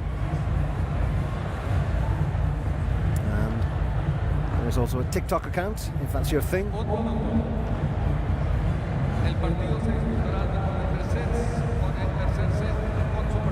So the LAB set to face the Cancun Waves. And that will take us into the final game of the evening. Men's and women's Arkansas Matrix against the San Diego Stingrays. And a second chance to see the Stingrays. We saw them in action last night.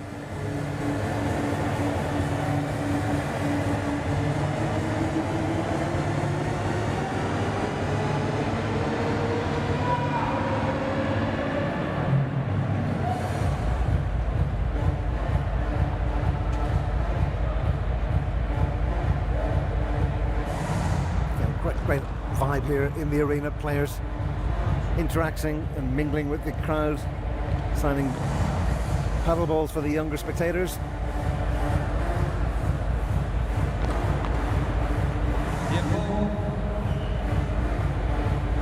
And the match official calling time, and the action will be underway in just a matter of minutes.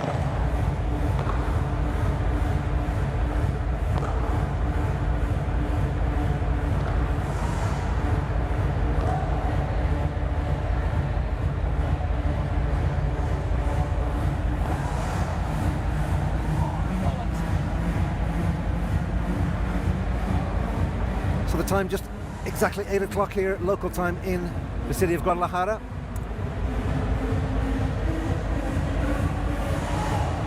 Again, 8 hours ahead, or behind I should say, of Central European time. This should be one of the matches of the day, if not the tournament, I suspect. Tolito Aguirre and Alvaro Cepero against Maxi Arce and Franco Del Bianco. You've not seen Franco and Maxi play, have you? No, I haven't. You'll enjoy this. Franco will hit the ball from way behind the service line. And Tolito is another big crowd pleaser. So, yep, I think some of the fans here might have their loyalties ever so slightly divided. So it's interesting. Just down there as the players leave, there was lots of people, fans there with the phones asking for selfies and everything, and Sophia came out and there was people asking for selfies, and I thought, I'm not sure about that.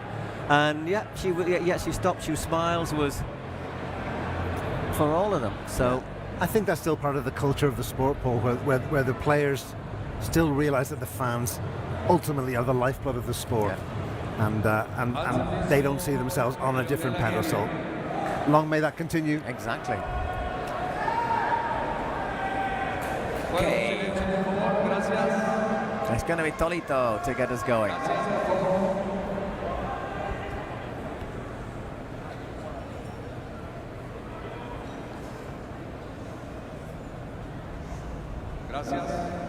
So Franco and Maxi used to play regularly together in another circuit. In fact, they were number 1 on it. But they came here as a little bit of an unknown quantity.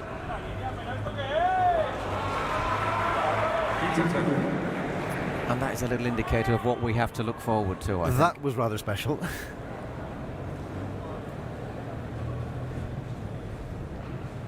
I don't think this is going to last an hour and a half.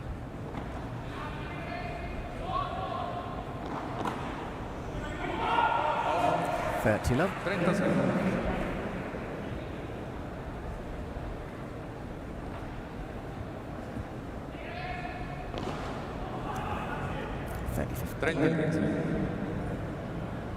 There's been a little bit of criticism in some circles, Paul, about the amount of big hitters in the game and how it's changing the dynamic of the sport. I'm not too sure if it's a criticism you would share,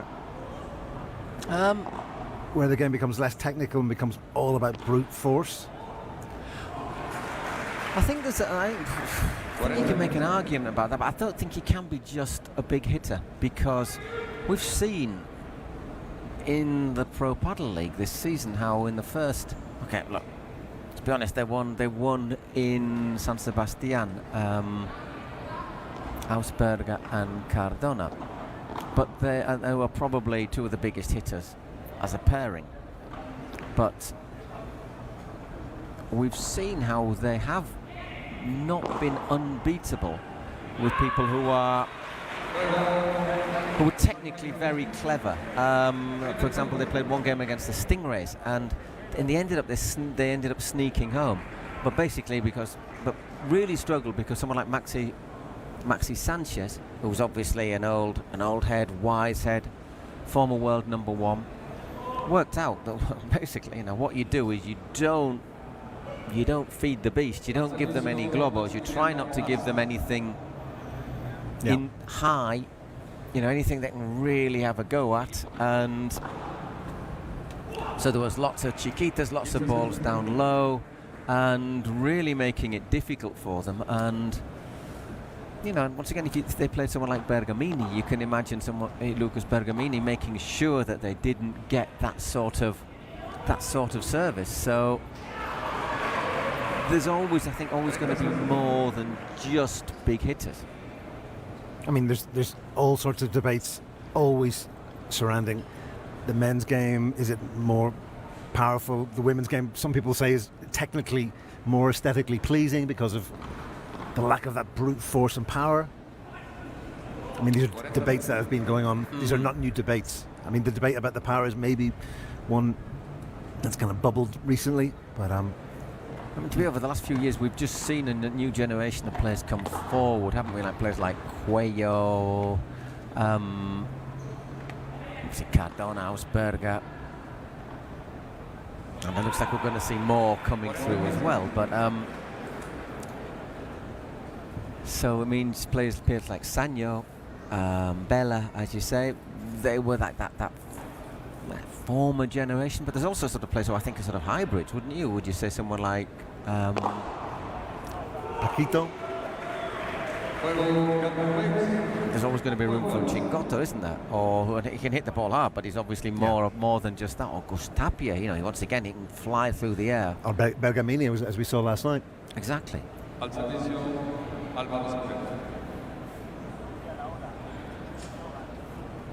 I mean, it depends. I mean, there must be people who just love watching the thrills and the spills of the smash, as there are others who absolutely appreciate the touch play and the stroke play.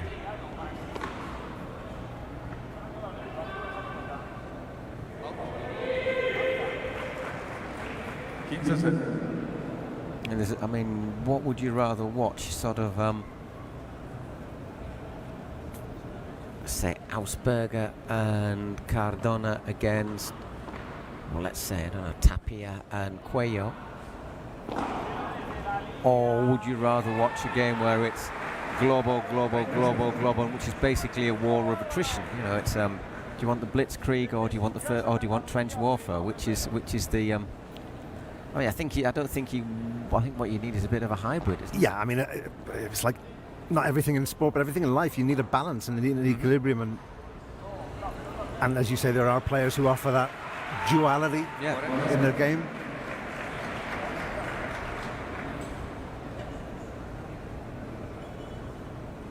I mean, there's nothing better in the game of paddle than an extended rally. I think we all agree that rallies are the lifeblood, and they're the things that get the fans off their seats. Oh, we saw some cracking rallies in the last match, didn't we? Just those little exchanges of volleys, 1, 2, 3, 4, 5 at the net. As you said, it was gunfight at the OK Corral there for a brief moment. Tolito, but there again, it's also quite fun to watch someone like Tolito unleash one like that.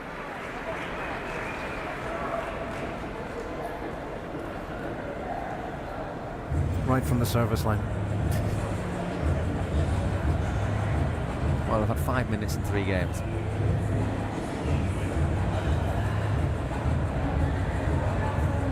He's loving it.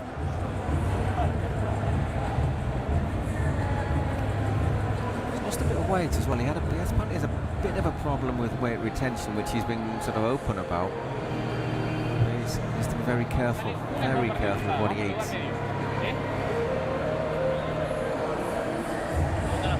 He's in the right place. Plenty of warnings on the food packages as we've seen here. Excess sugar, excess fat, excess calories, excess sodium, which is an interesting one. And these are the enriching cultural insights that you see by visiting places that you would normally not tend to visit. Yeah, I mean, I looked at the packaging and I still bought some. Of course. There's still plenty of smokers in the world, Paul. I'm not one of them. No, I don't mind. Never have been. I think when I was about 18, I thought I'd rather spend my money on records and beer. With tomato. No, never more. It's Franco Del Bianco serving. Cepero. Boom.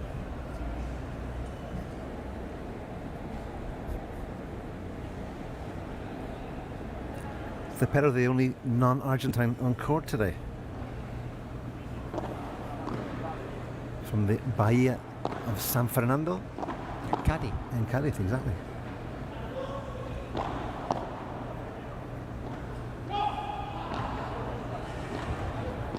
Almost as many mosquitoes in the Bahia de San Fernando as they do here. It's actually interesting that during the preparation of when we make notes for this kind of tournament, you write down the basic stats of it relating to a player, their height, their date of birth. A lot of players do hail from Cádiz. A disproportionately high player, given the size of Cádiz, which is not one of Spain's biggest cities. Not richest, let's be honest. No, it's certainly proving to be a hotbed, though, for paddle prodigies.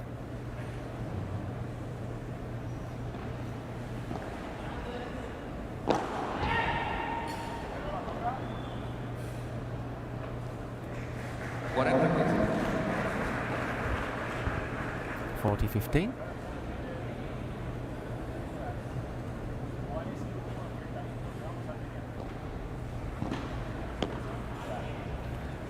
Nice for Cancun to be able to swap an entire pair and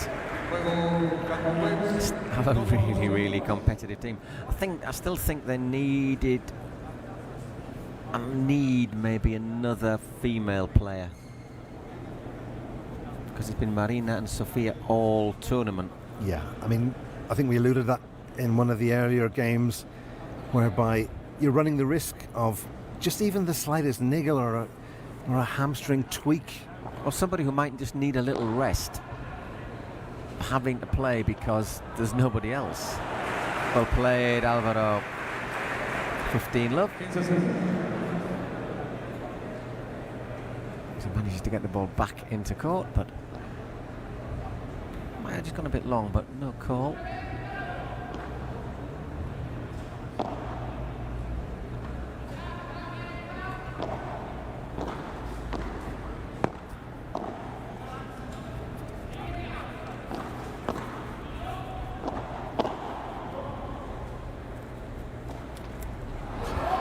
Maxi turns that into the net.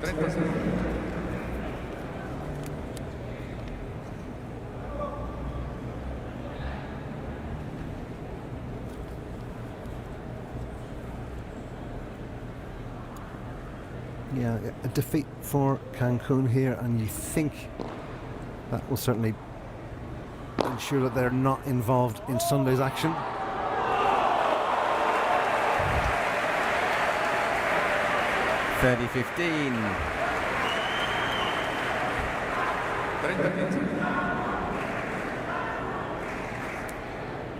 But he's one of those Tolito. I think people like him because he always seems to have a smile on his face. You can see the funny side of things.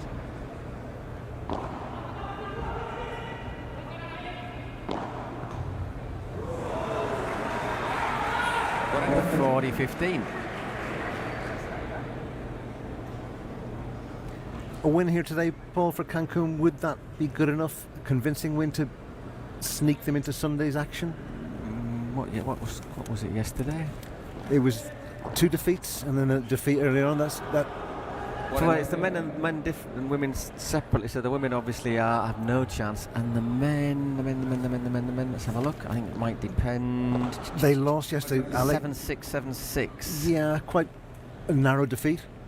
The ratio of 2 games. I think it'll depend, but there might well be 4 men's pairings who win both matches. But yeah, it's very narrow. So if they've got a good win, but I think it's going to be really close. This golden point.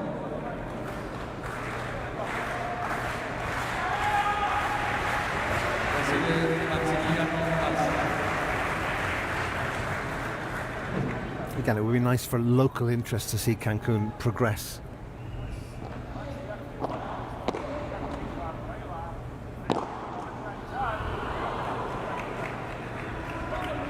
Look how it bounces. Well won there by Alvaro Cepero. 3 games to 2. Everything going with serve. Blitzing through this. 12 minutes. 12 minutes. And it's 3-2. That is a pacey start to the... Figured this might be a bit like this. Opening set, yeah.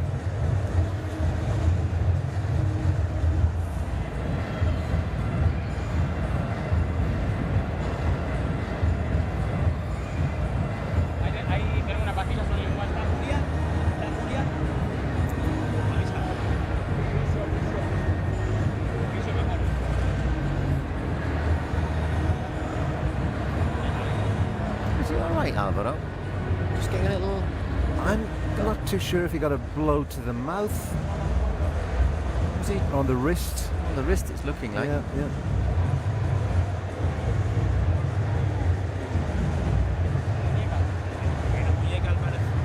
Ooh, he's in a bit of trouble, isn't he?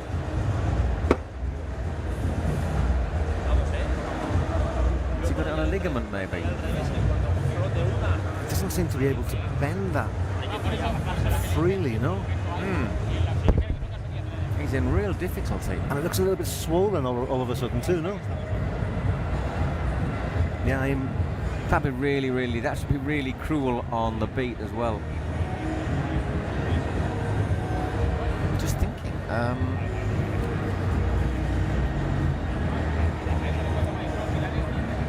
They're trying it with strapping, but we'll have to see how it goes.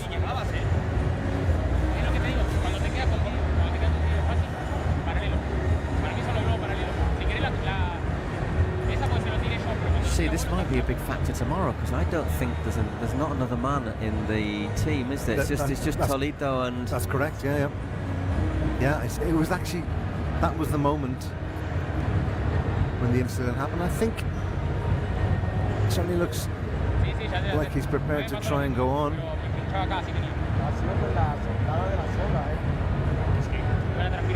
That gesture seemed to suggest a snap.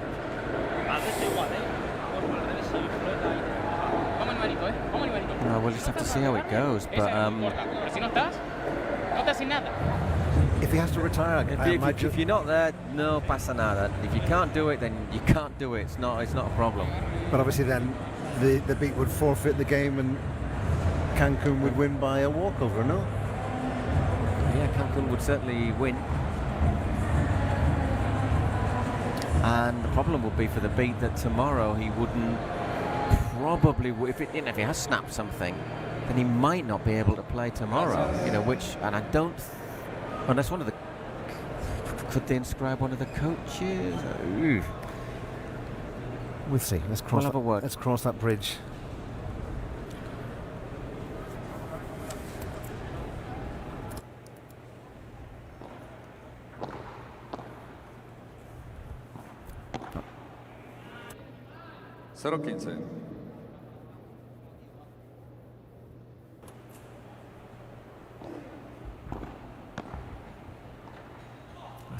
Let's see if he can play. 15 iguales. Well,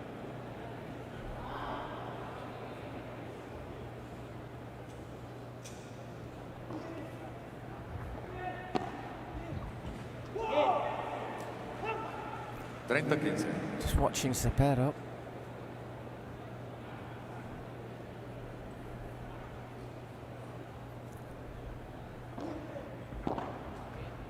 Out. 40-15.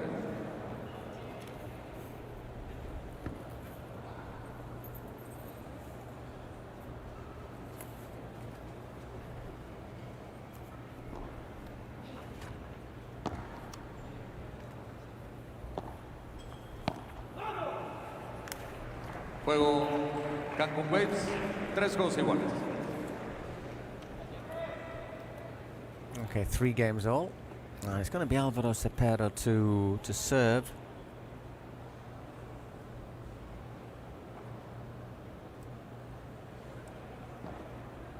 Foot.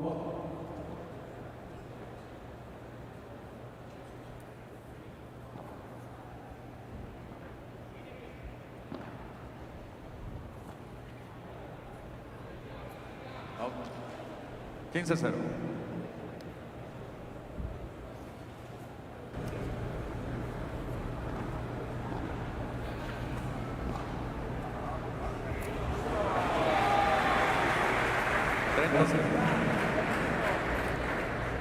No just looking at the rules, no substitutions can be made for player on player after the start of the match. The good news is, Paul, is that Cepero is playing with plenty of venom, showing no issues of discomfort. That's good news. I think the problem might be for tomorrow, obviously if he's the only player and he's can't play. Yeah, again, I've just been watching the way he's behaving, watching the way he's striking the ball. And he certainly in that last game, he does not show the hallmarks of a man suffering with a wrist injury, and that's the news we want to hear. It certainly was, because when they were testing his wrist, he looked in real trouble there. But it looks swollen. Sí. Vamos carajo, Es como un diclofenac, pero... And again, it's encouraging that his wrist is not becoming an issue now, and he's not getting attended to by a medic. Again, that's what we want to see. To be honest. I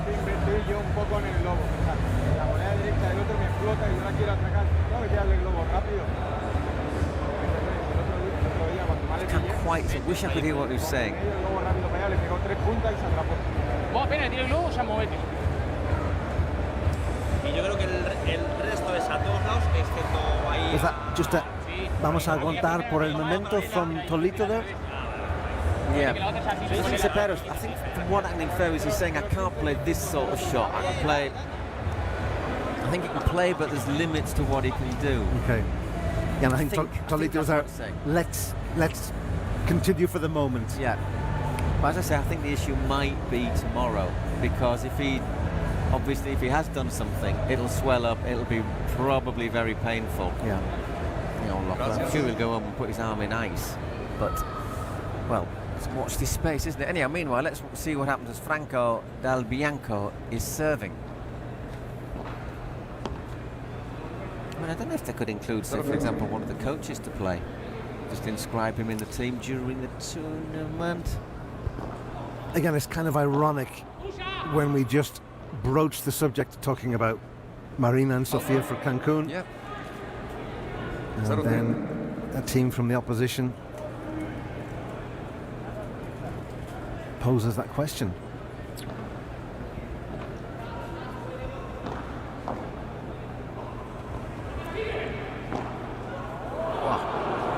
Right in the breadbasket. But again, nothing wrong with that smash, nothing wrong with the execution, nothing wrong with the intensity. Tell you what, all of a sudden they've got 4 break points, the chance to go 5-3 up.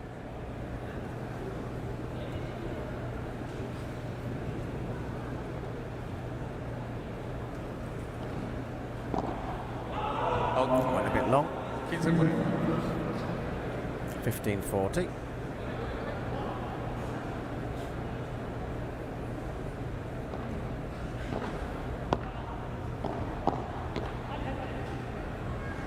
And there is a break. 5 games to 3 in the first set. It'll be Tolita serving for the set. Then we got distracted there looking at Alvaro's injury there, and all of a sudden the game, because the points are going so quickly, all of a sudden it's 5-3. Yeah, when I was playing in that first game after the injury, sort of seeing how we became an moving, issue, yeah, and just watching the way he was striking the ball, and I was like, that is not. Does not look like a man who is concerned about a swollen wrist or an issue with his wrist. I think if you torn a wrist ligament, it's just going to be agony. Well, I think the first time you hit the ball, isn't it? You'd struggle even to grasp the racket ball. Got a little bit lucky, but 30 love.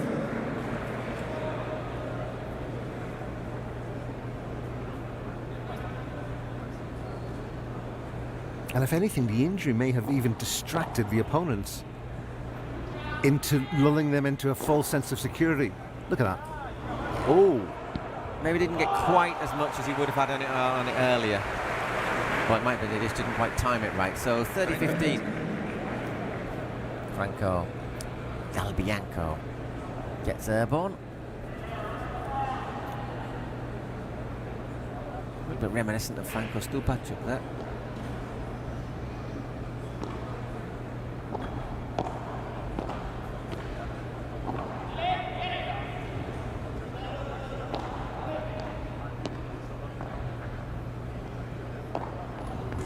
Well played. 40-15, so 3 set points.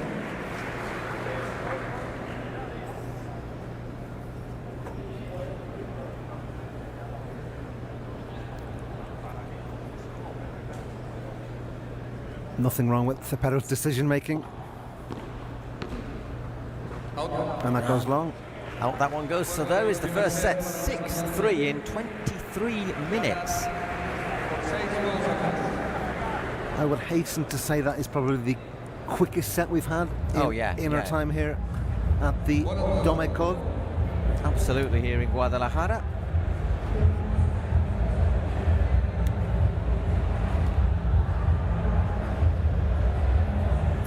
Again, this all spells well for Los Angeles in their if they can keep this going, then you know, it would be 2 wins in one day. All of a sudden, you're right in there again, aren't you? You're in the mix. And they're matched up tomorrow with Las Vegas, Paul, if I'm not mistaken. Yeah, that's right.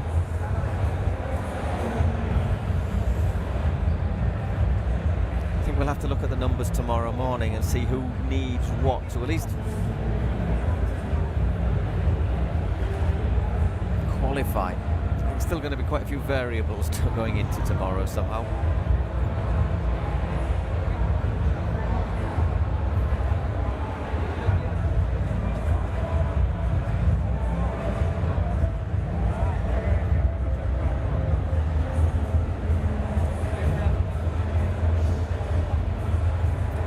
Question again, rabbits or bears?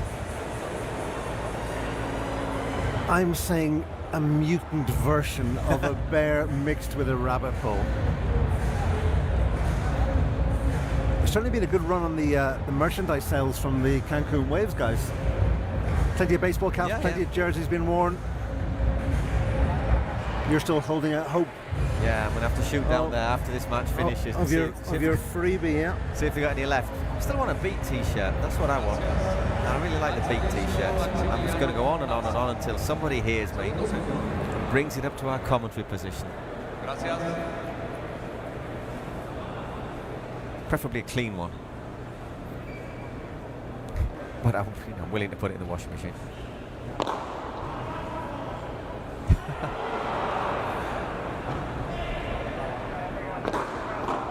A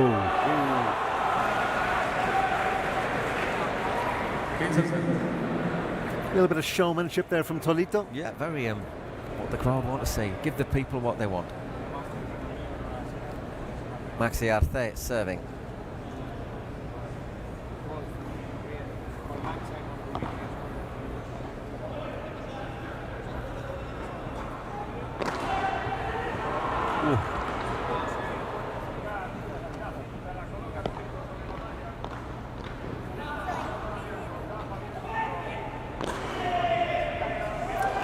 That one grows wings. 30 love. 30 segundos.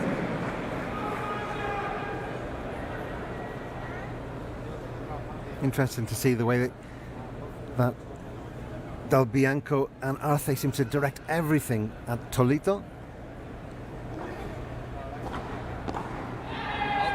Just goes a little bit long there for Maxi.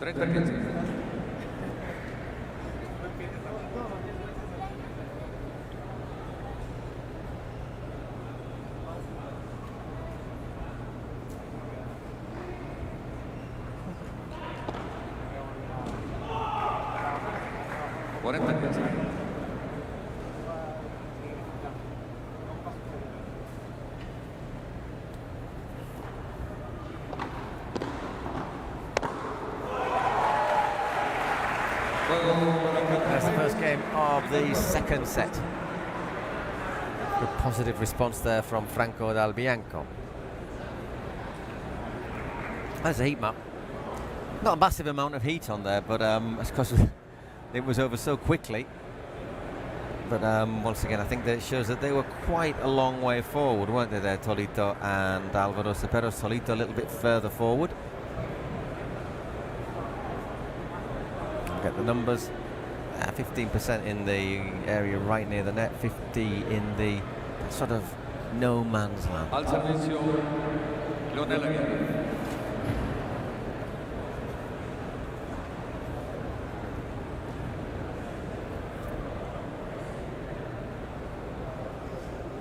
Again, just a quick look around, Paul. I would say that we're looking at the healthiest presence of fans here at the moment. Quite a few people sort of waiting and queuing at the various beverage sites as well. 15 love. First point didn't last very long.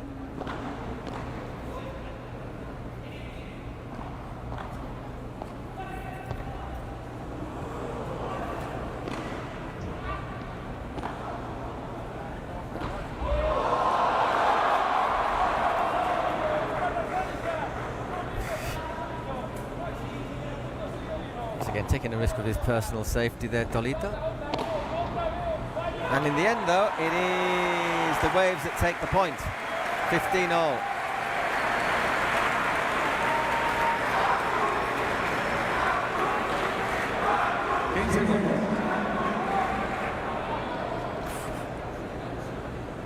Again, you have to admire the technique and the desire to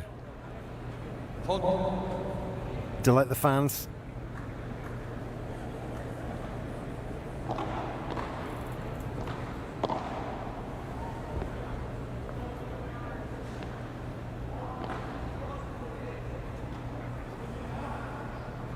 Good lob. And well closed down at the net there. 15-30. Yeah, the response from Del Bianco and Arce has been really positive. They are a very positive pair of players, though. Yeah. I'm quite surprised they haven't played together more in this Pro Padel Tour. I think they played the second game in Miami. But mainly it's been Alex Ruiz. It's been Alex Ruiz and Franco. But We also had a loco, obviously, in the first game, and there's also been a match, I think, with Franco and their loco. Yeah, of course, Alex and Agustin sitting out today's session.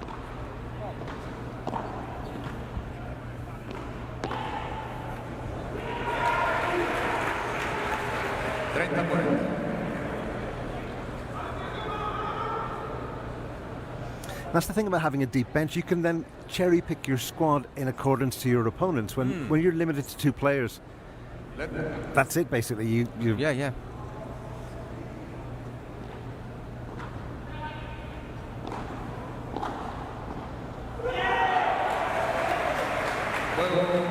So a little break of serve.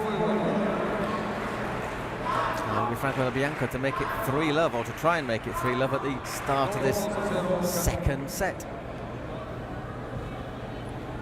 It does feel we're in a very, very familiar territory once again. Yep. The first set won, and then it's the beaten team in the opening set who respond and dominate.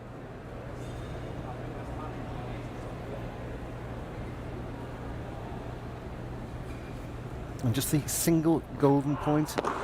Whoa.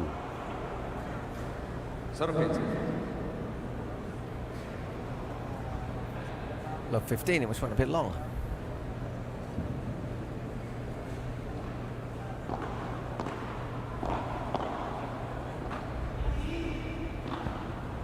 It's a clever shot. Once again, when you've hit so many big smashes, every so often that little fake one.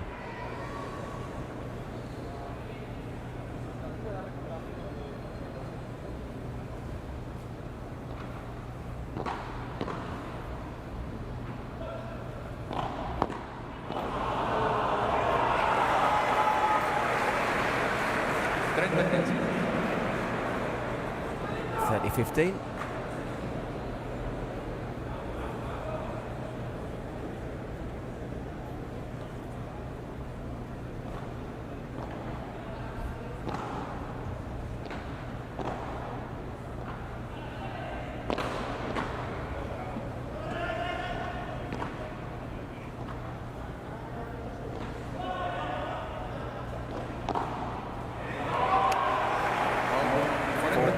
So it looks like we're going into this first break 3-love for the Waves.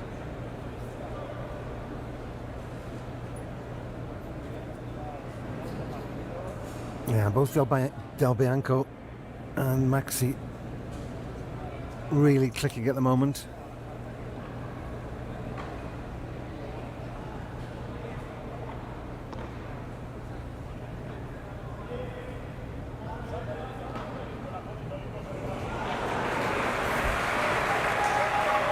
.30.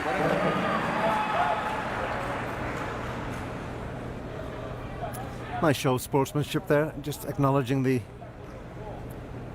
majesty of the shot. I say so, what a majestic shot that was. So still a bit of work to do no more work to be done. That was very quick. 3 games to love as we go into our first break. Great response from the Waves. Trying to roll it back. Vamos Cancun. The green shirt's been handed out. Black. I think I like the black a bit more.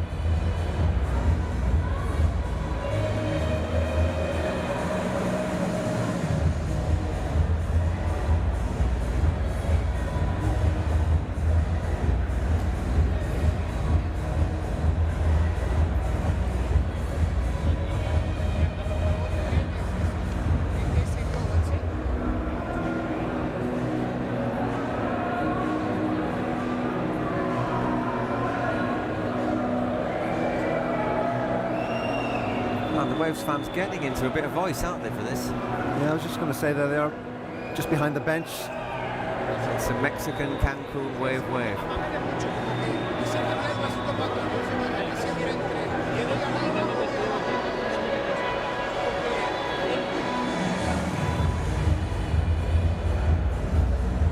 I must confess, at football matches, whenever a Mexican wave started, I've always resolutely sat down. Yeah, I'm not one. I don't pay money to stand up every minute, every 30 seconds it goes round the pitch. I'm not one for the Mexican wave myself. If people want to do it, that's fine. I'm not going to knock them for doing that. But yeah, it's not my thing.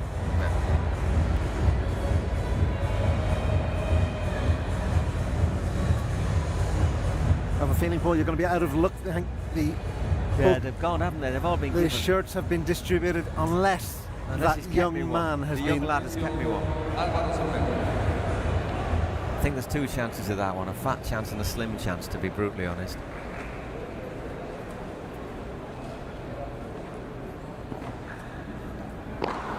Okay, we're back live. And it's Alvaro Cepero serving, 3-love down.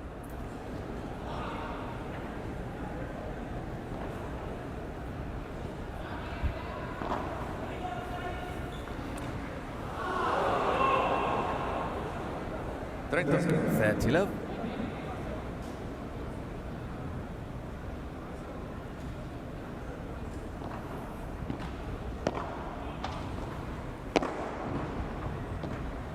Oh, brilliant touch play from Alvaro. It looks as if he's just about recovered, wouldn't you say? Yeah, I mean, I've personally moved on from that, and I think this guy is playing freely without any inhibitions. And it was just a susto, as they say. Yeah, but it did look as if he couldn't bend his fingers. Totally. I mean, when it happened, Paul, when the play was halted, I thought, this game is over. This guy cannot continue.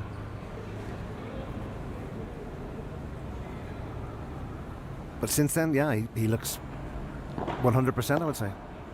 But as you say, in the heat of the moment, maybe this evening when it cools down, well, we'll see how he is tomorrow. Yeah, that could be another issue. But at the moment, I think we're seeing an Alvaro Cepero firing on all cylinders.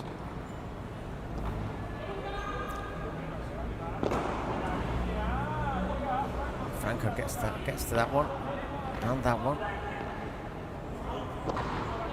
Oh, that's brilliant recovery from Maxi.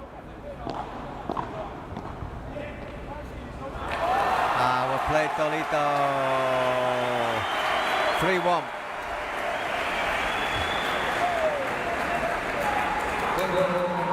Los Ángeles Cancun Waves gana 3-1.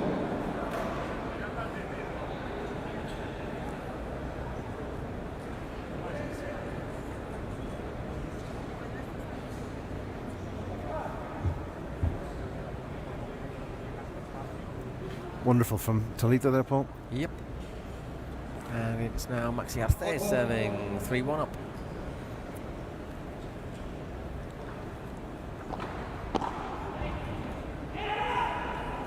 A bit long.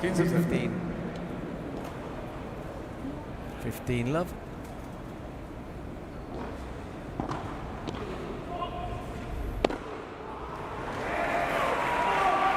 Oh, very good one-handed catch from that man behind the stand.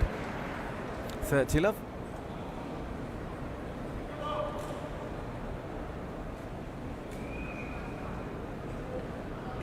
Again, I don't think we've seen any game so far in this tournament being played at such an express pace.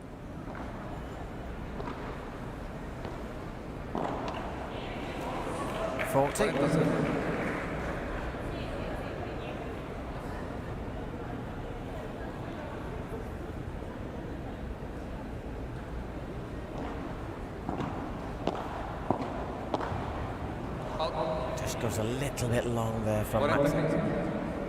But there's very few points with more than 1, 2, 3, 4 shots in it, are there? Yeah.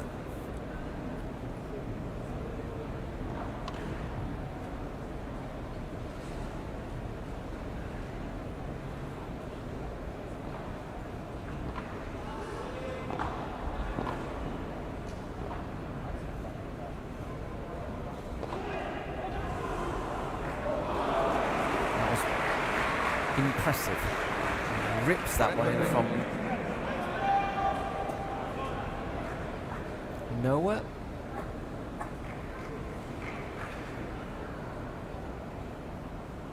I mean, there's one thing. The net, actually. There's one thing having that brute power that he has, but he also has the touch of artistry to be able to land those shots.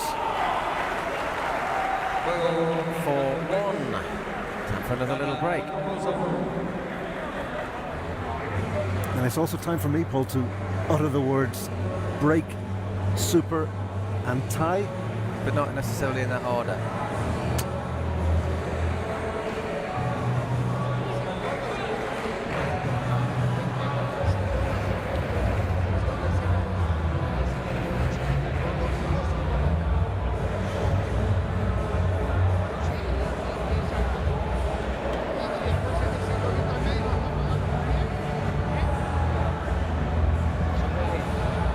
I did like Maxi Arce's gesture earlier on, commending Tolito on his shot. I thought that shows the hallmarks of a wonderful sportsman. When you can acknowledge brilliance from your opponent, I think it says a lot about you as a competitor, but also as somebody who appreciates fine work when you see it, Paul.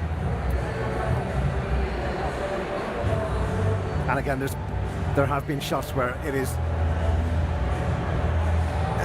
appreciation time for Tolito. I think Toledo's always going to make. I mean, the reason he's ranked sort of in just outside the top 20, isn't he? Yeah, 29. Sorry. 29. So he's just at the bottom of the top. Well, he's just in the top 30. So I mean, I think the fact he's not ranked higher is that sometimes the showmanship does maybe lead him to do some shots that are a wee bit more flashy than are always needed, and just maybe cost him silly points. But he's certainly one of the great entertainers.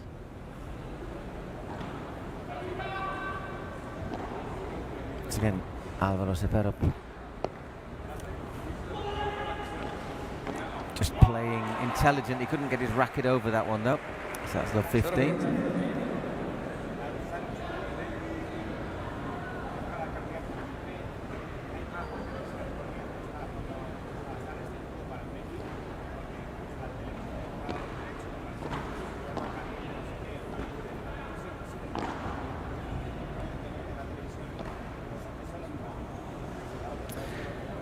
Just misjudged from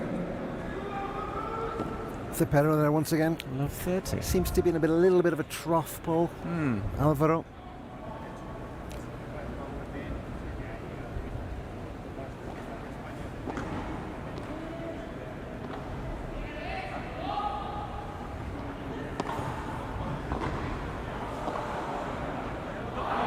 See, that's great and the fans love it, but it's not an effective shot. But they've lost the point. Yeah. They've lost the point, and was it the shot he really needed to play? I mean, he's not going to play that kind of shot if it's a decisive point at a critical time of the game, you would imagine. I don't know. I think he just plays it for instinct.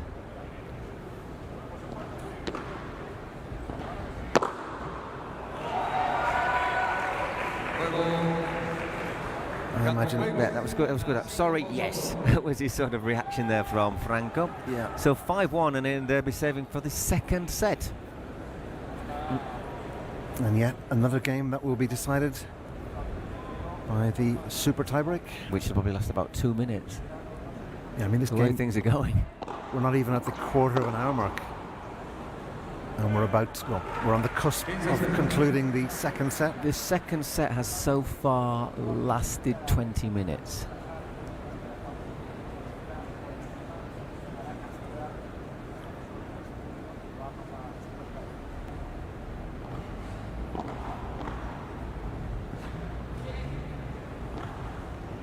Oh, wonderful, wonderful from that situation to play the backhand. Almost like a backhand chiquita. Once again, down to feet, 30 love.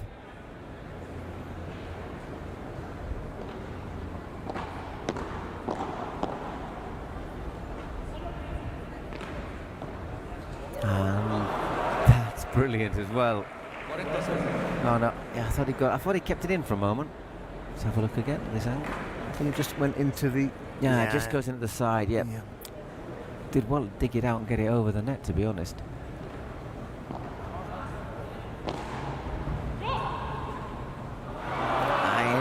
Yes, again, maybe just trying to be a little bit clever. Maybe you do that when you know that... yeah, when the thing's a lost cause, I think maybe you can try a party piece like that. So 6-3-1-6, super tiebreak. You know it. You know the rules by now, don't you? Up to 10, 2 points clear. We've seen a few. This is the 7th game here in Guadalajara, and possibly off memory the 4th game that will be decided by a super tiebreak. And we had 1 yesterday, and this is the 3rd today. So this is the 5th game. 1 yesterday, 3 today. That's 4. There's the 5th. It's all right. Hang on, bear with me. We had 1 yesterday between Ivan Ramirez and Alberto Trabanco against Eric Alonso and Fede Chingotto. That was a super tiebreak, but Bergamini, Chotas against Torre Ruiz was just 2 tiebreaks. And then this morning, Campa and Tello. Yep. Was a super tiebreak. The Atlantics against the Polar Bears. Barbara, yeah. And the Goats. The Goats against the Las Vegas Smash was also a super tiebreak. It was.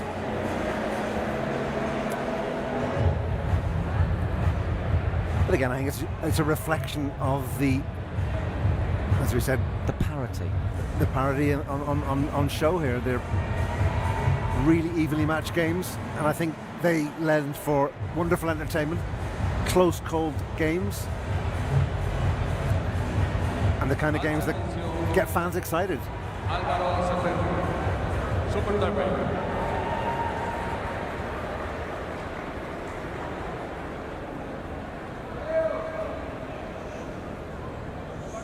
It's 47 minutes, so we're going to have 2 sets and a super tiebreak, probably finishing under an hour.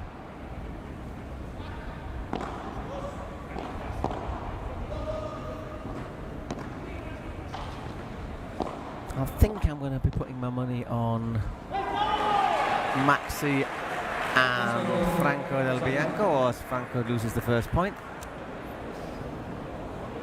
Oh, impressive from Del Bianco. That is not easy to do. I can't even do it for full size. That is not easy to do.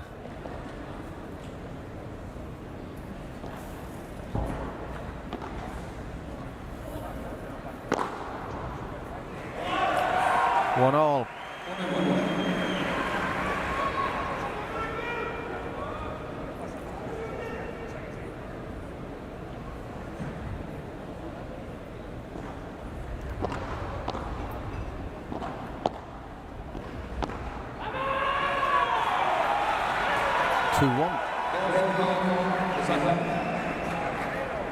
So if the Beat win this, though, I think if they lose this, it's probably going to be very difficult for them to go to the Cities Cup. If they win it, they're still in there, alive and kicking.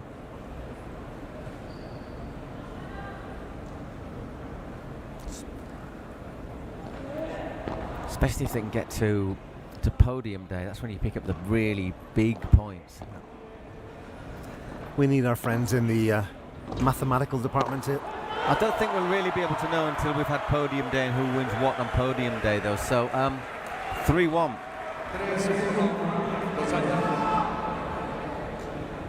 But I think because we don't know what the ranking will be of the 10 teams in here until the end of Sunday. But yeah. But I think by the women winning earlier on, that probably seals Toronto's fate. I think that's pretty much a guarantee, Paul. Even though they won, yeah. 4-1.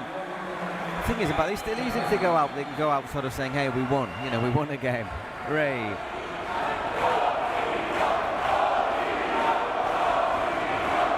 Well, there's a division of opinions. Half of them singing Tolito and half of them singing Cancun. Yeah. Maybe Cancun should sign Tolito and then we'll be on a win-win situation.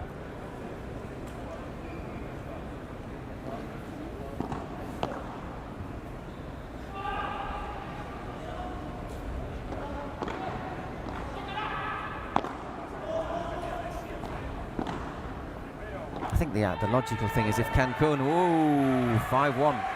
Cancun really want to promote the area, the logical thing would be to actually have a pro Padel League tournament there, wouldn't it? Just near the beach. perhaps, you know. Yeah, not behind me. You can see it happening, Paul. I can imagine it happening. I'm imagining it right now, actually. Sort of May, before it gets too hot. I get the impression that prior to today, Fede Chingotta was the most popular player here with the crowd. And I'm tempted to say that Tolito is pushing him all the way, or even possibly more endeared to the supporters here in Guadalajara. Could be.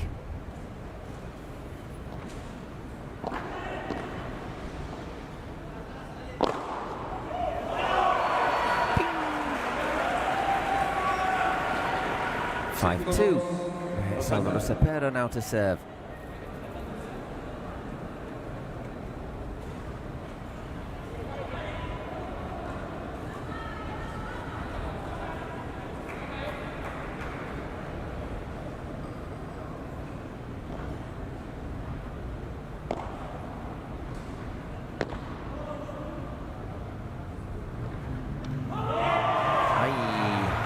Just tried to dink that one over.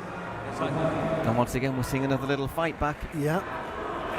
Time for Tolito to channel that energy, block out the noise. Shoulder bump. There you go.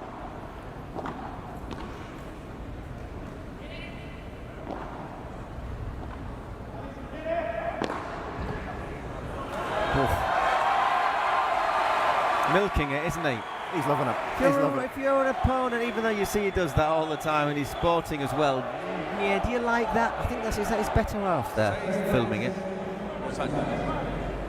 That'll be an Instagram show or reel later on, Paul, no doubt. All right.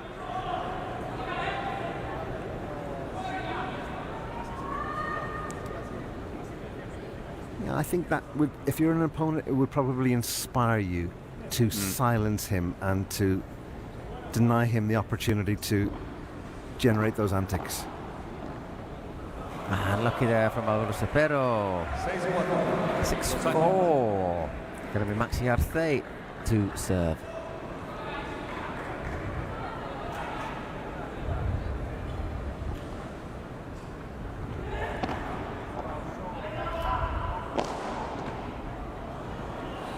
And goes a bit high. 6-5.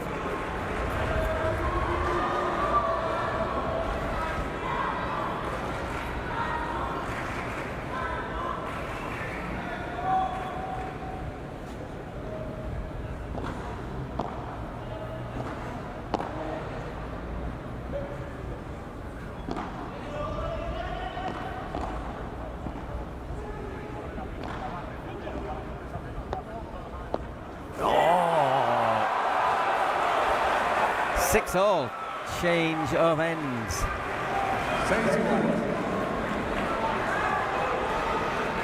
Once again, trying to change the angle there, Alvaro.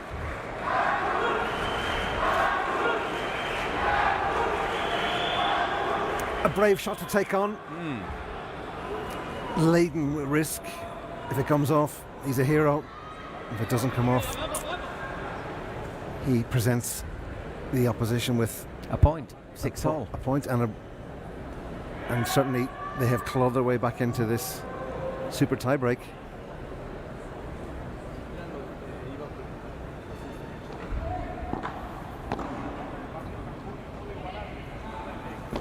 Ooh, doesn't time that one.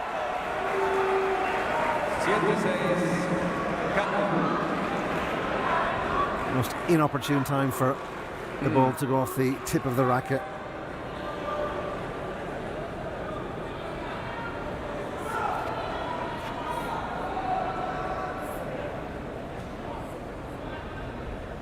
A little bit more serious there from Tolito, recognizing the situation.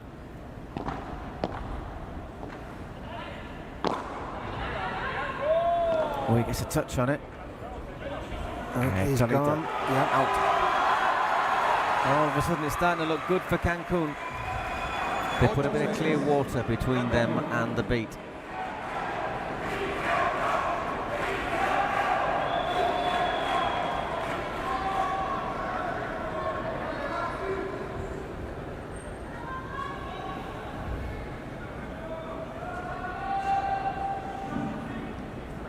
Gracias.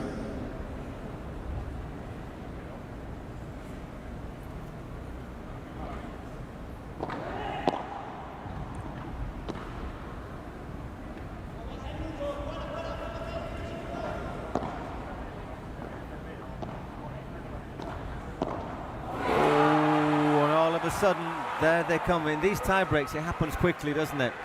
3 break points, 3 match points.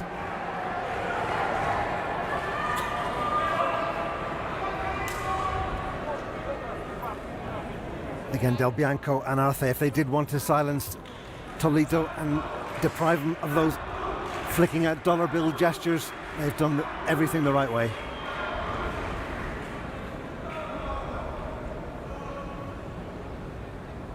They're a very good pair, Del Bianco and Arce. I think people look at Toledo, but they should not forget that Maxi Arce and Franco Del Bianco can also play some pretty spectacular paddle. For me, Paul, they're just two guys who just get the job done. They've got great variety in their style and their ability to play. Lots of shots, mobility across court. And they stay away from the showmanship. And they know each other really well. All of a sudden, a 9-8. Still 1 match point left.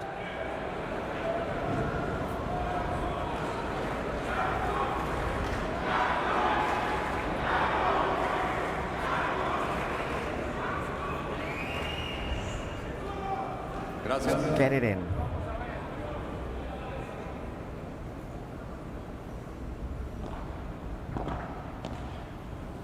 Oh my word. 9-all. Saved 3 match points.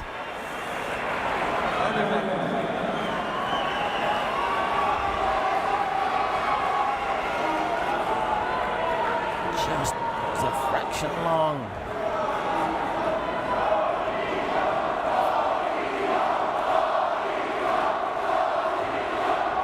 We've got the Toledo fans, we've got the Cancun fans. Some of them are going to leave unhappy. Gracias. Every second point now is basically a match point.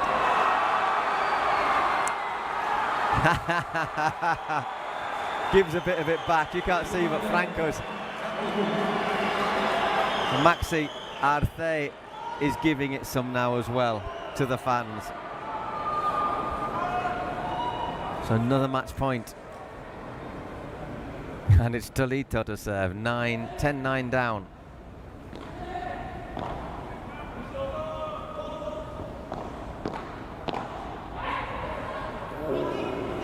Good lob under a lot of pressure.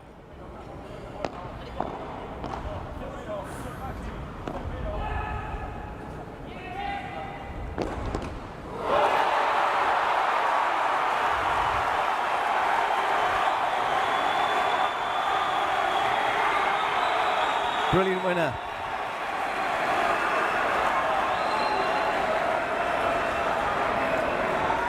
Gracias.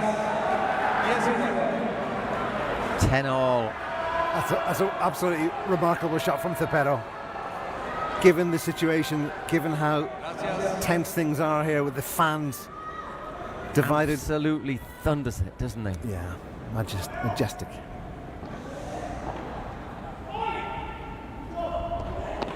Ah, that's well blocked. Oh.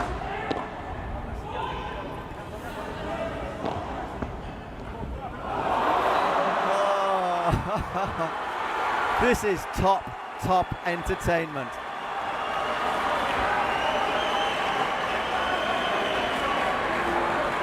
And I don't blame the Cancun lads for milking it as well.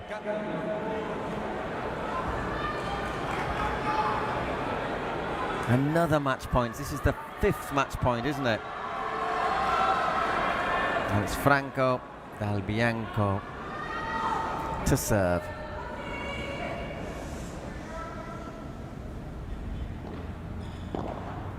Oh, and there it is. The Cancun Waves.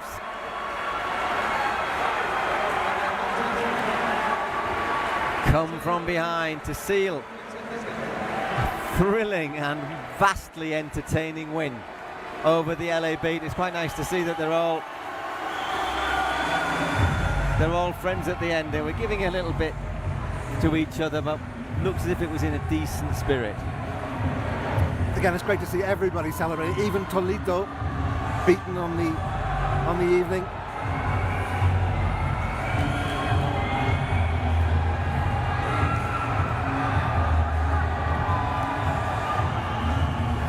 But I'm a big fan of Franco. And Maxi. Again, this is the most raucous we've seen the Dome Code since we've been here, Paul, in the last few days. Absolutely.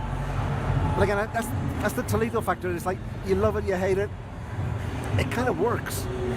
It's certainly been great entertainment. And I think a lot of that is his contribution. I think it depends the players you're up against as well, however, because if he was doing that to someone like, I don't know, say Juan Lebron, I think that might get a wee bit less friendly. Yeah.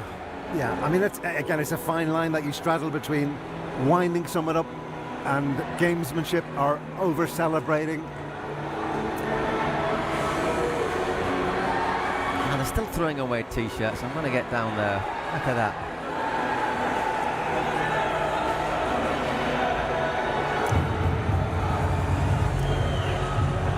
That was one of the quickest games too, Paul. Another game with a super tie break that lasted an hour. Yeah, incredible. So anyhow, Pia is in position. We'll be hearing from her in a moment when it all calms down. Here they are. Here are Maxi and Franco Del Bianco with Our Lady courtside. We're going to go with Pia. Pia is down there. Pues ya estoy aquí con los chicos del equipo de Cancun Waves. Once again, it's an opportunity to catch up with Pia and the victorious players Franco Del Bianco and Maxi Arce of the Cancun Waves. And it's actually, the noise levels are still cranked up. Del Bianco offering some insight on what was a dramatic encounter between the Cancun Waves and the LA Beat. Nosotros teníamos que estar muy atentos, la pelota vuela, pero bueno, después en el segundo y en el tercero nos pudimos acomodar un poquito más y lo pudimos sacar adelante. Maxi, el smash de Just Toledo, reflecting on the game, there was a tight fought counter porque ustedes lo lograron hoy. against two fine opponents. Como dijo Franco, los dos tienen sus virtudes. El Tolito, nada, felicitarlo primero por el gran cambio que está haciendo en su día a día. Se ve su físico, la verdad que está muy bien y producto de eso es que ha mejorado mucho el smash. Pero bueno, hay que jugar con variantes, como juega él, básicamente, porque si uno juega lineal, te lee el juego y empieza a pegar, empieza a generar mucho daño. Así que bueno, había que ser valiente, los dos lo fuimos y creo que esa fue la clave para levantar el partido. Pues chicos, enhorabuena, felicidades, el estadio es suyo. Somewhat difficult to actually decipher what was being said there, but again, I think the general gist is he's delighted with the game and playing with Franco and acknowledging that in Toledo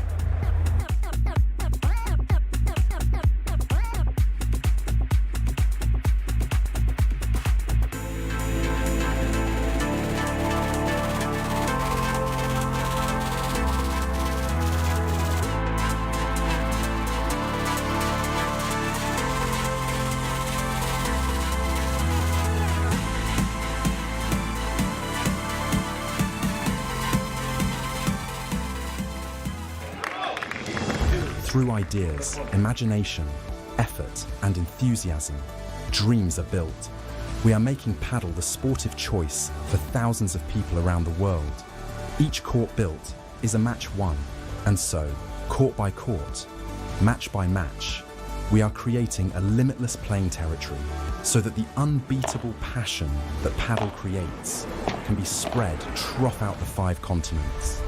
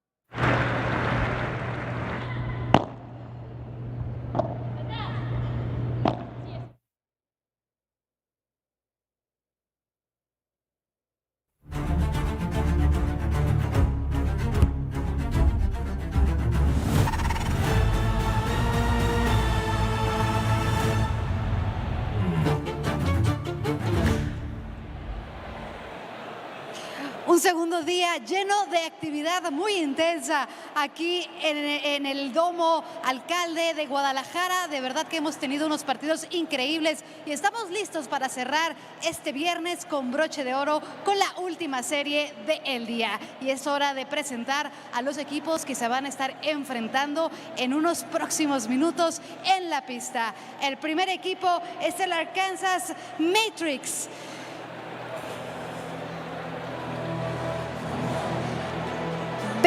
Caldera,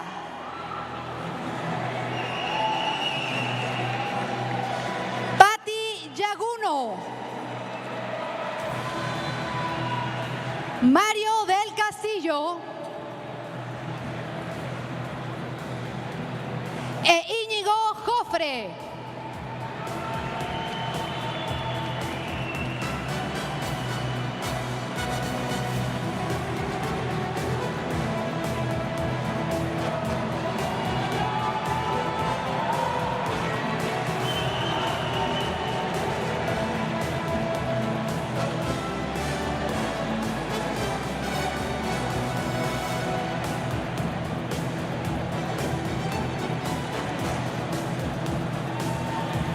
Y los rivales, San Diego Stingrays, conformados por Lucía Sainz,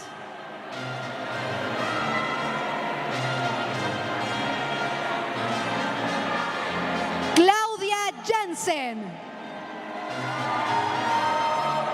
Alex Chozas y Lucas Bergamini.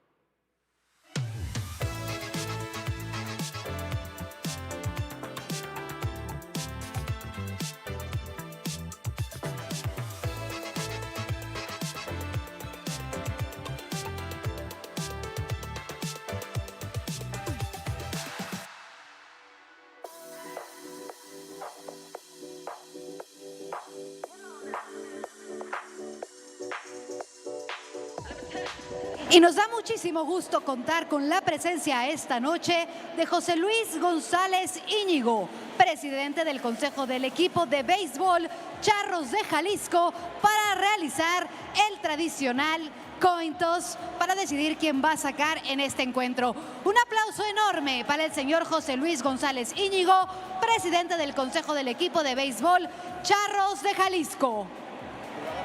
Él va a celebrar el sorteo. Por favor, escojan el local. Escogen. Para que no haya que le echa rifa como aquí. PPL o Pro Padel League. Escojan, por favor.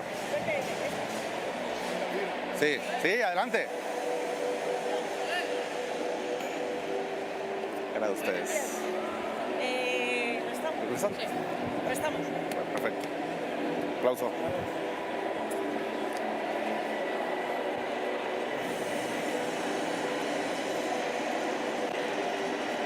Gracias, buen juego.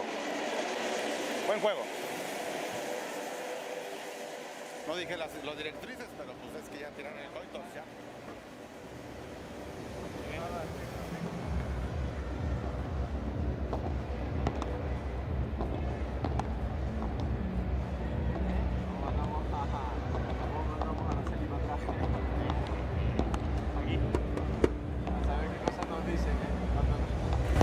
Hello everyone and welcome to our last tie of the day, which pits the Arkansas Matrix against the San Diego Stingrays. We've had the coin toss, not coin toss, it's that time of the night. We've had the coin toss made by dignitary from the world of Mexican baseball. Who's the team? The Charros del Jalisco, who are the local baseball side who play in La Liga Baseball Mexicano, the LMB. And once again, both Bergamini and Lucia have been shopping for baseball caps. Or given baseball caps. Potentially. Potentially. One did not come my way. I had to make the purchase. No, it's the CH that you see represents the Charros on the little baseball symbol. They are the local baseball side here. Baseball being a hugely popular sport. Probably the number 2 sport behind football. The world of football, yeah. Anyhow, quickly, Claudia Jensen, we saw her and Lucia Sainz play yesterday. They won their opening match. They did. They did in 6-3, 7-5 style against Marina Lobo and Sofia Saiz. Exactly. And they're taking on Bea Caldera and Patti Giaguno. Patti, another one of the sort of first generation, really, of players. Still right up there in the rankings, though. 18, which is, at the age of 40 to be ranked at 18 in the international stage is nothing short of impressive.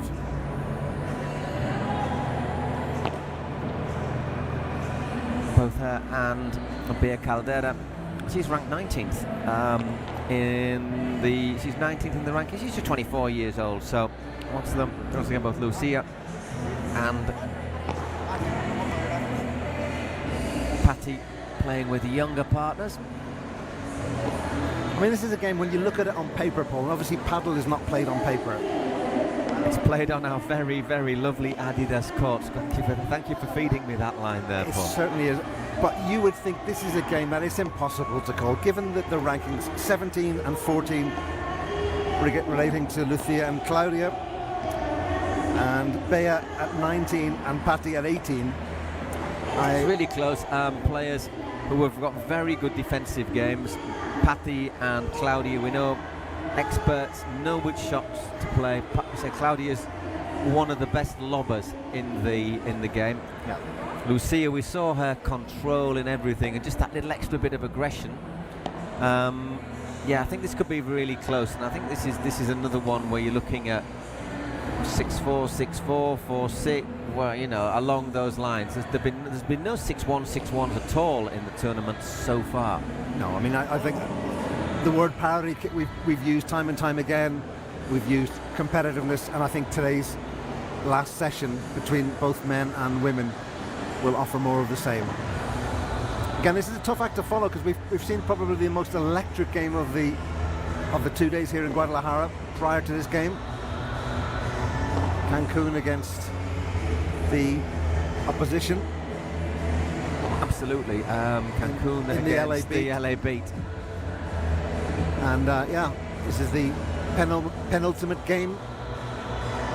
Will be capped off by the men playing Arkansas. And again, this is another one that's quite even. I think Del Castillo and Inigo Joffrey against Chozas and Bergamini. I'm going to slightly go with Bergamini and Chozas, but once again, I don't think there's going to be a lot between them. And this is interesting. We're seeing a team play for the first time, and we've seen a lot of teams now on their second spin. We've seen Cancun now. They've played their two kind of league games, if you like. And the same with the Stingrays. They were in action yesterday. And again, hoping to do enough to get a ticket for Sunday's action. Which you would think, having won 2 from 2, they just need 1 of 2 wins from tonight, and that should be good enough. Remember, it's separate for men and women for tomorrow. But okay, the Stingrays. Yep. If they win, I'm pretty sure they will be there on Sunday. Not like in San Sebastian, where they won both of their matches and still didn't make podium day. Yeah, I mean, that's incredible. Amazing. The problem might be how close the win is, okay? Because they had 8 points against them, 8 games against them yesterday. Didn't drop a set, but 8 games against them. So let's say if they 6-4, 6-4, 16 games against. The question would be, perhaps, would you be playing in the final, or would you be playing for 3rd and 4th, obviously? Yeah, it's a question to get the calculators out tomorrow evening at the conclusion of day 3 and see how things shape up for podium day, which will be on Sunday. Obviously, the Cancun Waves are the second team to play the 2 matches, but obviously the Cancun Waves aren't going to be there because they were narrowly beaten in both.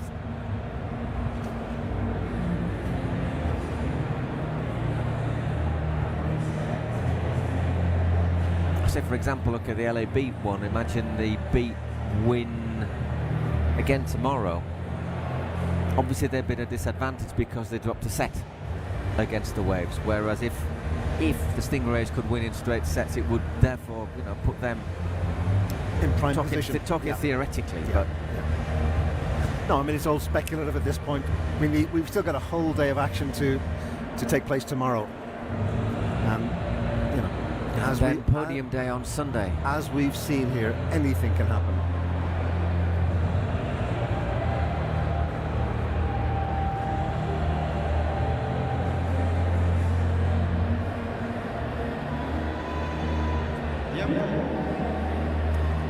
So Arkansas in red. It's another quite cool kit, the Arkansas red kit from the town of Lovell, Arkansas. They have it's a paddle club. It has the only paddle courts in the state at the moment, or at least at the moment the website was written. I mean, have leagues, clinics. The Arkansas Matrix Paddle Club, as I say, in Lovell, Arkansas. If you're in the area and you fancy and you like what you're seeing, that's the place you should be going to. Take it away, Lucia. Calm down, everybody. Thank you very much.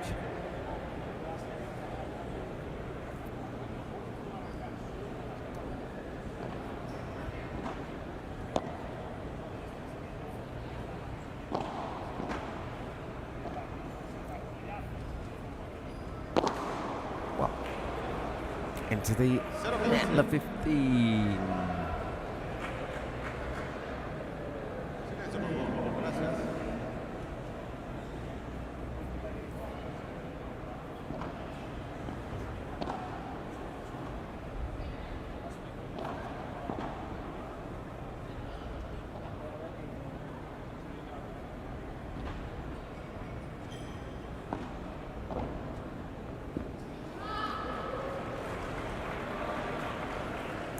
Once again, I was just for a second doubt, was that in or out? My initial reaction, I have to say, Paul, was that hit the glass. I thought that was out. But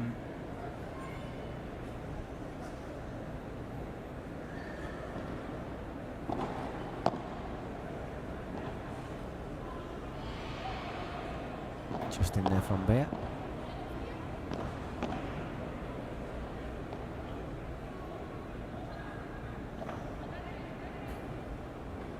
Ooh, just too long. 15:30. Just seeing the Stingrays, one of their sponsors is Chocolate Passion. That's a good sponsor to have, isn't it? That? I wonder if they're giving out freebies.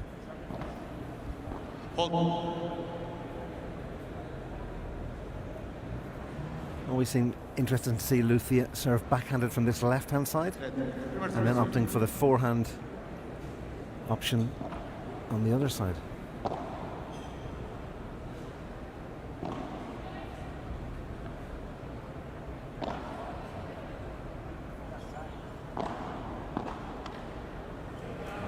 Beer puts that one into the net. Switching the angle there, Claudia Jensen.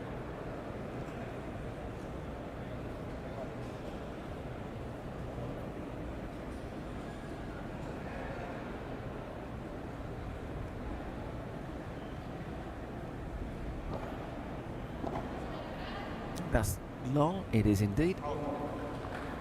40-30.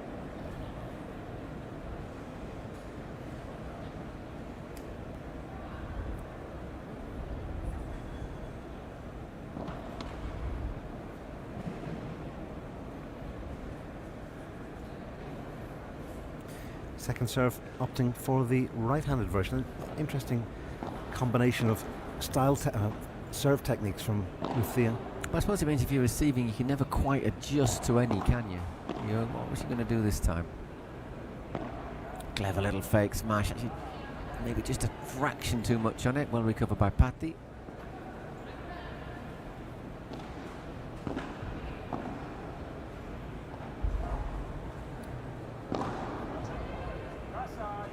Oh, lovely, lovely, lovely shot there from Patty Yaguno. And we start off with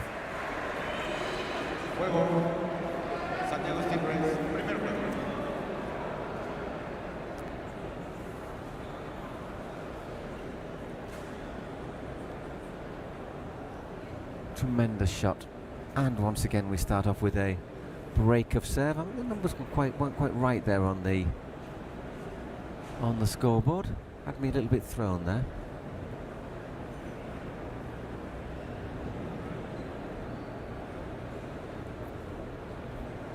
Tiempo.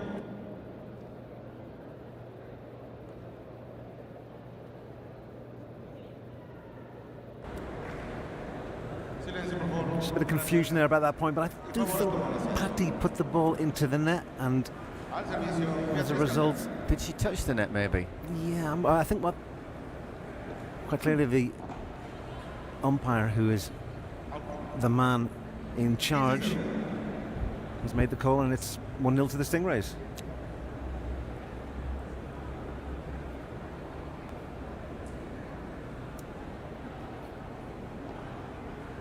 And it's Bea serving, Bea Caldera.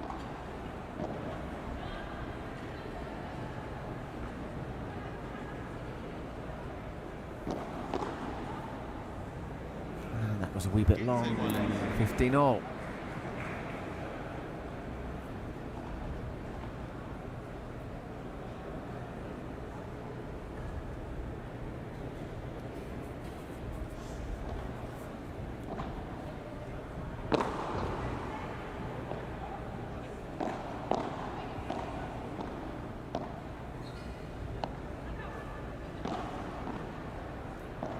Played there by Bea Caldera, and that just goes long from Claudia Jensen.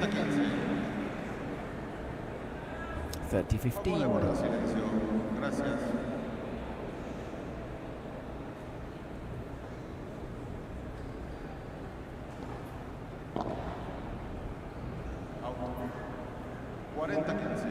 40-15. Goes long, that return of serve.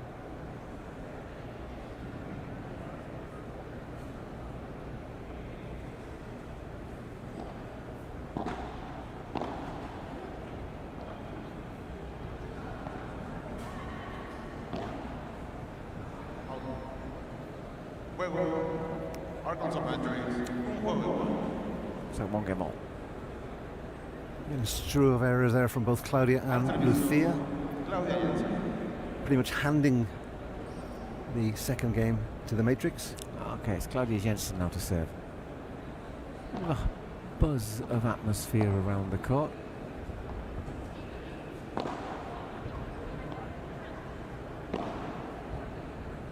Well played by Lucia. 15-0. Favor de guardar silencio. Gracias.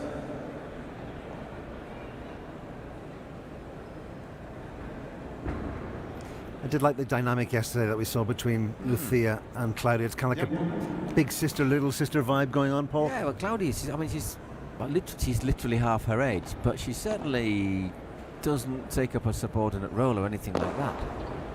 She's a top player in her own, very, very top player.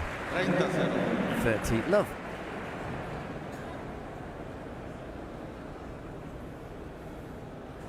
You can see, though, there is a degree of respect towards Lucia, and I think the same applies to the figure of Patti. I mean, both players 40 years of age, but they've been there, seen that, done it in the game of paddle.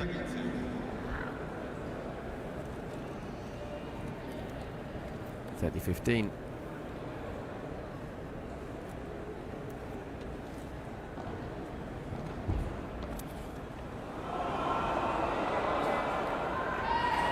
And so nearly got that.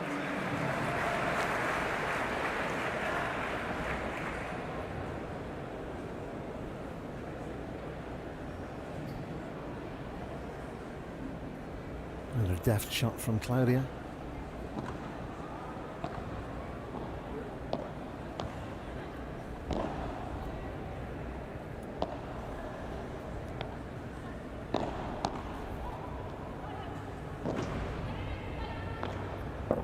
And that's a nice little shot in return from Patti. Once again, sees the gap.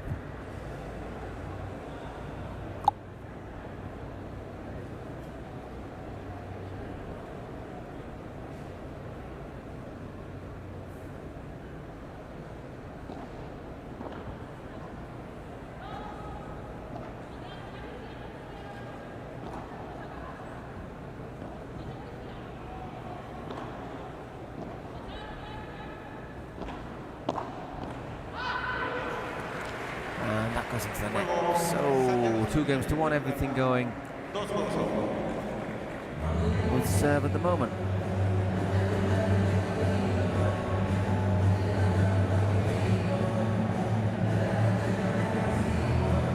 And you can just see this looks like this is going to be another one of those close matches, doesn't it?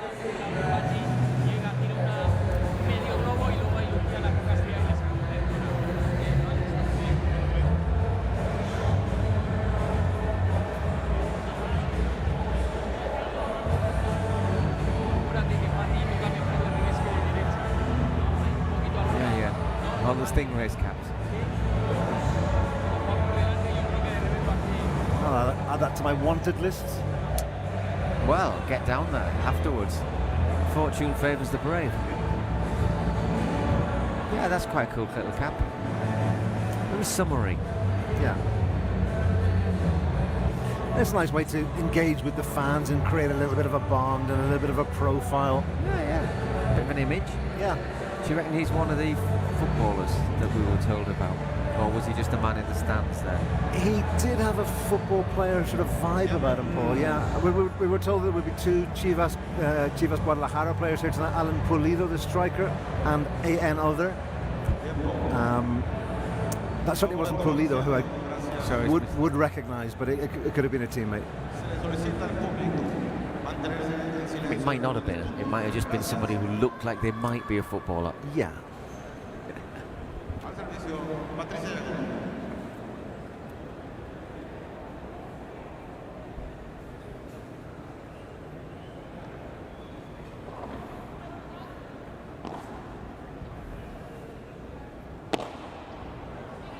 Well played by B. It's one of those moments when you commentate football matches and sometimes the director focuses on the director of the game focuses on the director's box or the VIP box in the ground, and there's like 3 or 4 people there, and you think, who the blooming heck are they? Don't recognise him. Don't recognise him. Don't recognise him.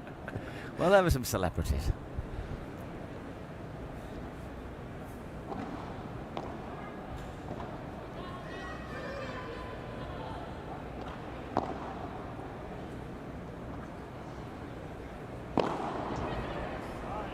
Well played again, Lucia Sainz.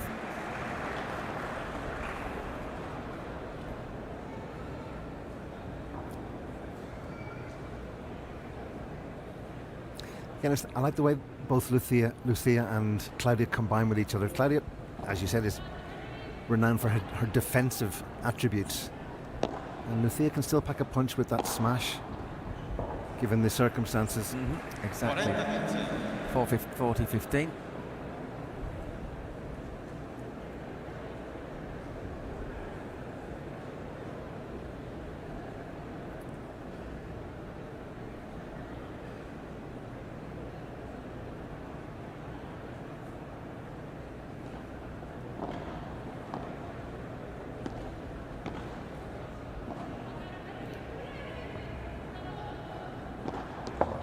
Well played, lovely bajada there from Patti.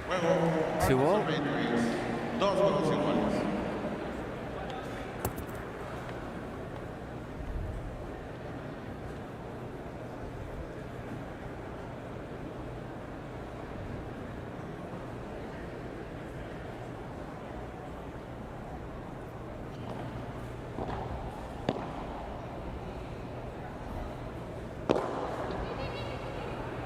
That's gone a long way.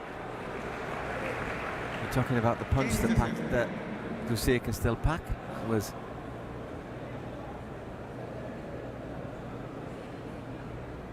that was power. It was also the technique, though, getting the top spin on it. Yeah. Watching it climb up the side. I mean, these players make it look so easy. And I can tell you that it is not an easy shot. To pack enough power to get the ball out of the court requires a huge amount of oomph, proficiency.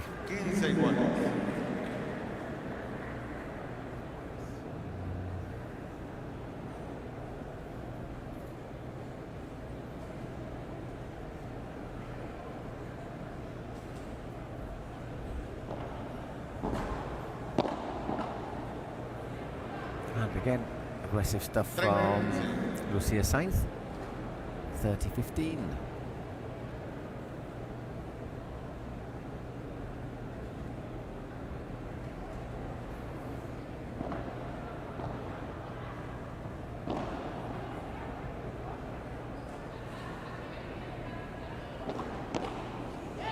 One played from Claudia as well, getting power in that bajada.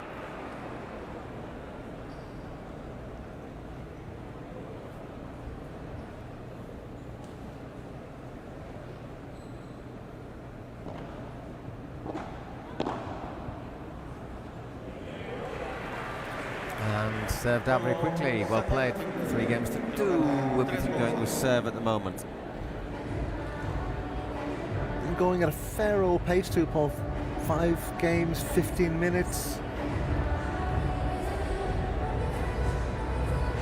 Again, we haven't seen anything what you'd call a extensive rally at this point. No, quite surprising.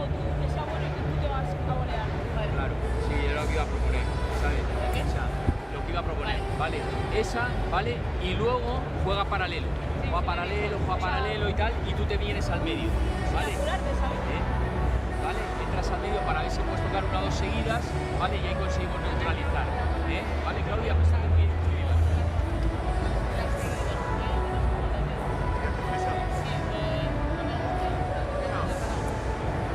Vale, entonces vamos a intentar restar ahora, neutralizamos.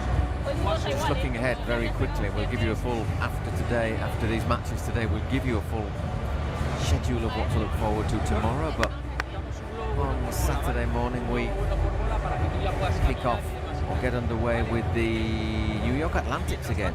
Another time on the early shift. They take on the Houston Volts, which will give us another chance to see Ivanchu Ramirez and Alberto Garcia Trabanco. Then it'll be the Las Vegas Smash against the LA Beat. The Florida derby, the Miami Padel Club, against the Flowrida Goats. Orlando-Miami clash.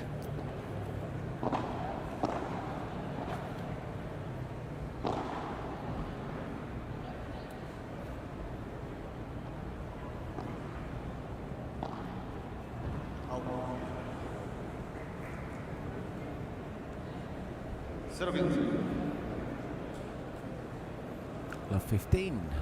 Mistake there from Bear.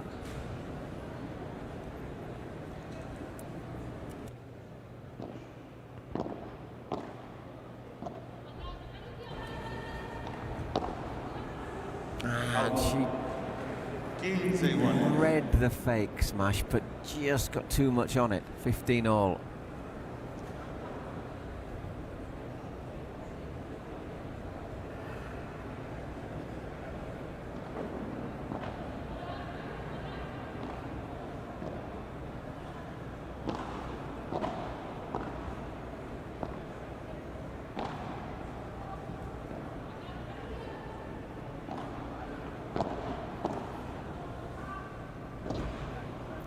Oof.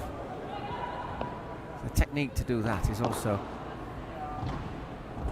not an everyday talent, is it? That? No, I mean you've got little or no wall to work with, and she pulled a real rabbit out of a hat there, Paul. That was great technique. Again, Lucia is brimming with confidence. I think both Lucia and Claudia, they work well together. They work off each other. Again, didn't see any moments of doubt or of insecurity yesterday.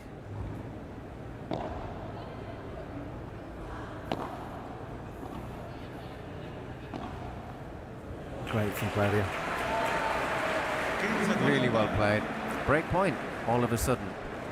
I mean, they feel like a team, a well-balanced team, well-drilled, well-oiled, and like I say, both players complementing one another. That's a lovely little shot, actually, just changing the racket angle again. I mean, those shots, I would say there's as much art in those as big thunderbolt smashes, Paul. Actually, maybe even more, because there's a creative element to it too, and there's actually more technique required to carry off a shot like that. Well, that's the debate we were having earlier, isn't it? Do you want to see biff bang pow, or do you want to see touch play and longer rallies? That's gone long. Golden point. And there's this very much a fence sitting on. I think there's a time for everything. Yeah, I mean, we saw in the previous game, which was tremendous fun. Yeah, it was brilliant. But if you were learning a paddle, what would you learn from that? If you were sort of like a lower intermediate player, what do you really learn from that?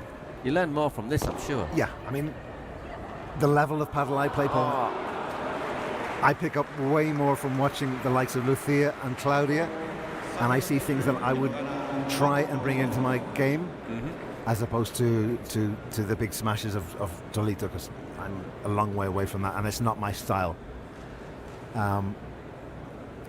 There's more of a kind of a chess element to this, of moving things around. I mean, the big smash game too has that element of creating the space, making the space, taking advantage of that space that you create through power.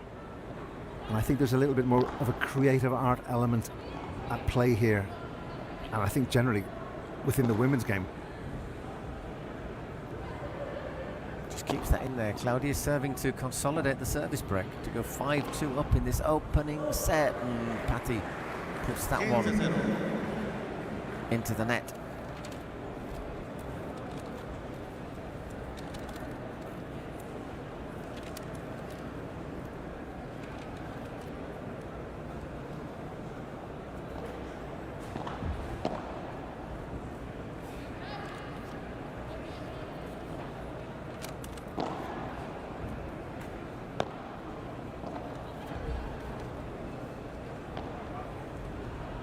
I think the ball may have touched Claudia on the way. to the backcourt. Anyway, the point goes the way of the matrix.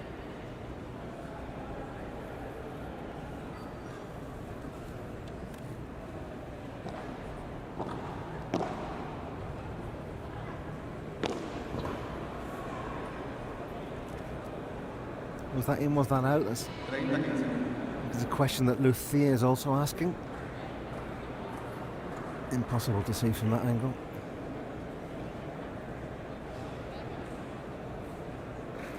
We haven't had any controversy regarding Cole's pole today or yesterday. There was that brief thing earlier on from Sophia Sainz in her game. She questioned one of the calls in the super tie break. Yeah, well, it was whether someone had hit the racket had hit the net, wasn't exactly, it? yeah.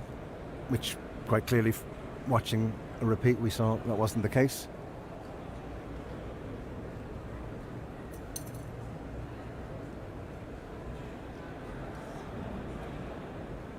So anyhow, that was deemed to be in.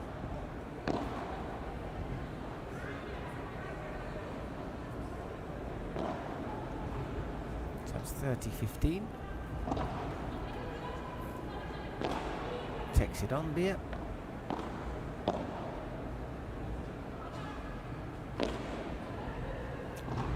So the matrix, it's been basically a mix usually of Beer, Patti or Araceli.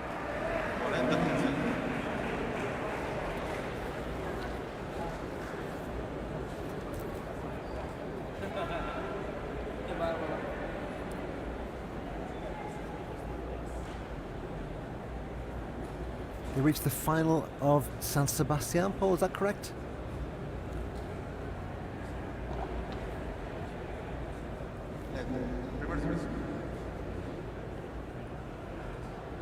That was months ago, it's completely slipped my mind. Hang on, I'll check on you. I was there, I should know. They did, I think, yes. They did indeed. It was a relatively comfortable win, though, for the Goats. It was Gemma, Triay and Arantzazu.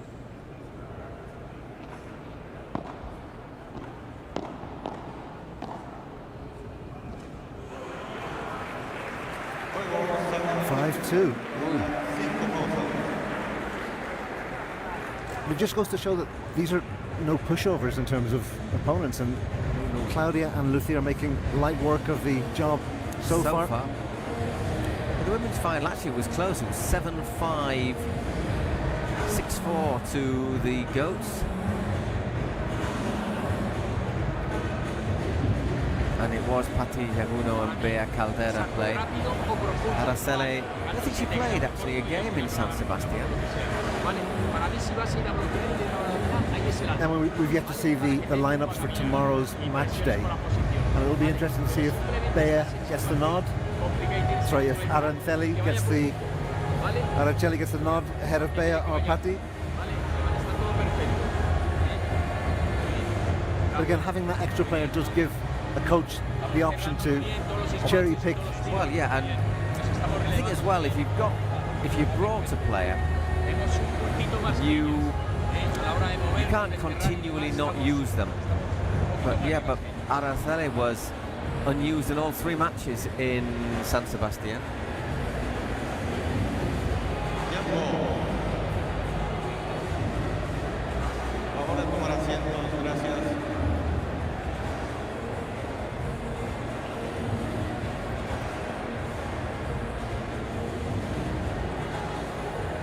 Guarantee that young gentleman drinking the beer is not a Chivas Guadalajara player. They have a game tomorrow evening, and I would imagine that will be frowned upon. Wouldn't be, and you wouldn't want to be doing that in public, would you? No. You say frowned upon.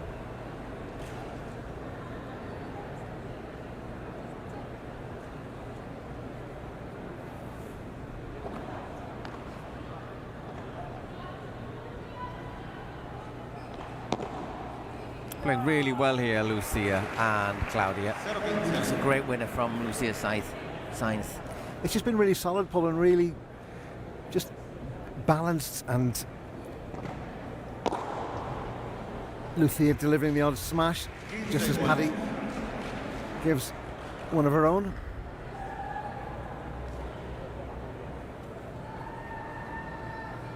Silencio, por favor. Gracias.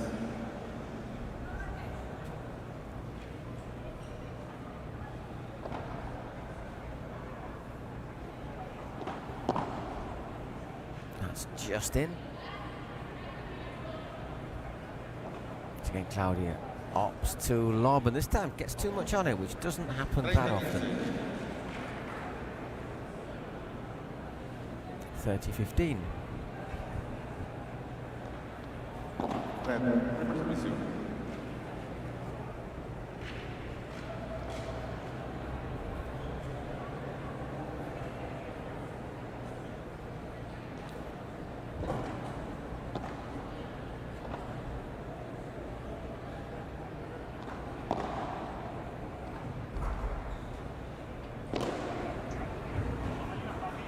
Oh, well done.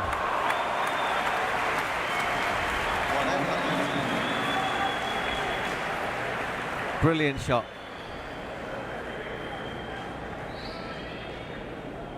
And does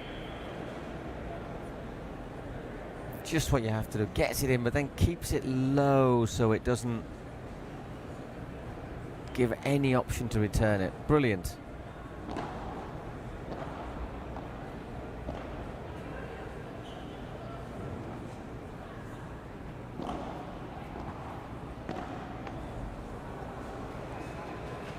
Mistake there from Lucia. So 5-3, and it'll be Lucia Sainz serving for the first set.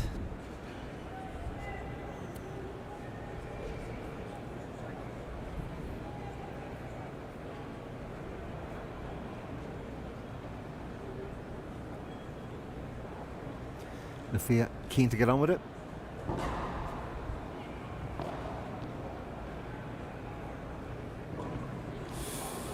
Couldn't really do much with that one. Love 15.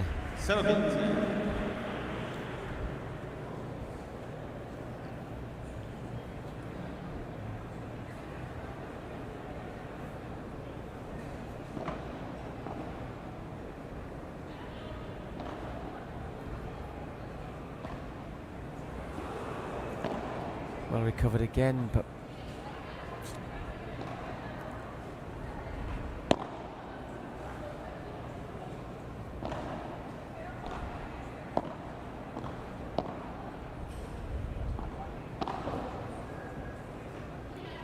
on the back foot here at Arkansas, but they're still in the point. And she's gone into the net, so I don't think it would have mattered anyhow because Lucia would have put it into the space.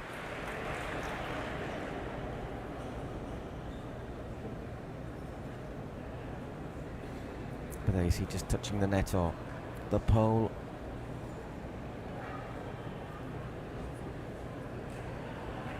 $15-all. You can almost sense the positive vibes between both players from here, Paul.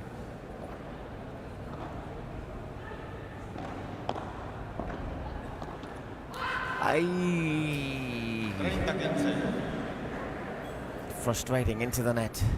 30-15.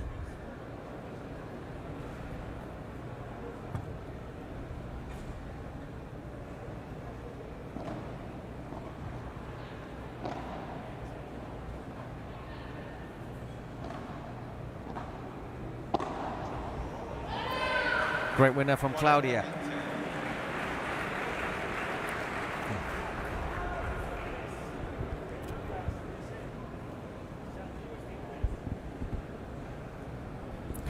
They do work well together, don't they?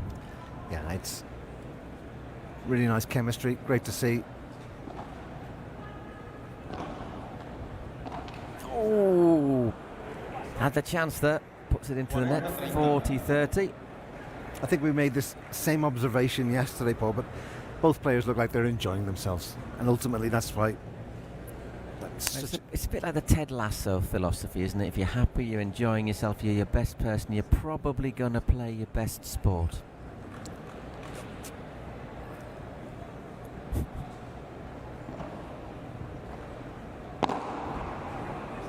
And well played, Lucia. She'll have enjoyed that. There is the first set, 6-3 in 31 minutes.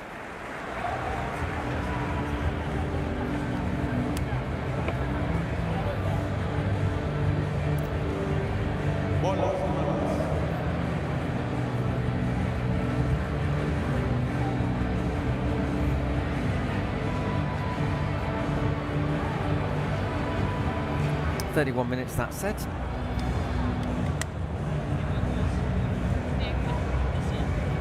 Yeah, it's not turning out to be that closely fought contest that we envisaged from the outset. I think that just about reflects what we saw in the first set, with the Stingrays just a little half a level above the Matrix at the moment. But let's not write off the Matrix. Remember, finalists in San Sebastian, putting up a pretty solid fight as well against Triay and Aranzazu Osoro in that.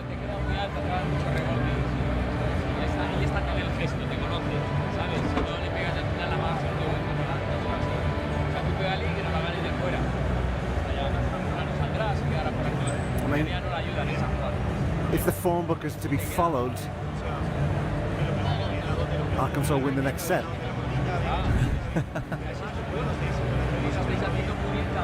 That's what we've seen. So, I mean, no, without a doubt, every time has been something different, hasn't there? Yeah.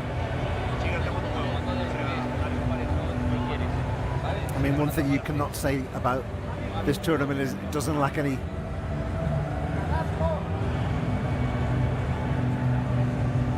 mystery. We've seen so many games where the first set goes one way and then the losing side in that set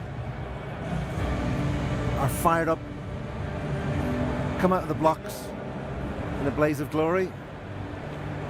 We'll take it to that third set. Okay, it will be Bea Caldera to get us underway with the first serve. Well, if the adage is correct, then she is going to hold her serve here. And that's a bit long.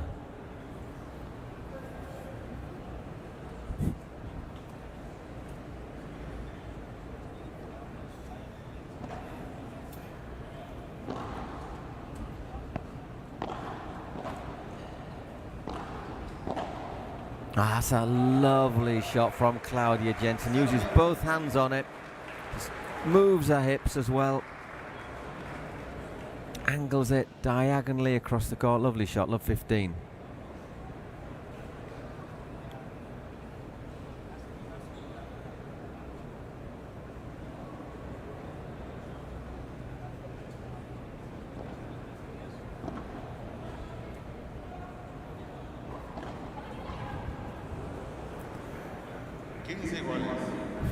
All. Wasn't another one of those? I wasn't 100% certain if it was in or out. Yeah. And you can't always tell from the reaction of the players either. Yeah. Ooh, Patty snatches at that a wee bit. That's 15-30. There's been a little bit too much of that from both Bea and Patty. I think that tendency to snatch at points, to just maybe lack that little bit of composure. Yeah, just a bit long. Second serve.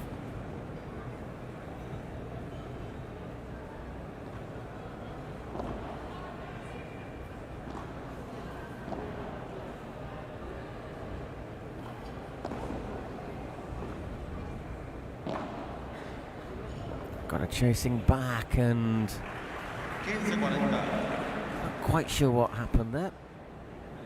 Let's have a look. That's just simply doesn't. It just goes low, doesn't it? You can't get a racket under it and round again, it. The amount of spin ensured that the ball bounced wickedly. It's 15-40. 30-40. I was going to say, is this going to be the game that changes? Well, basically everything that's happened so far in these 2 days here in Guadalajara. The seesawing fortunes from set to set. Second serve.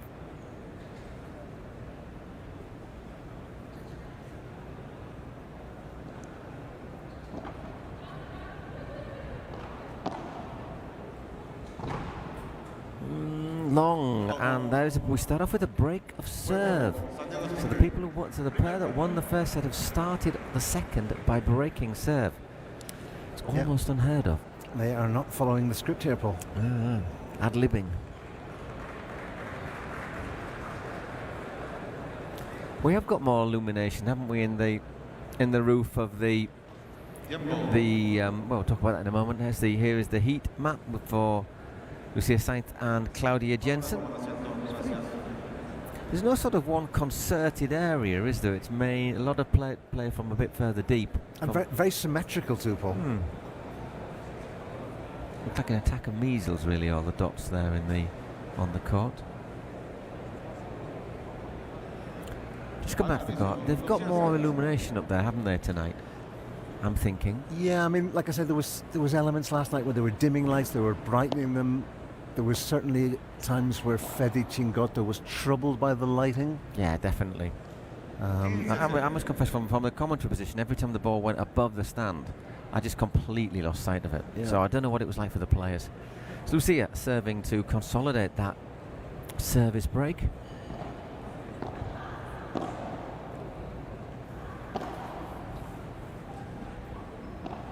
Claudia taking responsibility down the middle. 30 love. From what we're seeing, Paul, I can't see any green shoots here for the Matrix. I just see Stingrays super dominant, confident in every department, outplaying their opponents who really don't have an answer. Certainly a good little period for the Stingrays. Ooh, just well there, Lucia, to get it back after it flicks off the net cord.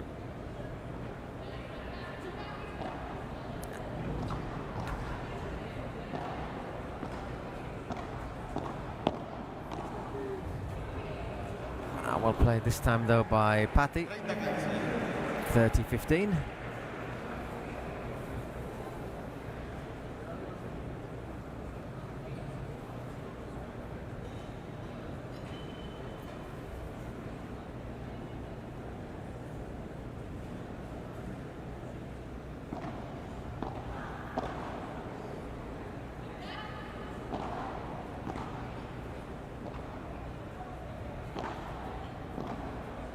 And now 30 all, so all of a sudden the seed has pushed through the soil.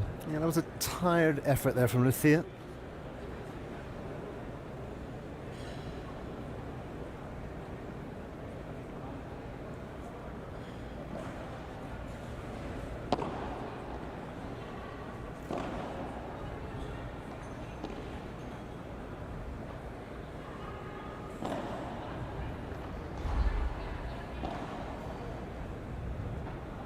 I think that was a bit long. It is indeed. Ooh, get out of jail free card, that, wasn't it? Still just under a bit of pressure. 40-30.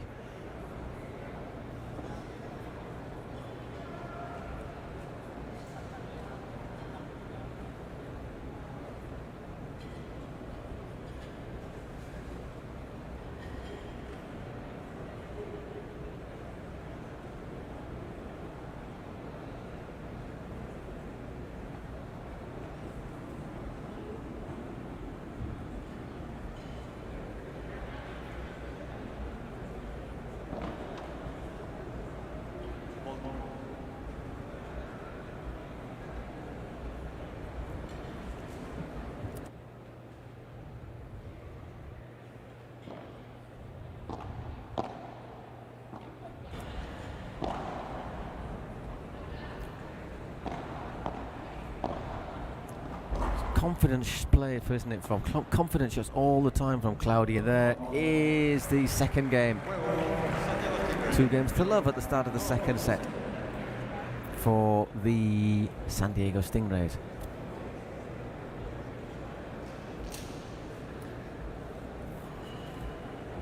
It's a showing not dissimilar to that of what we saw yesterday. Just a real, just get on with it kind of attitude. Yeah. Lucia occasionally delivering the big bombs, but it's just composed play. It's just feet on the ground type of paddle. No complications.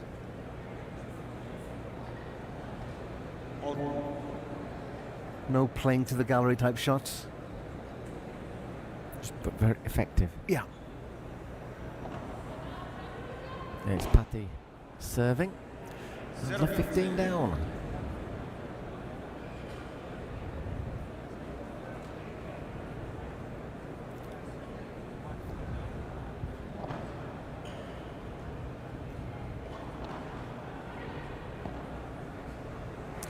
Well played, Lucia. Love 30. Again, there was a small line that she could have managed to channel that shot through, and the precision once again was just breathtaking.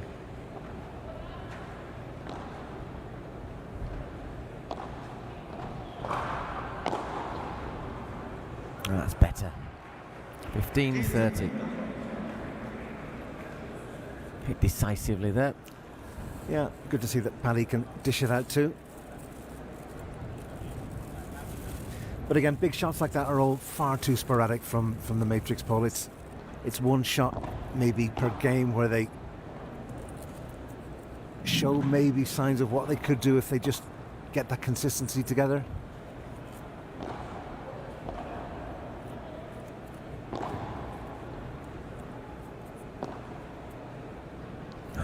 It's a fraction long there again. More break points, 3 break points.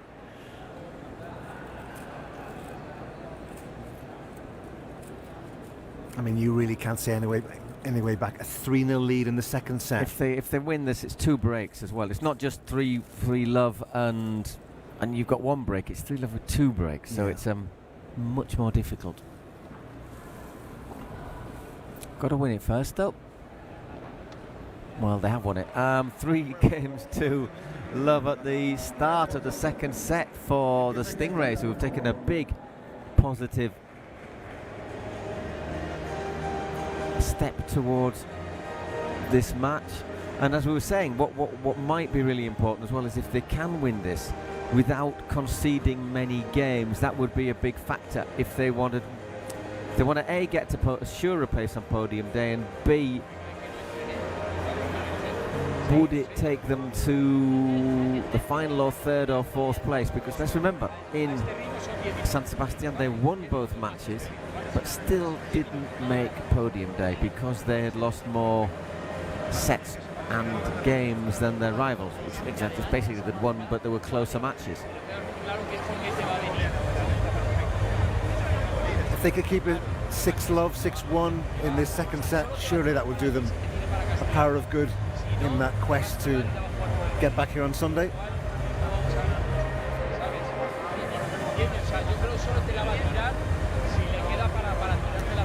I'd actually go so far as to say that from what we've seen over these 2 days, Jensen and Sainz are my favourites.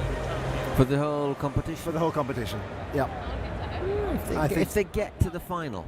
So I think they didn't drop a set though, did they? On yesterday, they dropped quite a lot of games, but not a set.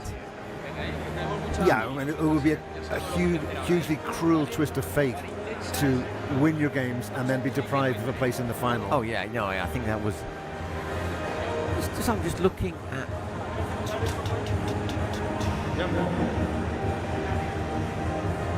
But I've yet to see a more complete couple, and a couple who just complement each other so well, who understand each other, and level of play as well. Yeah, I'm gonna give you that. I think I'm looking through. Who would I say? Maybe Aranzazú and Nuria Rodriguez, but you'd need Nuria to be very much at her best. Yeah. And Aranzazú was erratic this morning. She had some dips, managed to bounce back, but no, I think in terms of the most regular, solid.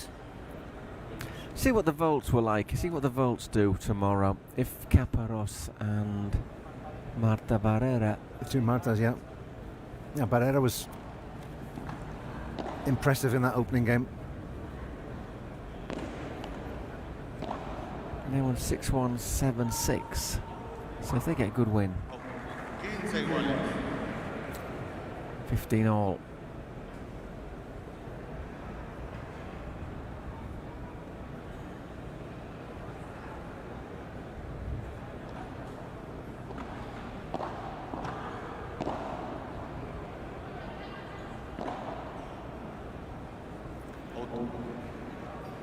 was out, yes. It was called out to. Again, one of those marginal shots that until you hear the umpire give the final verdict. 15:30 then.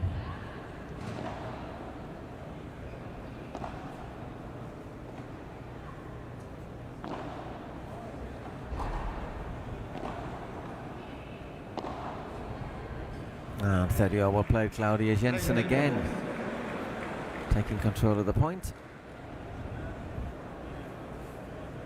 And once again just changing the angle of her racket, moving the ball across the court.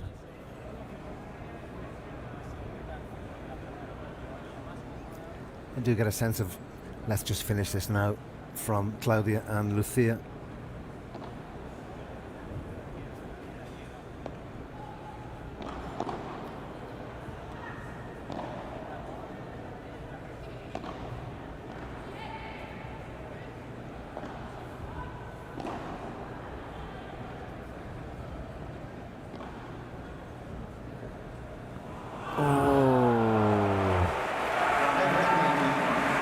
Wow. I think she's saying, whoa. Was that intentional? When you apologise, you tend to think it isn't, but I would be going, look at that, look at that one I've just hit. Yeah, I don't understand why she apologised. I mean, it was a wonderful shot. Why apologise for excellence? Yeah, exactly. And 4, love up. Stunning shot.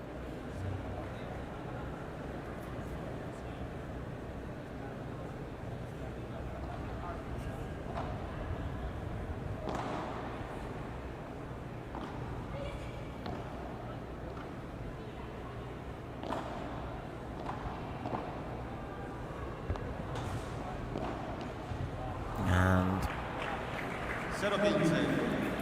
love 15, obviously that hitting Patty. Obviously, at a professional level, the answer to this question is never. But at what point do Patty and Bea think our goose is cooked? 0:30. I mean, but the thing is, and it's actually something that Julia Polo said to me in the break between games. We were saying about how long, how sessions were getting quite long to commentate, and how every match was really close. And she says, yeah, but of course every game is important. Even if you're losing, it's still worth trying to dig in and win another game, because it might in the end be decisive. Yeah. In whether you make it to New York, or whether you're 5th or 6th, or who you get in the next. Or you come back here on Sunday. Exactly. Yeah.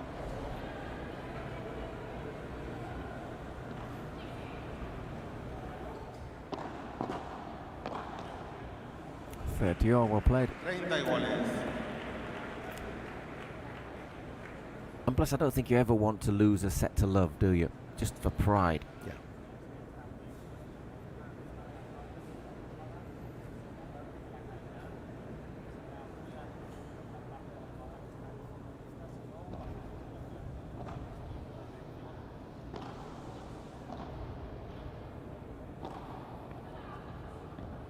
And it will be the first 6th love in the tournament, if my memory does not fail me. It would indeed. There's been a 6-1. But not a 6 love.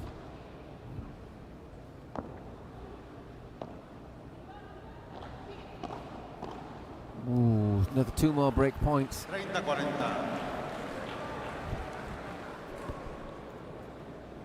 Again, it's a stat that we don't get to see, but Bea's percentage level of unforced errors is rising, alarmingly high. Yeah, I mean, it's not an aspect you want to focus on in any player, but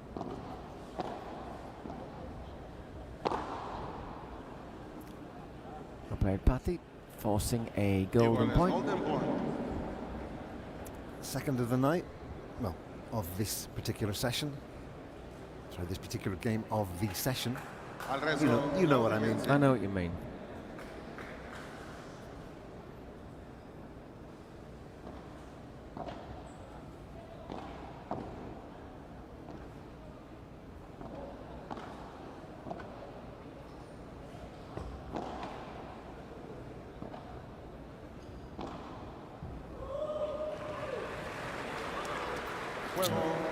So there's another really slightly mishit shot there from Beer, who is a very good player but not having a good night. 5 love to Lucia Sainz and Claudia Jensen. I must confess I didn't expect this in the second set, but this is the one that has broken basically the rule, isn't it? It's the exception that proves the rule. But it's a bit of an exception. Yeah, I mean, we actually said before this game this is probably one of the closest games to call. Yeah.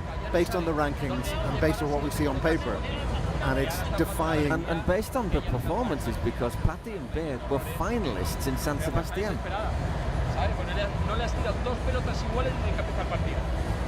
Still 8 minutes before the hour mark too, so it's been played at quite a nippy pace too. Sí, exacto, yo también. Está bien, primero, es tu primera volea que va siempre muy apretada, ¿vale?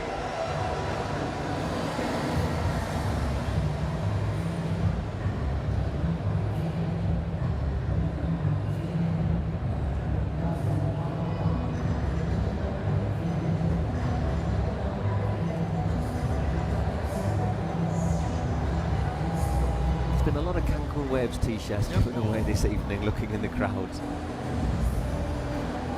Por favor, tomar asiento. Gracias.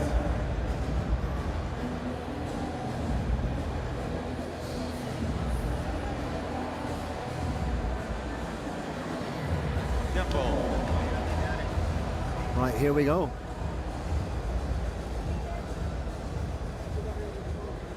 Lucia serving in what could be the last game of this second set. 53 minutes played so far.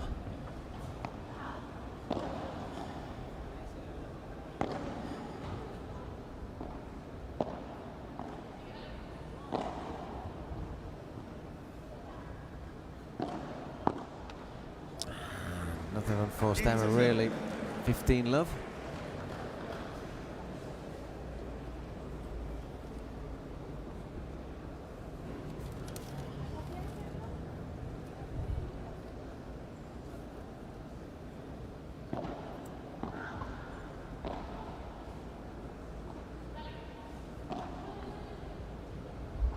It's 30 love.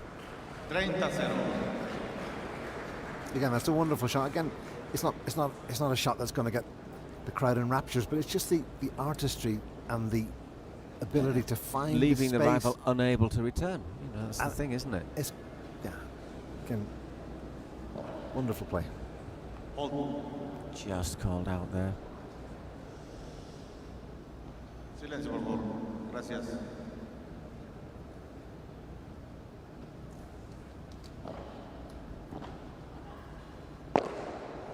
Ouch. 40-0. Adding injury to insult, really. 40 love. But also setting up a match point, well, a series of match points. 4 match points. I honestly didn't think this match would finish under an hour. It still hasn't finished, but I think it probably will in with the next 4 points.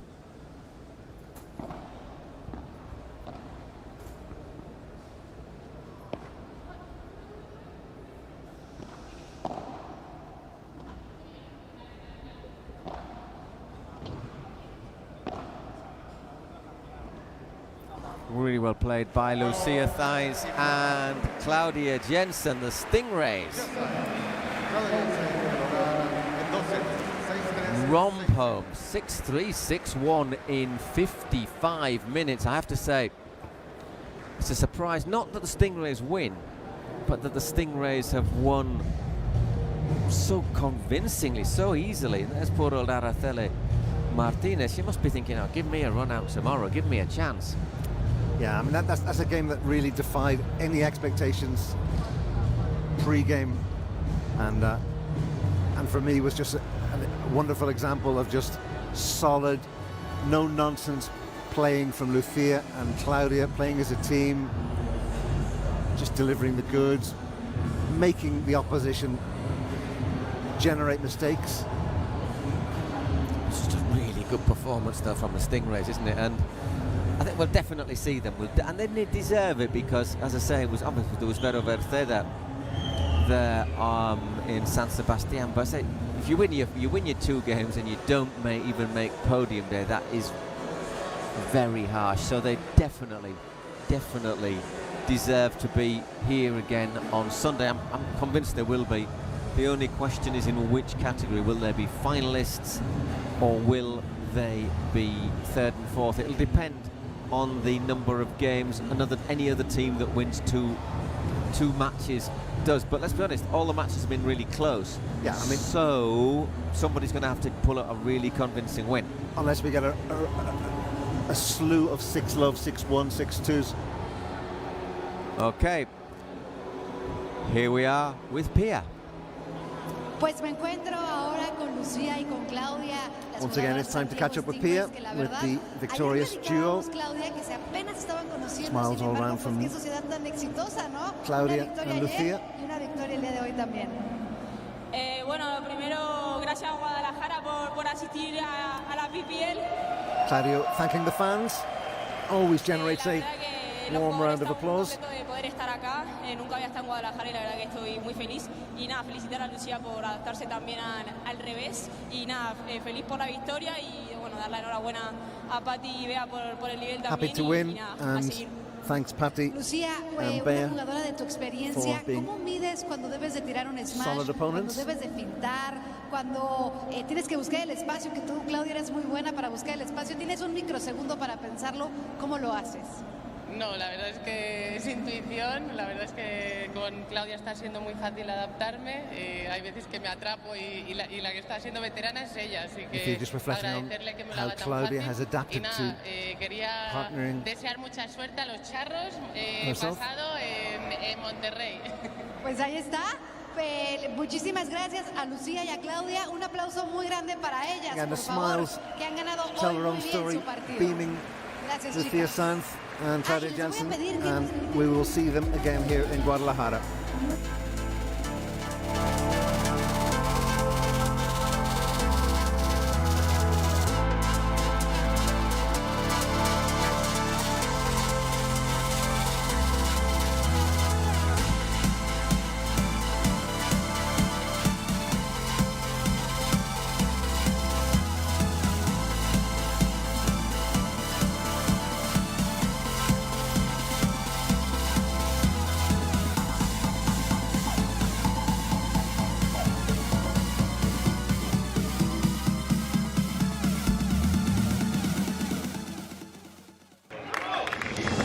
Through ideas, imagination, effort, and enthusiasm, dreams are built.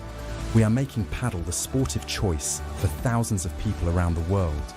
Each court built is a match won, and so, court by court, match by match, we are creating a limitless playing territory so that the unbeatable passion that paddle creates can be spread throughout the 5 continents.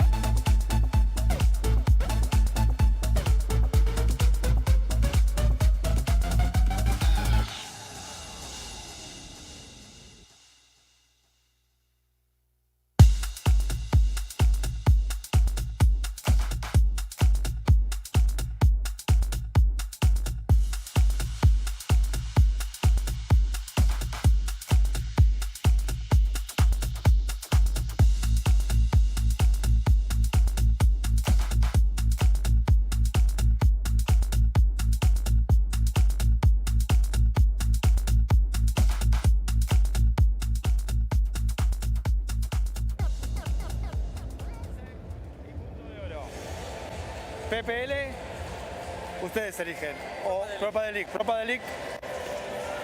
Pro Padel League. Sacamos. Sacan. Muy bien, suerte. ¿Quién saca, Lucas? Saco yo.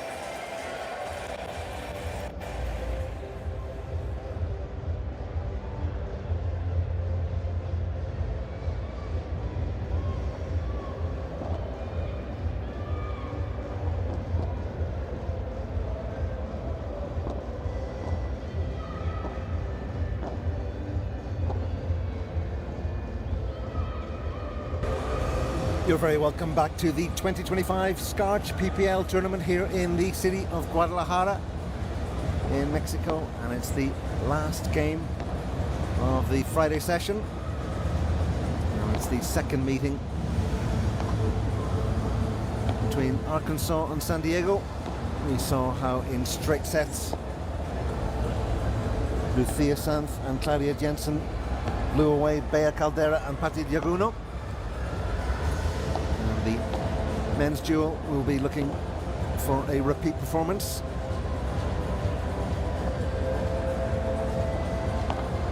Bergamini and Chozas. It's the first opportunity to see the rivals from Arkansas in the shape of Inigo Joffrey, man from Tenerife, ranked 31 in the global ranking. 25 years of age and a confessed golf fan. Another sport that requires a huge amount of mental discipline. Tonight, Joffrey is partnering Mario del Castillo, a player from Sevilla, ranked 60 in the global rankings.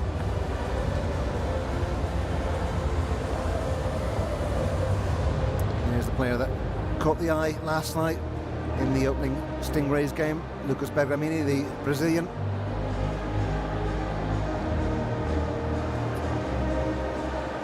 Bergamini ranked 11 in the overall global rankings.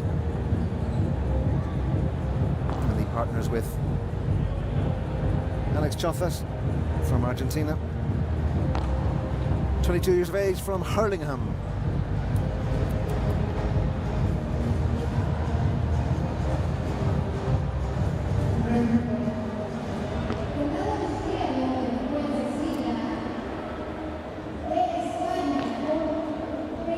So a big win for the Stingrays men's team. Should be enough to see them secure a place in Sunday's action.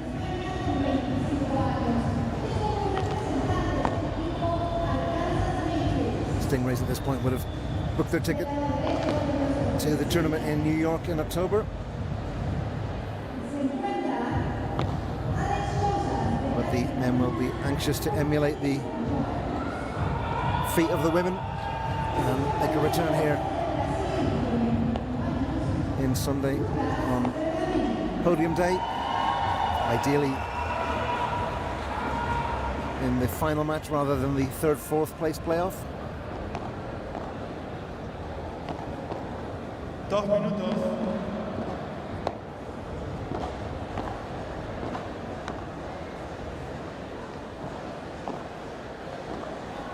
And the camera just panning on 27-year-old Lucas Bergamini, who was in electric form last night.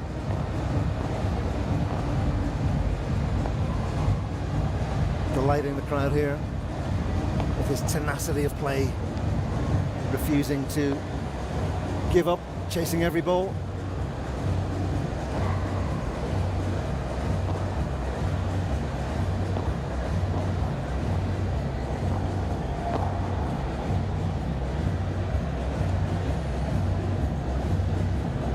Stingrays do start as slight favourites for the action tonight. Players just going through the final warm-up routines before this final game of day 2 at the Domo Code Arena here in Guadalajara gets underway. Well, so we are last game of the session, or last match of the session coming up. We've already seen the same thing race: Alex Chozas, Lucas Bergamini, Mario del Castillo and Inigo Joffrey. Reliable performer, Inigo. Again, the Stingrays will be looking to deliver more of the same from last night. That impressive performance from Bergamini and Chozas in the win against Agustin Torre and Alex Ruiz, 7-6, 7-6. By no means a landslide, but you always felt that the Stingrays were always in control and always had their opponents at arm's length.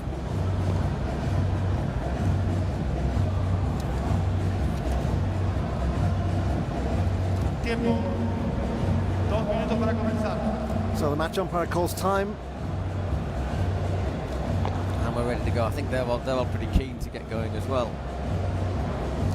Yeah, it was a strange match, wasn't it? That, because even though, as you said, you felt you always